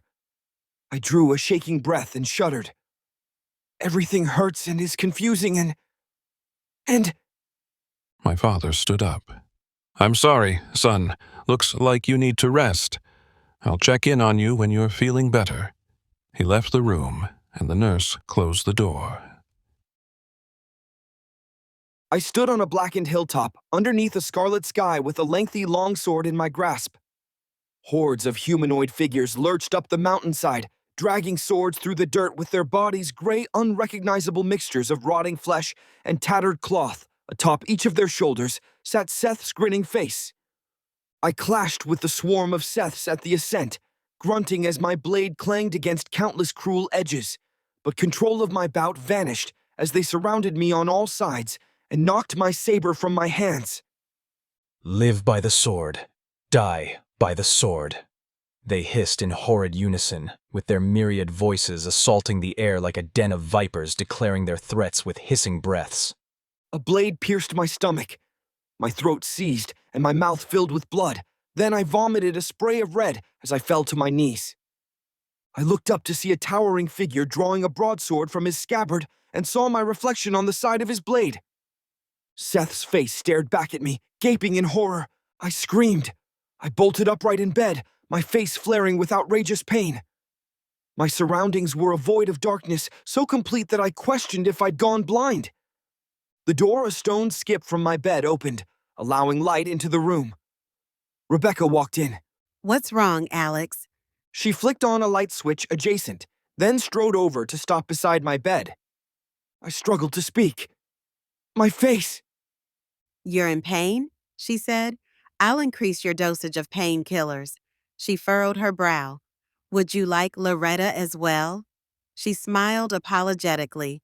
Unfortunately, I have to ask for your permission for that one.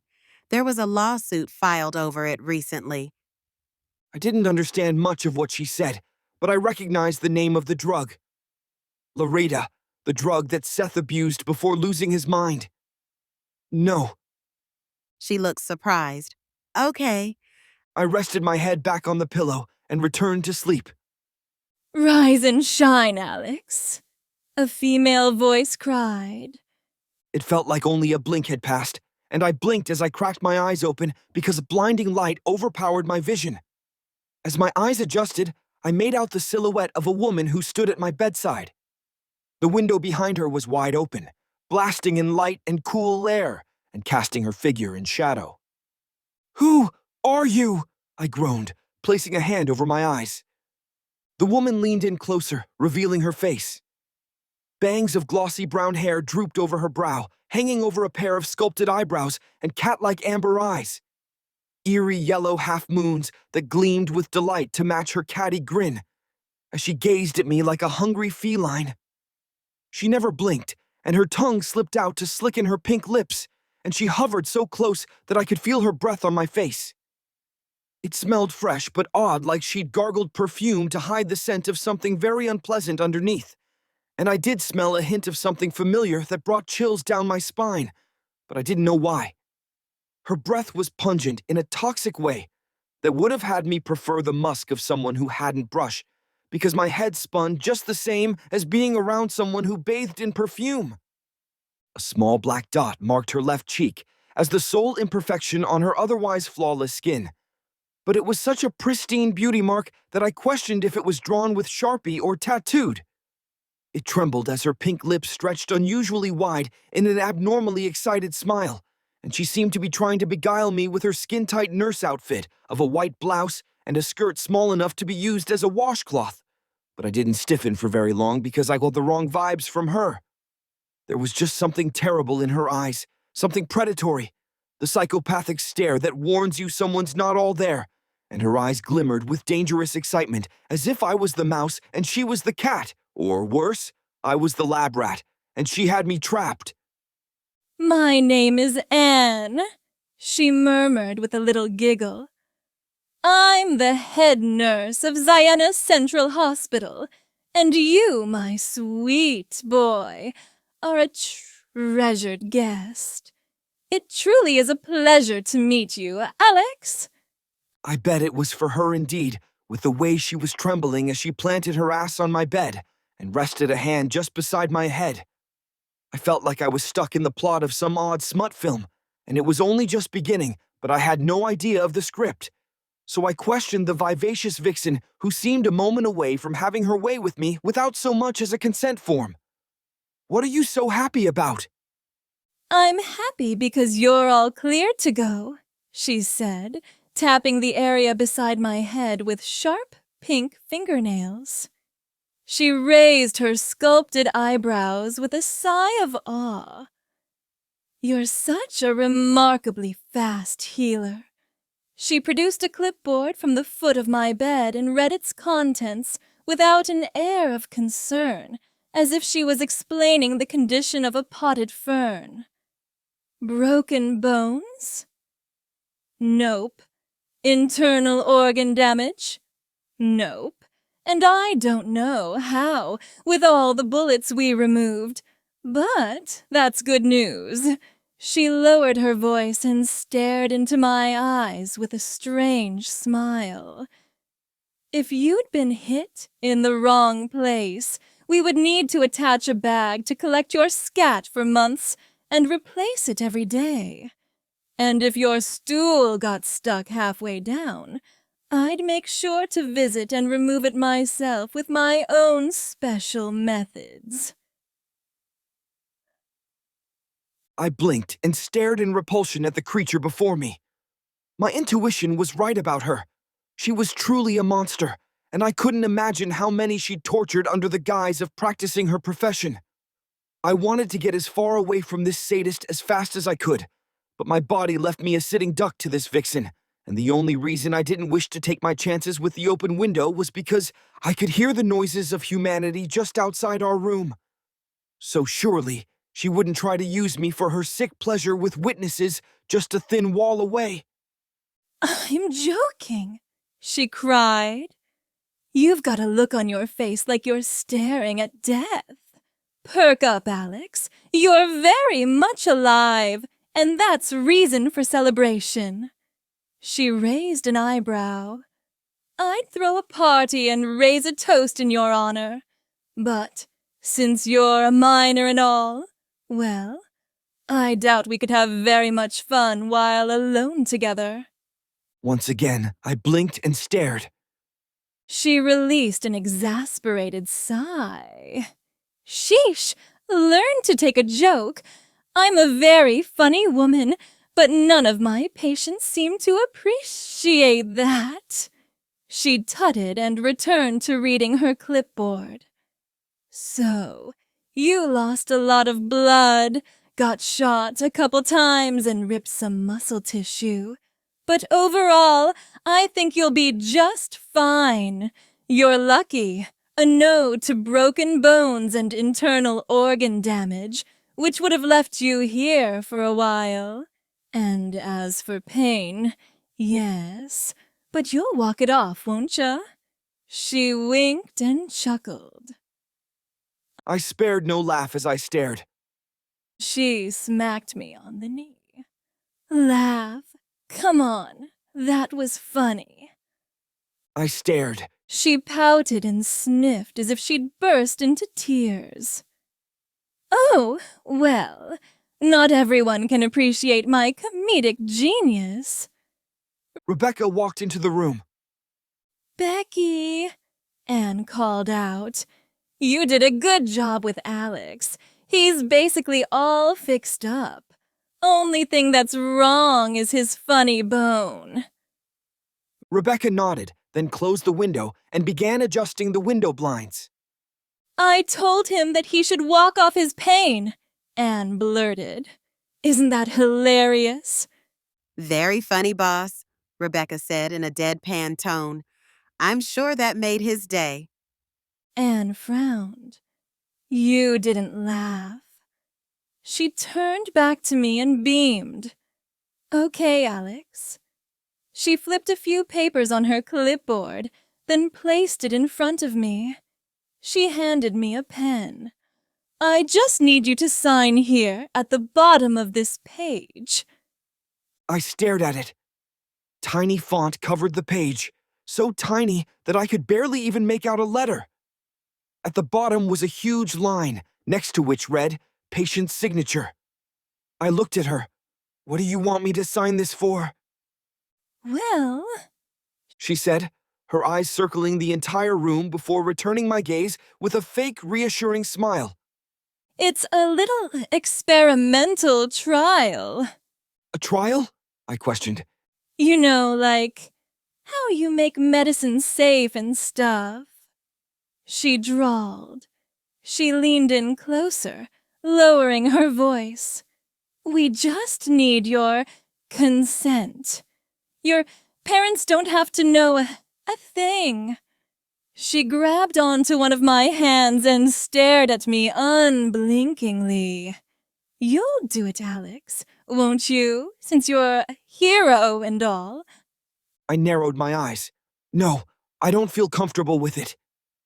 She sighed heavily and leaned back, snatching up the clipboard. What a pity. I expected better. Boss, Rebecca said, Alex's father is here. He's waiting just outside. All right, let him in, Anne said. Rebecca headed out the door. Anne grinned at me.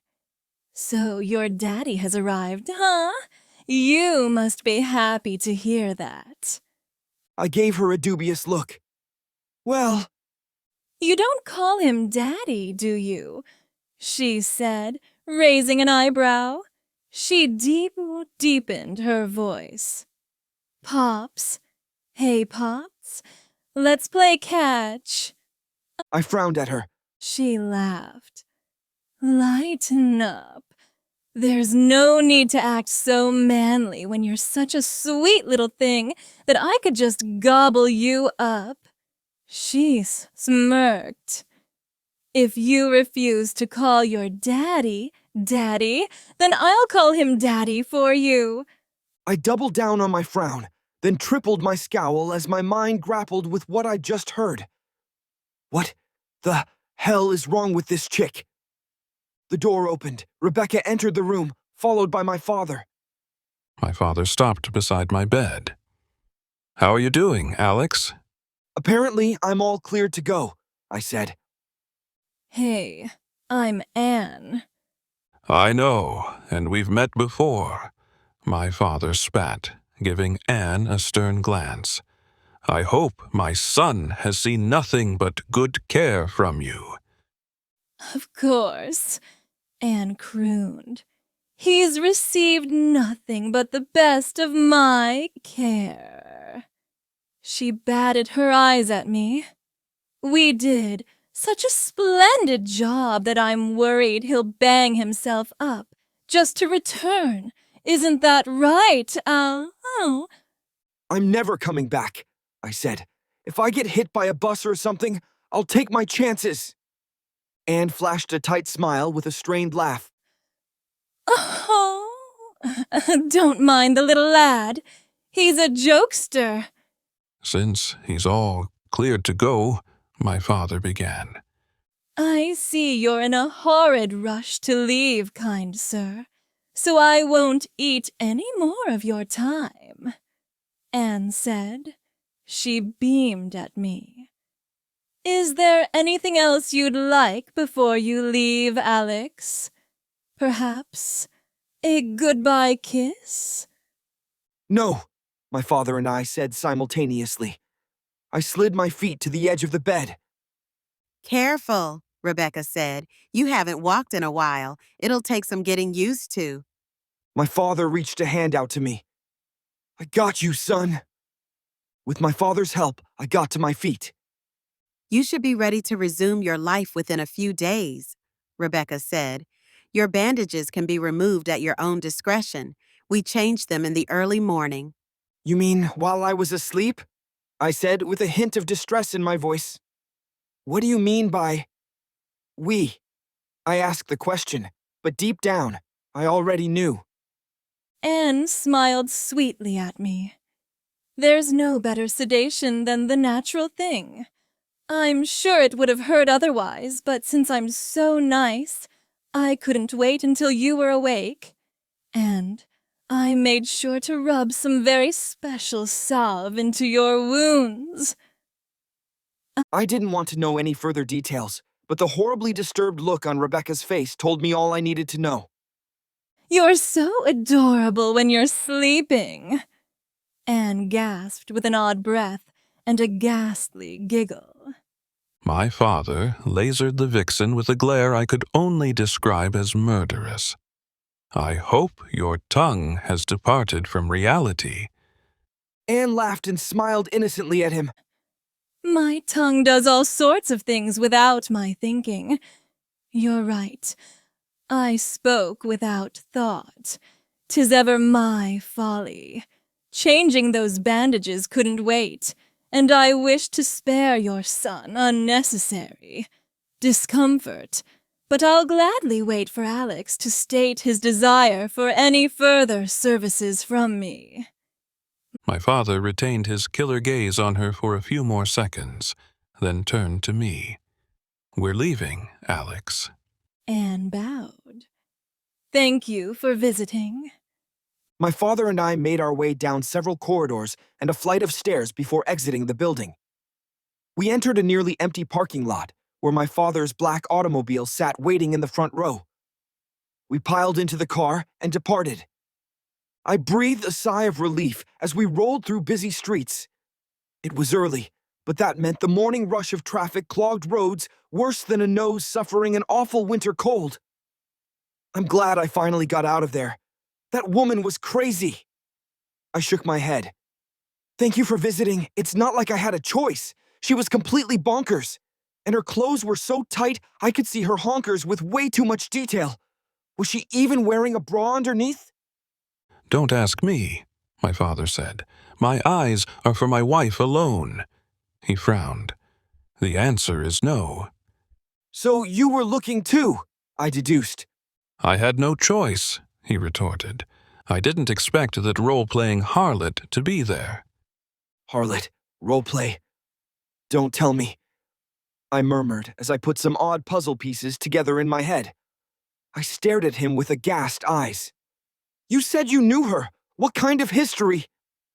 I know her because she's the head nurse of Siena Central Hospital, my father exclaimed. Her face is always plastered on advertisements and television because she's also a poster girl for Big Pharma.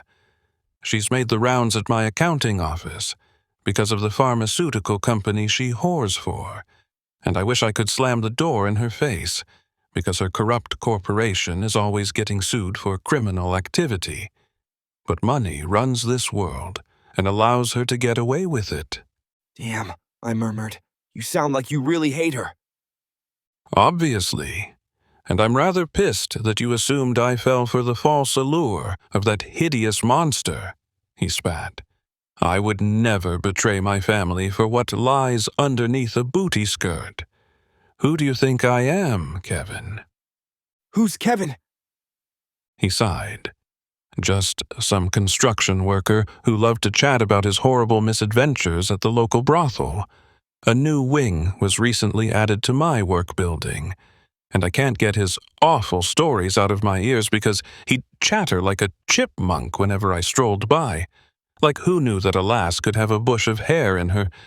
Never mind. He shook his head.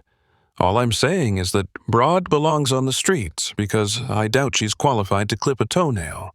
So she likely banged her way to the top. Is that why she can act so slutty and not get fired? I asked.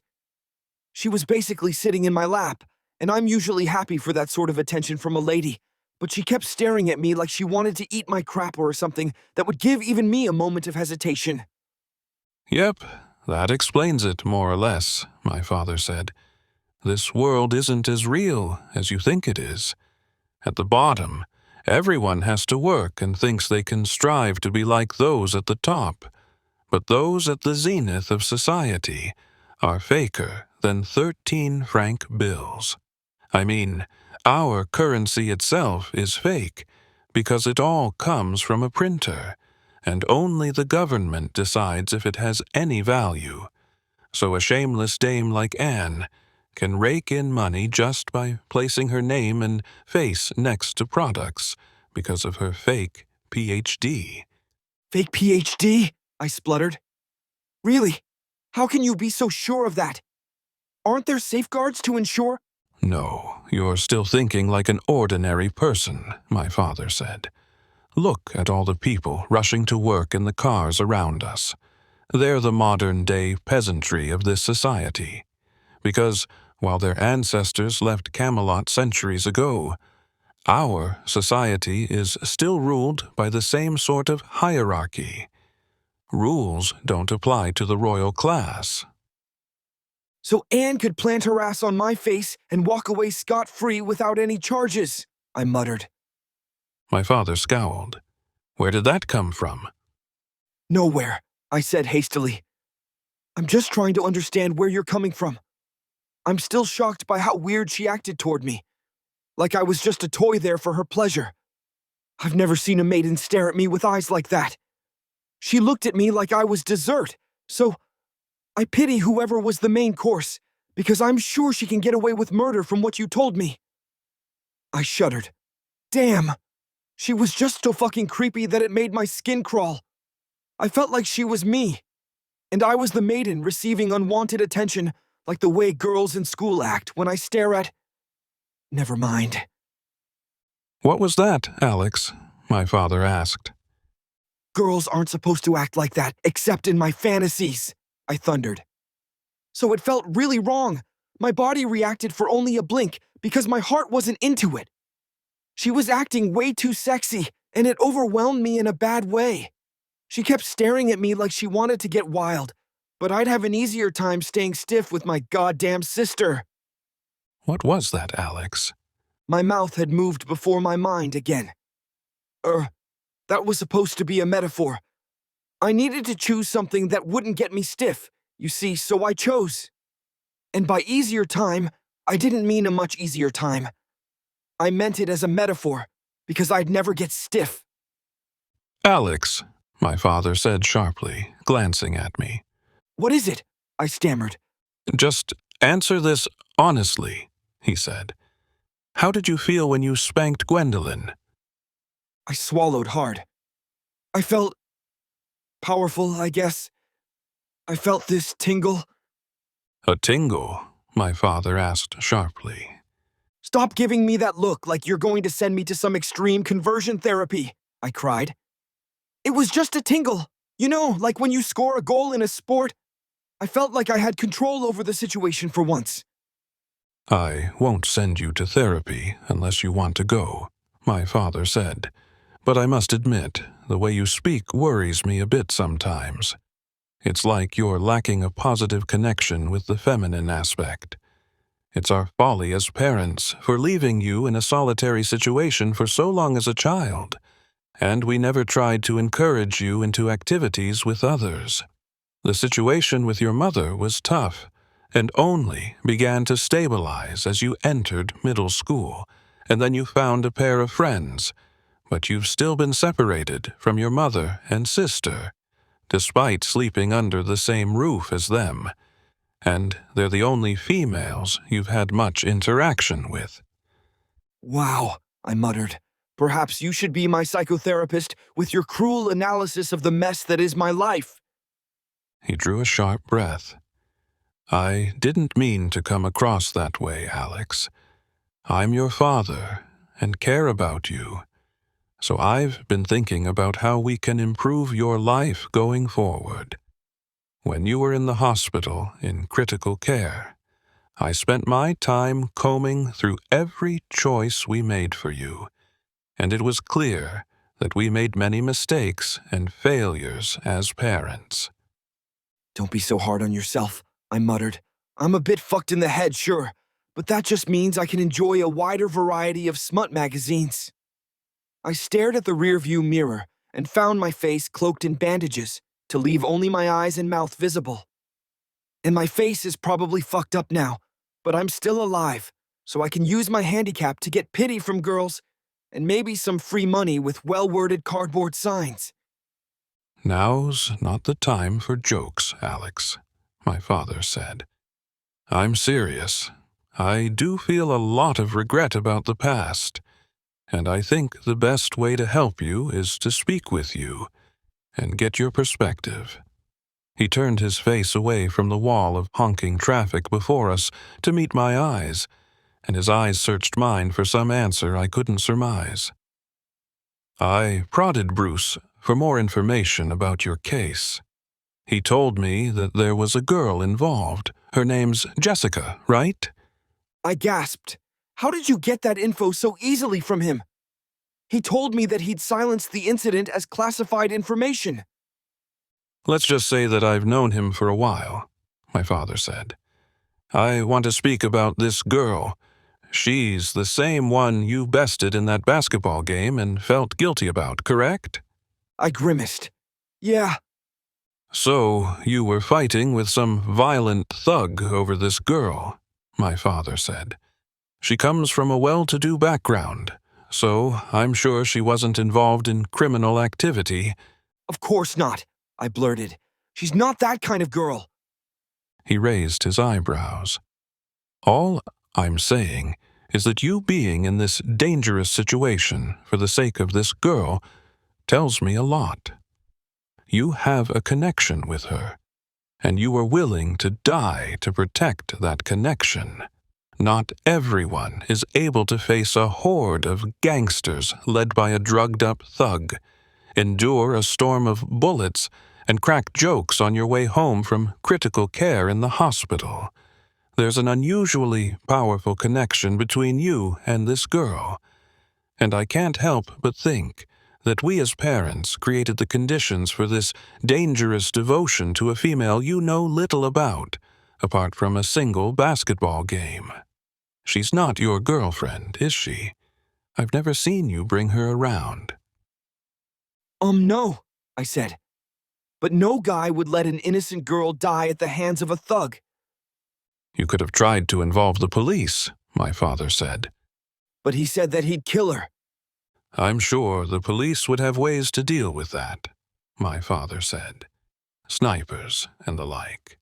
They could involve elite military units to conduct a hostage rescue operation. But my point is that an ordinary boy would be cowed by the threat and get authorities involved. And that's what I expect from you should any similar situation occur again. But you lacked a trace of fear for your survival. I can only call your devotion suicidal. And that worries me, Alex. Because I'm sure this girl will be grateful for your actions. But you can't control her or the future. There's no guarantee that your devotion will be reciprocated. And where will that leave you? I sighed. You're reading too much into things as usual, Dad. Just give it a rest. There's no need to stress over your son. I'm alive, and we'll be home in a few minutes. This incident will become nothing but a bad dream with time, I'm sure. I grimaced.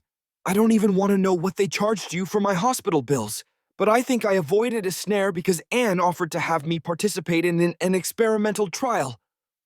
She did? My father gasped, his eyes wide with alarm. You refused, right?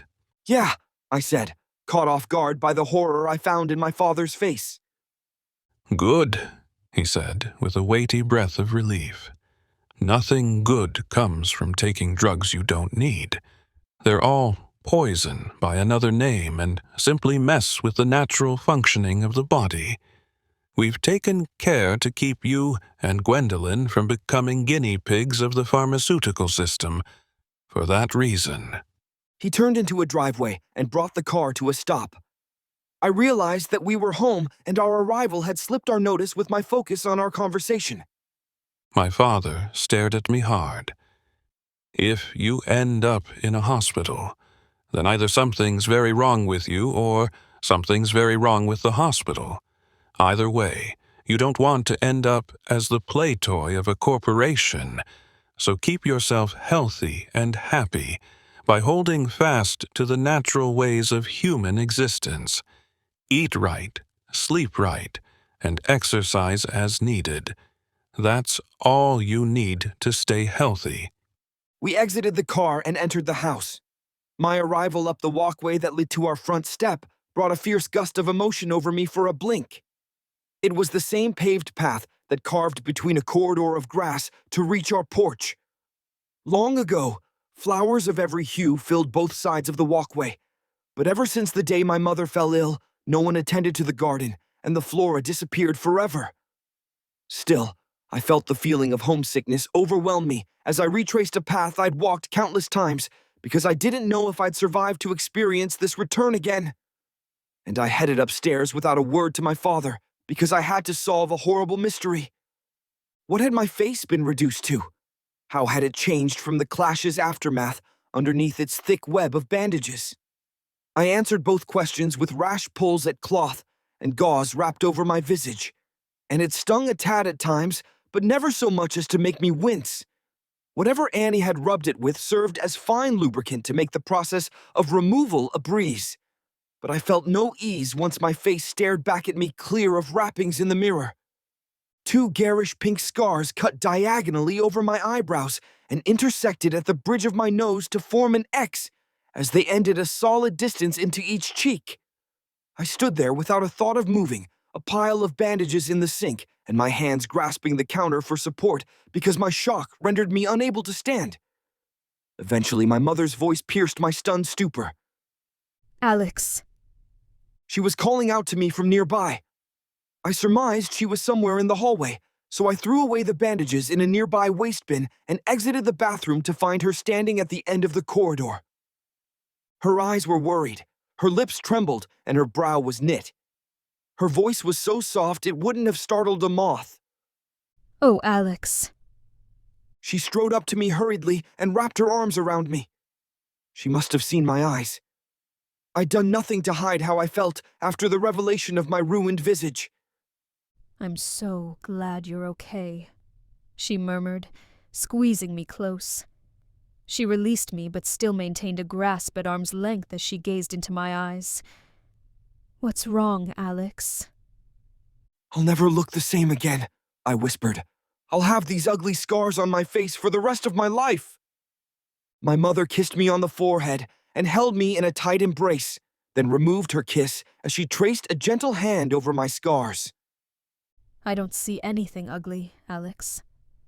These scars, they're symbols of your strength. Never forget that. Chapter 15. I was resolved to return to school the very next day, but my parents were understandably apprehensive. You're sure you want to go? My mother asked as we ate breakfast together. We could have you switch schools. There are many great private schools in the area. Gwendolyn used to attend a girls-only school, Corrigan's Girls' Academy, which is renowned for its stellar education, and Corrigan's Boys' Academy is just the same. My father nodded. She got her studies done early since she went to a gifted private school.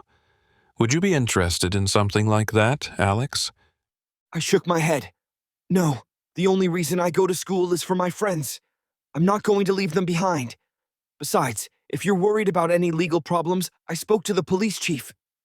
He told me that he took care of all that. My mother frowned. You mean Bruce? What did you say to him, Alex? You should be careful around that man. He may be the police chief, but he's untrustworthy. I shrugged.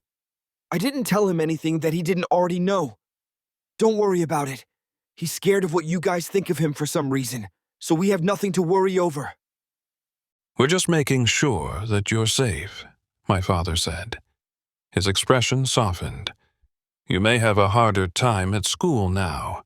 I'm sure the school has done its best to silence rumors about what happened, but you'll still face stigma. I understand, I said. I headed to school not long after. I walked up the school's front steps, surrounded by a throng of students. Once I got inside is when the situation took a turn for the worse. Everyone standing in the hallway stared, gaped, and whispered as I passed. Some even went as far as to point. Whenever my gaze landed on anyone, they'd shrink away, looking like they wanted to hide. I felt frustration rising within, but I quelled it by reminding myself that I came back for one reason only.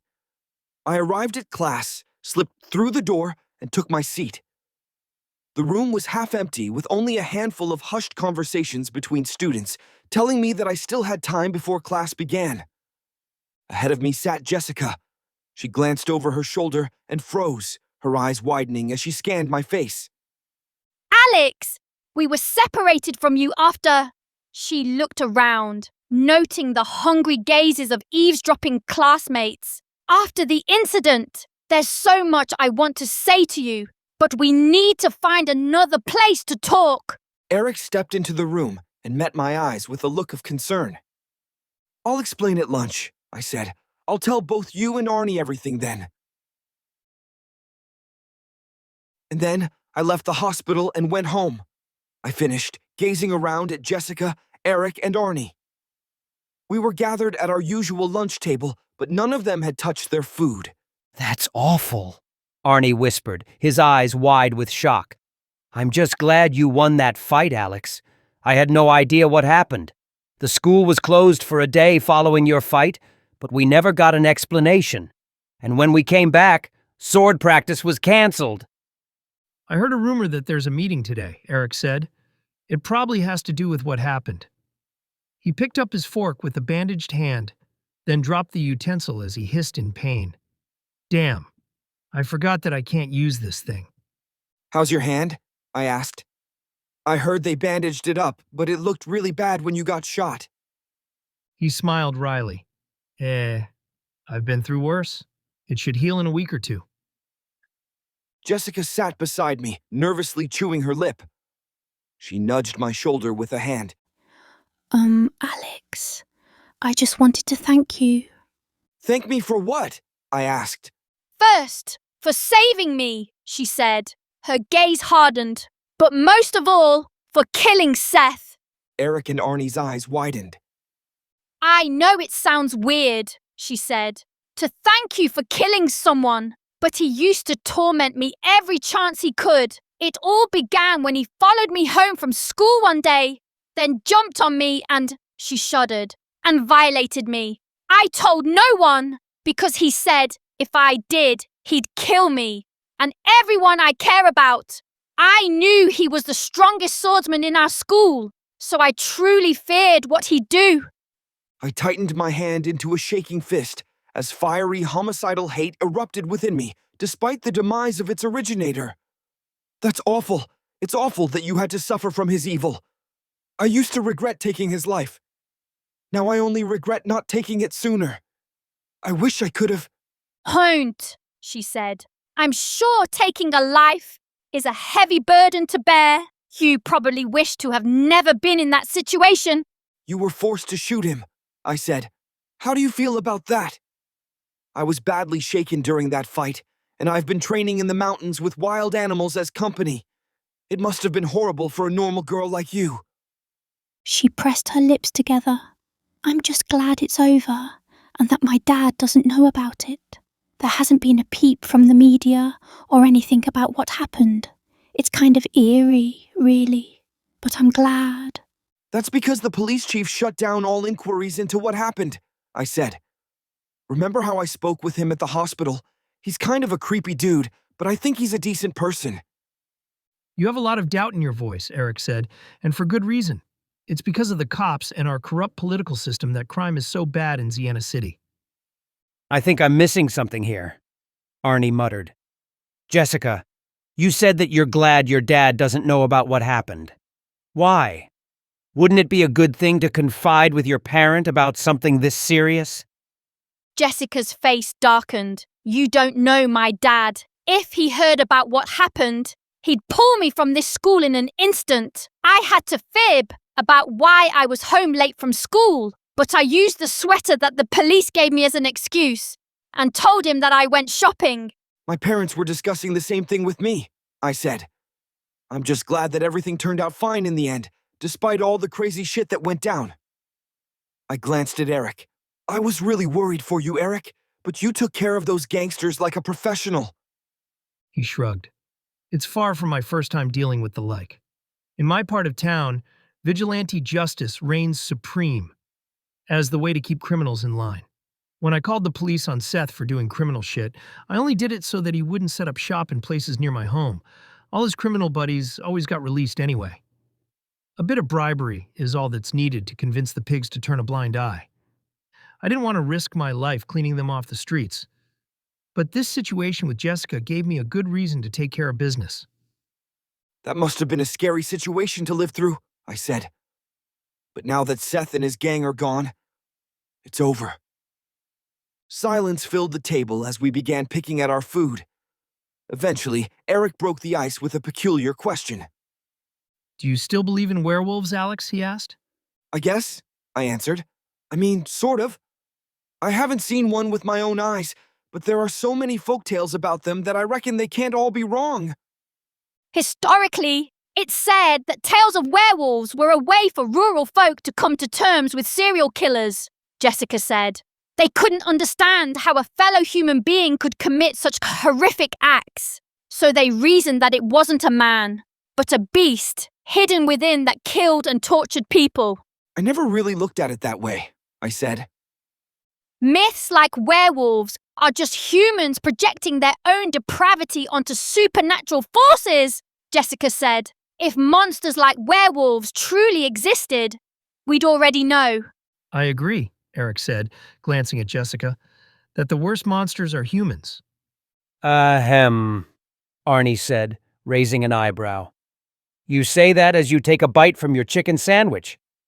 Don't you see the irony? No, Eric mumbled, chewing. I sighed. If only he'd just agreed. Arnie only became more passionate about his vegetarian diet as the days progressed. Now Eric had poked the bear, or rather, bull, since an herbivore would make a more fitting metaphor. Have you heard of the cruelty that livestock are put through? Arnie asked. He glanced at me and Jessica. This question is addressed at you as well, since you all eat meat. What about farmers who raise their animals humanely? Jessica asked. Arnie frowned. No matter how quote-unquote humanely an animal is raised, deception and murder are always the end results. I think humane farmers are worse than those who routinely mistreat their cattle. They pretend to be the animal's friends, stroking them and coddling them for years. Then one day they come with a knife and slit the throat of their friend. At least the callous farmers don't put up a facade of treating their animals like anything more than food. Well, for what other reason do these animals exist? Eric asked. They're not very smart. At my uncle's farm, he showed me how to hypnotize a chicken by drawing a line. I just drew a line in the dirt, and the chicken stood there dumbfounded. He chuckled. Dumbfounded, get it? Because they're dumb? Arnie's expression hardened. Being dumb isn't an excuse to hurt something that feels just as much pain as you and I. I'll give you a metaphor to help you understand. Imagine that there existed beings far more intelligent than mankind. Beings so smart that all of humanity's collective brain power couldn't rival a fraction of their understanding. Should these beings be able to do whatever they want with us? Torture us, dissect us, consume us. If you're talking about a sentient being smarter than all of humanity who watches over us, then I think you've described the concept of God, I said. God? Eric said. Yeah, God tortures us. It happens all the time, every day. Yet lots of people worship him and see him as their friend. It really makes me wonder. Maybe you're starting to see why eating meat is wrong, Arnie said. He grabbed his lunch tray and stood up.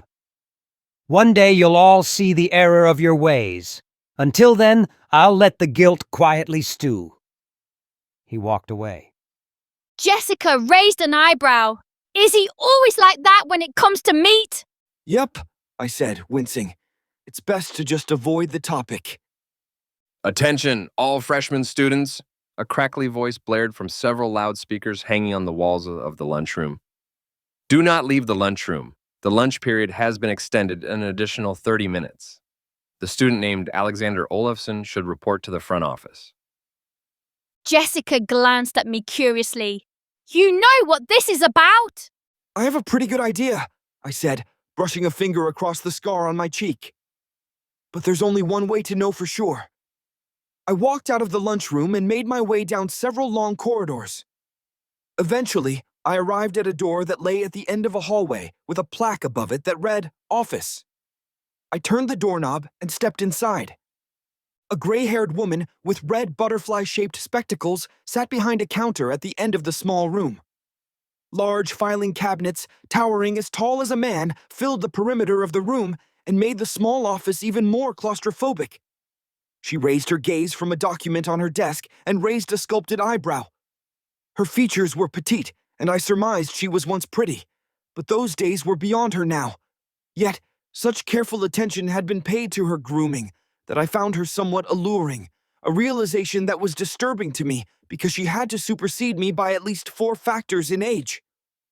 Every day I questioned how far I had fallen, only to realize that I'd never fallen from any grace because my tastes had always been unique from a very early age.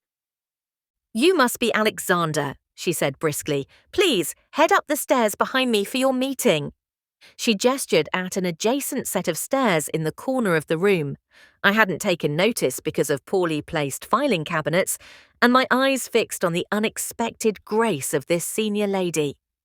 Sure. By chance, what's your name? I asked. I am Miss Cougar, she said. I blinked. I see. You don't have all the time in the world to stare into space like that, she snapped. The principal is awaiting you upstairs. Right, I said. I was just admiring your glasses. They're very pretty. She blinked and gasped. Thank you. What a kind young man you are. I've never received a compliment for them before. I was lying.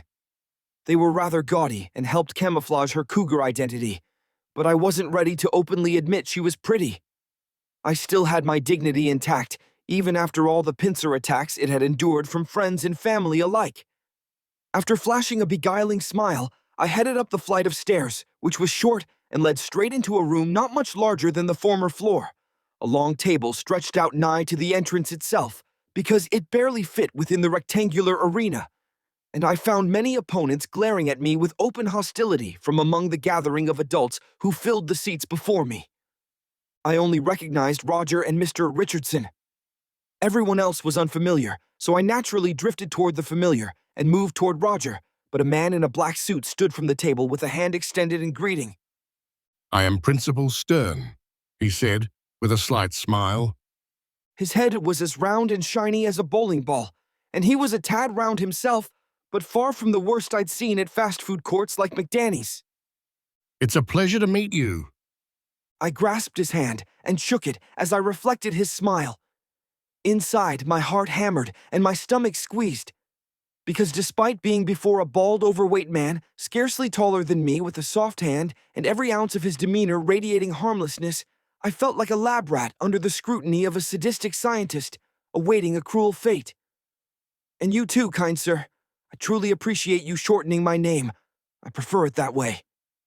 He shook his head apologetically. "It's my secretary who gives those announcements, and she reads names as they're written, even if she knows the student prefers otherwise. She seems rather bitter sometimes, for reasons I can't surmise. But what to do?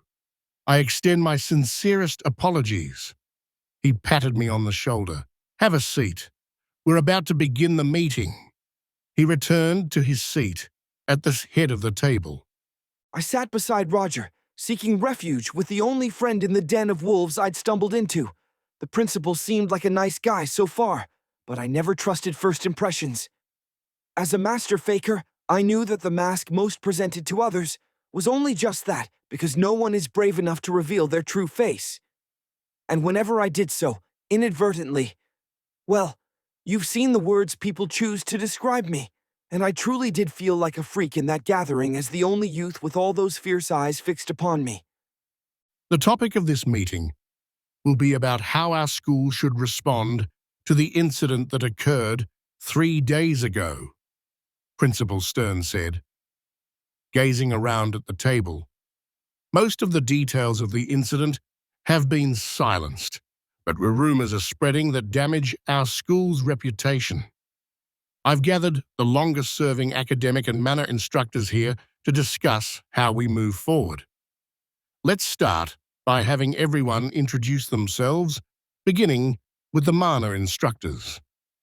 The light strip overhead was bright, yet slight in its range, reminding me of my hospital stay, with the way it left heavy shadows in the corners of the room, and the same shady darkness consumed the grim faces of the surrounding adults and amplified the sharpness of their polarized features. "I am Roger Rivers," Roger said, breaking a brief silence that filled the room after Stern's request. "I instruct students on how to strengthen their mana harnessing capabilities. I also teach swordsmanship." Everyone's eyes riveted toward me. "I'm sure you all know why I'm here," I said. "My name's Alex Olafson. I was forced to defend myself in a violent situation with a fellow student. Now, I just want my life back to normal. If this meeting helps with that, then I'll do my best to offer solid advice."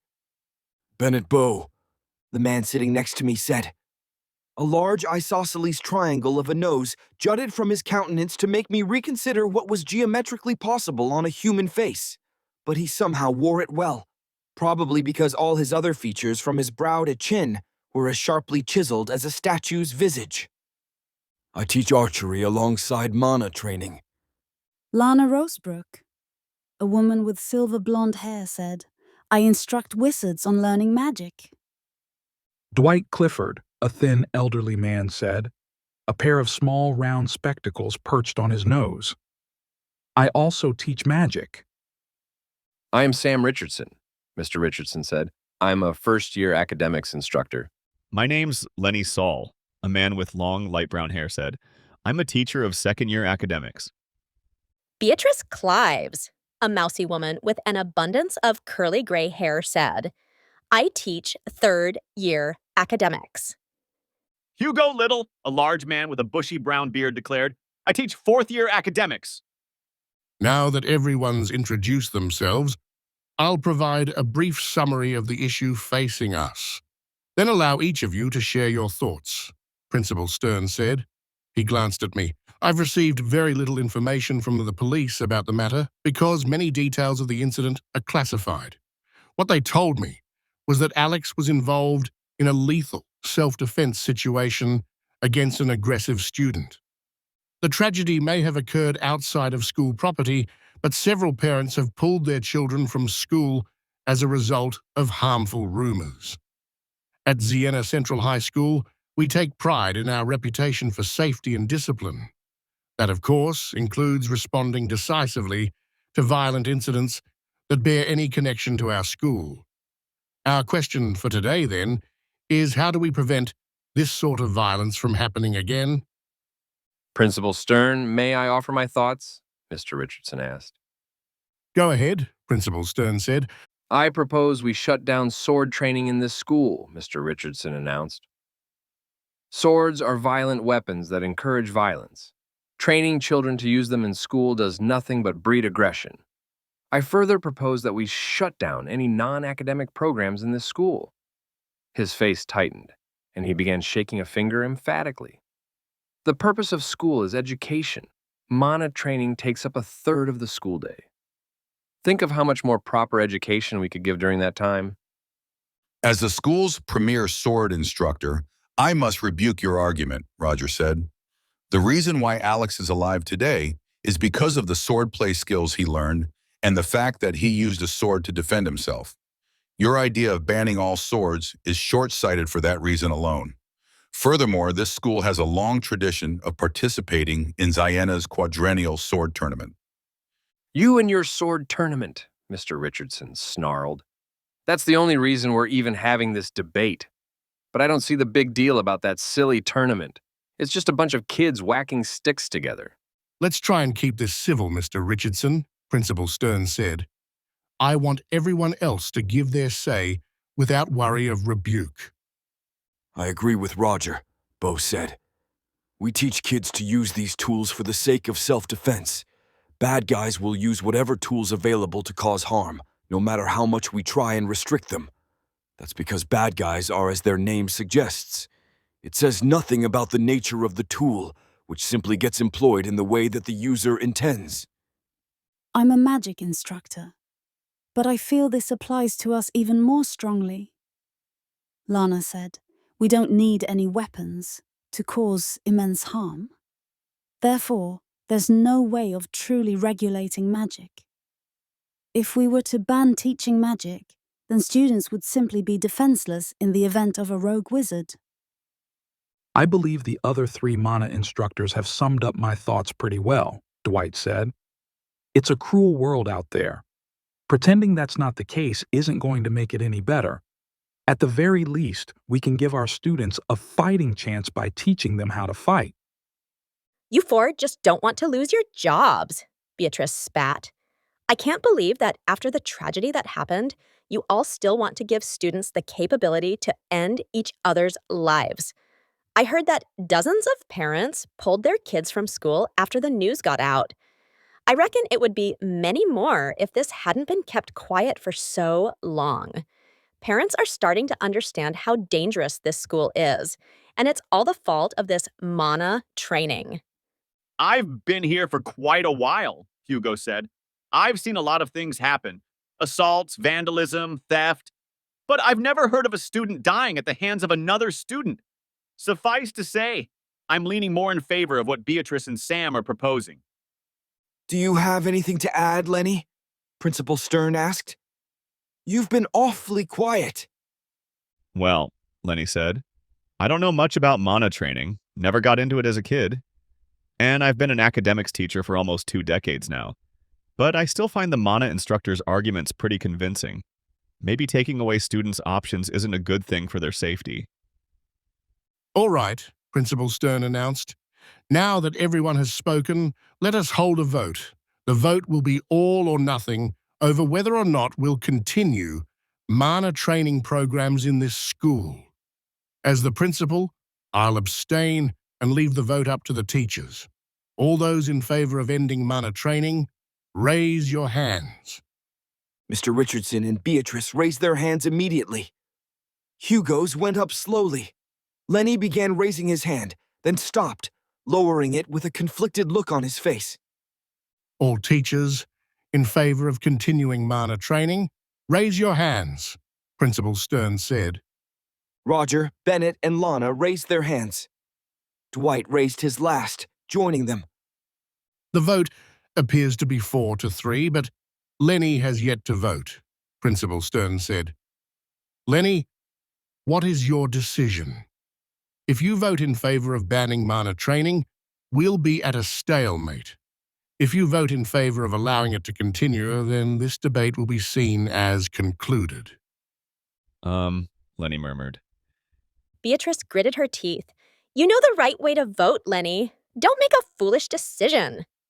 Now's our chance to bring the school back to its roots in education, Mr. Richardson hissed. Lenny raised his hand. I vote in favor of banning mana training. Then we are at a stalemate, Principal Stern remarked, sweeping his gaze across the tables. His eyes landed on me. This is what I've brought you here for, Alex. If there's no clear decision among the teachers, then I see no better way to break the stalemate than with your vote. Being a student and the one involved in the incident makes your thoughts on this debate vital. I'm honored to be able to make this decision, I said, gazing around at everyone. The only reason I'm here today is because of the self-defense skills I learned. For that reason, I vote in favor of continuing mana training. Bitterness filled Mr. Richardson's and Beatrice's faces. Surely, the debate can't end here, Beatrice protested. Isn't the child too biased to be weighing in on this decision? The debate is closed, Principal Stern said, staring at Beatrice.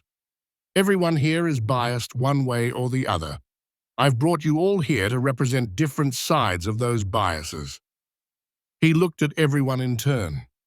I thank all of you for attending this meeting, and I appreciate all of your input. Everybody stood up and headed for the stairs. Mr. Richardson and Beatrice led the way, muttering to each other and flashing nasty looks at me. I walked alongside Roger. Thanks for your vote, Alex, Roger said.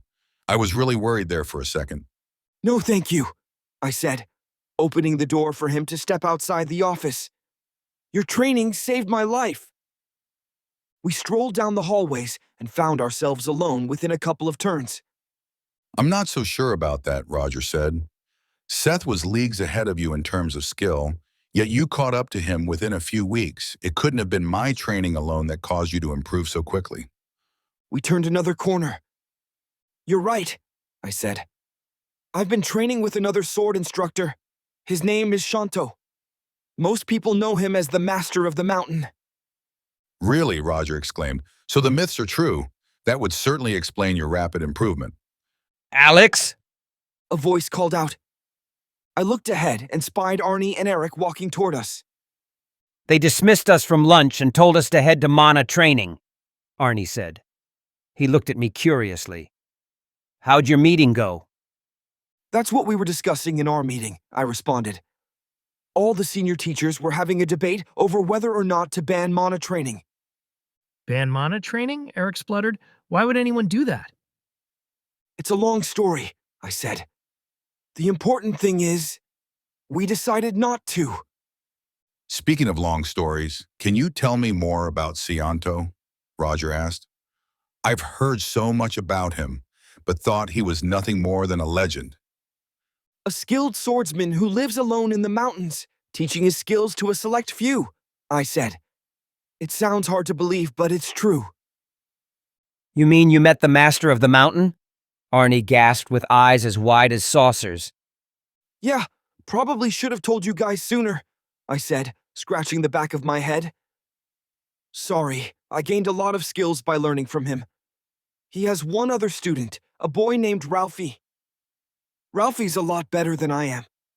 He effortlessly beats Seth without even unsheathing his sword. Damn, Eric whispered in disbelieving awe. When can we join? I'd like to get that good. You'd have to hike all the way up to the top of Fallen Mountain, I said. Shanto doesn't accept everyone, though. There's a chance you could get rejected after climbing all the way up there. That's what happened to Seth. It's no wonder then why he showed so much dislike toward you, Roger muttered. We arrived at the doors to Roger's dojo. I'm planning to train with Shanto later today, I said. Anyone want to come along? Maybe he'll choose you as another pupil. Nah, Arnie said. I'm not a fan of hiking in general. There are just too many bugs. Hiking up a mountain is asking too much. For once, I agree with Arnie, Eric said. The last thing I want to do after school is climb a mountain. I'm too busy to think of doing so, Roger said. When I'm not in school, I have my responsibilities toward the Ziena Guard. Guess I'm on my own, I said. I smirked. Maybe I'll bring you guys a couple of rocks from the peak as souvenirs. Please do, Arnie said. We'll sell them and become filthy rich. Roger opened the doors to the dojo. It feels great to be back here. Now let's get started. I skipped like a rabbit from hilt to hilt until I soared over the peak of the sword cliff and landed low to absorb my momentum. My journey up Fallen Mountain was now thrice as fast as my first few trials. What used to take me over 3 hours at my best now took less than 1, because it was as if I'd become a whole new being. Despite my injuries crippling my abilities after the incident, I rebounded more than completely after returning from the hospital and enjoying a refreshing sleep. My recovery was faster than ever because my body felt different at a molecular level, and I'd grown even stronger than prior to my bout with Seth. It seemed like being pushed to the brink of death was the training my mana needed to reach the next level, so my ascent up to the peak was so effortless that I wasn't even out of breath once I reached the zenith. "Shanto!" I called out as I approached the solitary swordsman's house. Thwack, thwack, thwack. All I heard in response was the familiar sound of wood cracking against a resistant object, and I peered inside the training room to find that the subject of my curiosity was Ralphie. He stood before a training dummy with a wooden blade in hand, whacking a continual racket as he struck as mechanically as a machine. His precision was perfect, his strikes were elegant, with magnificent flowing strokes of his weapon, yet the force of his attacks was evident as the mannequin shuddered as if panicking in response to its punishment. Shanto stood nearby with his arms folded over his chest as he assessed Ralphie's attacks. Make sure you strike at the neck. There will be enemies you face that won't falter even after being impaled through the heart, but lesser monsters will succumb to decapitation. He glanced at me with a raised eyebrow. Alex, long time no see. How have things been going for you lately? He must have seen the scars on my face, but he betrayed no reaction, and I never felt worried when explaining any situation to Shanto because somehow I got the feeling that he already knew. It would sound ridiculous if said aloud, because he wasn't some omnipotent deity, but he had this unearthly presence where it felt like he could see inside my mind at all times. I never saw him surprised. "Sorry for not showing up the past few days," I said. "I got into a deadly sword fight with someone. The skills you taught me saved my life." I haven't taught you any skills with the sword, Shanto said. You improved in speed, power, and reaction time as a result of deepening your connection with your mana. But I haven't taught you any sword play as of yet. He narrowed his eyes. But now, I believe you're ready to begin the path of the sword. He led me outside, and we descended the backside of the mountain, entering the verdant valley I'd witnessed when my father visited.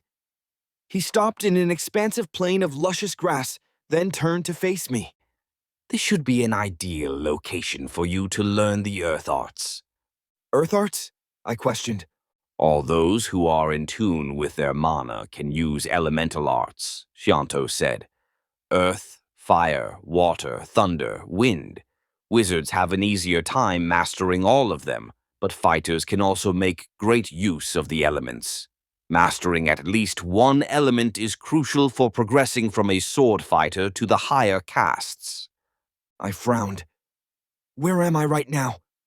I've heard that ranks can be seen by skilled fighters and wizards, so could you tell me where I stand? So I know how far I have to go before advancing to the next caste? You're a footstep within the top 500 ranks of sword fighters, Shanto said. So you've still got a long path to tread before you advance to a superior caste. However, you shouldn't restrict your focus on where you are now.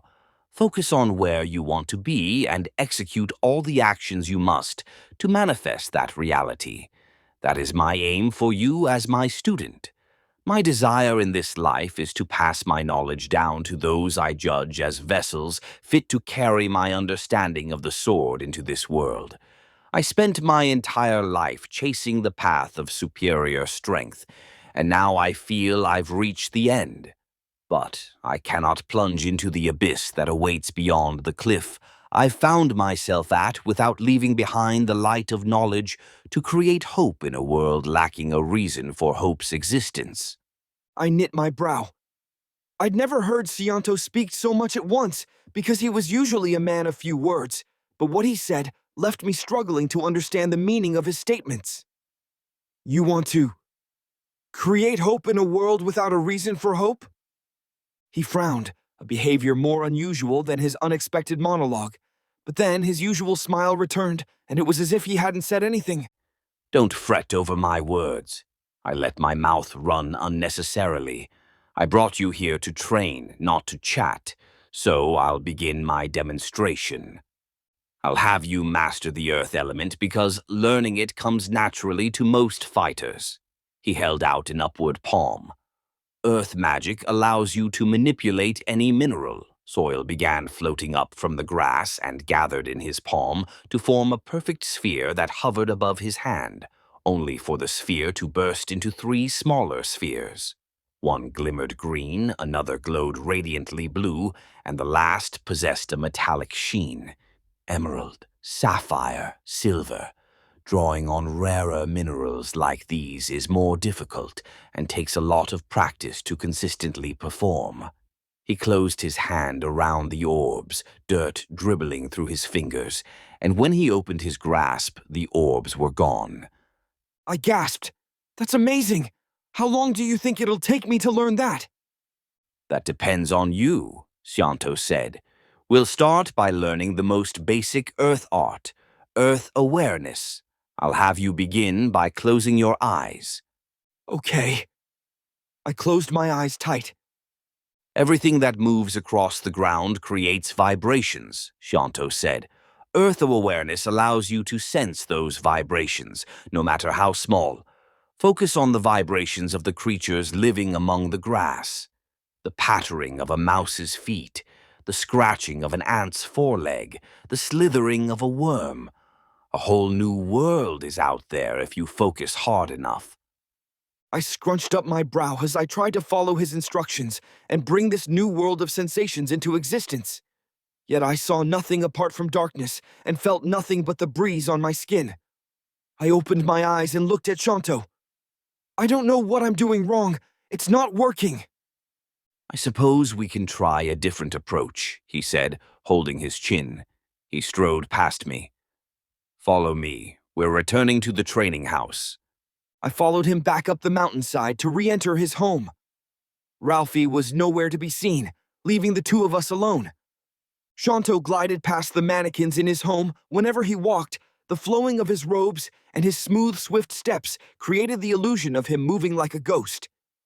And at the back corner of the room were some baskets woven with strands of wood. He reached inside one to produce an odd red sphere about the size of a basketball, bisected by jagged white lines across its surface like the rising and falling of a mountain range. White dots spattered the ball like stars above the mountainous designs, making me imagine that the creator of the object was painting a nightly mountainscape. And several more of these odd spheres filled the basket as I stepped closer for further examination. What are those? I asked. Scianto palmed a ball with ease because his hands were so large that they almost seemed inhuman, and he held the sphere up to his eyes as he stared at its design with a strange look of fond reflection I'd never seen from him before. I obtained them from a village I visited a long time ago, he said.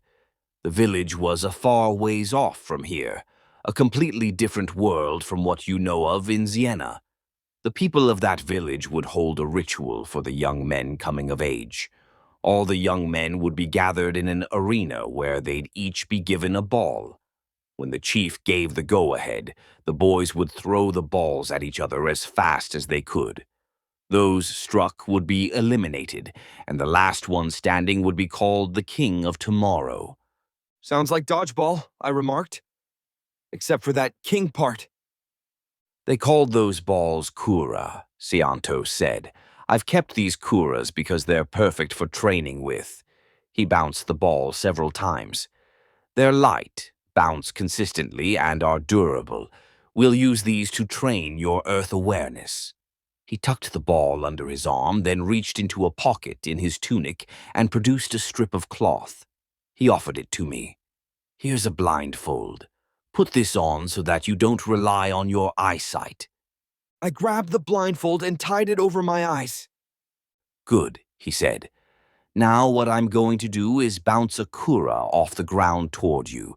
Use the vibrations from its bounce to react and dodge it. Got it, I said, tensing my muscles in preparation. Here comes the first, Shanto announced.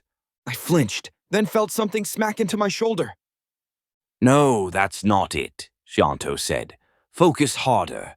You should enter a state similar to meditation. I took a deep breath. Okay, I'll try. For the next several minutes, I got pelted with kura as I either dodged too early or too late, or worse, jumped into the path of the ball. Eventually, I'd had enough and tore off the blindfold, breathing hard. I'm just not getting this. Maybe I'll never master this art. Don't defeat yourself before the battle is over, Shanto responded, giving me a hard look. Keep at it. You've only gotten this far because of a stubborn will to improve. You'll only get further by keeping your resolve as strong as steel, no matter how hard it gets. I closed my eyes and drew a deep breath. Let the air build inside my chest like my frustration had, then expelled both the gust and the emotion with a long exhale. I opened my eyes and returned Shanto's gaze with refortified confidence. You're right. I can't give up now. I retied the blindfold. Let's start again, Shanto said. Get ready. I slowed my breathing, clearing all thoughts from my mind. In a flash, I saw it. I perceived the world around me in gray. A world where objects were bluntly defined, making Shanto appear as little more than a mannequin, and I spied the kura as it collided with the ground to send out waves into the gray realm like ripples through water. A thread-like trail of blue light sprung from the kura and shot at me like a laser pointer. I stepped to the side and felt the sphere whiz by my ear. I tore off my blindfold and pumped a fist. Yes, I finally did it. Well done, Shanto remarked. Now what are you taking off your blindfold for? We're going to keep drilling this until it becomes second nature. I sighed and retied the blindfold. He didn't spare a second for celebration, but it helped to remind me why I trained. This wasn't a mere hobby or a pursuit for fun. I was here to gain the strength I needed to protect myself and those I cared about. Unfortunately, as I'd soon learn the hard way, it takes unimaginable strength to manifest that reality, and not just physical strength, but a strength of will powerful enough to move mountains.